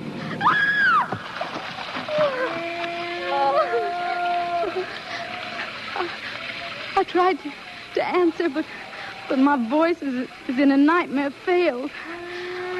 I tried again, but it was finally Sultan who let the searchers know. He threw back his head, and they heard him. Frida! Frida! Here I am, Jeff. Stay where you are. Don't move. I couldn't if I wanted to. The mud's so thick. It probably broke your fall. You're lucky. Here, let me help you up. Oh, Jeff, I did an awful thing. Be quiet. I'll wrap this blanket around you. There. You think you'll be able to ride back on my horse? I think so. Did you search for me long? 15 people have been out in the swamp for 5 hours looking for you. Here, Sultan boy. This way, old fella. That's right. That's right. Jeff, I ought to tell you. Don't try to talk. Just come along, child. Come along home.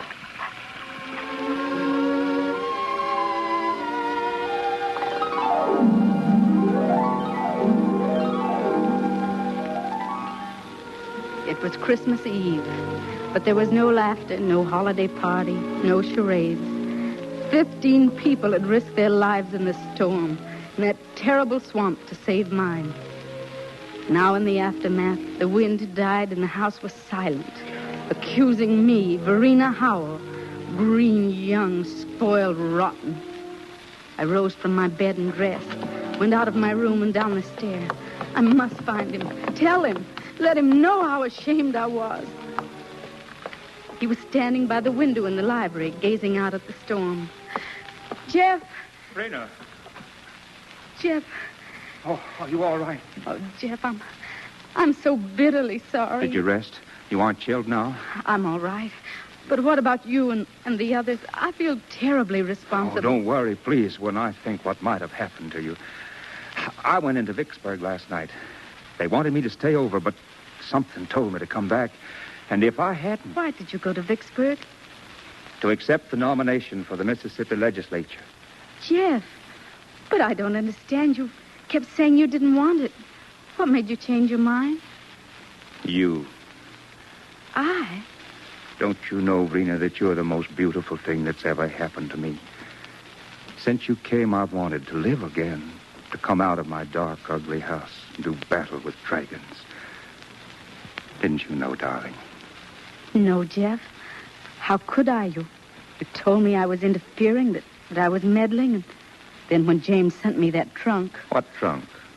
I wanted some costumes. One of your uniforms for the charades.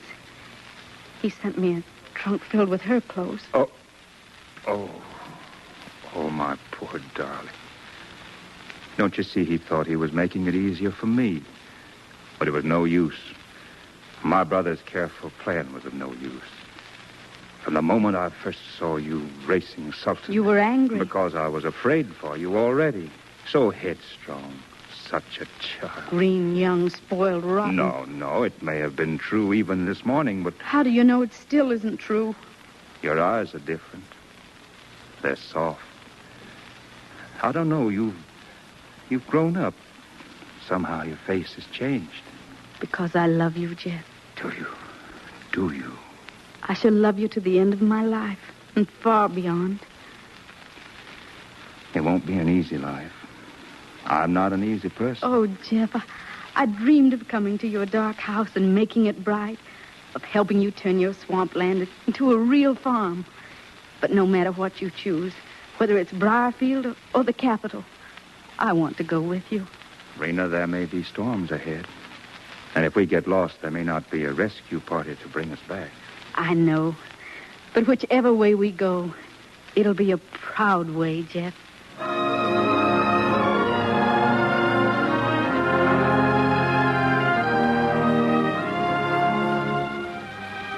This was the man who became my husband, whose proud way took him on to Washington as a senator in the Congress of the United States, and when inevitably came as President of the Confederate States of America.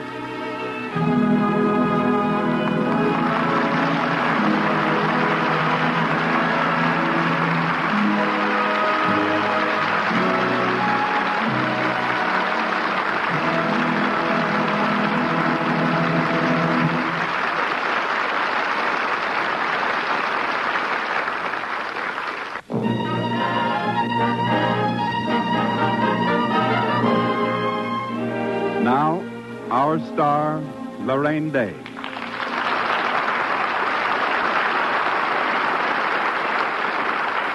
Thank you.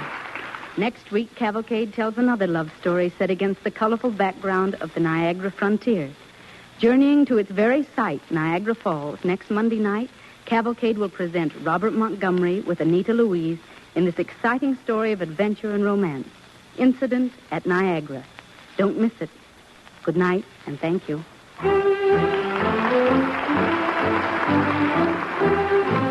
Lorraine Day will soon be seen in The House of Cards, produced by Lester Cutler and Marty Martin. This picture was photographed by cinematographer Bert Glennon on DuPont motion picture film. Tonight's Cavalcade drama was based on portions of the novel The Proud Way by Shirley Seifert, published by Lippincott. It was adapted for radio by Virginia Radcliffe. The DuPont Cavalcade of America is directed by Jack Zoller. Music's composed by Arden Cornwell and conducted by Donald Bryant.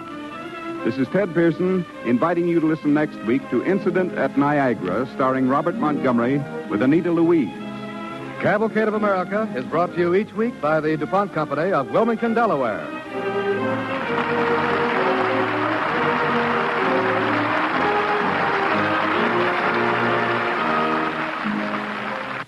This is NBC, the National Broadcasting Company. Starring Robert Montgomery and featuring Anita Louise. Presented by the DuPont Company, makers of better things for better living through chemistry.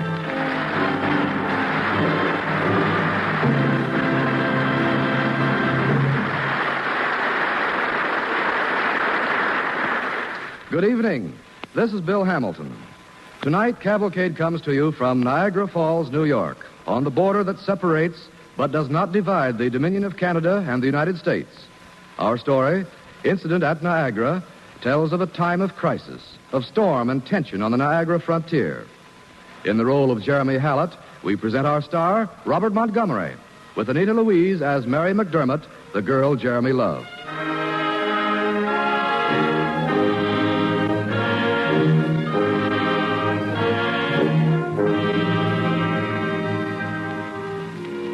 It all happened over 100 years ago, when the shores of the Niagara River, boundary between the United States and Canada, were sprinkled with frontier towns and forts. Two of these on the American side, Tonawanda and Schlosser's Landing, were important to the isolated people on the frontier as shipping terminals. A river packet would start at Tonawanda, deliver its cargo to one of the islands in the river, such as Navy Island, then return to the nearest mainland town, Schlosser's Landing.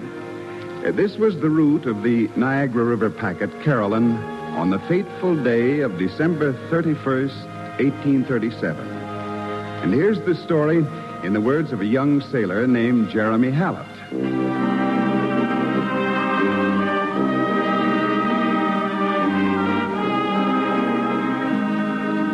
I had just returned from a long hitch in the West Indies trade, and I no sooner landed in Tonawanda than I went to the company office of a certain Captain Gore, intending to sign on as first officer of the Carolyn.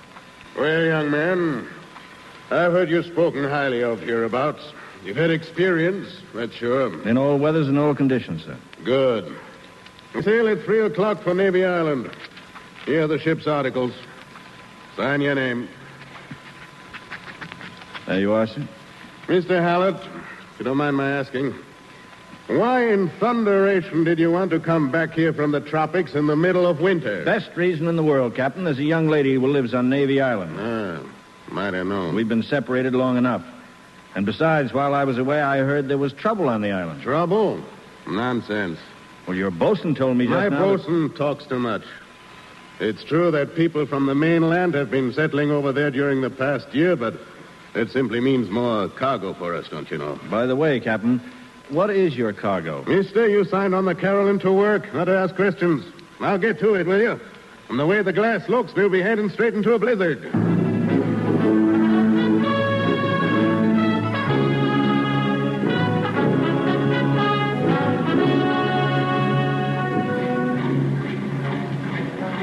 I stood on the bridge of the Carolyn and thought about Mary McDermott, the girl I'd been missing for 14 long months. She and her father were settled on that island, had been since Mary was a baby. She'd be able to tell me what was going on. Oh, it's as cold as the hinges on deck, mister. Aye, bosun. Will there be men at the wharf to receive this cargo, whatever it is? Sure there will. There's always plenty of hands and eager, too. The minute we unload the cases, they whisks it away like it was hot potatoes. You've been making this run for some time, Geegan. Where are these new settlers coming from? And from all I can tell, sir, it's a rum crew of discontented riffraff from both sides of the border. They're several hundred strong now, and they've started up their own government. Their own government? What for? Don't ask me, unless it's true that they mean to try grabbing off some choice acreage on the Canadian side. That's the craziest thing I ever heard of. And I think so, too, but there's plenty of folks on the mainland that don't. Why, you'd have your eyes opened if you went to some of the secret meetings they're holding. They get all fired up about how the Canadians burned down Buffalo back in 1812. Talk about revenge, just as if it happened last night. It wouldn't surprise me if they tried to use Navy Island as a jumping-off place for an invasion of Canada. Listen, Geegan, I've got a girl living on that island. If she's in any danger... Would I know her, sir? It's Mary McDermott. And I've heard of her. I don't like to say it, but I'm told that she and her father's in on the scheme. I don't believe it. Not Mary. You have it your own way, sir. Navy Island Wharf! Dead ahead! They're coming in now, so you'll find out for yourself.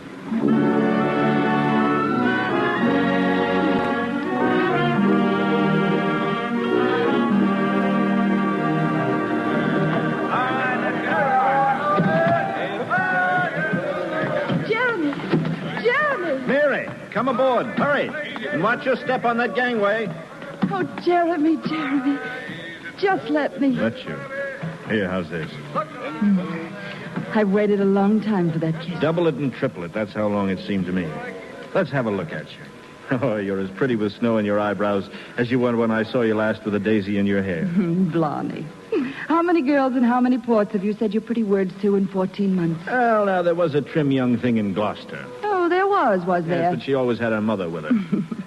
Now, give us another kiss and tell me what you've been up to. I've plenty to tell you, all right. But I hardly know where to begin. Father'll be coming aboard. He'll explain everything to you. And, Jeremy, we hope you'll be with us. With you? Mary, I'm going to be with you from now on. Thank goodness. I was so afraid you might not see things our way. You know, Father's been elected to a very important post here, and... Wait a minute. Important post? Are you saying you're mixed up in this conspiracy? Watch out for that case, you idiot. Sorry, Bosun. Now look what you've done. The insides are spilling out all over the deck. Uh-oh. Mr. Hallett, will you come here, please? What's wrong, Geegan? Oatmeal crackers, it says in this case. But if them's crackers, I'm an Indian papoose. Ball and powder. For rifles. Yes, sir. Look, thousands of them. Mary, do you know anything about this? Certainly I do. They're for the rifles you're carrying in those cases over there. Marked dried beef. I see. I suppose everybody here goes duck hunting in the middle of winter just for the sport of it. It's land we're going to hunt, Jeremy. Land that's rightfully ours. And Geegan was right. Well, your father and his friends aren't going to get this cargo. Boys, you can knock off the unloading now till further orders. Darling, please don't stop them. Why not? It's obviously contraband. Listen to me, Jeremy. You've been away so long, you just don't know how important this is, how people feel. Why, even the Canadians want their border towns to be taken over by America. And this island full of pirates represents the American government, does it? Well, not exactly. You mean not at all. You silly little numbskull, don't you see that this could start a war? And suppose it does. You don't begin to know what war means. Uh-oh. Look who's coming. It's the captain. What's going on here? Why aren't you men unloading? Now we're in for it. Where's the mate? Right here, Captain. Why haven't those cases been unloaded? They're full of arms and ammunition, sir, and they stay aboard. Mister, we are paid to transport unspecified cargo. We deliver to the wharf where our bill of lading concerns it. Not by my order. It belongs to us on the island, Jeremy. Listen, don't you realize that you're just asking for trouble?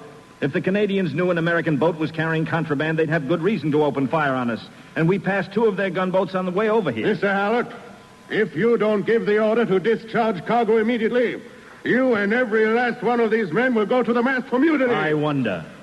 Bosun, men, listen to me. You've got to decide something, and quick. Your captain wants you to unload a cargo of arms for the pirates on this island for use in invading Canada. Are we going to follow his orders and be responsible for starting a war, or are we going to return these arms to the mainland as loyal American citizens? You've got to make up your minds right now. I'm still captain here. I'll fall too. We're right under the muzzles of them Canadian gunboats, remember? What do you say, boys? Jeremy, please. Sam, Coxswain Blaine, iron this man. Well, Sam, Coxswain, you heard the captain. Put me in irons. I didn't hear him say nothing, mister. Ship the gangway. You'll pay for this, every man jack of you. I'll sign on a new crew at Schlosser, and you'll swing for mutiny and worse. Mary, come with us, please. It's not too late. Oh, yes, it is too late, Jeremy. Mary, listen to me. Happy New Year, Mr. Hallett. I'm sure the captain will see to it that you spend it in jail.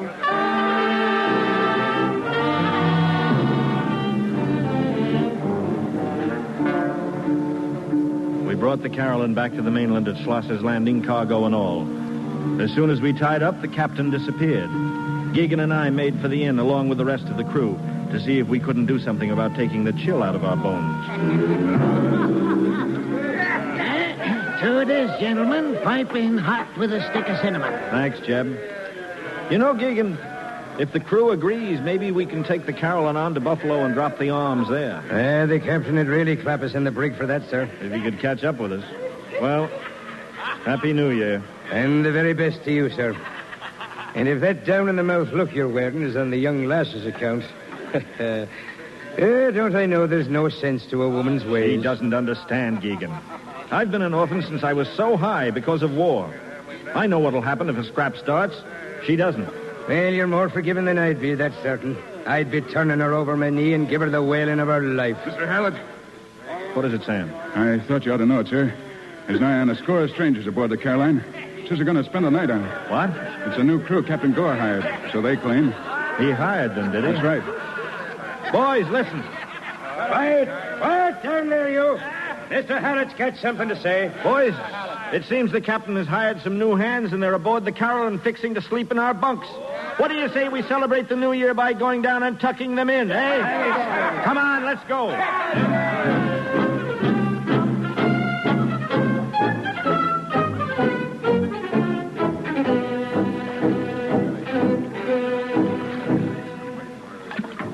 Ahoy there! What do you want? Who are you? The mate.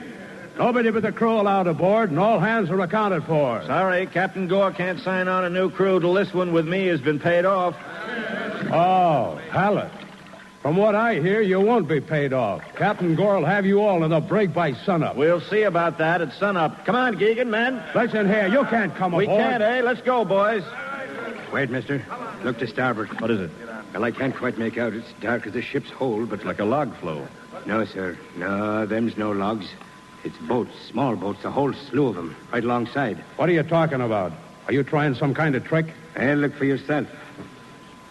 Yeah. It's boats, all right. And they're aiming to board us. Stand by to repel boarders! All hands on deck! Here, what are you doing that for? Why are you getting those men excited? Keep quiet.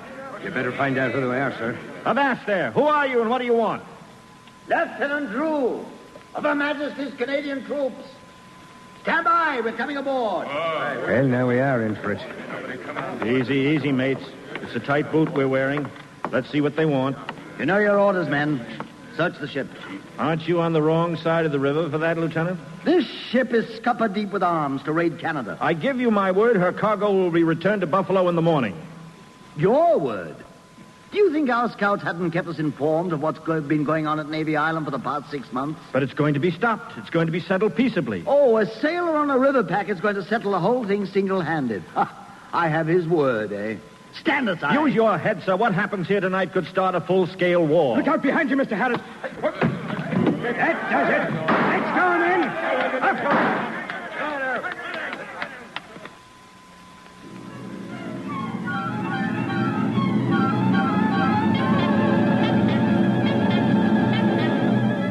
The Big Dipper was pouring chunks of fire on my head, and all of a sudden I was floating along with no deck under my feet. Faster and faster and faster until I landed with a crash in the center of the North Star. Mr. Hallett, sir. Are you after hearing me? I just came to and found you lying there in a pool of blood. That blatherskite let you have it with the butt of his pistol and creased my skull with a bullet. Where are the men? Yeah, they must have fought them onto the wharf. I can hear them back there.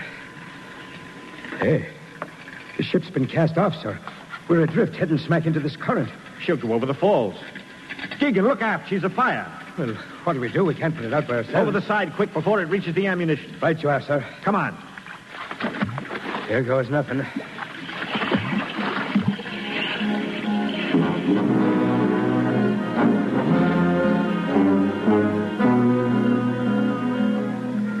The icy chill of the water pulled the breath out of me, and as I came to the surface gasping, I felt the deep, deadly current. Mr. Hallett. You all right? I think so. Don't let it get you. Make for the shore. Aye. Looks to be 1,000,000 miles away.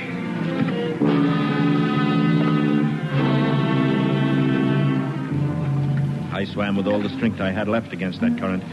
Keegan right behind me. Hours, years, centuries later, we were sprawled on the rocky shore, gulping cold air into our lungs. I never thought we'd make it. Keegan, look. The Caroline out there in the river.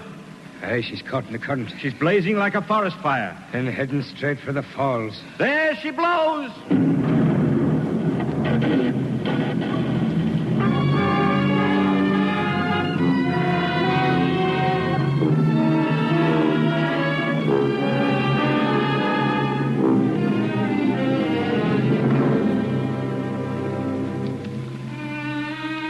You are listening to Incident at Niagara, starring Robert Montgomery as Jeremy Hallett and featuring Anita Louise as Mary McDermott on the Cavalcade of America, sponsored by the DuPont Company, makers of better things for better living through chemistry.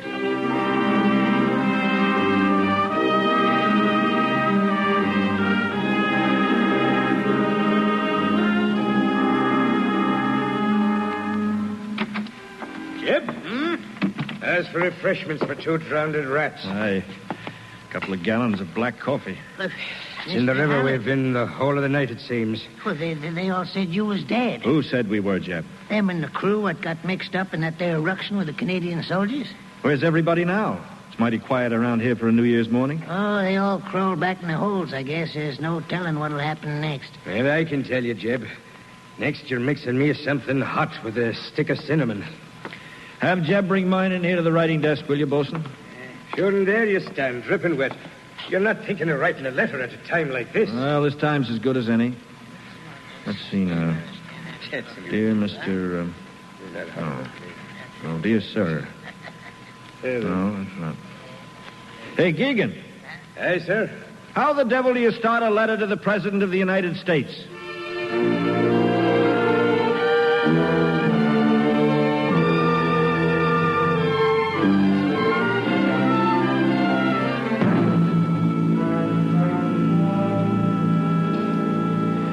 I finally did get that letter written and asked President Van Buren to send someone impartial up to the Niagara frontier.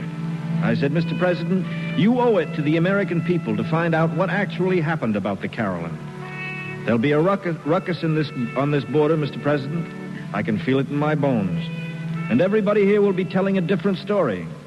Oh, Jeb, you should have seen them Canadians. 6 foot tall, every one of them, and carrying cutlasses in their teeth. Is that a fact? Oh, sure. There was at least 5 in our crew, laid out flat, stone dead. 5? It was nearer 15. Wait a minute, sailor, wait a minute. As far as I can find out, there was only one man killed, and he slipped and broke his neck running for the woods. Maybe. But you got to admit them Canadians come over here and burnt up American property. And they ought to be made to pay.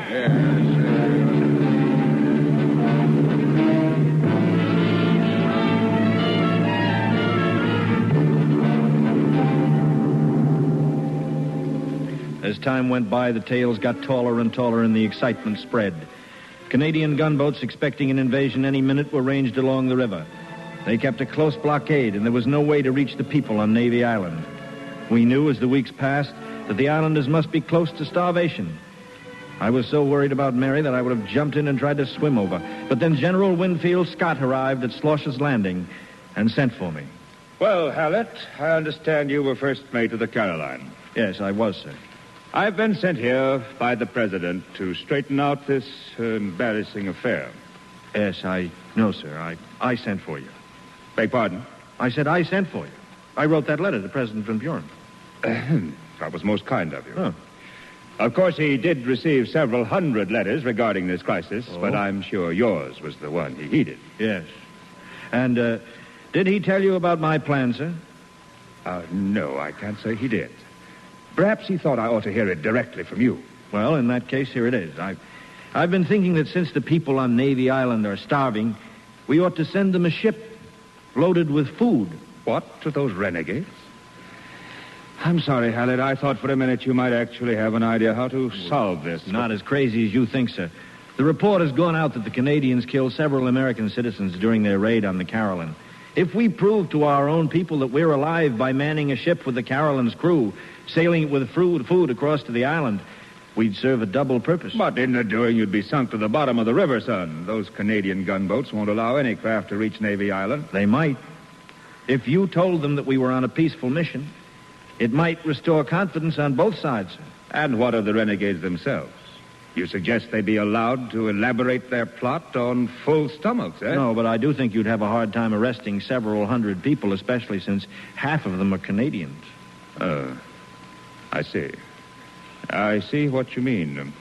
Well, young man, what do you propose to do? Well, I know of a river packet, sir. It's called the Barcelona. If you commandeered it, the crew of the Caroline would man it. And would you take command? No, sir. No, sir. The only thing I want to see is Captain Gore in command of that ship.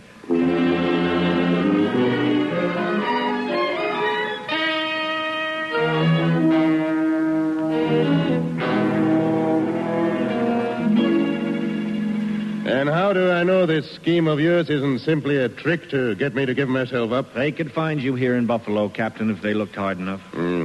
I suppose they could. How does my old crew feel about the idea? They're for it. The men are loading supplies at Black Rock right now, and General Scott is sending a letter to the Canadian Border Patrol. He's pledging his word that this is a peaceful mission. We're just waiting for you, Captain. Oh, we'd be sailing downriver under a string of Canadian guns. We ordered our course for any reason at all. If we swerved in their direction, even trying to avoid a rock, they'd forget the general and his pledge. They'd fire on us, mister. On the other hand, if no incident did occur, our intentions would be proved peaceable. Is that my affair? Need I remind you, sir, that if you don't take command, we'll go to prison for smuggling? Well... That this is your one chance to be cleared of suspicion? All right, Hallett. I don't approve of it, but you may inform General Scott that I'll accept command of the Barcelona.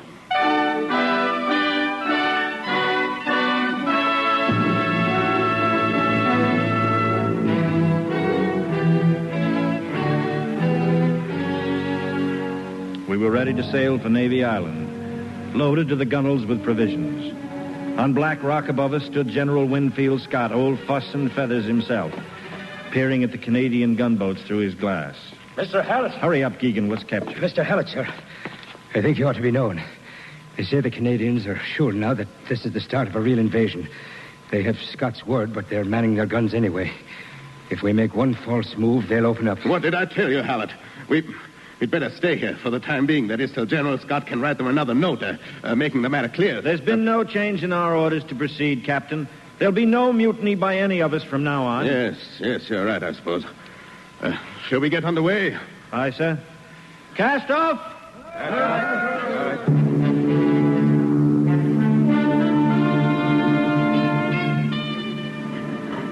Ease her a bit, bosun. Aye, sir. Steady as you go. Steady, sir. Rockledge, dead ahead. I can just see him touching off their cannon as soon as they mark us veering to port to avoid it. We'll have to pass it inshore and take our chances. Aye, sir. But if you'll not mind me saying so, my heart will be in my mouth a while. We're broaching bad.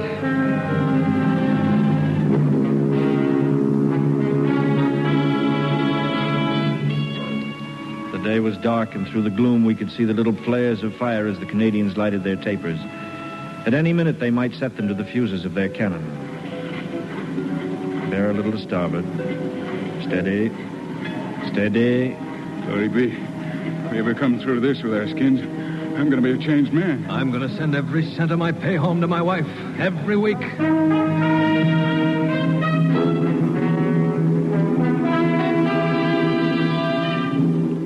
Slowly, steadily, the Barcelona plowed her way through the gray waters. I stood by the bosun with my eye on our course and my heart in my throat. And then I heard the lookout. We'd made it. Here was Navy Island, and not a gunboat had fired on us. A few minutes after, we tied up at the wharf. A crowd was there waiting. And among them, I saw Mary. Jeremy! Jeremy! Stay there, Mary. I'm coming ashore. You all right? Oh, yes. And you're really here. How in the world did you manage? We saw the ship coming, but we didn't dream it was you. We brought provisions, Mary. Thank heaven. It's been so terrible here. Where's your father? Well, he's here somewhere. We were watching together. Here he comes, Jeremy. Jeremy, lad. I cannot tell you how glad we are to see you. It's an odd way for us to meet again after all this time. If you've come to arrest us, we're ready. You and the rest of your government? Yes. Well, I brought you a message from General Winfield Scott. There'll be no prosecution if every one of the conspirators goes back to his home. You and the other leaders of the plot will be taken to Grand Island for questioning, and after that, I don't believe you'll be held. I don't understand. After what has happened? It's General Scott's wish that the incident be closed. He feels that the less we make of it, the easier it'll be to keep peace on both sides of the border. General Scott is a kinder man than I'd be under the circumstances. I'd like to thank him personally, Jeremy. All right. I'll take you back with me. But with your permission, there's something I'd like to do first. Mary, my love? Yes, Jeremy? Come here. You've had this coming to you for quite some time now. What are you doing, My Jeremy? bosun claims that the only way to make a woman behave is to turn her over your knee and spank her. Ouch! And, young lady, I Jeremy! think he knows what he's talking about. Ow!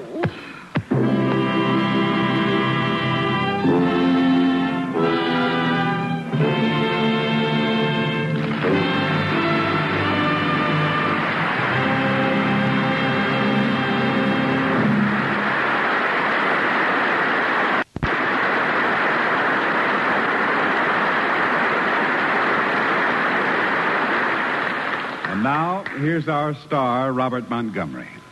Incident at Niagara. It is good for us tonight to recall that over 100 years ago, here on the Canadian border at Niagara Falls, a misunderstanding that might have led to war between ourselves and Canada was cleared up because of man's determination not to break the peace. Reason and vision prevailed, and the resulting century of friendship and mutual prosperity of the peoples of Canada and the United States is one of the magnificent achievements of the New World for all nations to remember today.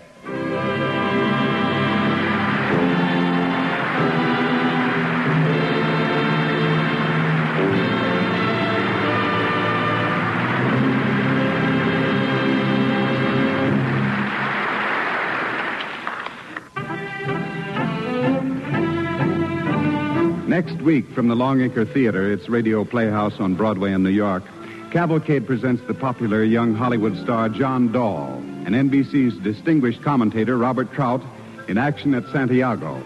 It's an exciting radio report of the exploit of Lieutenant Richmond Hobson at the Battle of Santiago, Cuba, an act of heroism that thrilled the nation during the Spanish-American War. Be sure to listen. Tonight's DuPont Cavalcade, Incident at Niagara, was an original radio play by Peter Rurik and Virginia Radcliffe and was directed by Jack Zoller. Music was composed by Arden Cornwell and conducted by Donald Bryant. Robert Montgomery can currently be seen in the Universal International picture, The Saxon Charm. This is Ted Pearson inviting you to listen next week to Action at Santiago, starring John Dahl and presenting Robert Trout. Cavalcade of America is brought to you each week by the DuPont Company of Wilmington, Delaware.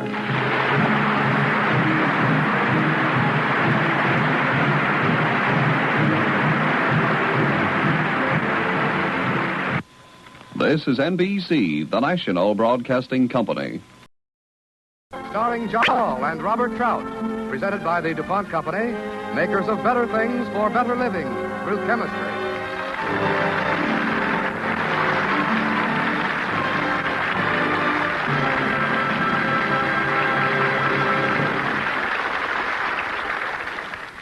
Good evening, this is Ted Pearson. Tonight, Cavalcade's play, Action at Santiago, takes us back to a decisive hour in American history, the Battle of Santiago during the Spanish-American War.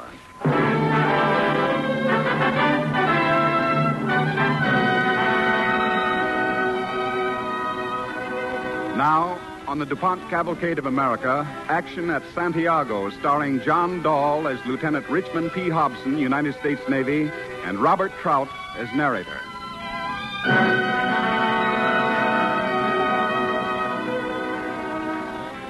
It was just half a century ago, in 1898, that a great fear raged up and down the Atlantic coast.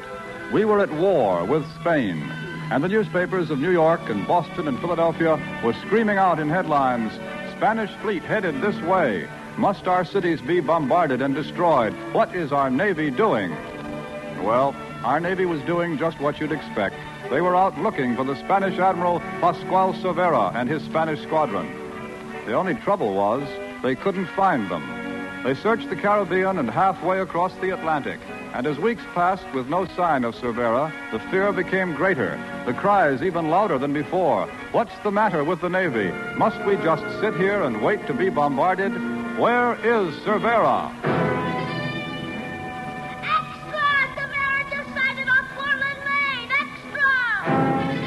Did you hear? They just found Cervera in the Gulf of Mexico. He's going to bombard New Orleans. Extra! Spanish fleet off Coney Island!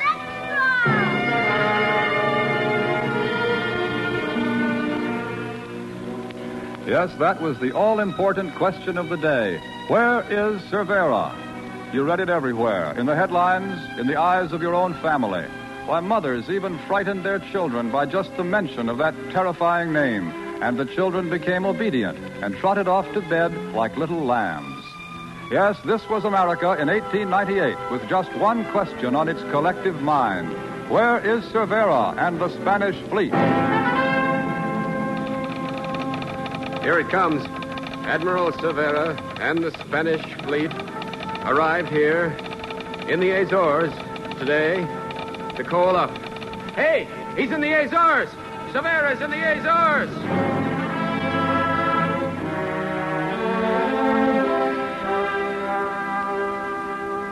Well, that last one was true, anyhow.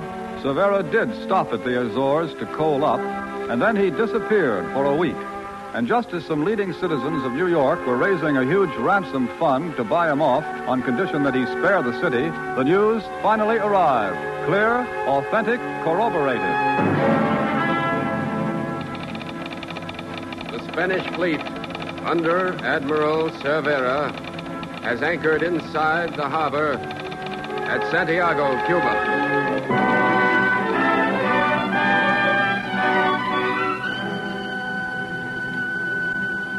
Santiago, Cuba. Down there, the American squadron is steaming up and down the mouth of the harbor, blockading it, waiting for the Spanish fleet to come out and fight. Our battleships and cruisers are lined up in a wide arc, broadside to the enemy. The battleships Iowa, Texas, Indiana, Massachusetts, Oregon, and the cruisers Brooklyn and New Orleans. And Rear Admiral William T. Sampson's flagship, the armored cruiser New York. Over on the Cuban shore is the oldest fort in the Western Hemisphere, Old Morro Castle. Its grim escarpments containing hundreds of hidden gun emplacements rising sheer out of the water. The mouth of this harbor is very narrow, only about 100 yards wide, and behind it, hidden in toward the curve of the shore, is the Spanish fleet under Admiral Cervera. Aboard the New York, there's a conference going on in Admiral Sampson's quarters. The Admiral takes a puff at his cigar and smiles at the commander of the famous flying squadron, Commodore Winfield Scott Schley. Well, it took a long time, Schley, but we finally caught up with them. What's the latest word from intelligence? Admiral, our man made contact with a band of Cuban rebels up in the hills last night. They're all in there, coaling up. The entire Spanish squadron. Good. Did you get a look at them? Yes, positive identifications. The Cristobal Colon, the Vizcaya, that's Cervera's flagship, you know. I know. The Almirante Oquendo, the Infanta Maria Teresa, and the Pluton. Auxiliaries? The usual, torpedo boats, colliers. Very good. Commodore, I just received another dispatch from the Secretary of the Navy. New York and Philadelphia are raising Cain. It seems they're worried up there. They're losing sleep. They want a little action from their Navy. We'll give it to them, Admiral, if the Spaniards will only come out and fight. And if they don't? Well, I guess we can stick it out as long as they can. And suppose they come out at night. Have you thought about that? Some dark, moonless night. They'd come out under full steam, be halfway out of the harbor at Santiago before we had our boilers up. No, I'm afraid of that, Schley. Do you mean to go in after them? Through those minefields? Is that it? No, I've got a better plan. Commodore, I'm going to sink a small ship, a collier, across the mouth of the harbor and bottle the Spaniards up. Then I'll know they're in there.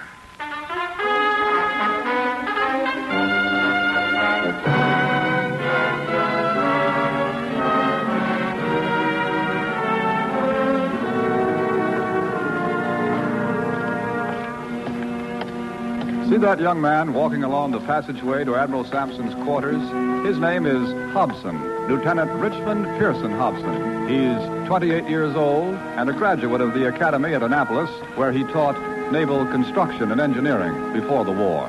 The Admiral says he wants to sink a ship across the narrow opening of Santiago Harbor, and he's called in young Hobson for some technical advice. Lieutenant Hobson reporting, sir. Oh, yes, Hobson. Come in. Sit down. Thank you, sir. Hobson, I want to bottle up the Spanish fleet in Santiago Harbor. Cork them up good and tight so they won't be able to get out. Yes, sir. To do that, I'm prepared to scuttle the collier, the Merrimac, across the channel. Do you think it can be done? Yes, sir. How? Well, get the Merrimac out where you want her, sir, and blow her up with torpedoes. You could also open the plates and let the sea in. Yes, that's about the way I figured it. All right, thank you, Hobson. And now, if you'll excuse me... Admiral. Yes, Hobson? Have you decided on the man to run her in? No, I haven't. I'd like to volunteer, sir. You would, eh? Hobson, volunteering for this mission is almost like signing your own death warrant. I intend to emphasize this fact to all hands. It'll mean going right in under the guns of the Spanish fleet and their shore batteries. Yes, sir. I'd estimate the chances of survival at about 1 in 10. Yes, sir. Of course, we'll have a steam cutter follow you, I mean the Merrimac, about halfway into the harbor to pick up survivors, if there are any. It being a night operation, though, the chances of rescue are not very good. Yes, sir. Still want to try it, Hobson? I do, sir. All right. How many men will you need? About 6 or 7, I'd say, sir. That would be enough. Very good. I'll have my flag lieutenant wigwag the fleet for volunteers. Good day, Mr. Hobson.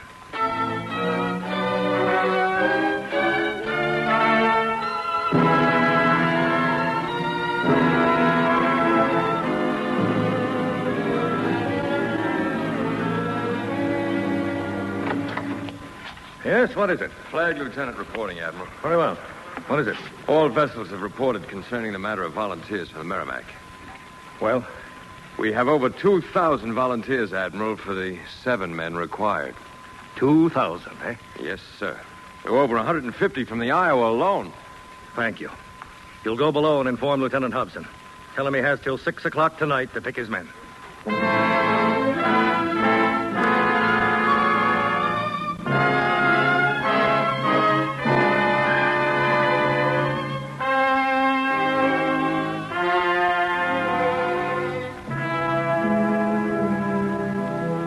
It's later that night in the quarters of Lieutenant Hobson aboard the armored cruiser New York in Santiago Bay. All during this day, cutters and steam launches have woven in and out alongside the New York, bringing volunteers for Hobson's mission. After interviewing more than 100 of the 2,000, Hobson has picked his men, and they're now gathered in the cramped quarters of his cabin. Attention, men. Report. Degnan, quartermaster. Charette, gunner's mate. Clausen, coxswain. Montague, chief master at arms. Phillips, chief machinist mate. Kelly, water tender. Murphy, coxswain. All present and accounted for, Mr. Hobson. You wish to address them? Yes, I do. Men, Lieutenant Hobson has something to say to you. Men, I'm not going to make a speech. You all know your orders and realize that your chance of coming out of this alive is about 1 in 10. If you want to withdraw, speak up now. It'll be no dishonor. The matter will never be mentioned to a living soul, and a replacement can easily be arranged. Well, does anyone wish to withdraw? Good. Now for your instructions. The Merrimac will be fitted with a lifeboat and a catamaran. After pulling the plates and firing the torpedoes, you will all swim to... Yes, Kelly, you have a question? Yes, sir. What's a catamaran? A catamaran is a raft. And now then, you will all swim to the raft and hang on. Our next move will be determined by what happens next. Your uniforms will consist of a suit of warm woolen underwear and 2 pairs of socks. Each man will wear a life preserver and carry a revolver and a box of waterproof cartridges. Now, the thing to remember is this. Under any and all circumstances, this group will endeavor to keep together and act as a unit. That is all. One moment, Lieutenant. I'd like to say a few words, if I may, to the men and yourself. All right. All right, men. The flag lieutenant wants to say something to you.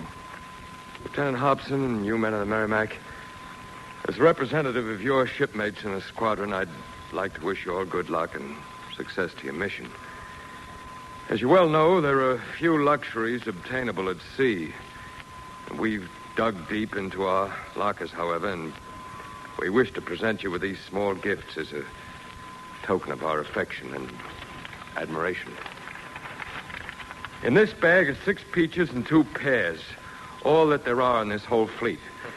They were contributed by Commodore Schleier, the Brooklyn, and the Chinese mess boy on the Oregon, who refuses to tell where he got them. I don't know anything like that. Here's a mariner's compass, the best that money can buy, offered by a junior officer of the Iowa. And here is a final gift. There's a bottle of vintage sherry presented to you by Admiral Sampson himself. It's his hope that you'll drink one final toast tomorrow night before you make the run-in. Lieutenant Hobson, the officers and the men of the fleet salute you and wish you Godspeed.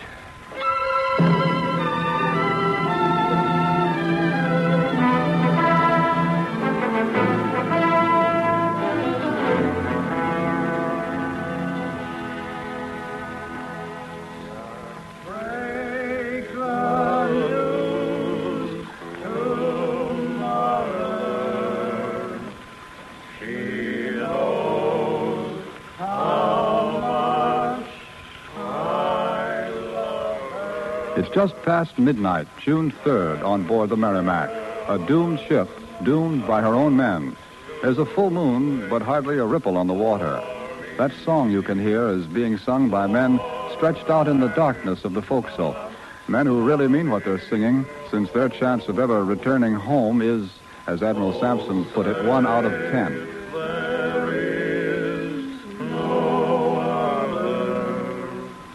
As you look into the faces of these men, Charette, Kelly, Clausen, Montague, and the others, you can't help thinking that this tiny speck out here in the middle of a great sea is truly America. Think of the names of these men and the clue that gives to their ancestry. Irish, English, German, and French, but they're Americans all. Men who love their country enough to die for it, asking no reward, praying only for the success of an enterprise that will probably result in their death.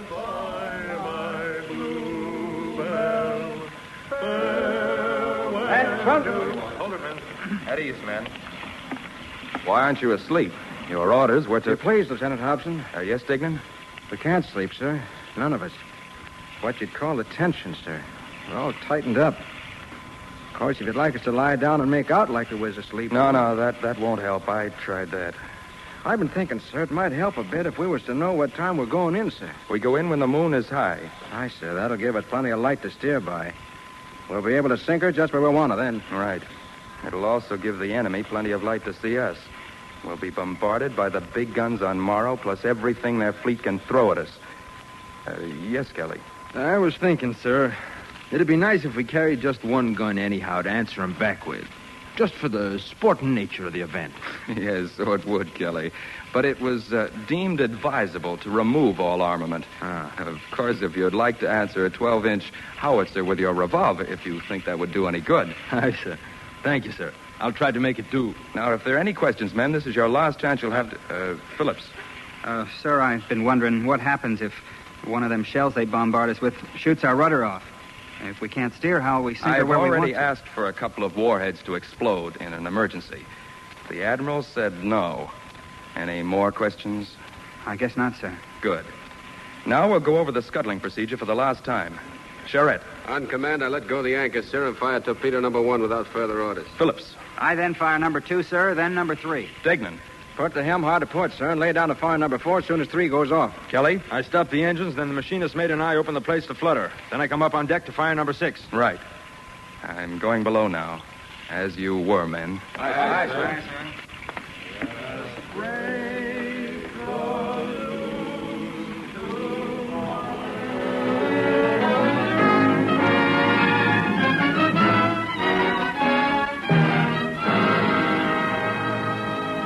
You are listening to Action at Santiago, starring John Dahl as Lieutenant Richmond Pearson Hobson, United States Navy, and presenting Robert Trout as narrator on the Cavalcade of America, sponsored by the DuPont Company, makers of better things for better living through chemistry.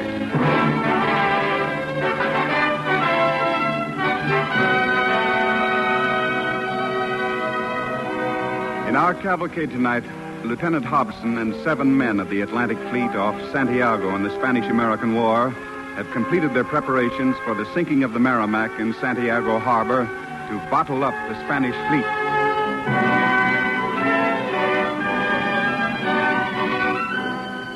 It's 4 o'clock in the morning now, and the moon is high. Old Morro Castle looms grim and foreboding on the starboard hand. To port is a Spanish picket boat. In the towering hills above are the enemy sea batteries. That tiny speck out there in the middle of the bay is the Merrimac, its crew huddled on the afterdeck, drinking black, scalding coffee out of a tin bucket as they await the word to go. Here he comes. Hobson. Come on, hit the deck. All finished with the coffee, Clausen? Aye, sir. Heave the bucket over the side.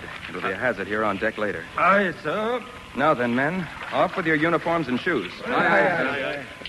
I never thought when I signed up with the Navy I'd be exposing myself to the world in my long underwear. Hey, that wind is mean. It'll be meaner than this when we hit the water. Aye, sir. I'd rather not think about it just now, sir. All right, now, get on your life preservers and revolver belts. Say, Lieutenant, are these cartridges really waterproof? Yes, we've seen to that. All ready, men? Aye, aye, sir. Man your stations. We're going in. Aye, aye, sir. Well, Quartermaster, how do you feel? Wonderful, sir, now that the waiting's over. It's the waiting that tells on a man and changes the color of his hair, if he has any left. How do you want her, sir? Helm starboard. Starboard it is, sir. Set your course west, southwest. West, southwest. Aye, aye, sir. Slow speed ahead. Slow speed ahead. Slow speed ahead.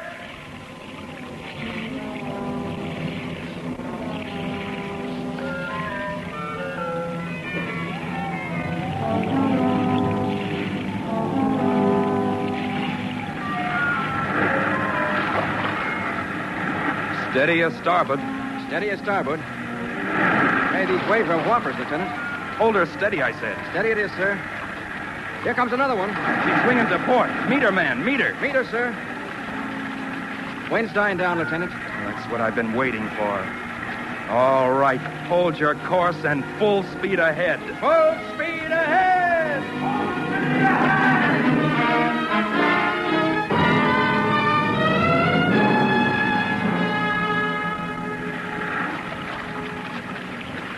Quartermaster, how far do you make it to the mouth of the harbor? You mean right in there where we want to sink her, Lieutenant? Yes. About 1,000 yards, sir. I don't understand it. With this moonlight, they must see us by now. Why haven't they fired? Watch the helm. Watch the helm, sir. What the devil are they waiting for? That's it, sir. They know we're here, all right. Thank goodness. I was beginning to worry. Western shore batteries have opened up, sir. All right. Keep your glass on those torpedo boats inshore. Aye, aye, sir. That's your port helm, Quartermaster. That's your port helm, sir. A broadside, sir, from the Vizcaya. Well, they haven't hit us yet. Quartermaster, how far do you make it? About 100 yards to where we want to sink her, sir. We can only hold out till then. Let the bridge blown away. Keep her going, Quartermaster. On the course, man, on the course. Aye, sir. Just another 50 yards. Oh, please, please, just another... 40 now, sir. 35. 30.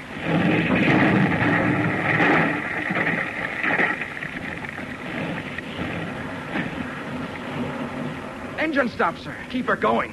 We're not there yet. Full speed ahead. Full speed ahead down there. We're moving again, sir. Why do you suppose that last one hit us? I don't know, and I don't care, as long as we're... Here we are. We're there. Stop the engines. Stop the engines! Stop the engine! Open the plates. Open the plates! Now, if we can swing her around. Hard a port, Quartermaster. Hard a port, sir? Quartermaster, did you hear me? I said... I heard you, sir. I got her hard a port lashed, but she don't respond. I can only mean that... I know what it means. Her tiller ropes. The steering gear's gone. That last... What do we do now, sir? Sink her right here before she drifts. Fire torpedo number 1. Fire torpedo number 1! There she goes, sir. Fire number 2. Fire number 2! Phillips, fire number 2. Fire number 3. Phillips. They won't go off, sir. I fired them, but they won't Fire go off. all torpedoes. Fire all torpedoes. That's number 5, sir. That's number 6. She's drifting, sir.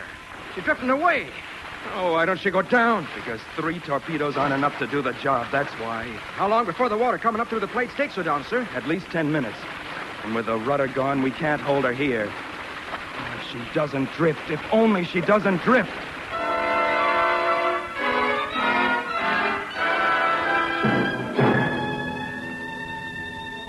Well, the Merrimac didn't sink for a good half hour, and in that half hour, she drifted. The tide carried her past the mouth of the channel where Hudson wanted to sink her, past the guns of the fort and into the broad harbor itself. And there, only partly blocking the way out, the Merrimac went down.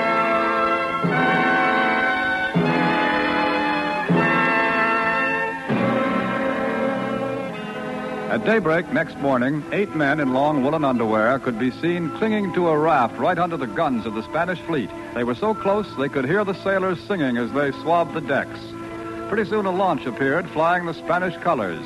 Hudson and his men, all sound but rather damp and chilly, were hoisted aboard, and they were then taken as prisoners of war to old Morro Castle on the island of Cuba.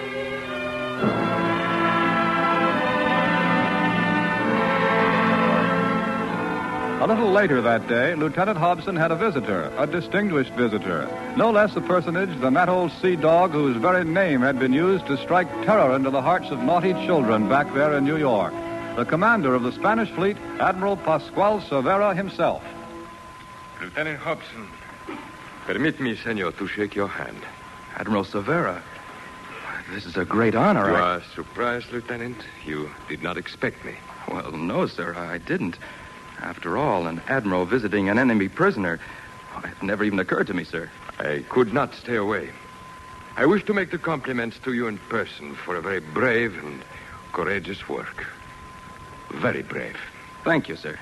I have given orders that you and your men shall have only the best treatment.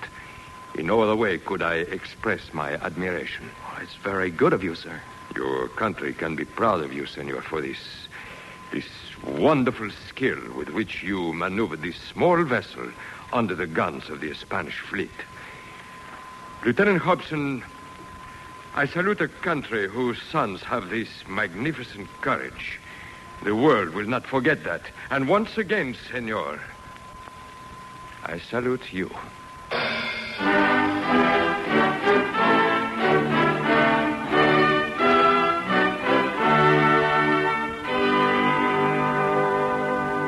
That's the heroic story of Hudson and the Merrimac. He didn't quite block the channel, but he did make those Spaniards kind of jumpy. They figured they'd better come out and fight before another American vessel was sent in to complete the job and seal them in for good. You know what happened then. They came out. Yes, the Spanish fleet came out of Santiago at last, all guns roaring. And in a few hours, Admiral Sampson was able to send a famous message to the Secretary of the Navy.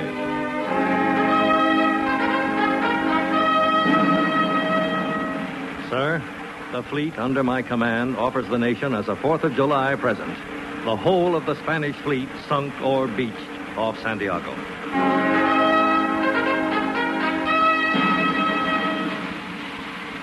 Action at Santiago and 8 men. Randolph Clausen, coxswain. Osborne W. Degnan, quartermaster. George Charette, gunner's mate. Daniel Montague, chief master at arms. George Phillips, chief machinist's mate. Francis Kelly, water tender. J.E. Murphy, coxswain. Richmond P. Hobson, naval constructor. 8 men who loved their country enough to be willing to die for it, asking no reward, praying only for the success of an enterprise they expected to result in their own deaths. Gentlemen, we salute you.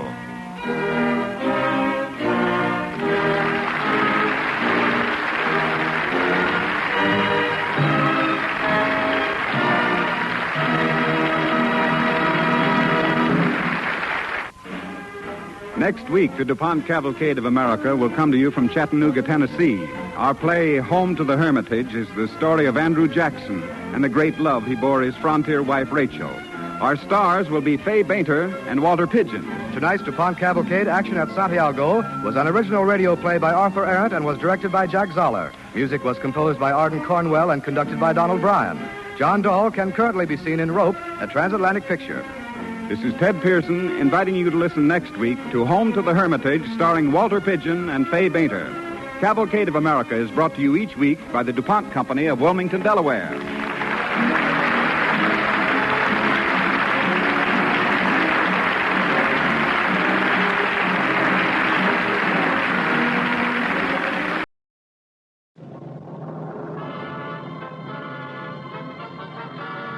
The Cavalcade of America, starring Walter Pidgeon and Fay Bainter. Presented by the DuPont Company, makers of better things for better living through chemistry.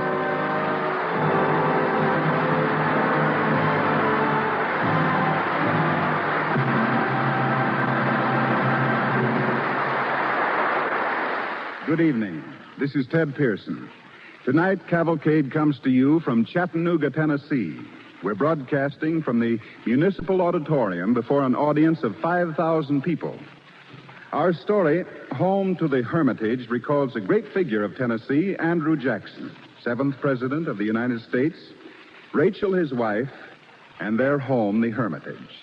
Now, to portray the role of Andrew Jackson, Cavalcade presents Walter Pidgeon, co-starring with Fay Bainter, who will be heard as Rachel Jackson, in a story that took place in Tennessee over a century ago.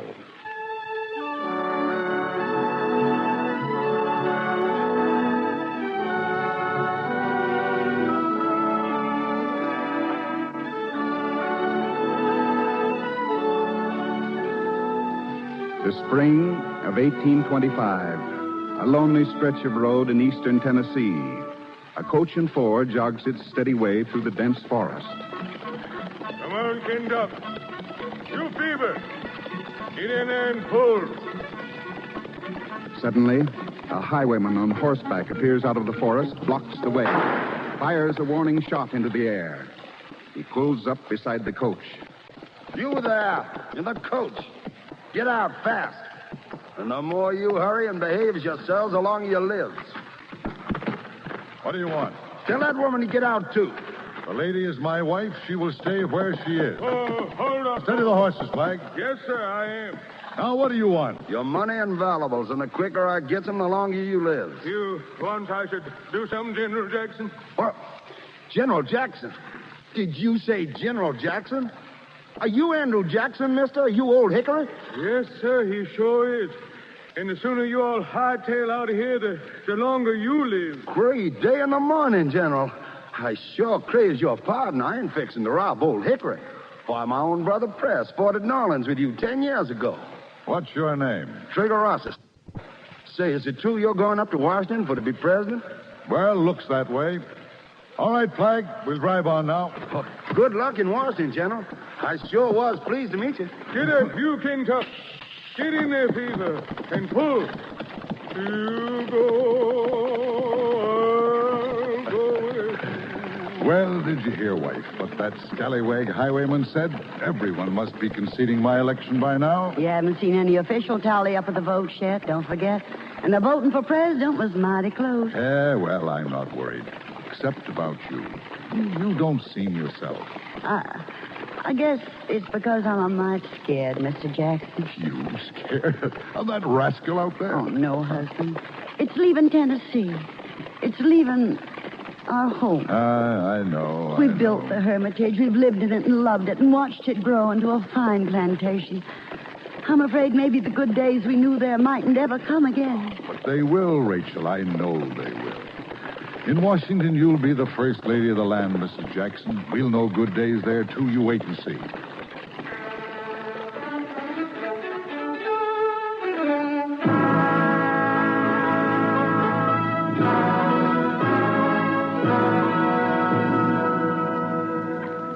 But something strange has happened in the presidential election. Neither Jackson nor his opponent, John Quincy Adams, has received a majority of the states, and a new vote must now be taken in the House of Representatives. So, when the general and his lady arrive in Washington, they go not to the White House, but to a hotel.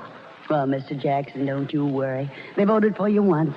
I guess it won't kill them to write their X's down on a piece of paper again. It isn't going to be so simple this time, wife. I've got reason to believe that Henry Clay and John Adams are conniving together like horse traders.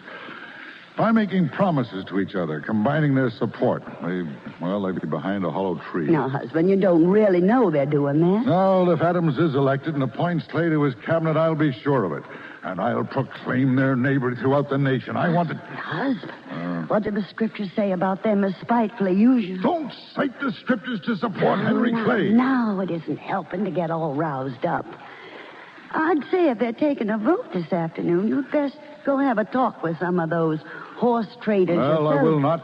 The only trading I do is an honest horseflesh. Mr. Jackson, it's nigh on to noon. Well? They'll be expecting you over at the Capitol building. I've heard people say old Hickory never turned his back on a fight yet. All right, I'll go. And whether you win or not, Mr. Jackson, I'll be here waiting for you, knowing you've done your honest best.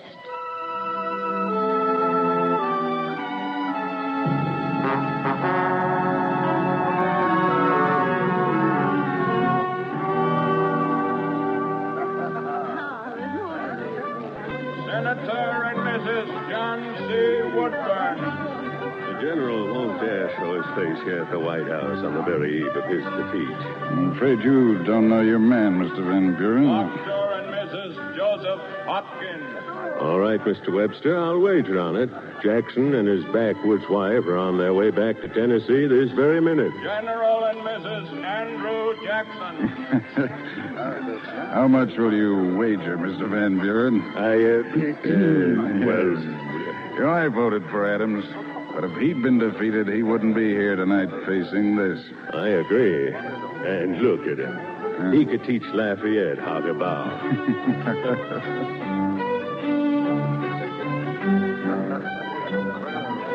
My dear, is that Mrs. Jackson? My, she looks like Daniel Boone. General, did you hear what that woman said? I did. And if you pay any mind at all to a silly female's remarks... She's right. I don't belong here. I'm out of place. Nonsense. You're the grandest lady in the room. This is the White House, Rachel, and someday it's going to be your home. We leave tonight, But 4 years from now, there'll be another election, and by the tarnal they'll answer to me for this outrage. I will be back.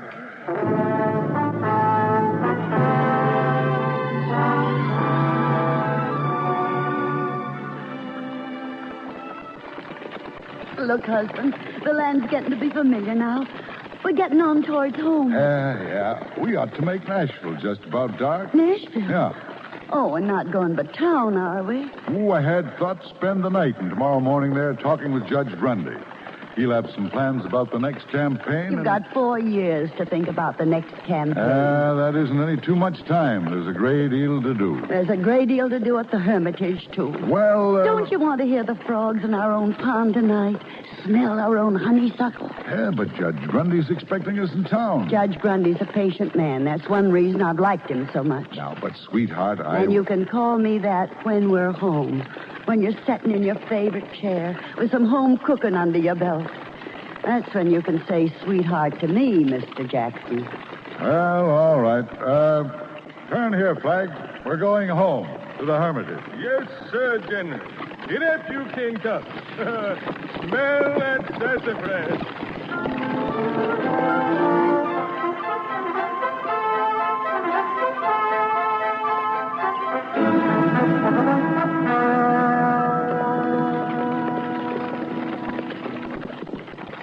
Stop. Flag, stop the carriage. Huh? Yes, sir, General. Oh, there. What's the matter, General? Something on that tree there by our front gate. Let's see what it is.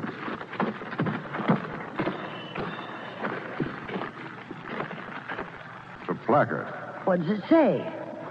Welcome home, General and Mrs. Jackson. Maybe now you'll stay for a while and keep your nose out of Washington and the country's business. By the tarnal, if I know who... General Jackson. Well, what? Who's there? Just me, Trigger Rosso. Welcome home, General, Miss General. Welcome home. Oh, our highwayman. Planning to rob us again? No, sir. I'm a reformed man ever since that day on the road when the Lord revealed me to you. I heard how them Jay Burns run a whizzer on you up in Washington. And well, what's that under your arm? More welcome home placards? Yep. Yes, sir, General. Yeah, and you're reformed by tacking up those things on my property. Oh, no. You're powerful mistook, General. Playing the ghost, I weren't tacking them up. I've been pulling them down. I even took a shot at the scalawag caught doing it. You did? You don't calculate that was sinful, sir? No, Mr. Rosser. Not if you hit him. By the way, I don't suppose you found an honest job yet, have you? No, sir. I've been kind of waiting for you to get back. I've been kind of hankering to work for you. Well, I do need a new overseer. Come around tomorrow and we talk it over. Yes, sir. General, Miss Rachel, just looky there. They must have heard us up at the house. Oh, husband, look. Look, they got a candle in every window. We're home. Nothing. Nobody can hurt us now.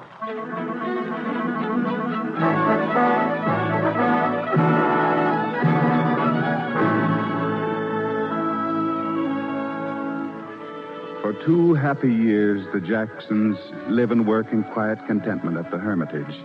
And it seems to Rachel that her husband has almost forgotten his vow to return to Washington. But gradually, the ominous rumblings of a new campaign began. And early in 1828, on Jackson Day, anniversary of his greatest military triumph, crowds gather in the streets of Nashville. Will you have for your president a man who thirsts for the blood of his fellow men? Such a man as Andrew Jackson. That's right.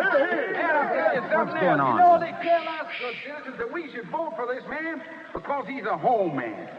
How many of you is there today, a man named Ray Clapper? How long have the good citizens been standing still for this kind of hogwash? And on the general's own day?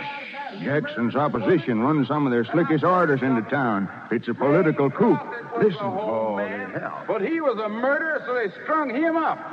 And this Jackson may be a home man, but he's just as much a murderer as Ray ever was. And he wants you to vote for him for president.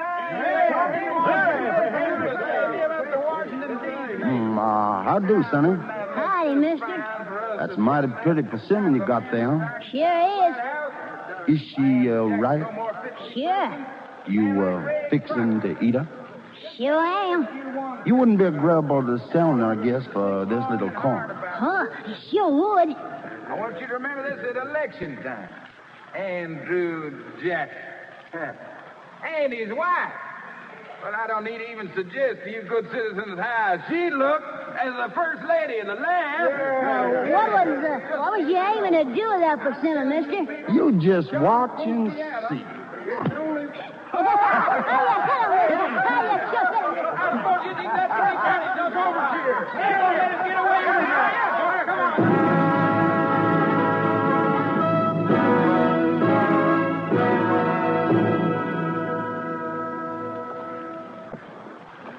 I tell you, things have come to a pretty pass when I have to stay within the four walls of my own house. Can't even go into town on my own day. The day they named in my honor. There'll be a Jackson Day every year, General. It won't hurt too much if you miss this one. What are the voters going to think?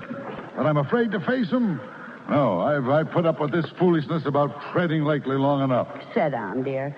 You're treading a hole in the new carpet. By the eternal, Rachel, sometimes I think you're against me, not for me. But there may be rookuses, even shooting rookuses, don't you see? If you got mixed up in any of them, you wouldn't have a chance to win the election. Do you want me to win? It's what you feel you have to be. President of the United States. Yes, husband. I want you to win.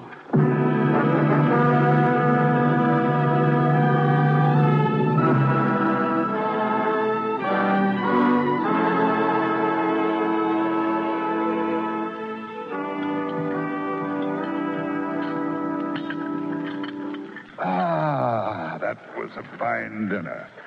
And this is a fine day. Happy birthday, darling.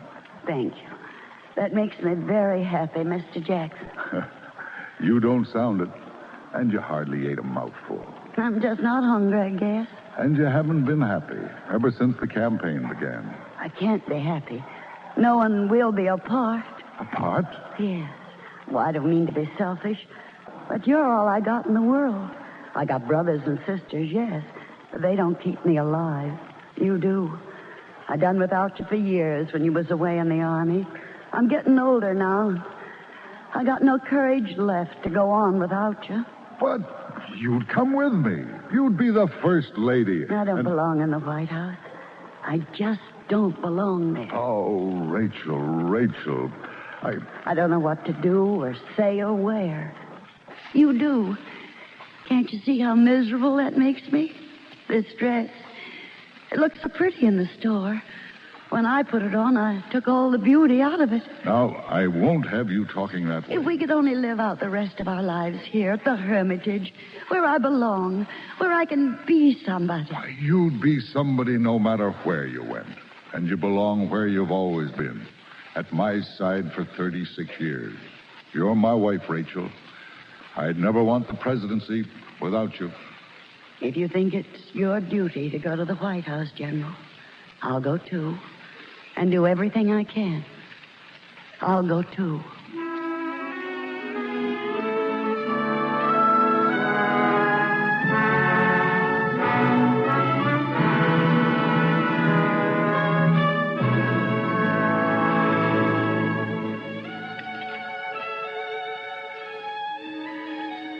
You are listening to Home to the Hermitage, starring Walter Pidgeon as Andrew Jackson and Fay Bainter as Rachel on the Cavalcade of America, sponsored by the DuPont Company, makers of better things for better living through chemistry.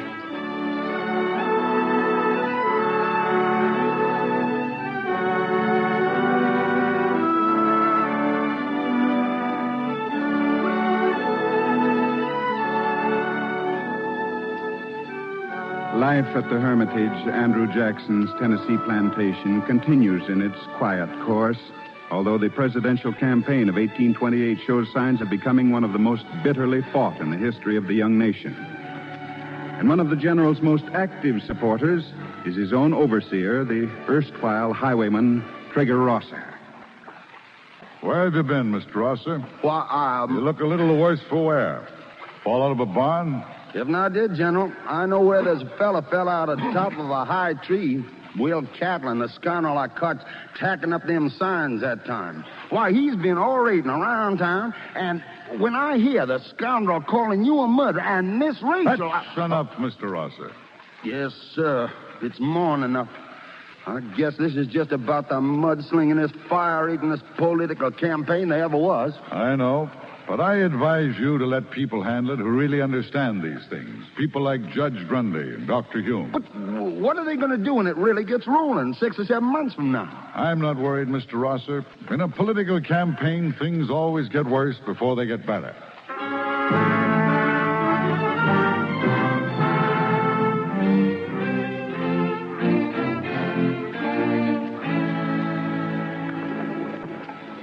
Good afternoon, Judge Grundy. Well, General Jackson, I was afraid maybe you'd changed your mind about coming into town. It was getting so late. Sorry, I was waiting for my overseer. He's disappeared again, and, well, I don't like to leave Mrs. Jackson alone. Say, is that fellow Hickman going to meet us here at the hotel? Yes, his boat's due in from Kentucky any minute. We can wait here on the porch for him if you like. That's a nice, comfortable rocker there. Well, if he doesn't arrive soon, I'd better not wait. I'm very concerned about my wife. Oh, isn't she well? No, hasn't been herself all summer. Well, I'm sorry to hear that. But very frankly, General, you'd better stay and talk to Mr. Hickman. Opposition strong in Kentucky, huh? Dangerously strong, and they're resorting to violent measures. Well, let them. I'll win in spite of them. Well, I'm afraid it won't be as easy as that. Really, General, staying to see Mr. Hickman may mean the difference between winning and losing the campaign. I can't help it. My wife isn't well, and... Hey, what's going on over there in the street? Well, I don't know, but isn't that your overseer? Yeah. Hold still for it, I tell you. And anybody that makes one more remark about old Hickory or his missus gets it right where he lives, you understand? Rosser. Trigger Rosser. Why, General Jackson, I was just talking about you this minute. So I noticed. Where have you been the past 3 days? You've been needed at the Hermitage desperately. I'm sure sorry, General. I guess all this talk again, you folks, all these campaign rookuses, it finally caught up with me. I couldn't stand it no longer. I guess I kind of backslid. Yeah, I guess you did. General, that sounds like the Cumberland's whistle now. Now, please say you'll stay. No, I can't. It'll take me 3 or 4 hours to get home as it is. And if you're hankering to stay in town, I'll get back and tell the missus. Now, let him do it, sir. You can spend the night in town here and have a good long confab with Hickman and go home in the morning. As long as Mrs. Jackson knows... I'll go, sir. Please, let me do something to help. All right, Mr. Rosser, take my gig over there. And get home just as fast as you can make it, here?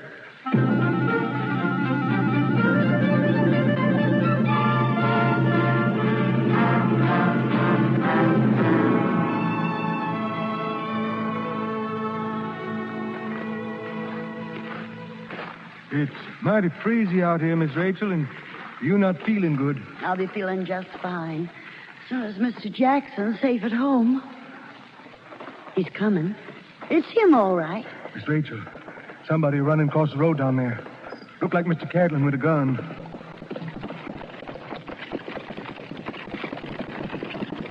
Oh! He shot the general!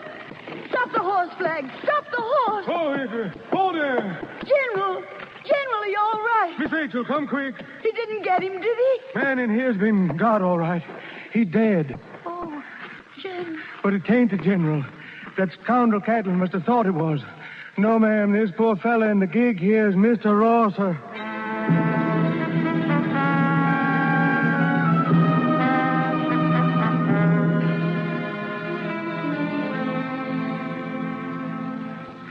Sure you feel like walking back from the church, Rachel? Flag pick us up here, if you want to wait. No, General, I want to walk. We've got only a little more Indian summer to be enjoying. It's such a beautiful evening. Mr. Ross's grave is mighty pretty, with all the blue flags and violets. Promise me one thing, husband. Yeah. If we should go to Washington and I should die... Don't talk about Promise me you'll keep the Hermitage as we've always kept it. We made it. We've lived here. Don't ever let it go. I promise you. You know that's how it will be. General Jackson! Somebody's riding over from the house. Why, it's Felix Grundy. He must have lose the election. General, Miss Jackson. Judge Grundy, hello. I have the final results. New York gave you 20 votes to Adams 16, and Kentucky gave you 14. It was Kentucky that clinched it. Kentucky? Did you hear that, Rachel? I'm proud to congratulate you, President Jackson.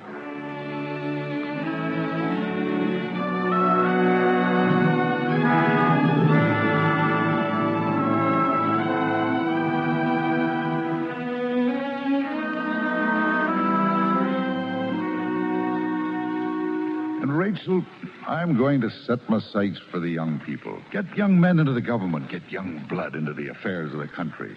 There'll be a new era, new notions of freedom, the kind of freedom you understand so well. Oh, I'll need you now, Rachel, as I've never needed you before. Rachel, what is it? Oh, husband, you're a great man. And you will be a great president. But why are you crying? Come on. I want to get home.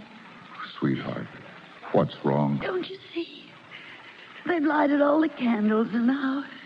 Oh, General, there's so little time left. I want to spend it all. Every blessed minute of it. At the Hermitage. With you.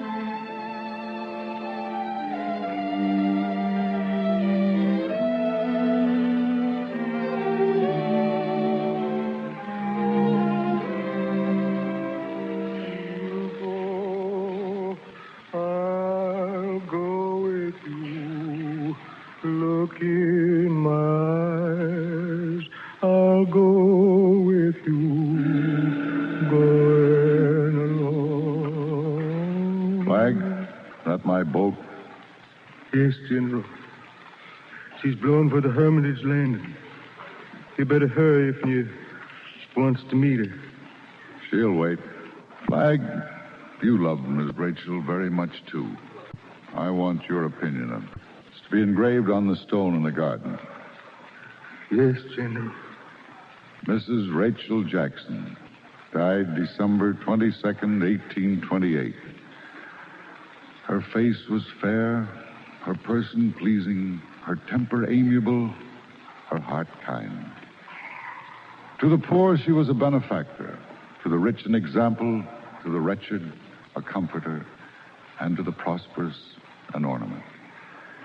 She was a being so gentle and so virtuous that slander might wound, but could not dishonor. Even death, when he took her from the arms of her husband, could but transport her to the bosom of her God. She would be mighty happy with it, General. I know she would. I'm glad you think so, Flag. Now, will you please go out to the landing and tell the captain I'm coming? I'll do that right now, General. I mean, Mr. President.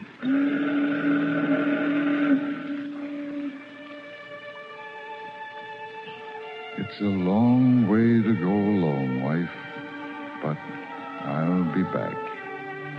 Just as soon as I've finished what I've got to do, I'll come home.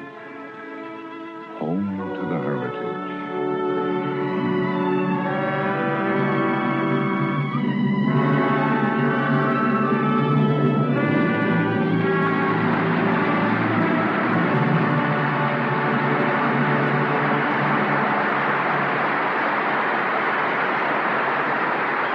We want to thank Walter Pidgeon and Fay Bainter for their splendid performances and appearing with us in Chattanooga, Tennessee tonight.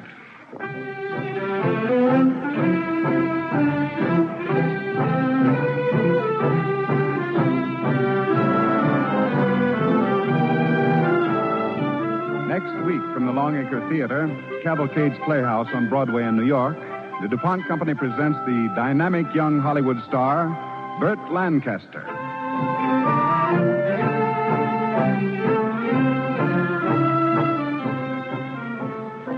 Tonight's DuPont Cavalcade was based on the book Home to the Hermitage by Alfred Leland Crabb, published by the Bobbs Merrill Company, and was adapted for radio by Peter Rurik and Virginia Radcliffe. Jack Zoller directed, and the music was composed by Arden Cornwell and conducted by Donald Bryan. Walter Pidgeon is currently co-starred with Greer Garson in MGM's Julia Misbehaves, beautifully photographed by Joseph Ruttenberg on DuPont motion picture film. Fay Bader may soon be seen with Betty Davis and Robert Montgomery in June Bride, a Warner Brothers production. This is Ted Pearson inviting you to listen next week to The Darkest Hour, starring Burt Lancaster. Cavalcade of America is brought to you each week by the DuPont Company of Wilmington, Delaware.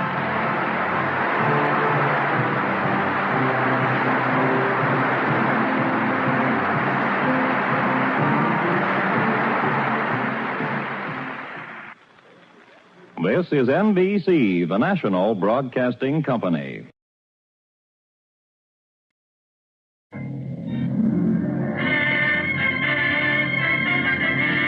The Cavalcade of America, starring Burt Lancaster, presented by the DuPont Company, makers of better things for better living through chemistry.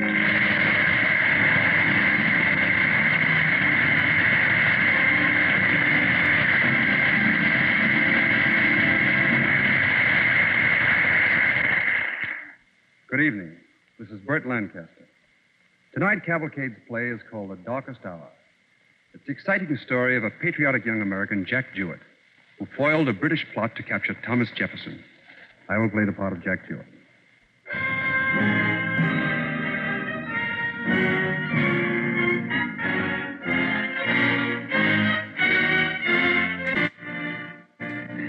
Now, The Darkest Hour, starring Burt Lancaster as Jack Jewett on the DuPont Cavalcade of America.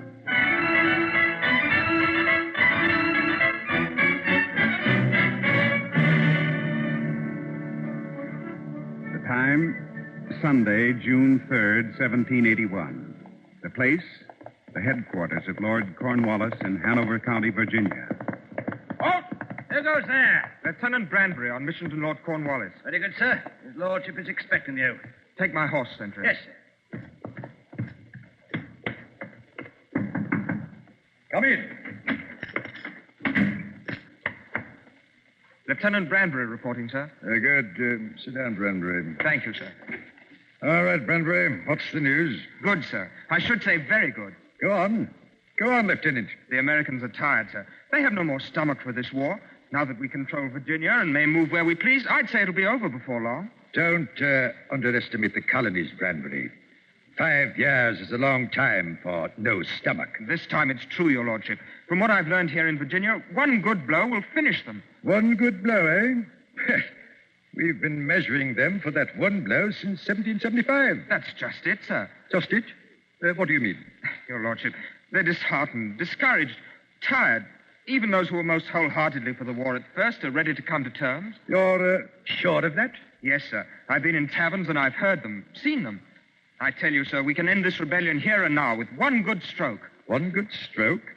One good stroke, Lieutenant. A quick, sharp campaign, sir, a surprise move. No. There's a much better way. A much better way.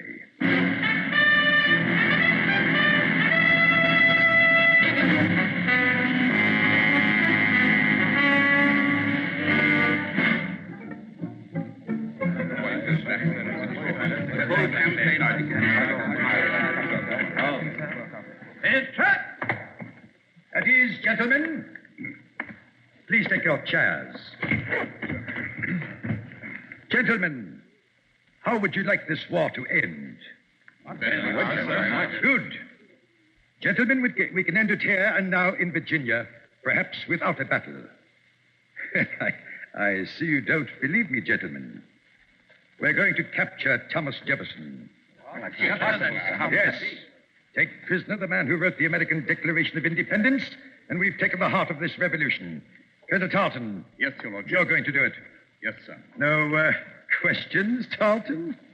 I assume there's a plan, sir. There is. Colonel Simcoe. Yes, sir.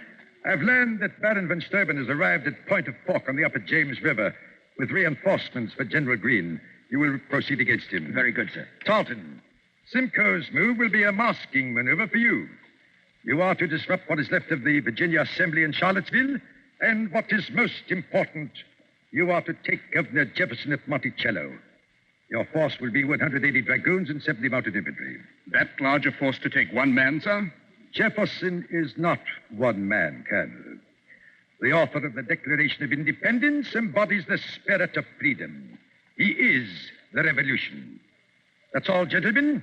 Colonel Tarleton, you have your orders. Carry them out and end this war now. At Monticello.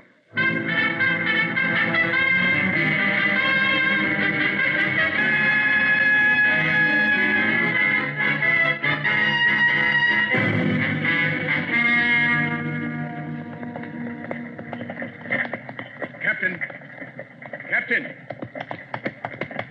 Colonel Tarleton, sir. We stop here for the night. Yes, sir. And, Captain. Yes, sir. If one word of our mission leaks out. I understand, sir. Good. Find quarters for the men. I'll be in the tavern. Yes, sir.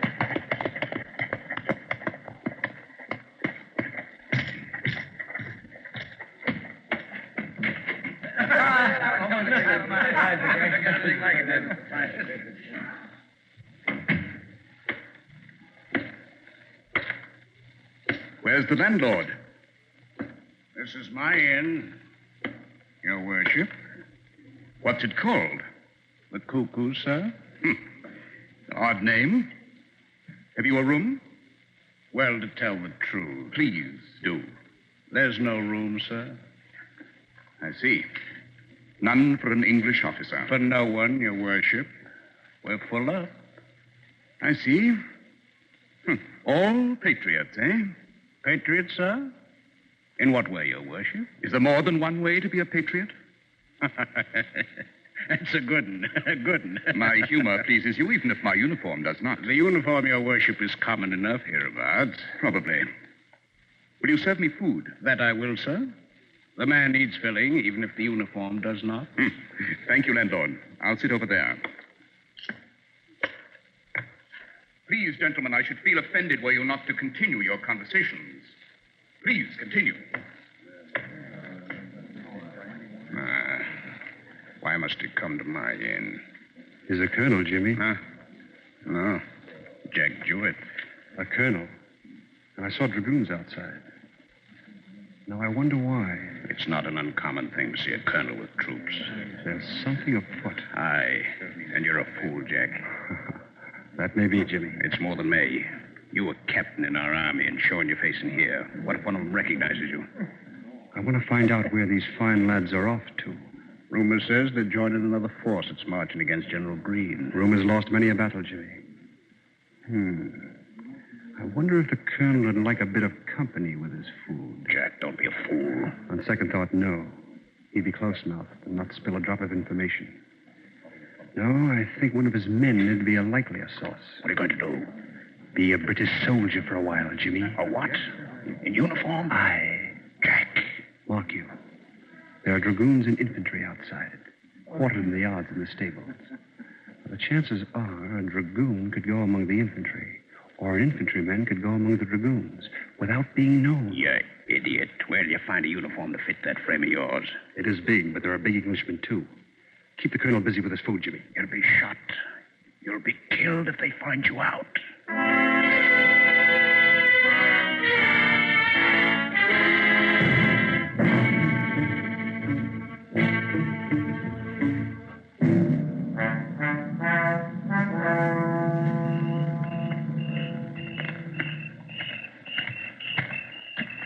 Sentry? Yes, Captain?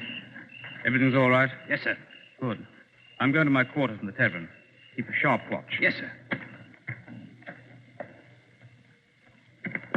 Oh, 40 thieves are not enough to frighten one poor man. And 40 thieves... There, you. You there. Eh? Oh. How do you do? Move along, you. Go on. No, that's real unfriendly. It'll be more if you don't move along. All right. Have a nip, Colonel. Sleep it off over there, fellow. Go on now. Move off with you. You're a big one. Almost as big as I am. I'll get bigger if you don't move on. All right. Oh, 40 thieves are not in... Hey, look. What's this? Eh? What? Now, would you look at this, Major? One of your own men over here in the brush. One of our men in the brush. Here, move away. See, Captain? He's right here. It's a bad way to run an army, this. Sorry, Sergeant, but I like the cut of your uniform and probably the fit of it on me.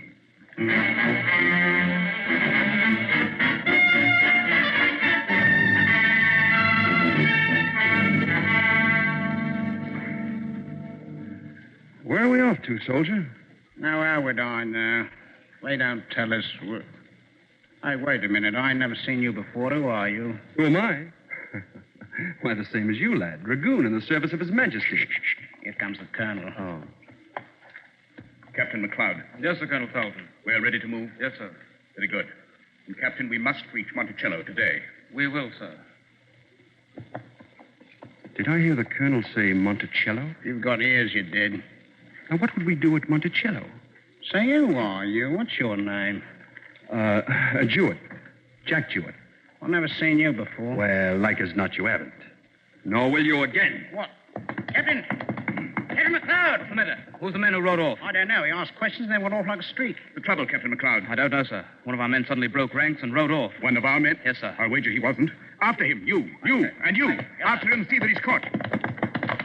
Riding like the wind, Colonel. And so will we, Captain. Full gallop ahead. We've got to reach Monticello before that man. Forward. Forward! Move!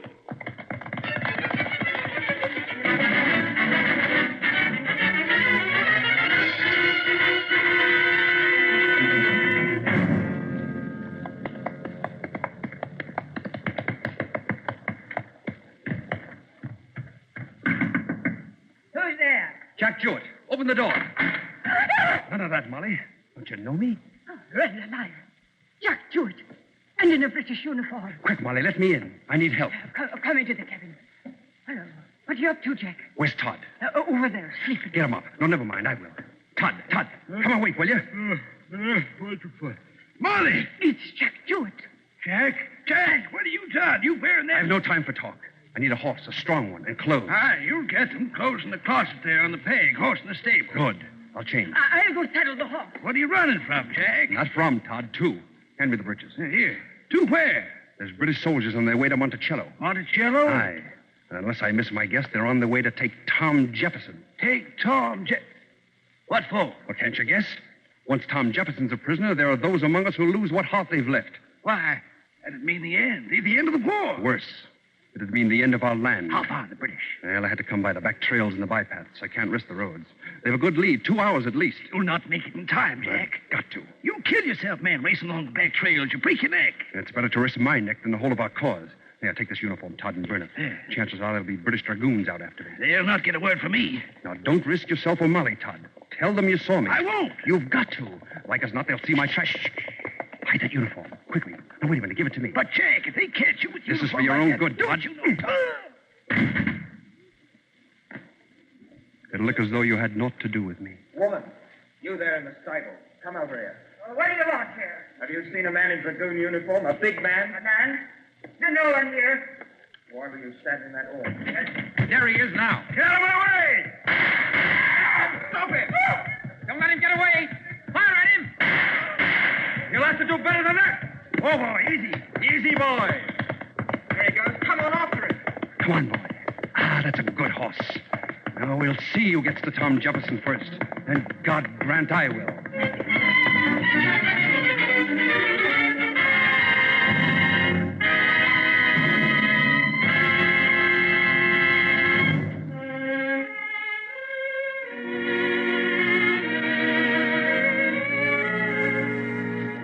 You are listening to The Darkest Hour, starring Burt Lancaster as Jack Jewett on the Cavalcade of America, sponsored by the DuPont Company, makers of better things for better living through chemistry.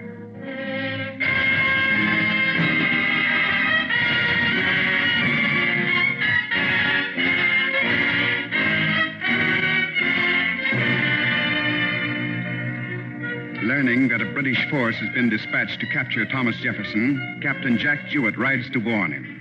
The British, under Lieutenant Colonel Tarleton, have a head start, and Jewett is forced to take the back trails to avoid discovery. Meanwhile, knowing nothing of the British plan, Thomas Jefferson is at his home, Monticello.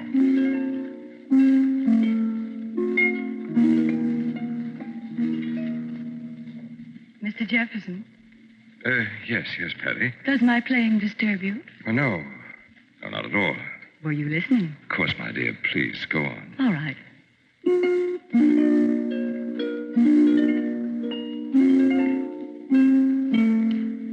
Monticello. Yes. What about Monticello? It's beautiful. Yes. It's beautiful here, and just a few miles away, there's ugliness and war and... You're worried, aren't you, Mr. Jefferson? No, Patty, not worried. I'm tired. I know. Will this war ever stop? Do you want it to stop now? No? Why do you say that? You must have heard the talk. Talk of making terms, ending the war now. Yes, I've heard it. Some of our own assemblymen want to do it, get it over with. They say we haven't got a chance anymore. Virginia overrun with enemy troops. Surrender now and accept parole. Don't listen to them. They're fools. No, they're not fools. No one can blame them, Martha. Men always start out with their heads high and hearts filled with courage. We did, didn't we? Yes, we did. We thought a quick victory, and then one defeat, another, and another. Victory gets farther and farther away, always just out of reach, until one day it takes only a small thing to convince us that we are fighting in vain, that the odds against us are hopeless. But they're not. Don't talk like that. I'm only repeating what I've heard. Martha, believe me, if one more thing happens to discourage the people, to throw the army into despair, we're done. Is it really that bad? The darkest hour. Martha, pray God that nothing happens now to turn discouragement into bitter and final defeat.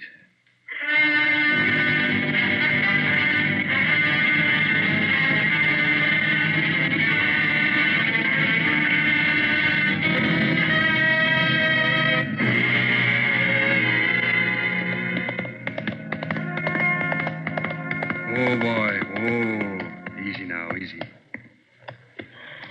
You poor fella. You'll not make it, will you? I've run your legs to the ground. Well, let's rest for a bit. I think we've lost the ones that were after us. Don't make a move, stranger. Hey? Stay as you are.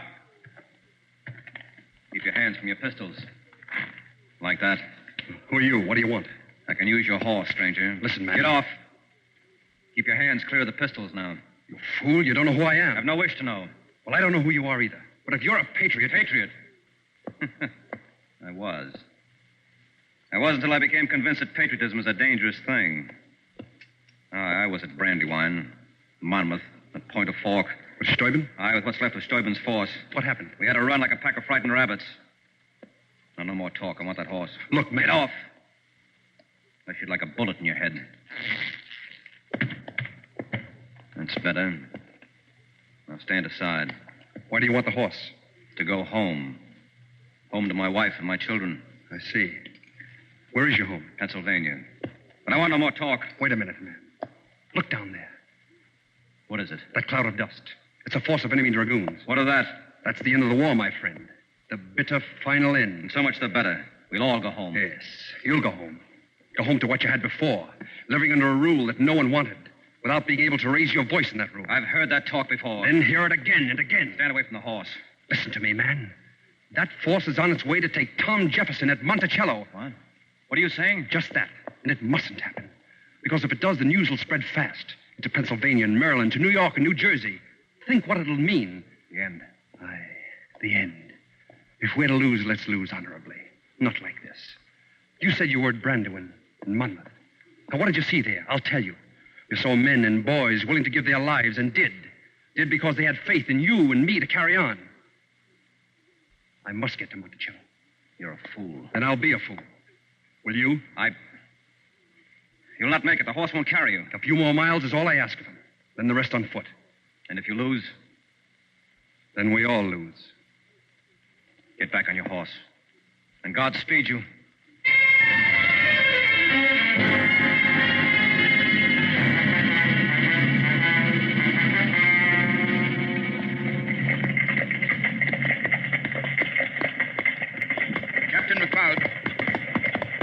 Yes, Colonel reach Monticello in an hour. We should, sir. We'll not ride straight on, Captain McLeod. 30 dragoons will approach from the west, 30 from the east. The infantry will circle above and beyond. Monticello is to be surrounded. Yes, sir. And Captain McLeod. Sir? Remind yourself and your men that this is no criminal we're taking, but a gallant and brave man. I will have his home and his possessions respected. I understand, Colonel. Not one thing will be touched. If there must be firing, avoid firing into the house. But if we meet resistance, sir? Overcome it as quickly as possible. But respect Governor Jefferson and his possessions. You have your orders. Carry them out.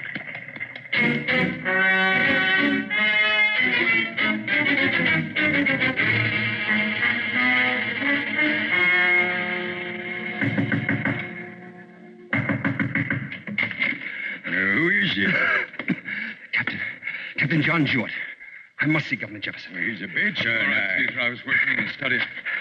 Great heavens, man. Governor Jefferson, the enemy. They're coming to take you. The enemy here in Monticello? Please, sir.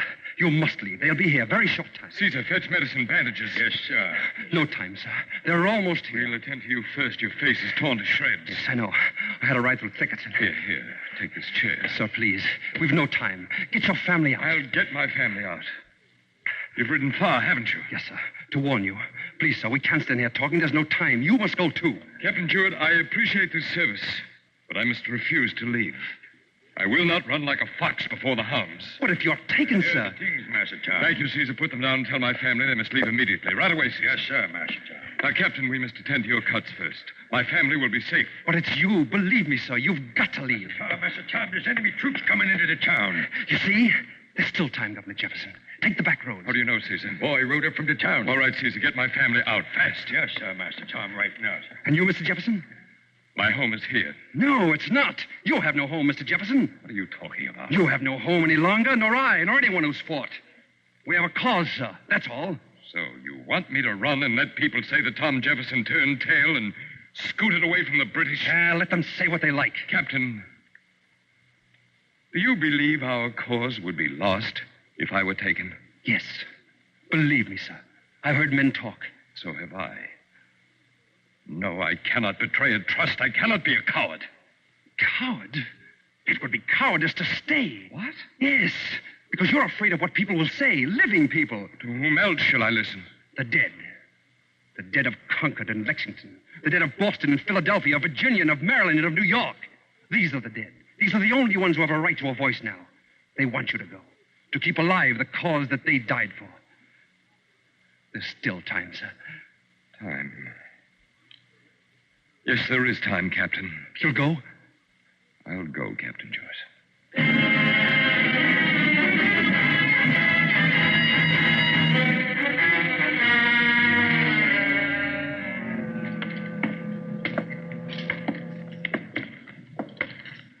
The house is empty, Colonel Towson.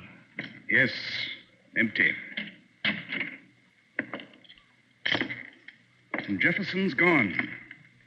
Safe somewhere. His papers, sir? Yes. What is it, sir? Listen to this, Captain McLeod.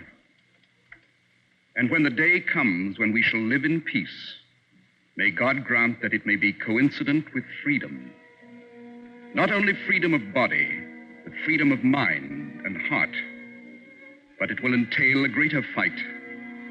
The fight to keep alive the ideals and principles for which we wage this present struggle.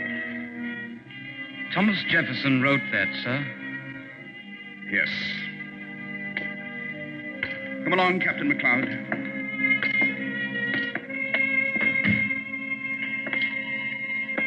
Lock the door to this study, Captain. Lock it? But there may be papers, valuable papers. Lock it, Captain. Perhaps someday, Thomas Jefferson will want to use this study again.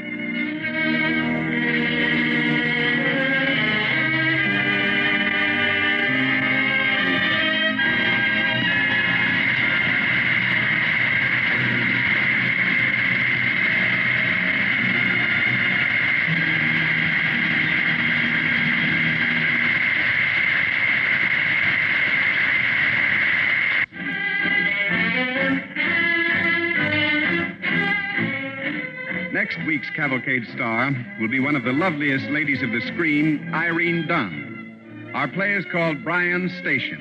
It's an exciting drama about a woman named Jemima Johnson who outwitted a band of Indians attacking her settlement in the Kentucky wilderness.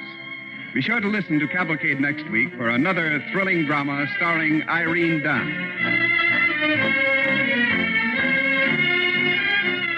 Tonight's DuPont Cavalcade, The Darkest Hour, was based on the book Jefferson the Virginian by Dumas Malone, published by Little Brown and Company, and was adapted for radio by Russell Hughes. The program was directed by Jack Zoller. Music was composed by Arden Cornwell and conducted by Donald Bryant. Burt Lancaster may soon be seen in the Harold Heck Norma production, Kiss the Blood Off My Hands, a Universal International release. We've been asked to make the following announcement by the American Association for the United Nations. The responsibility for securing a lasting peace is everyone's obligation, and our unstinted support of the United Nations is essential to its success. Remember, we can work it out together or fight it out alone. As Americans, let's work it out together. This is Ted Pearson inviting you to listen next week to Bryant's Station, starring Irene Dunn. Cavalcade of America comes to you each week from the stage of the Longacre Theater on Broadway in New York and is presented by the DuPont Company of Wilmington, Delaware.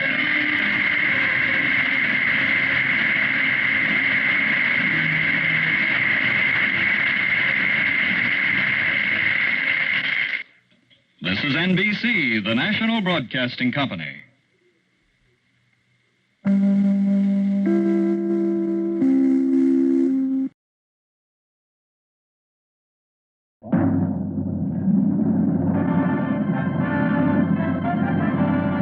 Cavalcade of America, starring Irene Dunn, presented by the DuPont Company, makers of better things for better living through chemistry.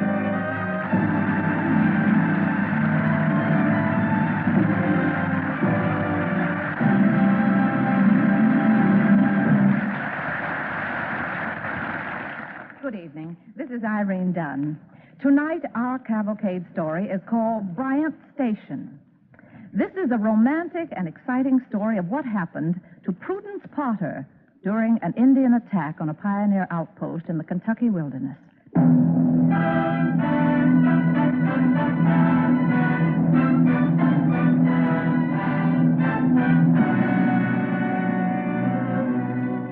Now, Bryant's Station, starring Irene Dunn as Mrs. Potter on the DuPont Cavalcade of America.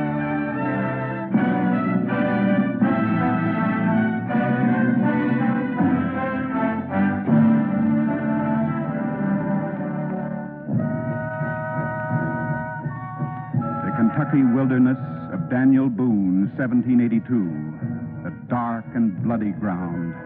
A year of terror in the frontier settlements. A year of savagery. Captain Craig. Captain Craig. Yes, Hawkins? They found Corrigan in a ravine back of the stockade. Alive? Just about. What about Potter? He was with him. He ain't now. Come on.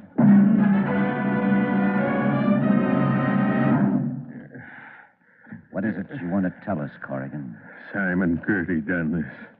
Gertie, that white renegade, leading a big war party, burned Potter at stake. Gertie threatens his Indians will kill every white settler in Kentucky.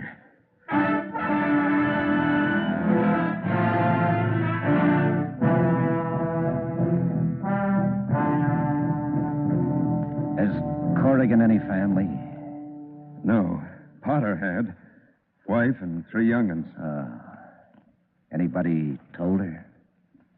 We kind of figured you'd do that, Captain. Thoughtful of you. Well, if I must, I must.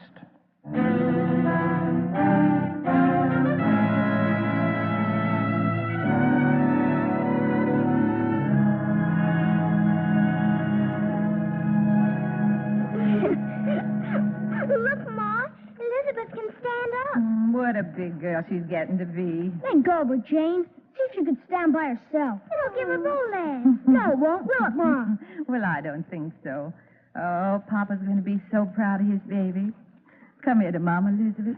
Come on. Ma, when is Pa coming back? Anytime now. Will he bring us something good from hunting, Ma? Well, he always does, doesn't he? Look, somebody's coming. Maybe it's Pa. Your Pa certainly wouldn't knock. Come in. Oh, why, Captain Gray. Good day, Miss Potter. Nice to have you call. Won't you sit down, Captain? Well, I haven't time to stay, ma'am.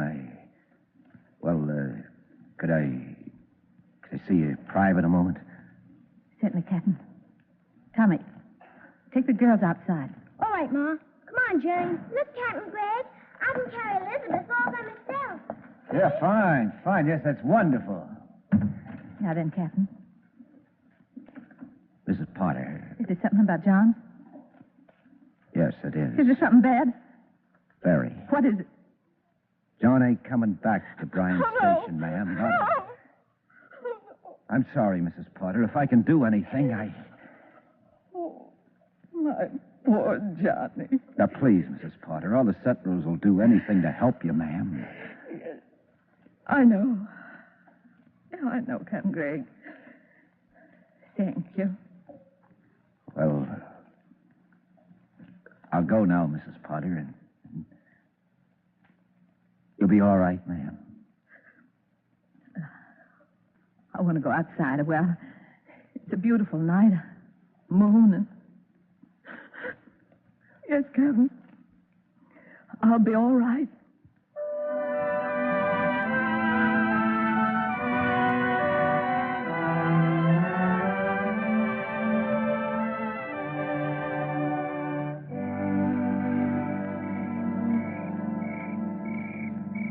Ma.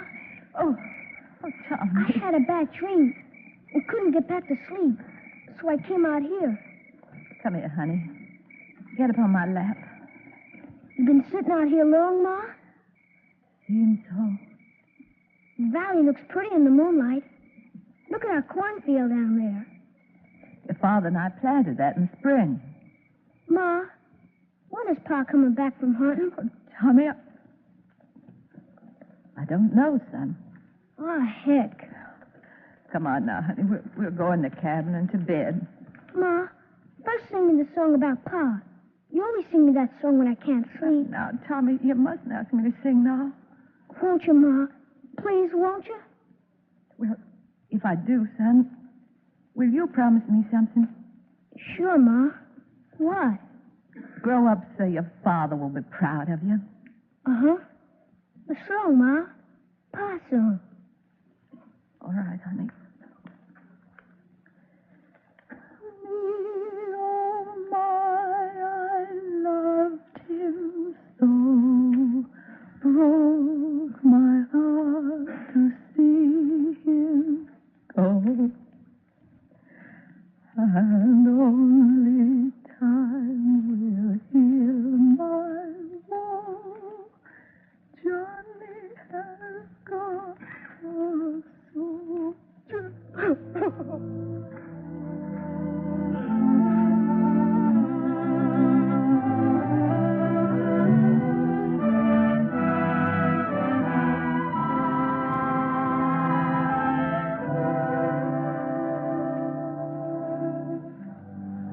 Stand up, Elizabeth. No, stand up. You gotta mind me. Now that we ain't got a Pa, you gotta do as I tell you. Well, where's your ma, Jane? Behind the cabin, Captain Gregg. Oh. Tommy's helping her weed the garden, and I'm taking care of Elizabeth. Well, that's good. I'll just go around back and say howdy. All right, Captain Gregg.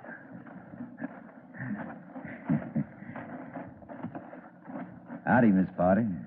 Oh, good morning, Captain Gregg. Thought I'd stop by, see how things are for you. Well, we're getting on right fine, aren't we, Tommy? I killed 12 bugs in the snake. Well, here, Tom, give me that hoe. Now, you go mind the baby with your sister. I'll help you, Mother. All right. It's not necessary for you to help us with our work, Captain. Now, it's no reflection on your gardening abilities, ma'am, but this is a lot of work for a woman and 3 little ones. Well, we'll manage. Can I speak frank, ma'am? About what, Captain? Your plans. Oh. Now, it's not my affair, I know, except I'm in charge of the station here, and I feel kind of responsible for the folks in it. But you needn't be responsible for us. Well, I just wondering what you were going to do next. The frontier's no place for a widow woman. Well, what are you suggesting, Captain? Have you got people you can go to?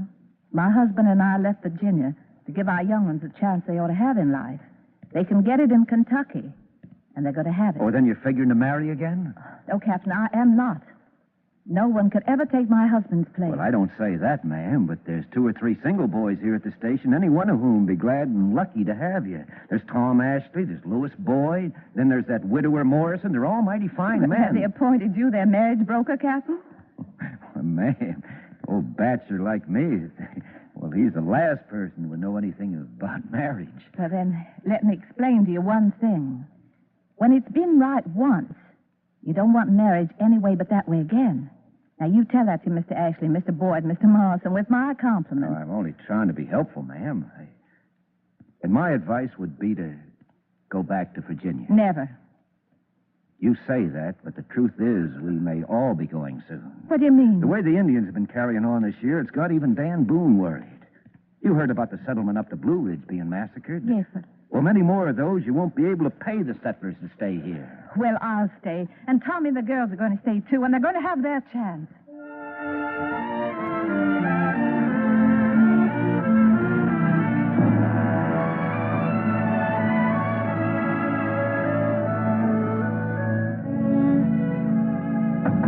Captain Craig! Captain Craig! Who's there? Hawkins and Tom Ashley. Come in. Door's unlocked. I'm sorry to wake you, Captain, but Tom here's got something to tell you.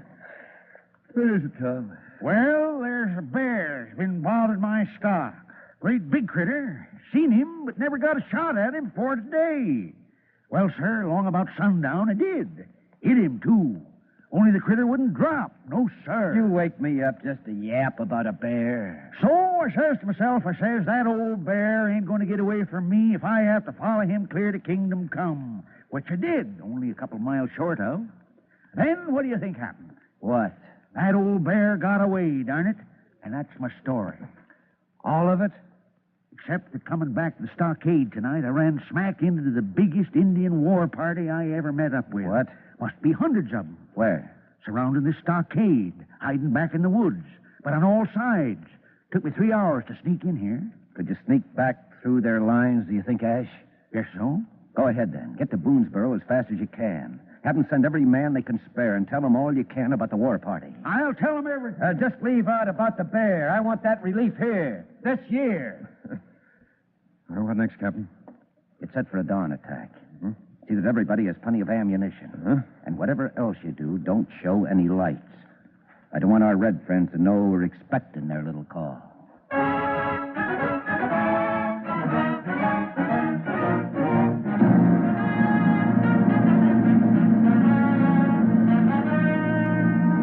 Here I am, all ready and waiting with my rifle, Captain. Where are them Indians you promised I could shoot? Well, they're out there, all right. Yeah, but why don't they attack? It's past dawn now. Yeah, just wondering that myself. Captain Gregg, we got a lady here wondering just who she should load guns for during the fighting. Well, Mrs. Johnson, just tell that lady to stand right by her husband like a good wife should. Oh, it's you, Mrs. Potter. I didn't realize who Mrs. Johnson meant. I'm sorry. That's all right, Captain, but I would like to help. Got more spunk than all of us put together, this girl has. Well, I got no one to load my rifles for me, Mrs. Potter. If you'd help me, I'd like it fine. Whatever you want, Captain. Captain Gregg. Yes, what's the matter, Bannister? But during the night, that leak developed in a water barrel again. What? Yes, we've hardly a drop left. Can't hold out long without water. Yeah, but how are we going to get it? Well, can't we send a bunch of armed men to the spring? No, that'd be ambush, sure. Besides, it'd tell how much we need water. Yeah. All they have to do is lay siege to us for a few days. That's right, Captain. Well, there ought to be a better way of getting Captain, it than that. why are the Indians waiting now before they attack? Well, they probably figure we don't know they're here. They're waiting for the men to go outside the stockade and work in the fields, and then they'll attack. Well, in that case, I know how to get the water. How, Mrs. The Potter? way we always get it. Let the women and children go. And have you all cut down in cold blood? It's our only chance, Captain. We got to have water, and they'd never let the men bring it back. Us, they might. Now, what women would be willing to take a chance like that? I would. You, Mrs. Johnson? Well, and so would I, and so would plenty others. You'll see.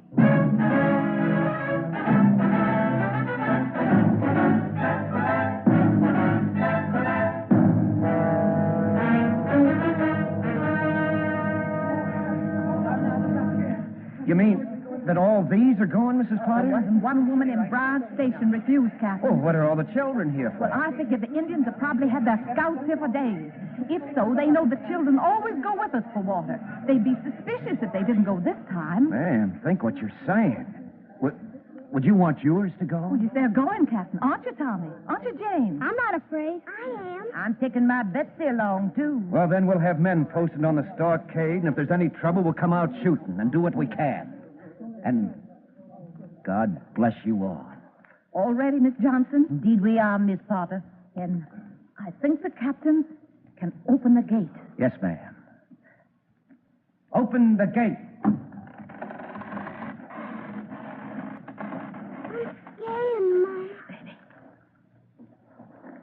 All right. Come. Let's go.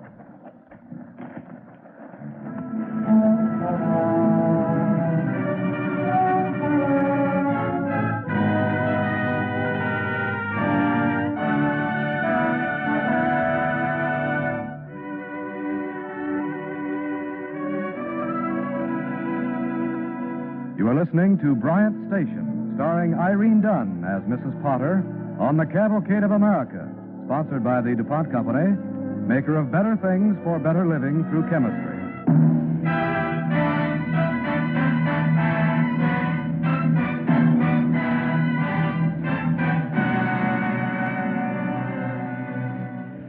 The Kentucky wilderness, an early morning in 1782. Mrs. Potter and her friend Jemima Johnson are leading the women and children of Bryant Station to a spring outside the stockade, knowing it's surrounded by hostile Indians. Why does the spring seem so far this morning, Mrs. Almost Potter? there, Betsy. I saw something moving in the woods, Ma. Probably 12 million birds in that one little thicket alone.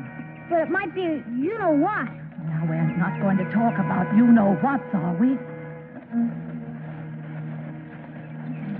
Miss Potter, don't you think we all ought to talk a little more? We usually do, Miss Johnson. It's certainly a lovely morning, ladies, isn't it?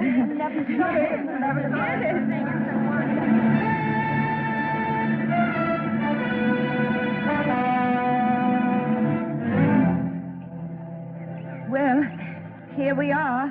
Fill your buckets, everyone, and keep talking. Keep cheerful. Stop that child crying. We must sound the way we always do. We do, Mom. One of us kids is always crying.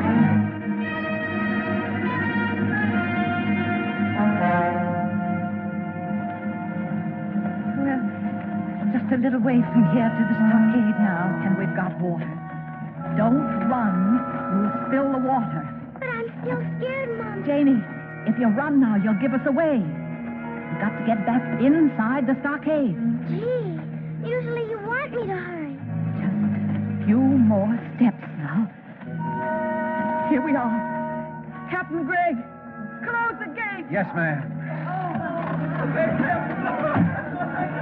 And let me congratulate you all. That was as brave a thing as I ever saw. Those Indians can attack any time now. We're ready.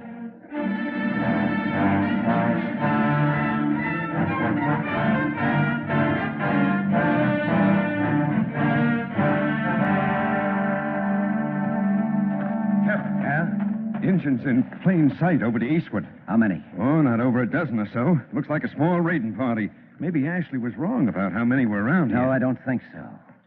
Whenever an Indian lets himself be seen, there's some purpose in it. If they want us to see 12, there's a purpose in that. They want us to think that's all of them there are, probably. Yeah, but suppose it is only 12. We could finish them off in no time. And while we're out doing that, what happens at the stockade? Yeah, you figure it's a trick. I know it's a trick. Furthermore, it's the same one they used at Boonesboro last year. Well, maybe we can make it work to our advantage. How's that? Take 14 or 15 men, send them out east, apparently after the Wyandottes that way. Uh-huh. Make a lot of noise, fire a lot, try to sound like the whole force. And then turn around, get back inside just as quickly as you can make it. Join the rest of us at the Westgate wall. We'll be waiting for them there. Why Westgate? Well, that's where I figure the main attack will be. That bunch you saw on the east must be making a feint. And when the main attack comes at the West Gate, there's going to be a mighty surprise bunch of Indians.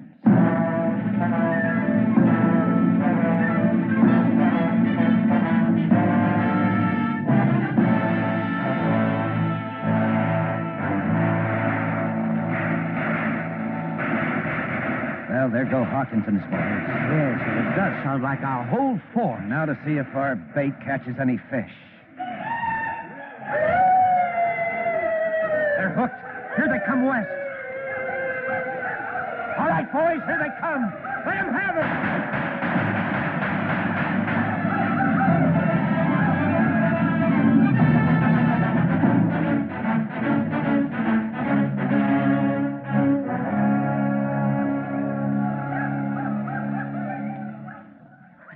Captain.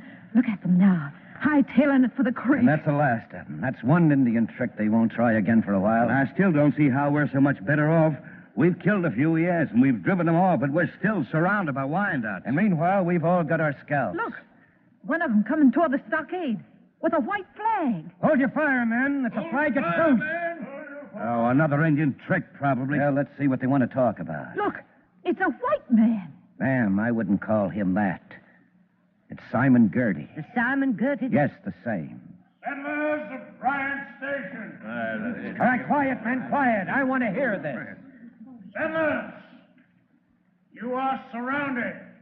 We're very snug, too, Simon Gertie. But that can't last. We're getting some artillery. It'll be here within 2 hours. A few balls against those gates of yours, and you won't be quite so snug. You ain't got cannon. Oh, yes, we have, gentlemen. But all you have to do to save your scalps is to surrender peaceably. And give me a word as one Christian to another. You'll go back to Virginia. I don't believe you got cannon. You can find out any way you choose, gentlemen. You have 2 hours to make up your minds.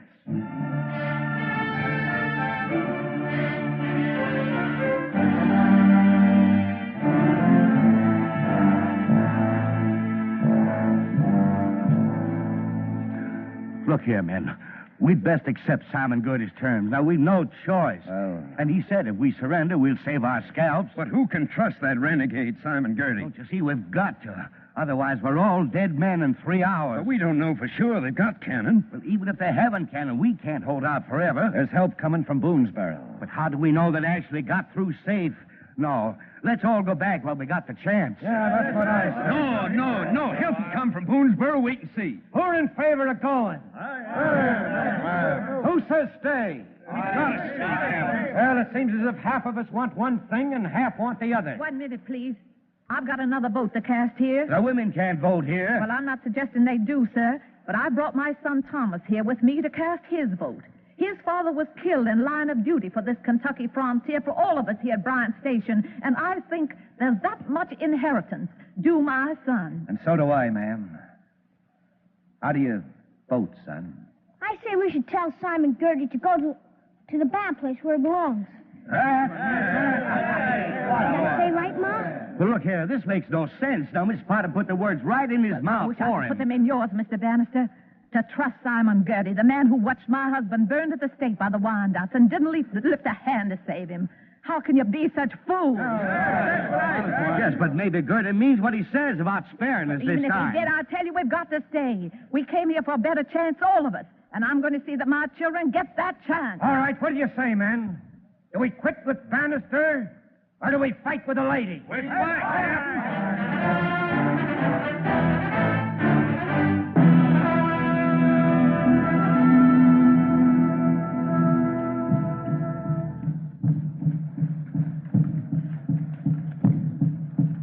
Well,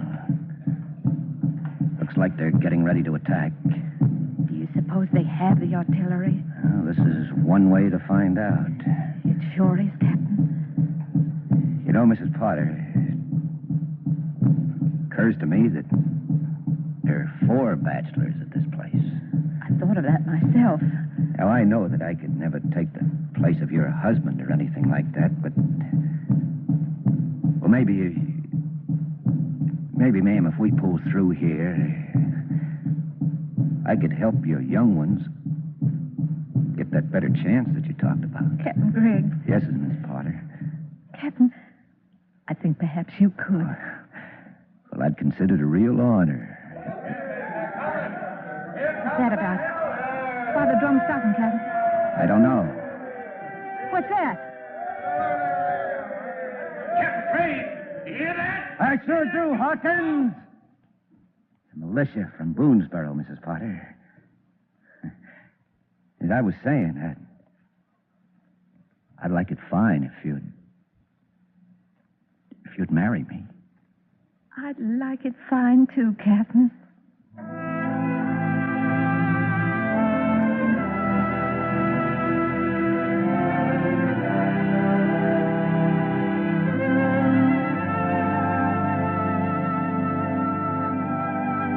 And that's the story of Bryant Station and of its frontier folk in the Kentucky wilderness of 1782. And the nation they helped secure was one day to be served conspicuously by one of the persons there that day of battle, an infant in a cradle. Richard Mentor Johnson, who grew up to become 9th Vice President of the United States. Later on in Washington, people used to say, he must have come from good, courageous stock. And if you ask us, we'd say so too.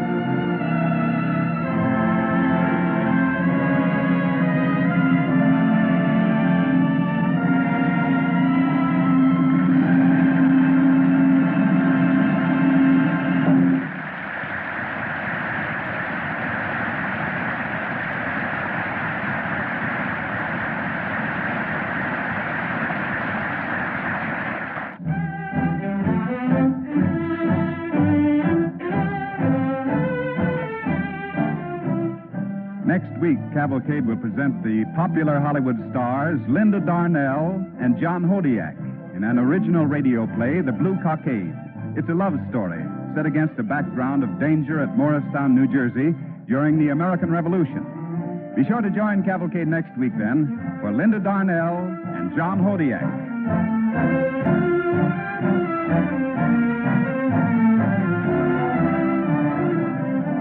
Tonight's DuPont Cavalcade, Bryant Station, was an original radio play written by Frank Gabrielson and was suggested by a chapter entitled Jemima Johnson in the book Women in American History by Grace Humphrey. The program was directed by Jack Zoller. Music was composed by Arden Cornwell and conducted by Donald Bryant. Chuck Webster played Captain Gregg. By uniting the fundraising campaigns of its participating organizations under the sign of the Red Feather, the Community Chest of America guarantee effective and total distribution of your funds to bring help and welfare to people in every walk of life. Remember, everybody benefits, everybody gives. This is Ted Pearson inviting you to listen next week to The Blue Cockade, starring Linda Darnell and John Hodiak. Cavalcade of America comes to you each week from the stage of the Longacre Theater on Broadway in New York, and is presented by the DuPont Company of Wilmington, Delaware.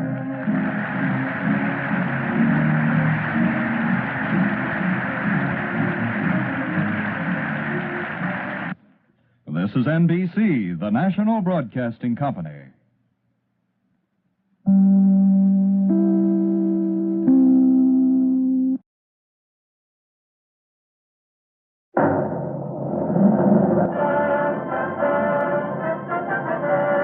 Cavalcade of America, starring Linda Darnell and John Hodiak, presented by the DuPont Company, makers of better things for better living through chemistry.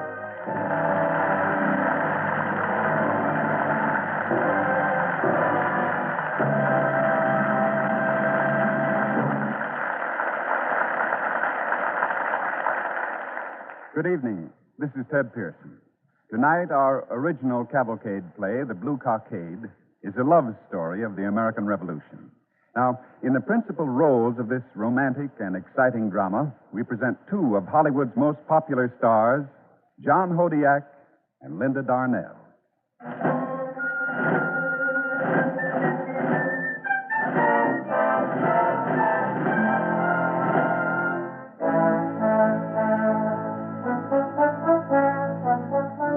Now, The Blue Cockade, starring Linda Darnell as Temperance Wick and John Hodiak as George Mitchell on the DuPont Cavalcade of America.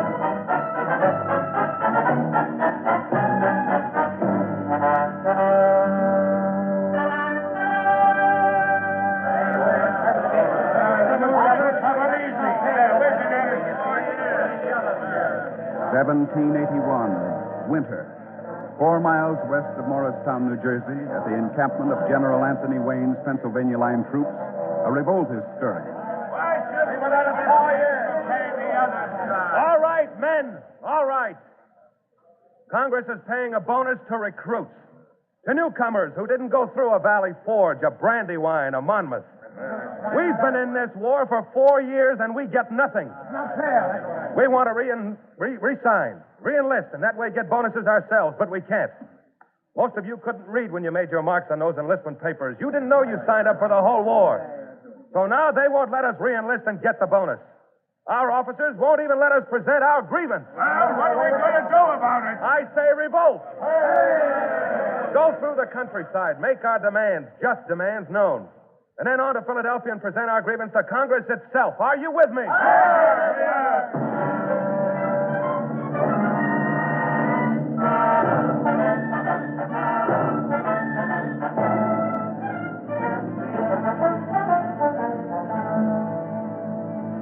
That was George Mitchell, the leader of this revolt. And the men do what he suggests. They swarm over the Morristown countryside, up and down Jockey Hollow. But the people do not receive them kindly. Get off my farm! Get off or I'll shoot! There's even terror in the farmhouses of New Jersey, for the men need food as well as understanding and support, and they take it where they must. In one of those farmhouses near Morristown, there is no man, for the farmer Henry Wick is dead, and his wife sits there alone, rocking, as her daughter Temperance comes into the room.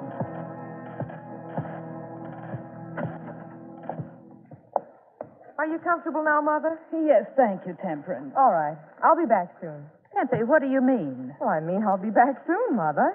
Just where do you think you're going? To Dr. Liddell to get your medicine. Oh, no, you're not. Oh, yes, I am. Tempe, the whole countryside is alive with mutineers. But you're sick, aren't you? No, I'm not. Oh, Mother, you are a caution. You need the medicine, and I'm going to get it for you. But what are you going to do if you run into mutineers? Well, don't you suppose I can take care of myself? Well, they're just soldiers, just human beings. You think they're like the soldiers that have stopped here to water their horses? You think they're like that, what was his name? Captain Roger Good? Yes, the one who stayed for supper. The one you made the blue cockade for. What? How did you know I did that? I saw him ride away with it. It was pretty, with the blue ribbon and the feathers. And you never said anything. It was your affair. Oh, Mother, you're wonderful. But you don't have to worry about Roger and me. That was just a... Flirtation? Well, not even that. Goodbye, Mother. I'll be back soon. There's only one reason why I'm going to let you go. And why is that? Because I can't help myself. You're too much like me, God bless you, Tempe. And I do need the medicine. But please be careful, Tempe. I'm worried about the mutineers. Well, don't worry, Mother. Goodbye.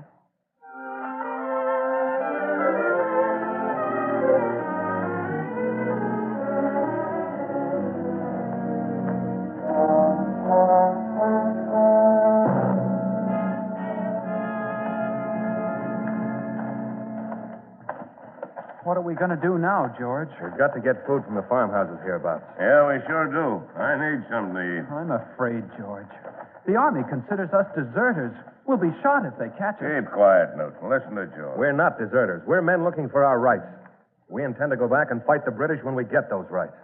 And those rights ought to be enforced for us. If not for us, then by us. Yes, but if we're caught first... That's what we've got to prevent. Now, come on. We've got to get food. The people won't give it to us. Then we'll take it. Then to get away from those who come after us, we'll... Wait a minute. Well, think of that. What, George? I was just going to say we need horses. And look, here comes one our way. A girl's riding it. All the better. I think a girl would be glad to give up a horse to... Well, there's such a handsome trio. I don't like preying on women. Keep quiet. If you want to keep from being captured, you'd better stop this girl. Come on now, spread out across the road. Here she comes. Out of my way! Whoa there! Whoa! Out of my way! Get off the road! That's a good horsey. Madam, how do you do? What do you mean, stopping me this way? We're giving you an opportunity to help the cause of justice. Take your hands from my horse, soldier. May I compliment you on your horsemanship, madam? Who are you? Don't tell her. Quiet, Newton. Of course I'll tell her. She's a very charming girl.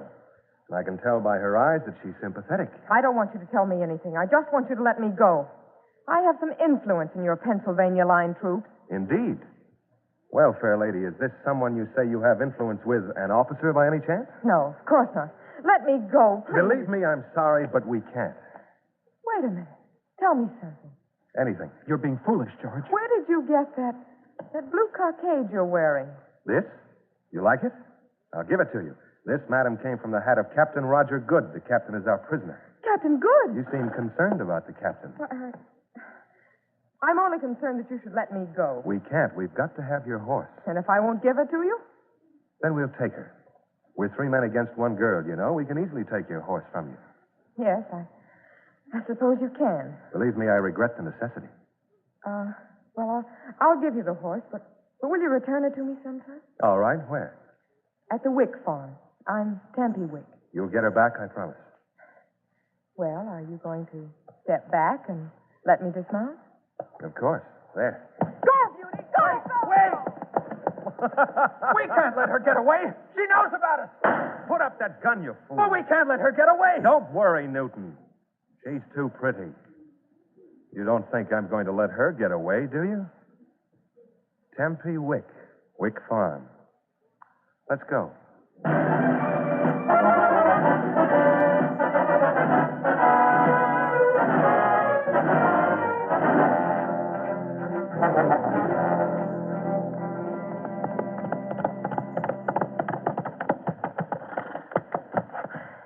All right, Beauty. Come on now. You won't like this, but come on. Yes, Beauty. You're coming into the house. Come on now. Come on. Oh, Mother! Come on, Beauty. Tempe, what are you doing? Bringing the horse into the house? The mutineers. Come on, quick. They want to take Beauty. Oh, Mother, help me get her into the little bedroom. Well, I never heard of anything like this. Oh, come on, Mother. Hurry up, will you? We've got to get in here. Open the door. Well, come on, Beauty. Come on, Beauty, darling. We've got to get in here and hide. Come on. Dave, what is it? I told you the mutineers. Close the door, Mother. And bolt it. They're coming here? Yes, I'm sure they will. They stopped me on the road. They want to take Beauty. Then we've got to stop Beauty from stamping around this way. Yes. Oh, yes. Here. I'll get the mattress. I'll help you. Oh, no, you're too weak. Oh, nonsense. I'll help. Oh, there. All right, Beauty. Come on, girl. Step up here. That's right. Up here on the mattress. Well, pick up her feet. Help her. That's the girl.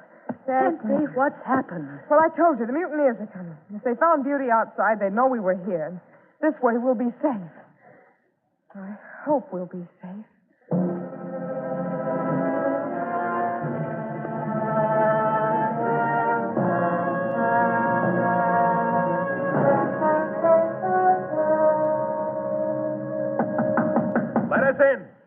Let us in. Come on, George. Let's break. No, the horse isn't in the barn.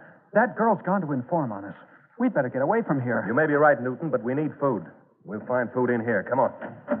Oh, the place is unlocked. Let's go. Hello. If you're in here, we'll find you, so you'd better just come right out and say so. Let's get the food and go. No, we have to know whether anyone's here. We have to know whether the girl's gone to inform on us. Come on, let's try this next room. What are we going to do with her if we find her? Make very certain that she doesn't give us away. Well, there's nobody here. Well, there's nobody in this next room. Wait a minute. Where does that door go to? It's locked. Here, let's see. Oh, in there. Open up. You hear something? No. I heard something in there. I didn't. We ought to knock down the door. We haven't any time for that sort of thing. You men go down the road to the next farmhouse and see if they can give you some food. I'll look around here. I still think Come on, Newt.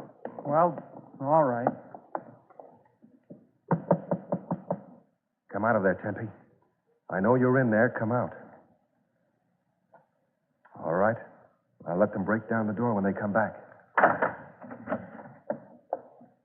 You leave my mother alone. She's a sick woman.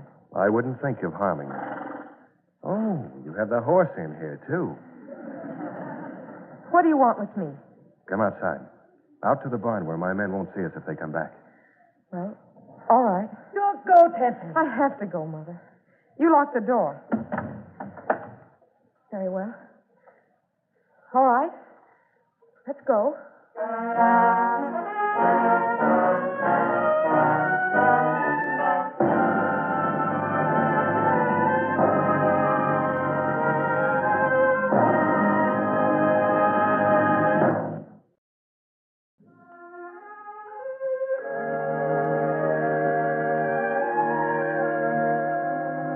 are listening to The Blue Cockade, starring John Hodiak as George Mitchell and Linda Darnell as Temperance Wick on the Cavalcade of America, sponsored by the DuPont Company, makers of better things for better living through chemistry.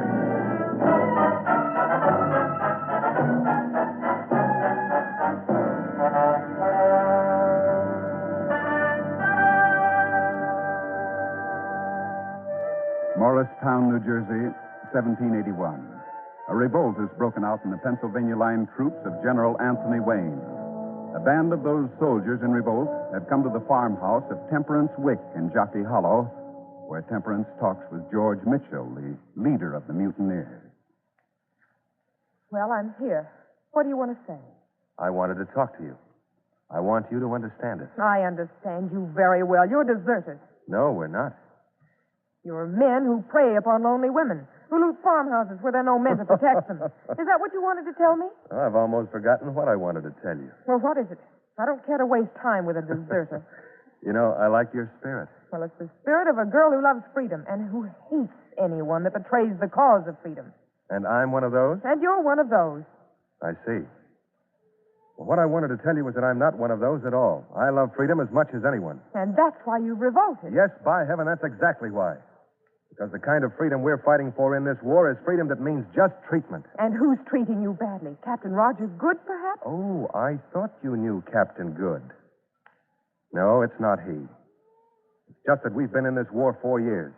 Do you think it's been easy for us soldiers? No, of course not. No, but we never complained. Until they got new troops to volunteer and promised them bonuses. They did that? That's just what they did. I didn't know. Well, then you're learning.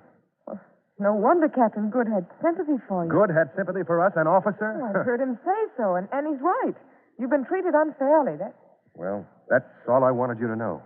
Oh, but even so, to revolt now, of all times when our cause needs you so badly, that's not right. Well, this whole revolution is a sort of revolt against the king, isn't it?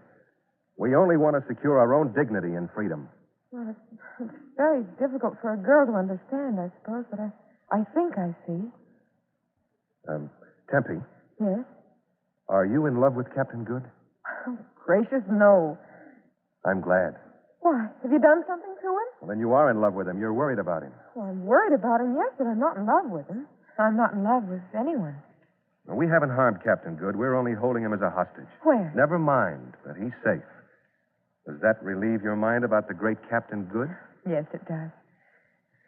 Do you know why I asked you to come out here? No.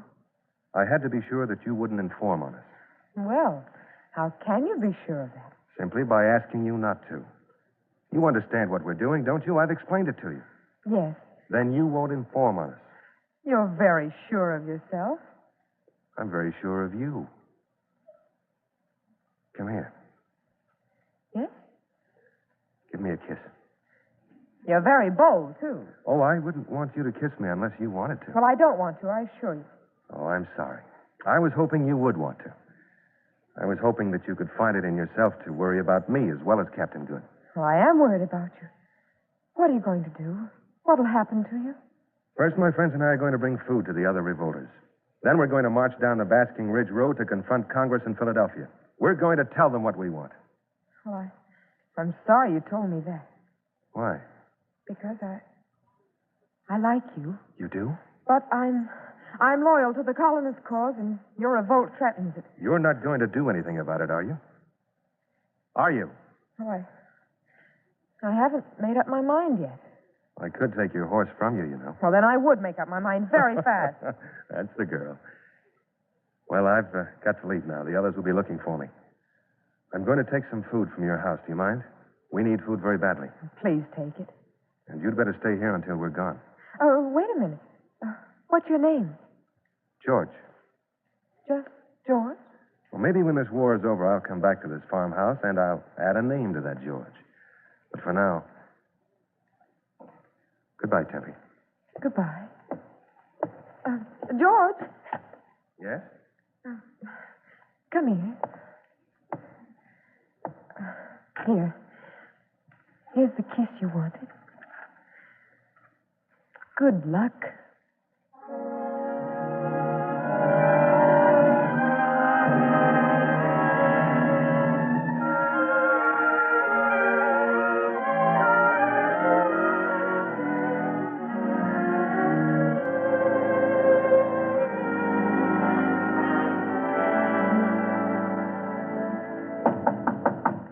Come in. Pardon me, General Wayne, sir.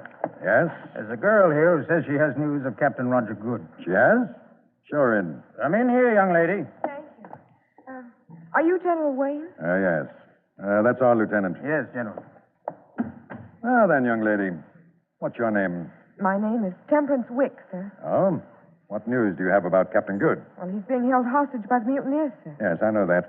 Yes, sir, but the real reason I came, I couldn't tell them out there, was to tell you that the mutineers plan to march down the Basking Ridge Road to Philadelphia and present their demands to Congress. Oh, they do they? Yes, sir. Well, we'll put a stop to that. Oh, I hope you won't, sir. What? You hope I won't? Then why did you come here and tell me? Well, because I'm loyal to the cause you're fighting for, sir. Then why do you want me to do nothing? Because I think those mutineers are loyal, too, sir. Because I think their cause is just. The cause of mutineers can't be just. But it is, sir. Really, it is. I don't think you could say that if you realized how serious mutiny is. I like my men. They're excellent soldiers. But when they mutiny, what else should I do but issue an order? But I think you should go see the men and listen to them and then go with them to plead their grievance. Oh, General Wayne, they just want to be paid as the new recruits are paid. They want the bonuses that the new recruits got. At least they want to be heard on the matter. They believe that they've fought for that right, along with others. Well, you sound very sincere, young lady, but I can't believe that's all they want. Well, why don't you talk to them and learn for yourself, sir? Well, perhaps I should. Very well. I'll ride out in the woods and meet those men. Come along.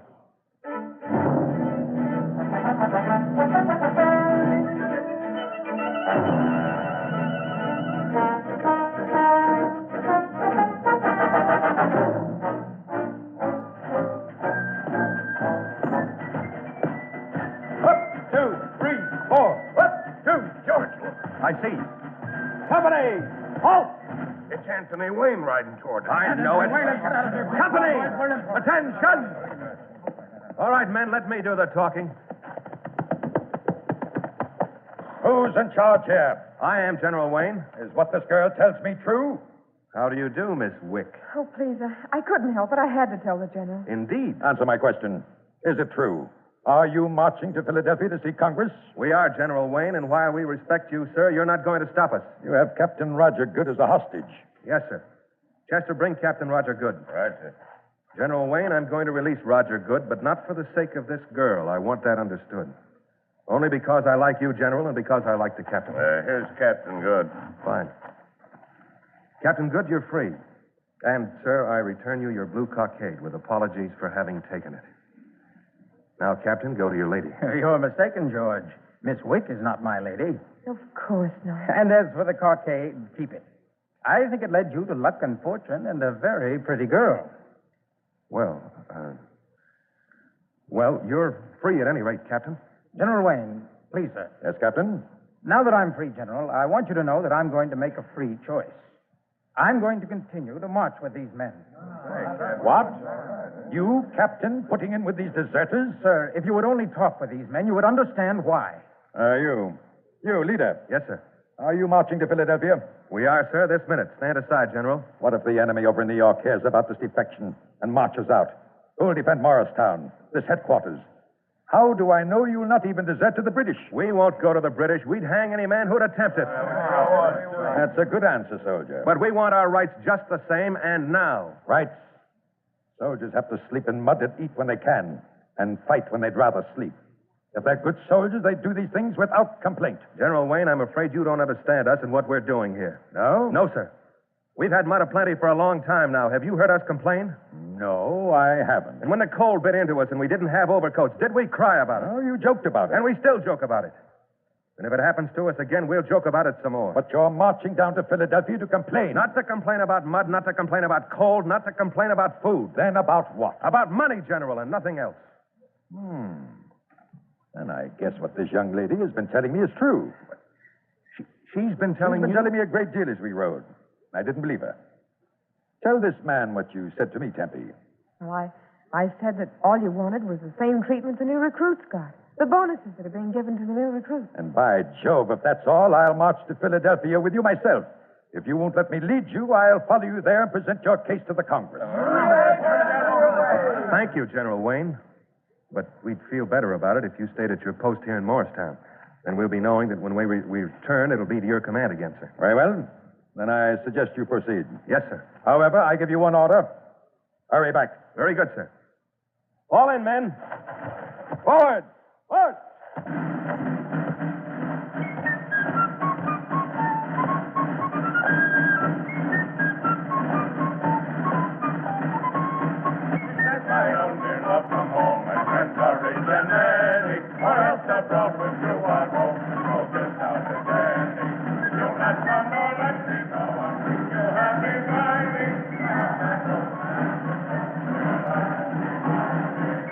George, Goodbye, Tempe. George, remember what I said about how I felt about you? I remember. Well, it's still true. I love you, darling. Please carry out orders this time and hurry back. Don't worry, we will. Darling, I've got to go now. Just wait for me, will you? Oh, I will, George. I will. Goodbye, Tempe. Goodbye. Goodbye. Goodbye, my darling.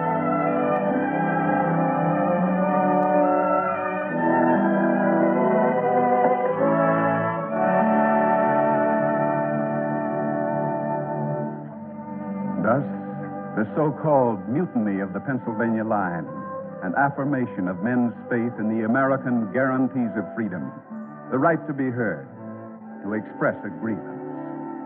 In this instance, Congress listened to these battle-weary veterans, and because their request was practicable and overdue, it was granted. Never faltering in their dedication to the fight for independence, these American soldiers made sure that a doctrine of free men, the right to petition, was not thwarted that critical winter of 1781, when the Pennsylvania soldiers in Washington Army were encamped near Morristown, New Jersey.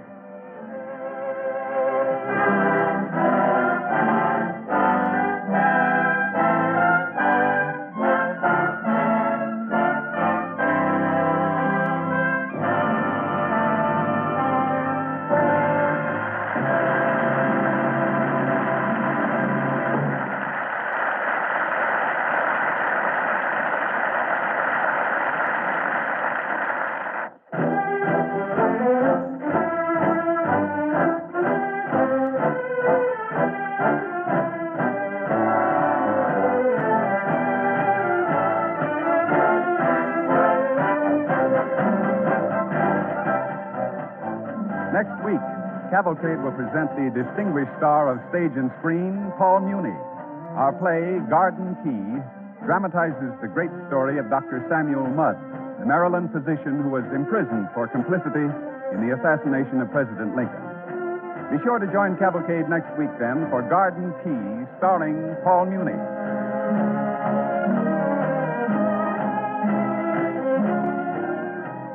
Tonight's DuPont Cavalcade, The Blue Cockade, was an original radio play written by Robert Senadella.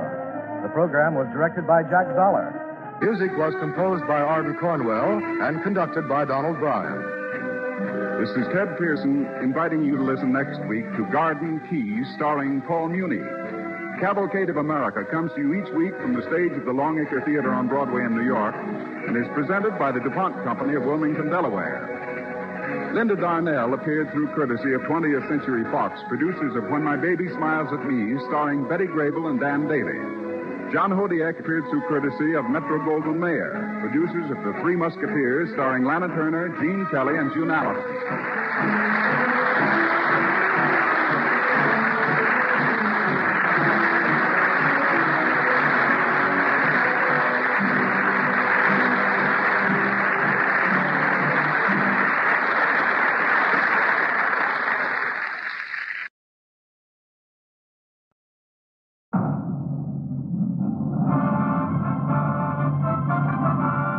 Cavalcade of America, starring Paul Muni, presented by the DuPont Company, makers of better things for better living through chemistry.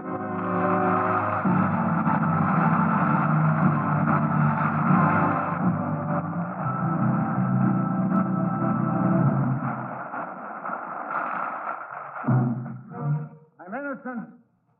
I didn't know the man whose broken leg I set was a murderer.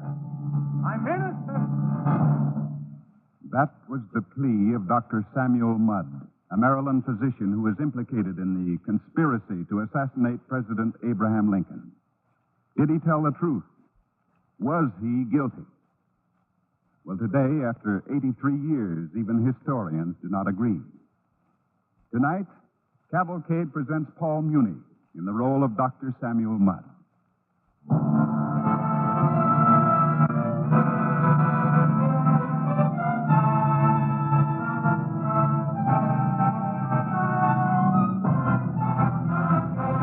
Now, the DuPont Cavalcade of America, starring Paul Muni as Dr. Samuel Mudd.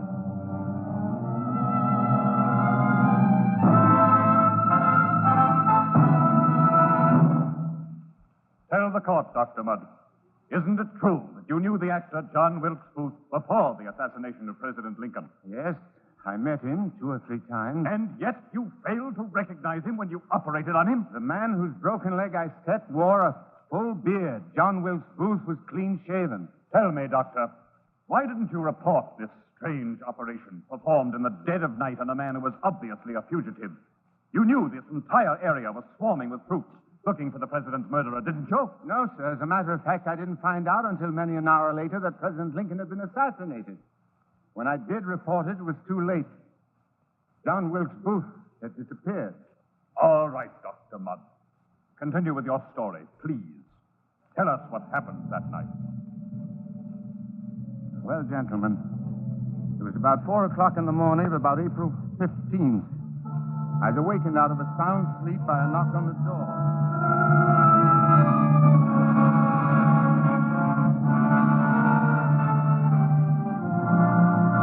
It is 1865. The war is over. In a crowded courtroom, Dr. Samuel Mudd, the Maryland physician, tells his story to a military court. Is he telling the truth? And so I went downstairs wondering who it could be at 4 o'clock in the morning. I opened the door. A young man, about 20, was standing there. His clothes were torn and dirty, and he was out of breath. Excuse me, sir. I'm sorry to trouble you. You're a doctor, aren't you? Yes, I am. What can I do for you? My friend out here is hurt. It's his leg. Could you take a look at it, please?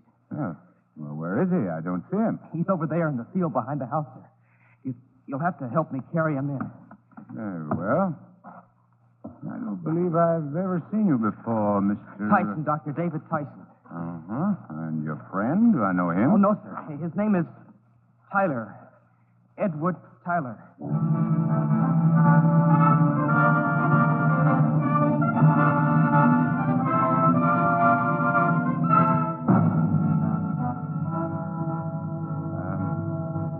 Hand me that alcohol, please, and a swab. Here you are, Doctor. Mm-hmm. Is it set now, the fracture? Yeah. Good thing your friend drank so much whiskey before he got here. He's been unconscious ever since. Well. Looks like he's coming to. How are you feeling, Mr. Tyler?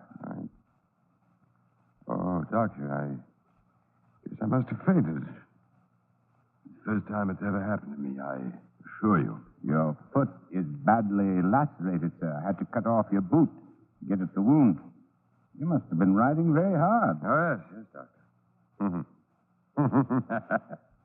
We were in a hurry to get here. Gosh, that's the first time he's laughed since the accident. Bring that lamp a little closer, please, Mr. Tyson. Yes. Yeah? So, it was an accident? Yes. You see, Dr. Mudd. How do you happen to know my name, sir? Well, in the village, Doctor, they told us your name and that your sympathies were with the South during the war. The war's over, Mr. Tyler. Hold still, please. Yeah. Well, Mr. Tyler, that's all I can do for you. You can get up now. Doctor, do you mean you're going to send him away with a broken leg? Well, I said it, sir. That's all I can do. My house is a small one, and Well, Dr. Mudd, if you'll be kind enough to tell me your fee. $25. Here you are. Now, Tyson, help me down from this. Yeah, hold him. Doctor, he's fainted again. I can't take him out this way. You'll have to keep him. Very well. Put him back on the bed. He can stay here until he feels strong enough to travel.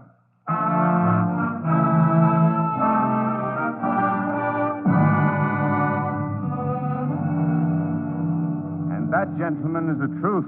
The whole truth concerning the events of that night. And do you mean to tell this court, Dr. Mudd, that you still don't know that this man whose broken leg you had just set, whose face must have been as close to you as mine is now, was John Wilkes Booth, the murderer of Abraham Lincoln? I didn't know he was Booth. I didn't know Lincoln had been murdered. I swear this before Almighty God. Go on with your story, please, Doctor. What happened the next day? Well, the next day was Saturday. Sometime during the afternoon, my wife took a tray with some cake and oranges up to Mr. Tyler. It was just after sundown that I returned from a visit to a patient. Well, dear, how's Mrs. Manning? She's all right. Sarah, I just heard terrible news. President Lincoln was assassinated last night. What? Oh, my. By an actor named John Wilkes Booth. John Wilkes?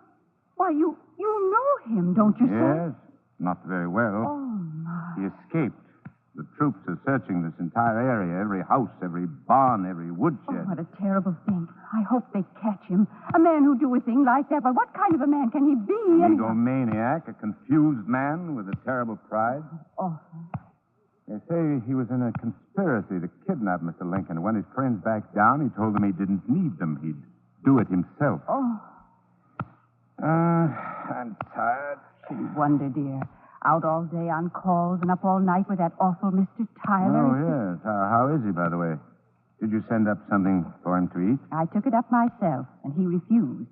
He asked for brandy instead. Brandy in my house.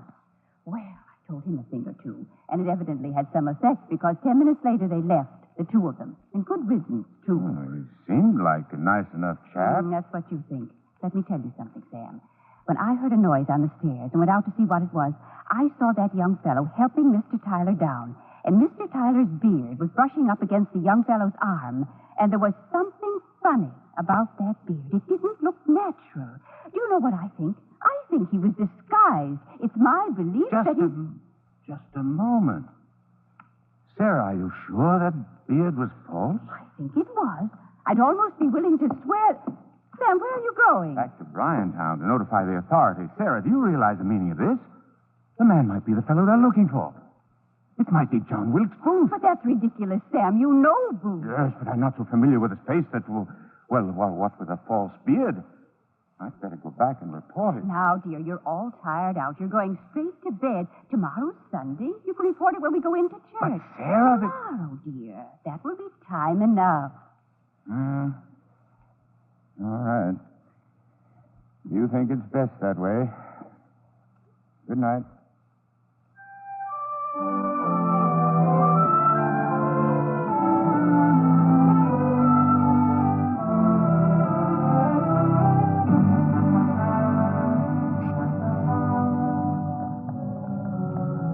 As we drove through the town the next morning, I kept looking about for Lieutenant Lovett, one of the Army officers in security patrol. I wanted to tell him about the suspicious character I had for a patient, but I saw no one. And since the services were about to begin, we went into the church.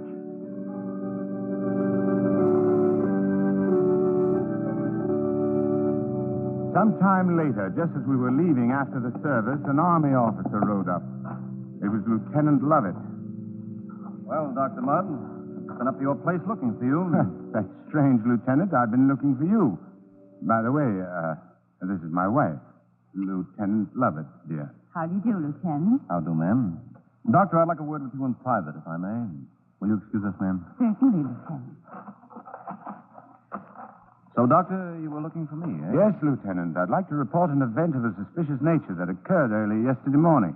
I'm listening, Doctor. Well, it was about 4 o'clock, or thereabouts. The two men knocked on my door. One of them had a fractured leg. Really? Did you set it for him? Well, naturally. I'm a doctor. It was my duty to... Yes, naturally. This fellow with the broken leg, what did you say his name was? I didn't say Lieutenant. But he said it was Tyler. Edward Tyler. And had you ever seen this man before, Doctor? No. No, I hadn't. I see. Dr. Mudd, why are you telling me this? Well, Lieutenant, I've read the proclamation about the president's death. It says we should all be on the lookout for suspicious characters. So Yes. Did you also read the name of the man who assassinated the president? Yes. John Wilkes Booth. Do you know him, Doctor?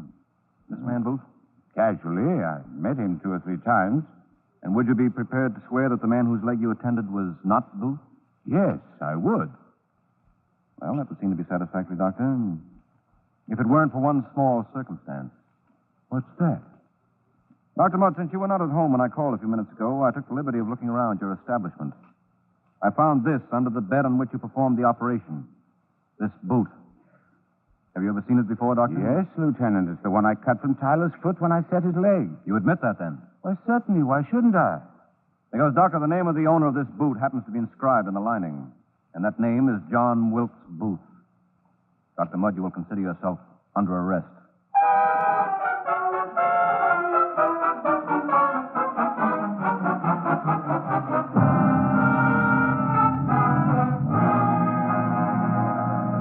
Well, gentlemen, that's the story.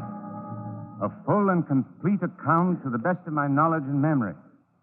After my arrest by Lieutenant Lovett, I was remanded to prison and finally brought before this court. All I ask now is justice and a verdict that will clear my name and establish my innocence of evil intent for all time.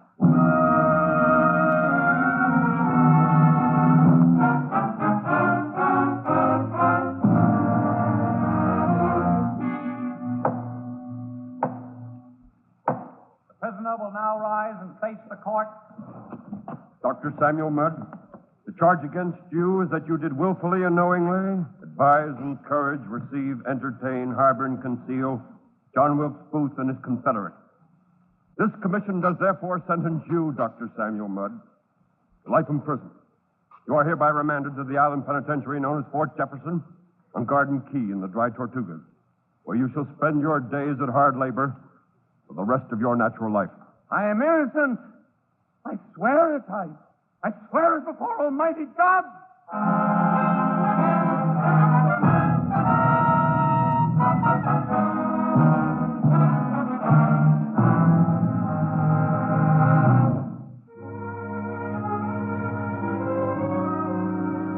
You are listening to Garden Key, starring Paul Muni as Dr. Samuel Mudd on the Cavalcade of America, sponsored by the DuPont Company, makers of better things for better living through chemistry.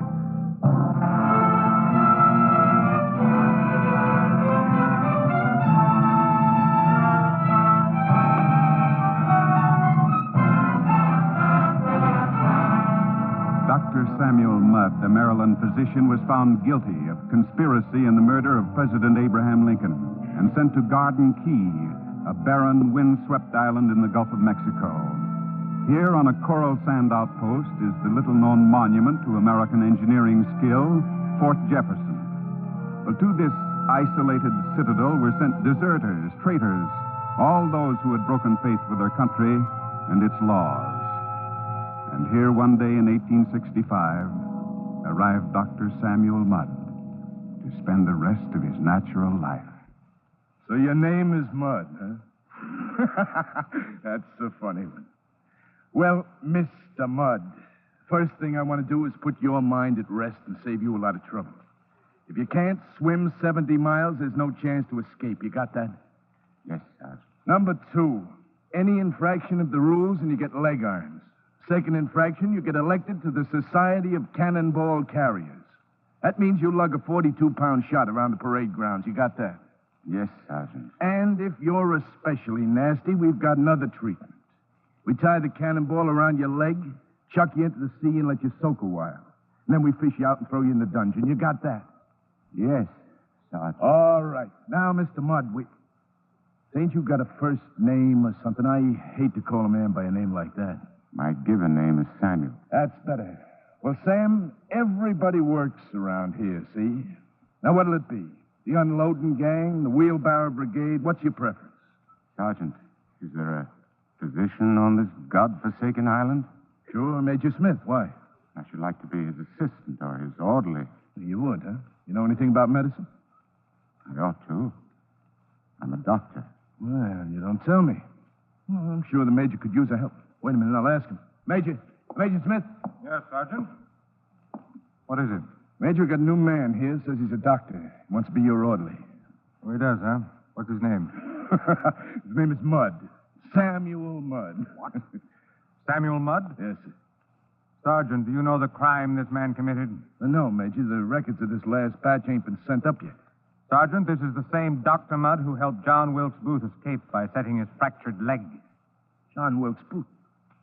You mean the fella that murdered President Lincoln? I do indeed. And he helped him? Oh, say no more, Major. I'll cook his goose. All right, Mudd. About face. On the double. Huh?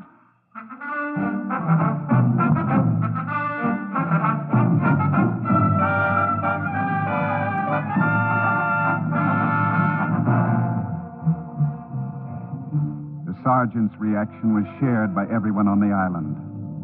Dr. Mudd led a lonely life, an outcast among outcasts. Even the prisoners shunned him. If both killed Lincoln, and he was shot, why didn't they shoot a skunk like this Mudd? A conspiracy, they said it was to kill the president, and there was 9 of them in on it. Yeah, and they hanged 4 out of the 9, and one of them was even a woman, that Mrs. Surratt. Yeah, but him they sent here. It ain't justice. All right. So you know what we do? We ignore him, just like he wasn't there. Nobody talks to him, see? Nobody looks at him. We'll fix him.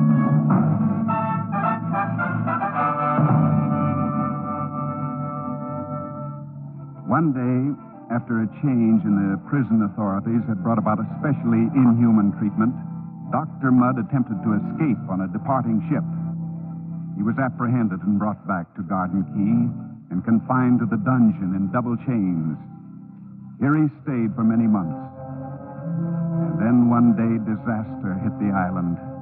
Yellow fever, bringing in its wake death and the delirious cries of the dying.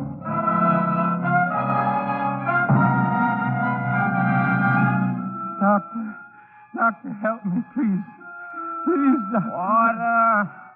Water, for God's sakes, water! Johnny comes marching home again. The Lord is my shepherd. I shall not want. Maketh me to lay down and drink.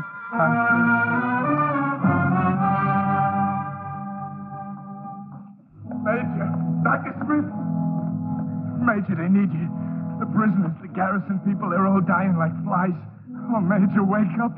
Can't you hear me, He's dead. The Major is dead. He's dead. The doctor is dead.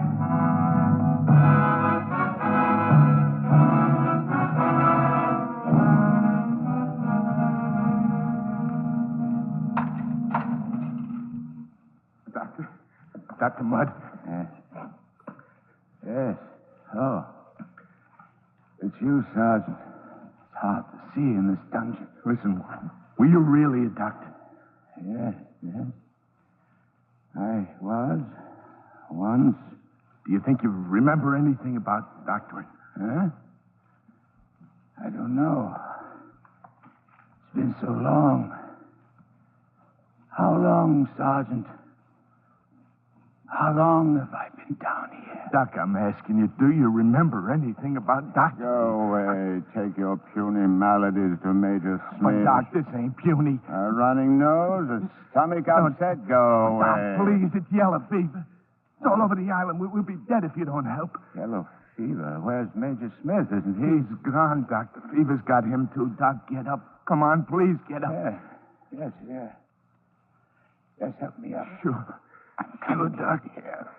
But, Doc, do you remember? Huh? Do you remember anything? I remember, yes, yellow fever. Symptoms: headache, nausea, delirium. Treatment: an emetic followed by calomel. Mustard foot baths. Yes, Sergeant. Yes, I remember. Come on.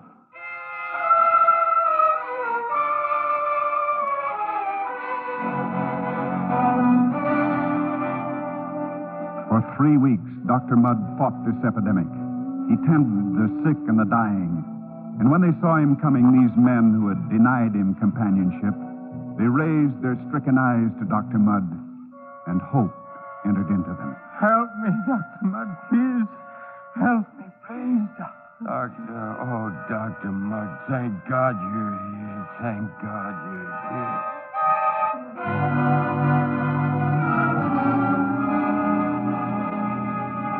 And when the epidemic was over, Garden Key came to life again, and things were normal. But not Dr. Samuel Mudd. For the doctor had himself come down with a fever. For days he lay on his cot, bitter even in his delirium. Gentlemen of the graduating class, you will repeat after me the oath of Hippocrates. Yes, Professor. On my honor, I solemnly swear by what I hold most sacred that I will be loyal to the practice of medicine. Yes, Professor. That I will lead my life and practice my art in uprightness and honor. Honor. My honor. Yes, Professor. My honor. Yes, Professor. Yes. Yes, Mr. John Wilkes Booth. Yes, gentlemen of the jury. My honor.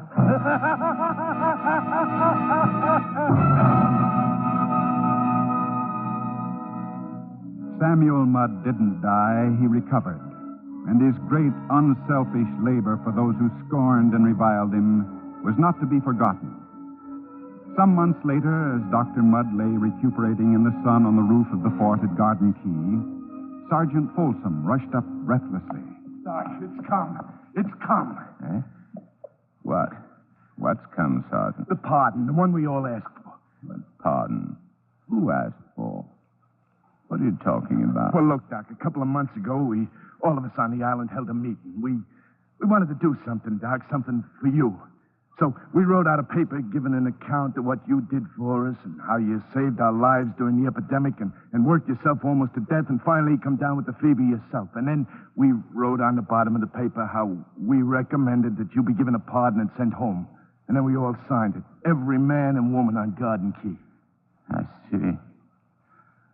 God bless you, Sergeant. I'm very grateful to you. And to whom did you send this strange request?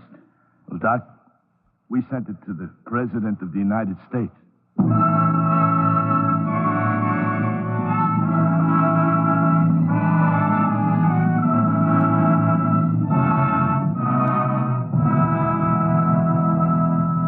So finally, after 4 long years, Dr. Mudd came home to Maryland, a free man, broken in body and impoverished, but free. Back in Bryantown, he issued a statement. It was an old, familiar statement. I say again that I did not know that the man whose broken leg I set, whom I sheltered and fed, was John Wilkes Booth, the murderer of Abraham Lincoln. This I swear before the Almighty God.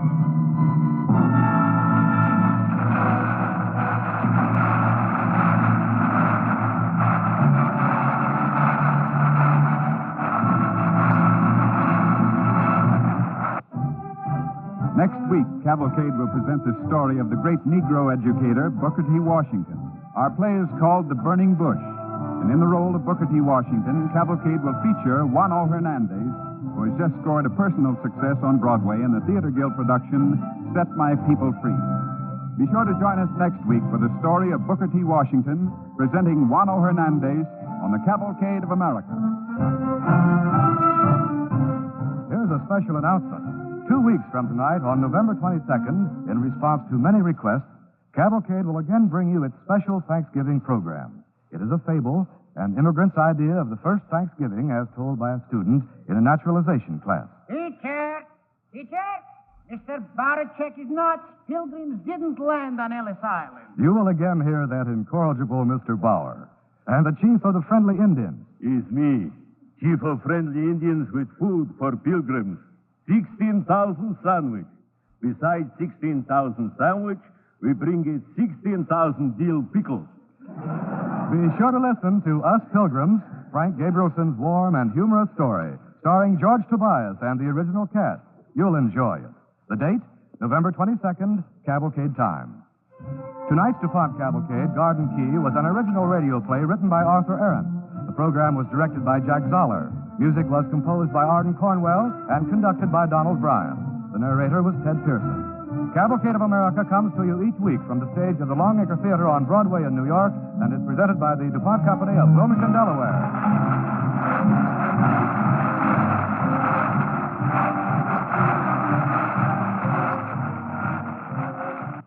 This is NBC, the National Broadcasting Company.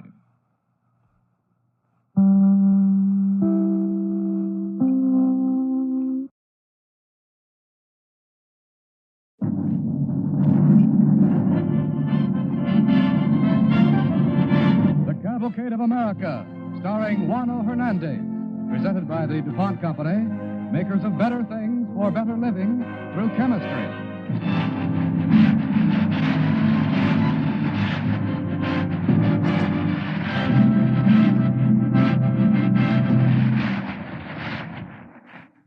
Cavalcade's play tonight, The Burning Bush, is the story of a Negro who rose from a slave cabin to America's Hall of Fame, Booker T. Washington.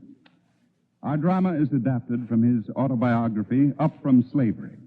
Our star is Juano Hernandez, who has just scored a personal success in the Broadway production, Set My People Free.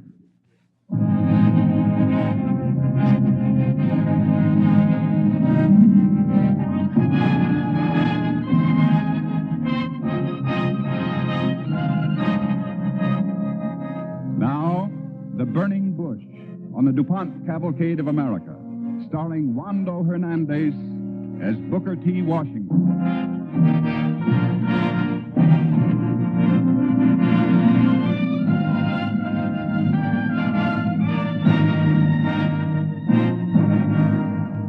I was born a slave, and I believe my childhood was like that of most slaves.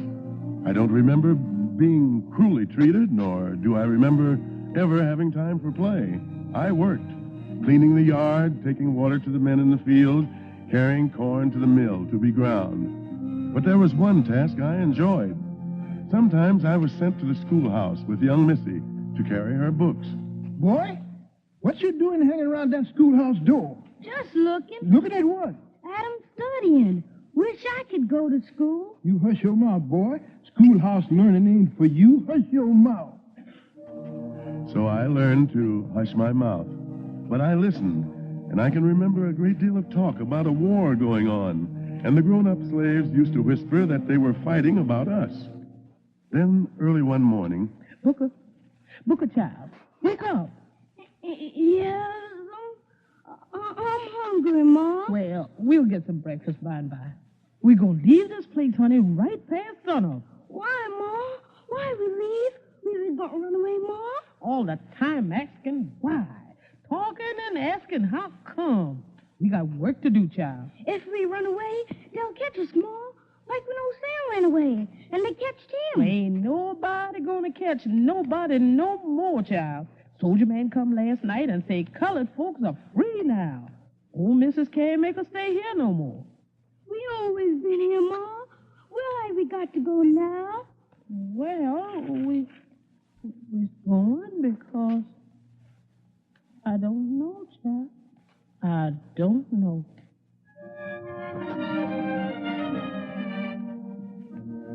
My mother was telling the truth. She didn't know why she was going away, or where. She had no understanding of her freedom, nor did most of us. I knew no one of my race then who could read or write. And yet all these people, my people, were called upon now to assume all the responsibilities of the modern world.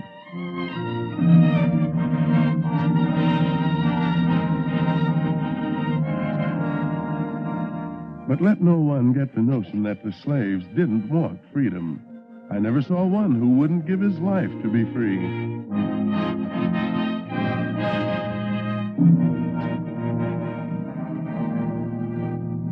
The place we went to was a little town in West Virginia called Malden. I lived there for several years, working in the mines. And then one day I applied for work at the home of Mrs. Ruffner, a Yankee lady. Well, boy, you're certainly a sight, I must say. Though I don't suppose it's your fault. You've been working in the coal mines, haven't you? Yes, and the salt furnace. Your work won't be easy here. There'll be the cleaning to help with, and the yards, and coal for the grates, and the cows. And... Why, what's the matter, boy? I thought, ma'am, maybe I could get some time for school. Well, did I say you wouldn't? If I hire you, that is. You get your work done and do it well, and always be honest with me and tell the truth, and we'll see about school. What's your name, boy? Booker, ma'am. Booker. That's an odd name. Booker what? You'll need two names, Booker, if you're going to school. A Christian name and a family name. My name. What was my name? Or rather, what was my other name? Free people needed two names, it seemed. But colored people in the South had been known simply as Tom or Betsy or Booker. Sometimes a colored man would take the name of his white owner, and he'd be Tom Hatcher, or maybe Hatcher's Tom. But that didn't seem right now. I had to choose a name for myself. I thought desperately as I stood there before Mrs. Ruffner, and suddenly I said, Booker Washington, ma'am. Booker T. Washington.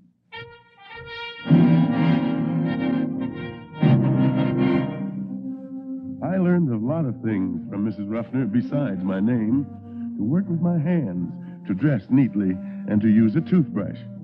But in the infrequent hours of school, the nights of study in my attic room, I learned not much. So in the fall of 1872, I made my way somehow over the 500 or so miles from Malden to Hampton, Virginia, and presented myself at the Hampton Institute, a newly founded school for Negroes. Hello there. My name is Ernest Weston. Hello, I'm Booker Washington. Are you enrolling here this fall? Well, I don't know. I'm waiting to see General Armstrong. I haven't seen him myself yet, but I'm sure it's going to be all right for me. I had my tuition money plus a certain amount in excess for extra books and clothing. And I already have something of a foundation in Latin and Greek. I'm finding Latin very enjoyable, aren't you? Well, I haven't studied it. Haven't you? Oh, well, Agricola omnis colorium. What? That's Latin. I'm taking it, and you will be taking it up next year. I'm very interested in mathematics, too. I had quite a lot of tutoring in it. A gentleman from Booker Washington. Yes, ma'am? General Armstrong's ready to see you now. Hampton Institute was headed by General Samuel C. Armstrong, the noblest, rarest human being it's ever been my privilege to meet. Booker T. Washington. Yes, sir? Sit down. Thank you. Washington, you bear one of the greatest, perhaps the greatest name our country has known. Now, what do you want to do with it? What do you want to do with your life? Well, I want to learn, sir. Learn what? Well, what do you want to learn, Booker? Well, sir, I thought, well, I'm not sure, but, well, Latin and Greek. And algebra and calculus and astronomy and medicine and jurisprudence. Isn't that so? Well, is it wrong to want to learn those things, sir? Not wrong, Washington, but I'm wondering if Hampton is the place for you. I don't know. Oh, please, sir. I've worked and I saved my money, and my mother worked, too, and my brother is helping me out with what he makes in the coal mine.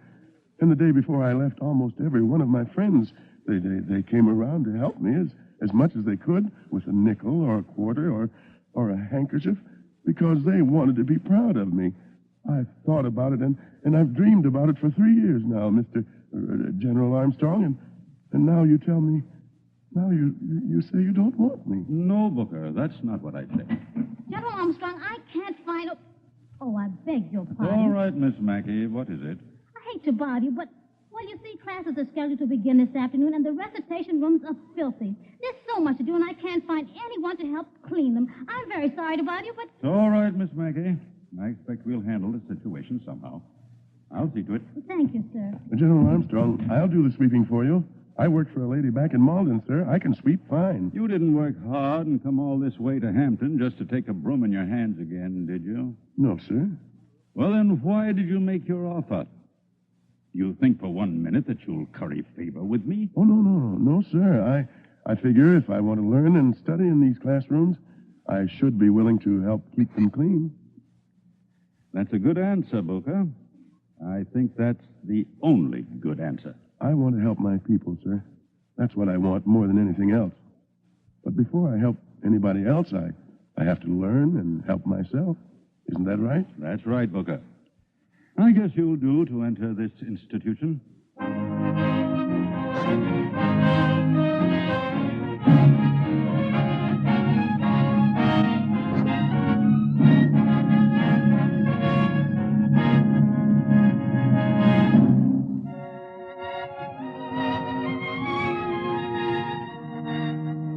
You are listening to The Burning Bush, starring Juano Hernandez as Booker T. Washington on the Cavalcade of America, sponsored by the DuPont Company, makers of better things for better living through chemistry.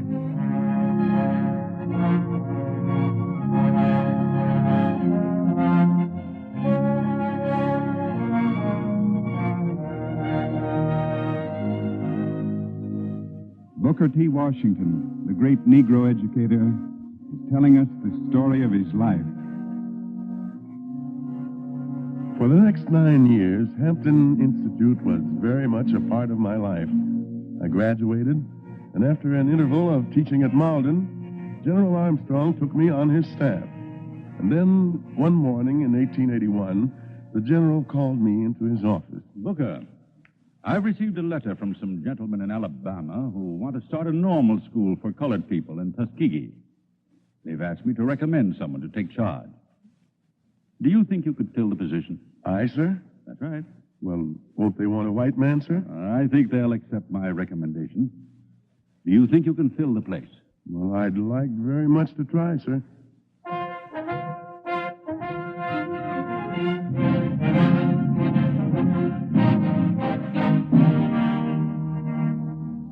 Had I known what faced me at Tuskegee, I should hardly have been so confident. The state legislature had granted a small appropriation for teachers' salaries, but there was no provision whatsoever for securing land, buildings, or books.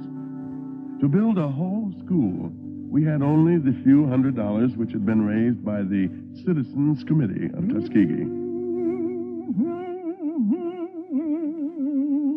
Good morning, friend. Morning. I wonder if you could tell me how to get to the old plantation house. They said it was somewhere on this road. There's a little road that leads right down there, only it's so choked up, can't hardly see it. Well, maybe you would show it to me? Yes, sir. You the teacher man from town? Yes. I've heard there's a chance we might be able to get the place for our school. I walked out to take a look at it. No. That old place is falling off the hinges. Grandpa, you come eat your food now. This that teacher man from town, Carol. You asked him if he'd like to eat, too. Oh, good morning, Mr. Washington's the name, Miss... Carrie Sampson, Mr. Washington, and this is my grandpa. Oh, I'd be mighty glad to have you eat with us, only it's nothing but old side meat and black-eyed peas. Well, there's nothing I'd like better, Carrie, if you're sure there's enough to spare.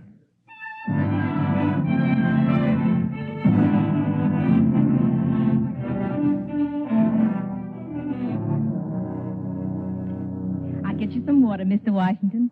Oh, Grandpa, what you doing now? I was fixing my clock. Ain't this a pretty clock, Mr. Washington? Yes, it's beautiful. But it don't run, and if it did, he would know how to tell time. You shut up. I won't shut up. A man sells in that clock for $62, Mr. Washington. All the money we had in this world, and it won't run even for 1 day. It's pretty. I ain't never had a gold clock before. Gold? Man told him it was gold. They say colored folks got a right to all they wants. If I wants a gold clock, I was going to have it. Well, you have it, don't you? But we don't have a knife and fork for Mr. Washington to eat his food with.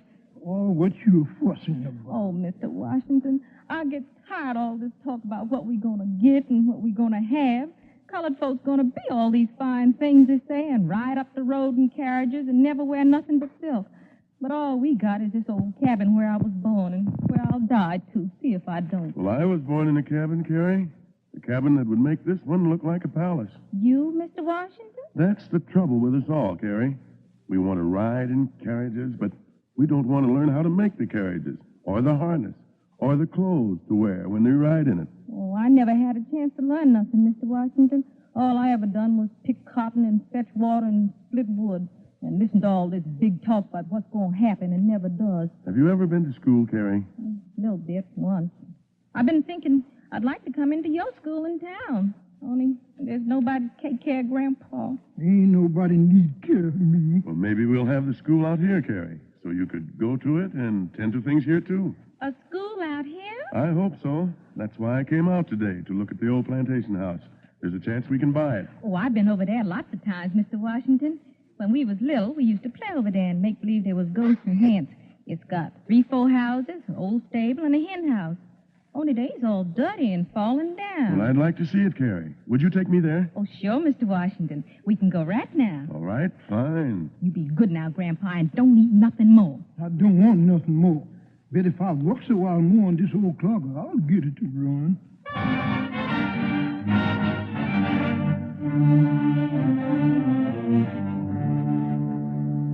A little later, at that same plantation house, I addressed the first assembly of the students in Tuskegee Institute. Students and friends, we've all heard the old saying, you've made your bed, now you can lie in it. Pardon me. But here at the new Tuskegee Institute, we have to make a change in that saying. We have to build our beds before we can lie in them. We have here today nothing but these few old, tumble-down buildings, a little food on credit allowed us by our good friends in town, a little money given to us by other friends, both here and in the North, and our own will to succeed. So I'm going to ask something of you, something more than is usually asked of men and women who are seeking knowledge. I am going to ask you not only to study and learn in your school, I'm asking you to help in the building of your school. I'm asking you to dig the ground and cut the timbers, and yes, even to dig clay and make bricks. If we want a school, we must build it for ourselves with our own bone and sinew and the strength of our heart and soul.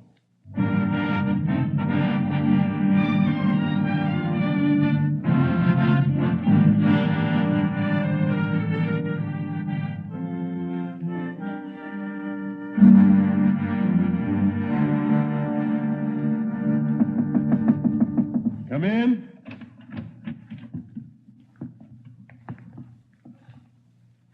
What can I do for you? Mr. Washington, Mr. Washington, the new students have appointed us as a committee to bring certain grievances to your attention. I see. How many of the students do you represent? Well, most all of them, Mr. Washington. All the new ones have complaints to make. And we thought it was only fair to tell you about them right away now, Mr. Washington. Yes, that was the right thing to do. Mr. Washington, we didn't come to this school to work like field hands and day laborers. And I didn't come here to milk cows and hem tea towels. I want to be a school teacher. And you don't think that a teacher could ever be called on to milk a cow or hem a towel? Well, Or do you know how to do all those things already? That's not why my parents worked and sacrificed to send me to school. No, my family neither. I came here to learn something, not to make hog pens and sweep floors. What we mean is, well, Mr. Washington, my daddy came out from town yesterday and wanted to see my books. He wanted to know why I didn't have more books, how many books I had read through. And when he got here, I was out there on my knees, digging sweet potatoes. Your father is not an educated man, is he, Sam? No, Mr. Washington, he's not. He can't read nor sign his name. Then, like so many people, perhaps he puts too much importance in the reading of a book. The mere reading of one means nothing unless it helps us in some way. Unless... How am I gonna know, Mr. Washington, if I spend all my time digging sweet potatoes and sweeping floors? I don't think you will. You'll find we have it arranged here so there's a time for everything. We'll try to send you out of this school as educated men and women. But you'll also be men and women who can take care of yourselves, who can do whatever's needed to fit yourselves into the life of the community and the country. Now, suppose you go out into the world prepared to teach Greek and Latin. The community you go into may not feel the need for Greek and Latin. Maybe it needs bricks and houses and wagons. If you can supply them, then maybe later there will be a need for Greek and Latin. The man who is prepared to do something the world wants done at the right moment, that man will make his way, regardless of his race. What you doing, Mr. Washington? Well, I think it's time for you all to get to your classes, and if you'll excuse me, this office looks a little untidy.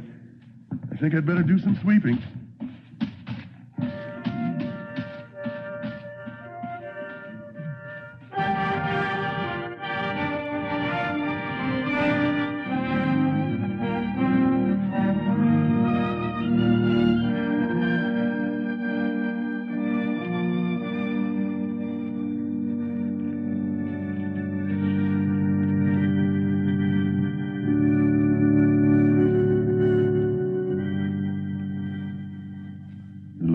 My shepherd, I shall not want. He maketh me to lie down in green pastures. He leadeth me beside the still waters. He restoreth my soul. Mr. Washington. Oh, well, hello, Carrie. What is it? Oh, I'm sorry to disturb you, but I've been going over the books like you asked me to, and, well, I just don't know how we're going to get through the rest of this year. Is that bad? We only made $17 from this month's vegetables and only $55 from the bricks we sold in town, and we still can't meet our bills by almost $200. Well, Carrie, don't worry about it. Oh, but I do worry about it, though. I think sometimes maybe it's not worth one little bit of all this work and trouble. Oh, Carrie, don't say that. You're a fine, smart man, and you ought to just think about yourself. Forget all about us. The school's going to fail anyway. It's going to fail. That will do, Carrie. I don't want to hear any more of that kind of talk. Now, please, Carrie, Yes, sir. I'm sorry.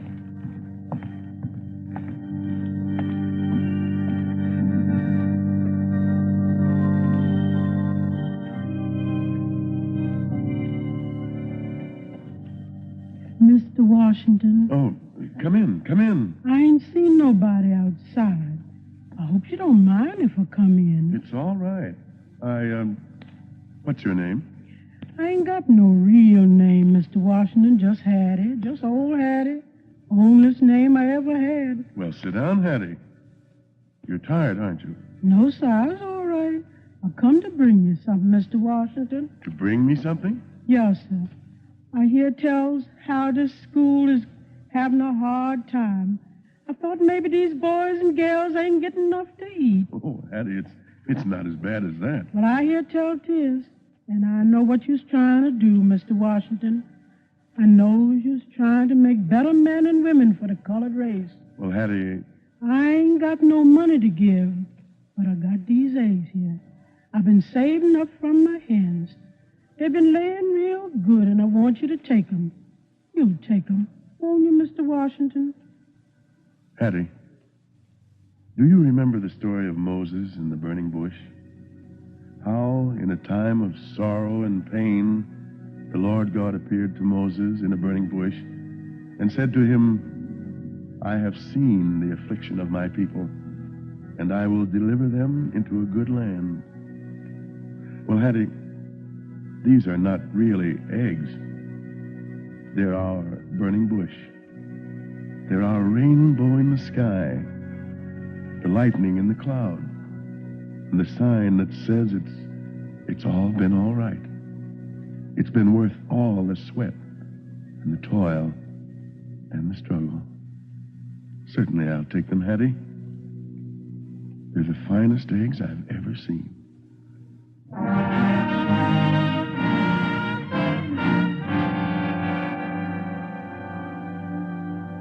Booker T. Washington was right about those eggs.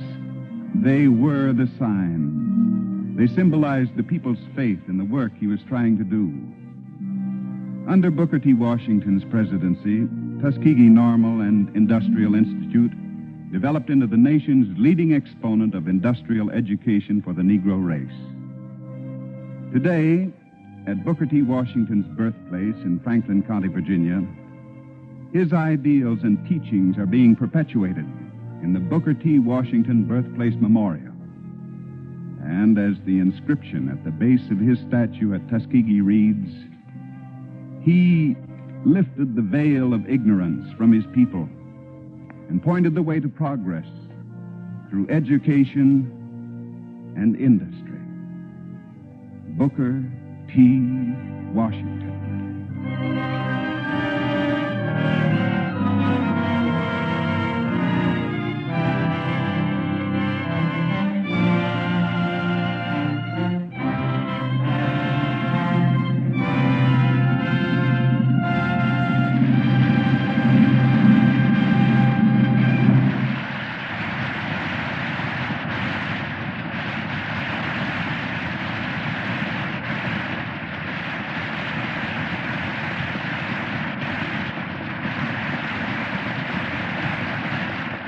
Tonight's Cavalcade play, The Burning Bush, was written by Frank Gabrielson and directed by Jack Zoller.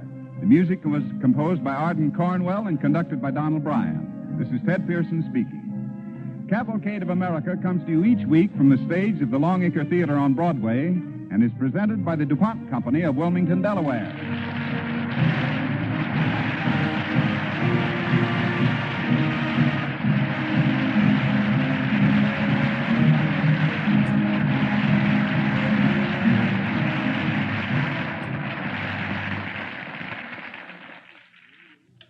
This is NBC, the National Broadcasting Company.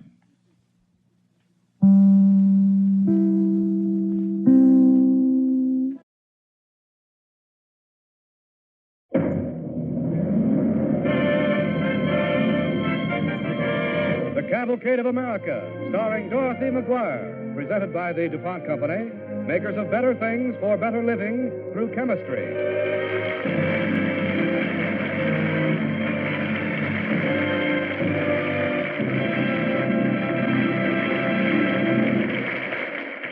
Good evening.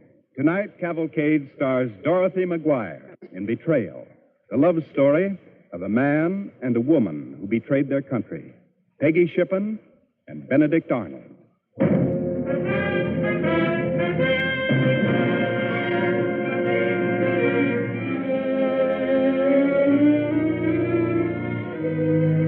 Now, Betrayal, starring Dorothy McGuire as Peggy Shippen Arnold on the DuPont Cavalcade of America.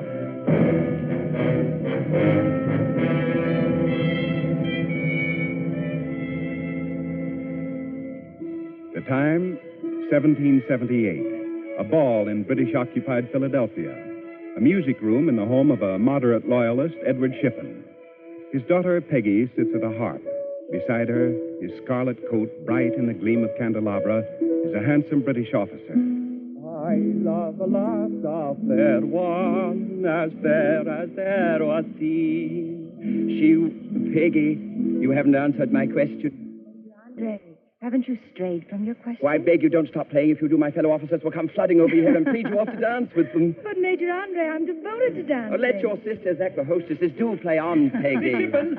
Why, I say, Miss Shippen. Oh, see what you've done here. They come like bees at Miss you. Shippen, now that you've finished playing, may I suggest there's dancing in the next room? Thank you most kindly, Colonel, but I was about to... Piercing party, Miss Shippen, an absolutely piercing party. you. Now, if you could only favor me with a dance. Indeed, sir, nothing would delight me more, but I believe the Colonel asked. Oh, was it not I, your humble hovering captain, who came the very instant your heavenly hands stopped playing to crave the honor? Major Andre, do help.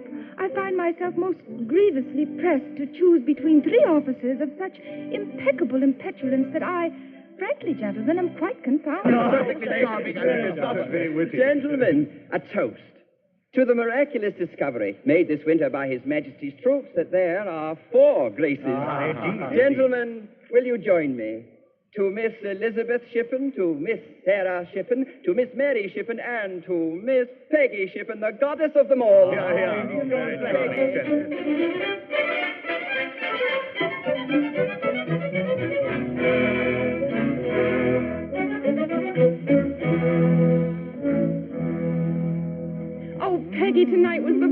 terrific party. What did he say? What did Major Andre say? Tell us. Oh, Peggy, darling, I'm mad jealous. Oh, my. I love a lass, a fair one, Oh. as fair as e'er was seen. Do stop singing and Was answer us, indeed a Peggy. rare one. Oh, Another Peggy, she will you but marry Major Andre? Peggy, tell us truly, what do you feel for Major Andre? Oh, I feel Major Andre is the most sensitive of men. Such a delicacy of perception, a sympathy so tender and refined, far above the crude and average level that... Well, say it. Do say Oh, it. I can't. I'm too happy.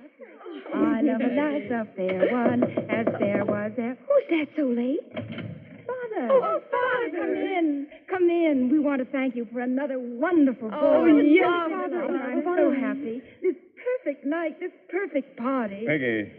Oh, Father, come, smile. Peggy, I came to say that much as I wish my daughters happy, these extravagant parties will from now on cease.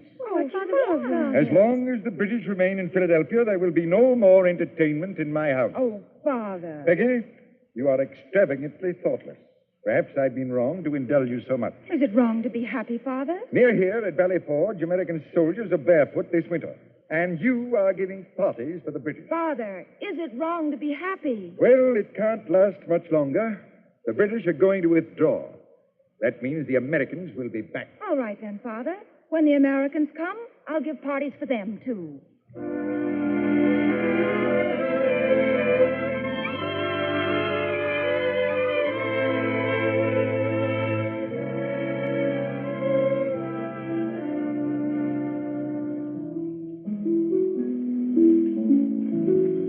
Miss Shippen, do leave off your playing and pay some heed to my question. Your question, sir? Colonel Hamilton, I must hear it before I can heed it. Ever since the British evacuated Philadelphia and we Americans moved in, I've been coming to these parties at your house. And you've been very welcome, sir. But so has every other officer in the American Army. And indeed, so it should be. But what I beg to know is there one officer more welcome than another? Is there, Miss Shippen? I hadn't really thought, sir. Is he a general? Last year, I'm told it was a major. A British Major Andre. Last year. So long ago. And now a general. General with black hair and gray eyes. Oh? Who could that be? Foul temper and brutish ways, they say. Oh, surely I couldn't favor a foul temper and brutish ways. He was wounded at Saratoga. Colonel Hamilton, do you mean perhaps... I mean the commander of Philadelphia, General Benedict Arnold. Miss Shippen, is he the most welcome? Were you speaking of the devil, Hamilton? Oh, good evening, General Arnold. Colonel, I believe Mr. Shippen would speak with you in his library. Really, sir? As you go out of this music room, Colonel, close the door. With pleasure, General. Your servant, Miss Shippen.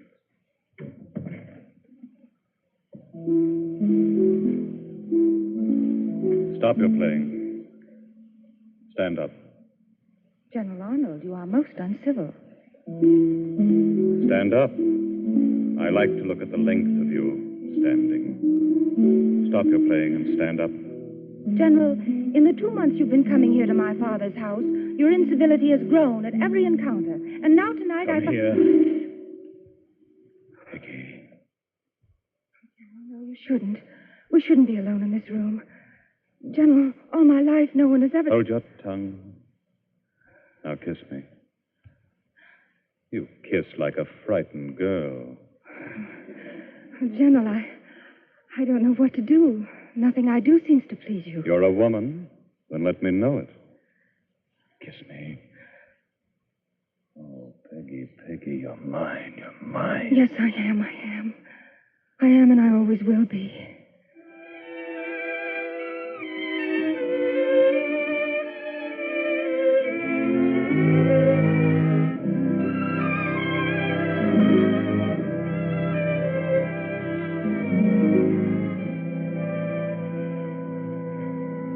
Peggy, what's the matter? Come, finish brushing your hair and tell us. For these many weeks now, you've been restless and moody. What is it? It's anger. Because everyone's so unfair to Benedict Arnold. And this Benedict Arnold of yours has a darkness about him. Darker than his hair. And a bitterness. You're jealous of me. Oh, come, I'm jealous of Peggy. him. Congress is jealous of him. Even the British say that Benedict Arnold has the finest military mind in the American army. We don't dispute you. He beat Burgoyne. He alone beat Burgoyne at Saratoga. And they're saying that was the turning point of the war. We still don't dispute you, Peggy. And now a stupid Congress questions his orders. There's even talk that he might have to stand court-martial. For what? for saving their stupid necks. We don't doubt his talents. It's his temper. He's always criticizing Congress, the conduct of the war. Stop it! You've all been poisoned against him. You're like Congress. Stop it. Peggy, we can hear you. Congress wouldn't advance him, but they'd advance 5 idiots. 5 idiots below him in rank. Stupid, jealous, fumbling connivers. Hush, Peggy, hush. Come in, Father. Come in and scold me. Peggy. Scold me with the rest and slander him. All of you are against him. All of you are against me. My own family is against me. Peggy, dear, don't. No, let her cry it out. Daughter, beyond all the objections to temperament that I have made, I have another.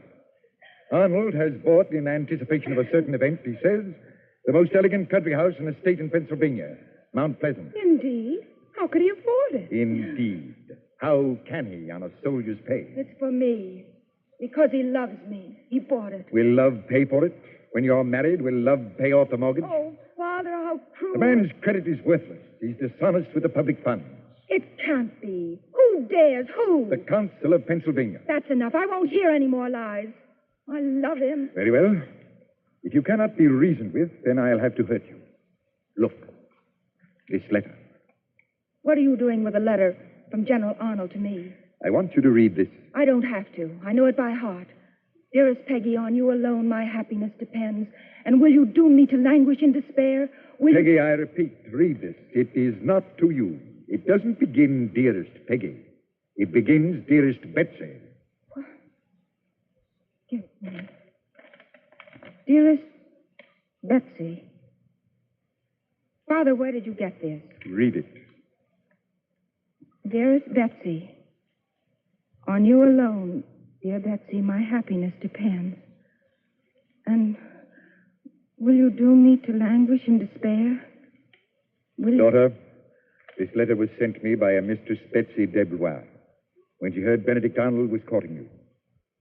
I don't believe you. Peggy. I love him. Peggy, how can you trust a man like that? I beg you, reconsider before it's too late. I love him. I love his strength, his temper, the flash of his violence. And he loves me, too. In spite of everything, I shall be his wife. I shall be at his side through all his triumphs. And I shall be Mrs. Benedict Arnold. What a lovely sound that name has. Mrs. Benedict Arnold.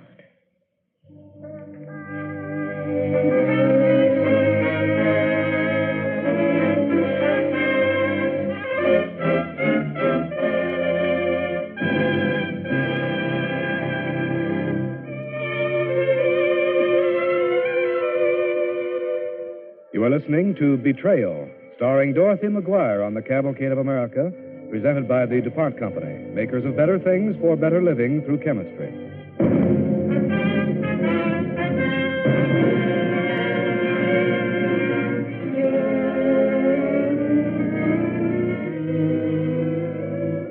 Peggy Shippen of Philadelphia has fallen in love with General Benedict Arnold, the American military governor of the city during the Revolutionary War.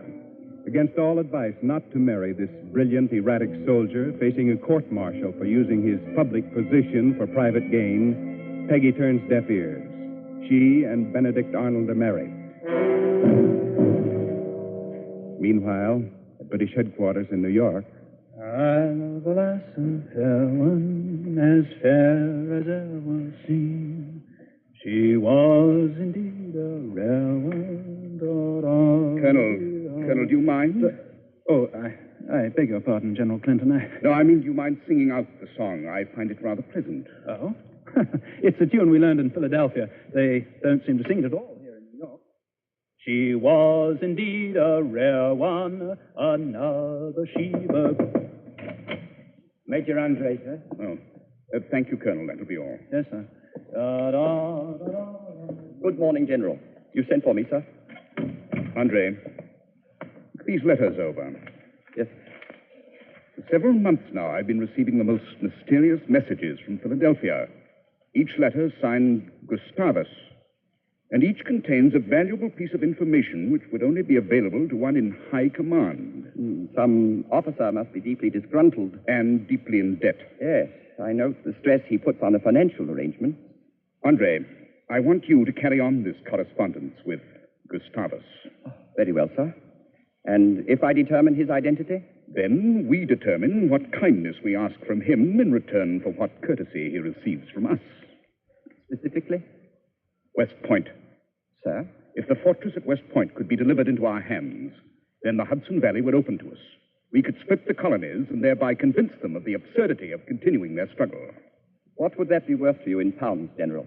It would be worth victory, and victory would be worth anything.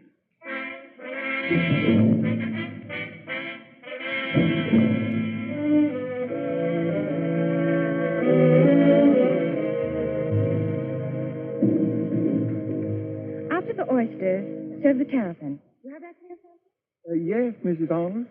Next potted woodcock, then venison with seacrest, and the sauce. The last time he was here, General Washington took quite a fancy to our sauce. Peggy, where are you, dear? In here, Benedict. Oh, good morning, darling. Go along now, Sampson. Yes. Well, what's brought you rushing back home? You're all excited. Peggy, dear, listen. There's something very important you must help me with. Something wrong? Am I spending too much money? General Washington wants to send me into the field. Well, of course he does. You're his best commander. But it isn't what I want. Why are you so stirred? I want the command of West Point. West Point? Listen, Peggy. You can get it for me. Tonight at dinner, you can change Washington's mind. You can change anyone's mind. He likes you. Tell him I'm sick. I'll do nothing of the sort. What do you mean? What are you saying? I mean, I'll do nothing of the sort unless you promise to take me with you. Promise. Oh, Peggy, you witch, you lovely witch. Kiss me. I'll take you. Oh, Benedict. We're so happy, aren't we? And West Point will be beautiful in the fall. High over the Hudson, leaves turning bronze and brazen. Oh, darling, we'll make a holiday of it. We'll make all our life a holiday.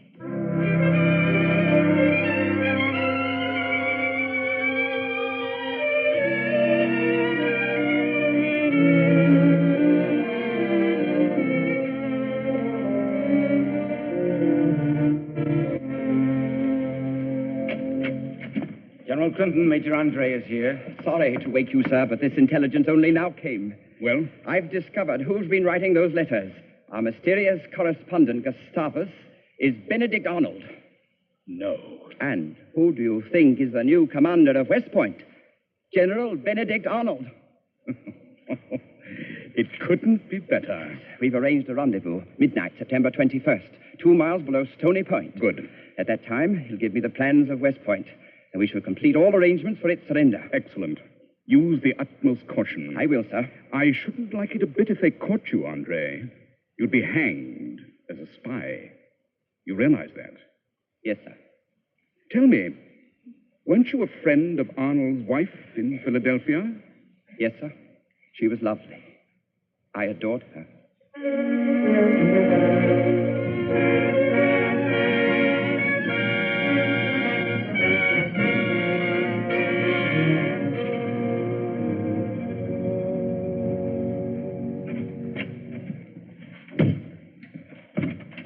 Peggy, you out here? Yes, Benedict. Look, in the moonlight. The Hudson and all the valley are silent. So much at peace. At West Point, one forgets we're at war. It'll be over soon, Peggy. More people than you know are disaffected with the cause of the revolution. They're weary of fighting. There's bickering and petty jealousy on all sides. This will never be a unified country. If only you could lead this country to peace. I have such a plan. A plan to end the war quickly. Darling, come here. No, closer. Kiss me. Now listen. You may not understand the methods I employ. I'm going to have to work this out with the British. Benedict. If I need you, you'll work with me. Won't you, dearest? Won't you? Yes, Benedict. I'll do it for you. I'll do anything for you.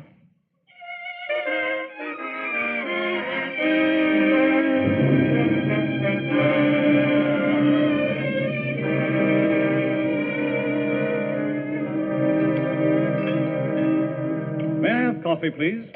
And a kipper. Oh, of course. You look tired this morning, Peggy. And you're frowning. I don't like to look at you frowning. I was worried about you last night. I was so afraid something might go wrong. Ah, what could go wrong? I had the rendezvous with Andre. I gave him the plan. Benedict, Colonel Hamilton was here this morning to say that General Washington will arrive at West Point today. Yes, we're aware of that. Oh, I see. Coffee, darling? Come. General Arnold. Excuse me, General, but something's happened. Mighty queer. Well, speak up. Queer in what way? At Tarrytown, sir, one of our patrols caught a Britisher making for White Plains. Dressed poor, but speaking rich. Who was he? Who? Said his name was John Anderson. John Anderson? Yeah. Oh, yes. He's perfectly all right. He had a pass signed by me, didn't he? Yes, sir, but he must have deceived you. He also had all the plans of West Point inside his boot. And his name isn't John Anderson. It's Major John Andre of the British Army. Thank you. That's all. Thought you ought to know, sir. We have all the papers ready to show to General Washington when he arrives. Thank you, that's all. Good day, ma'am. Have my horse saddled. Yes, sir. Benedict, what are you going to do? Escape. The British have the Vulture anchored downriver. I can make it a border if I leave now. You're not taking me with you? Peggy, for my sake and yours, stay here. And face Washington? How can I? Pretend you know nothing of this. Have hysterics. Faint. Oh, I'm afraid. I'm afraid. You must not be. You're in this as deeply as I now, Yes. Peggy. There's no time left for fear.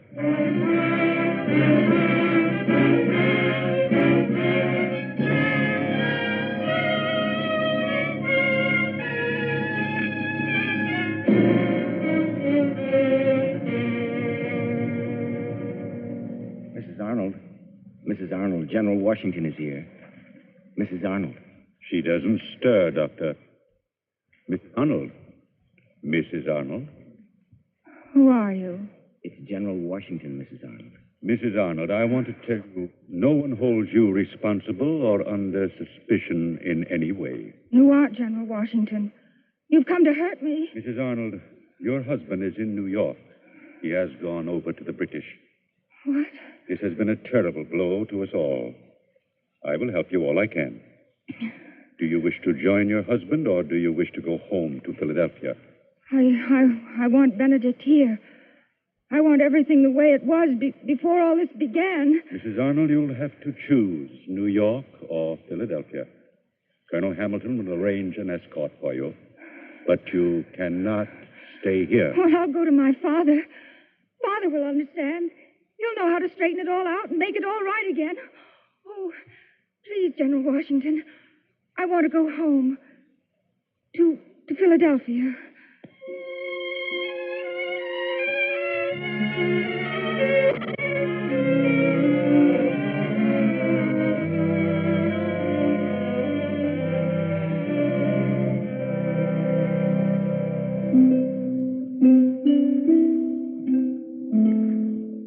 Oh, Father, I can't play for you anymore tonight. Well, don't fret, my dear. Oh, ever since I returned to Philadelphia, everywhere I go, people stare me down with hatred. I think even my sisters are turning against me. Well, of course they're not, my dear. Today in the park, I saw a mob burn Benedict in effigy. They yelled traitor. Do you know what that means to me? I helped my husband 100 ways. I believed he was going to bring us peace. He was going to be our savior, our leader. And now they call him traitor. Daughter, these colonies have been fighting for their freedom, not for a new set of shackles. That's what Benedict Arnold stood for. I should have seen, but love clouded my eyes. Well, are your eyes clear now? Have you seen what has happened? How the people have rallied together? The sin of your husband has cleared the eyes of all the people. And the sin of his wife? What has that done? Come in. Message for Miss Peggy, sir. Oh, Father, could it be from Benedict? Excuse me, Miss Peggy. This is from the Philadelphia Council. Oh. Philadelphia, Friday, October 27th, 1780.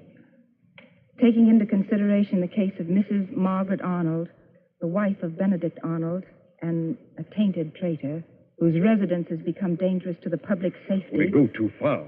Therefore resolved that said Margaret Arnold be advised to depart this state within 14 days. and that she do not return to Philadelphia again. Peggy, there must be some way to see the council. Why, this must not be. Oh, it was inevitable. But you can't go away from us now, alone. I'm Mrs. Benedict Arnold. Father, say of her that she loved her husband, and therefore her eyes were clouded. Together, she believed that they could do no wrong. Should the Council of Public Safety ask where she's gone, tell them that now her eyes are cleared, but that she saw the way her life must go. I will follow my husband. My duty is to him. The years ahead will be merciless, but just. And this tragedy, our tragedy, must be taken as a warning. It must never be forgotten. Oh, Father, can you forgive me? Will I ever be forgiven? I have loved all the good things too much to have loved the better.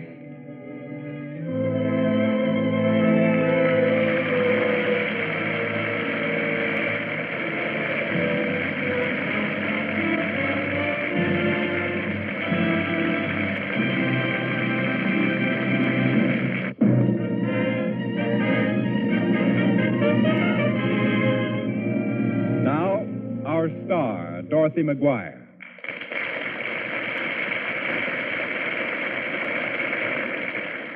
I have just one thing to say. Please buy as many Christmas seals as you can to help fight tuberculosis. Thank you, and good night.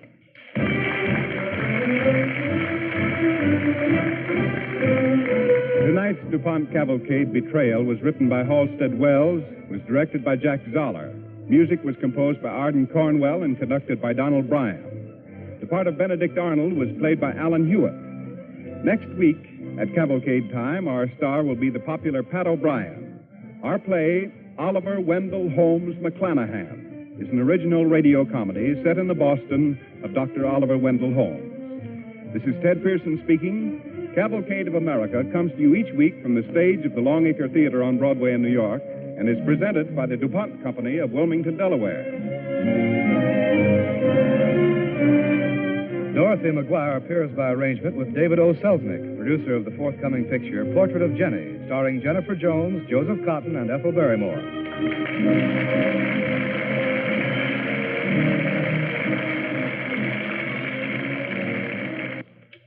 This is NBC, the National Broadcasting Company.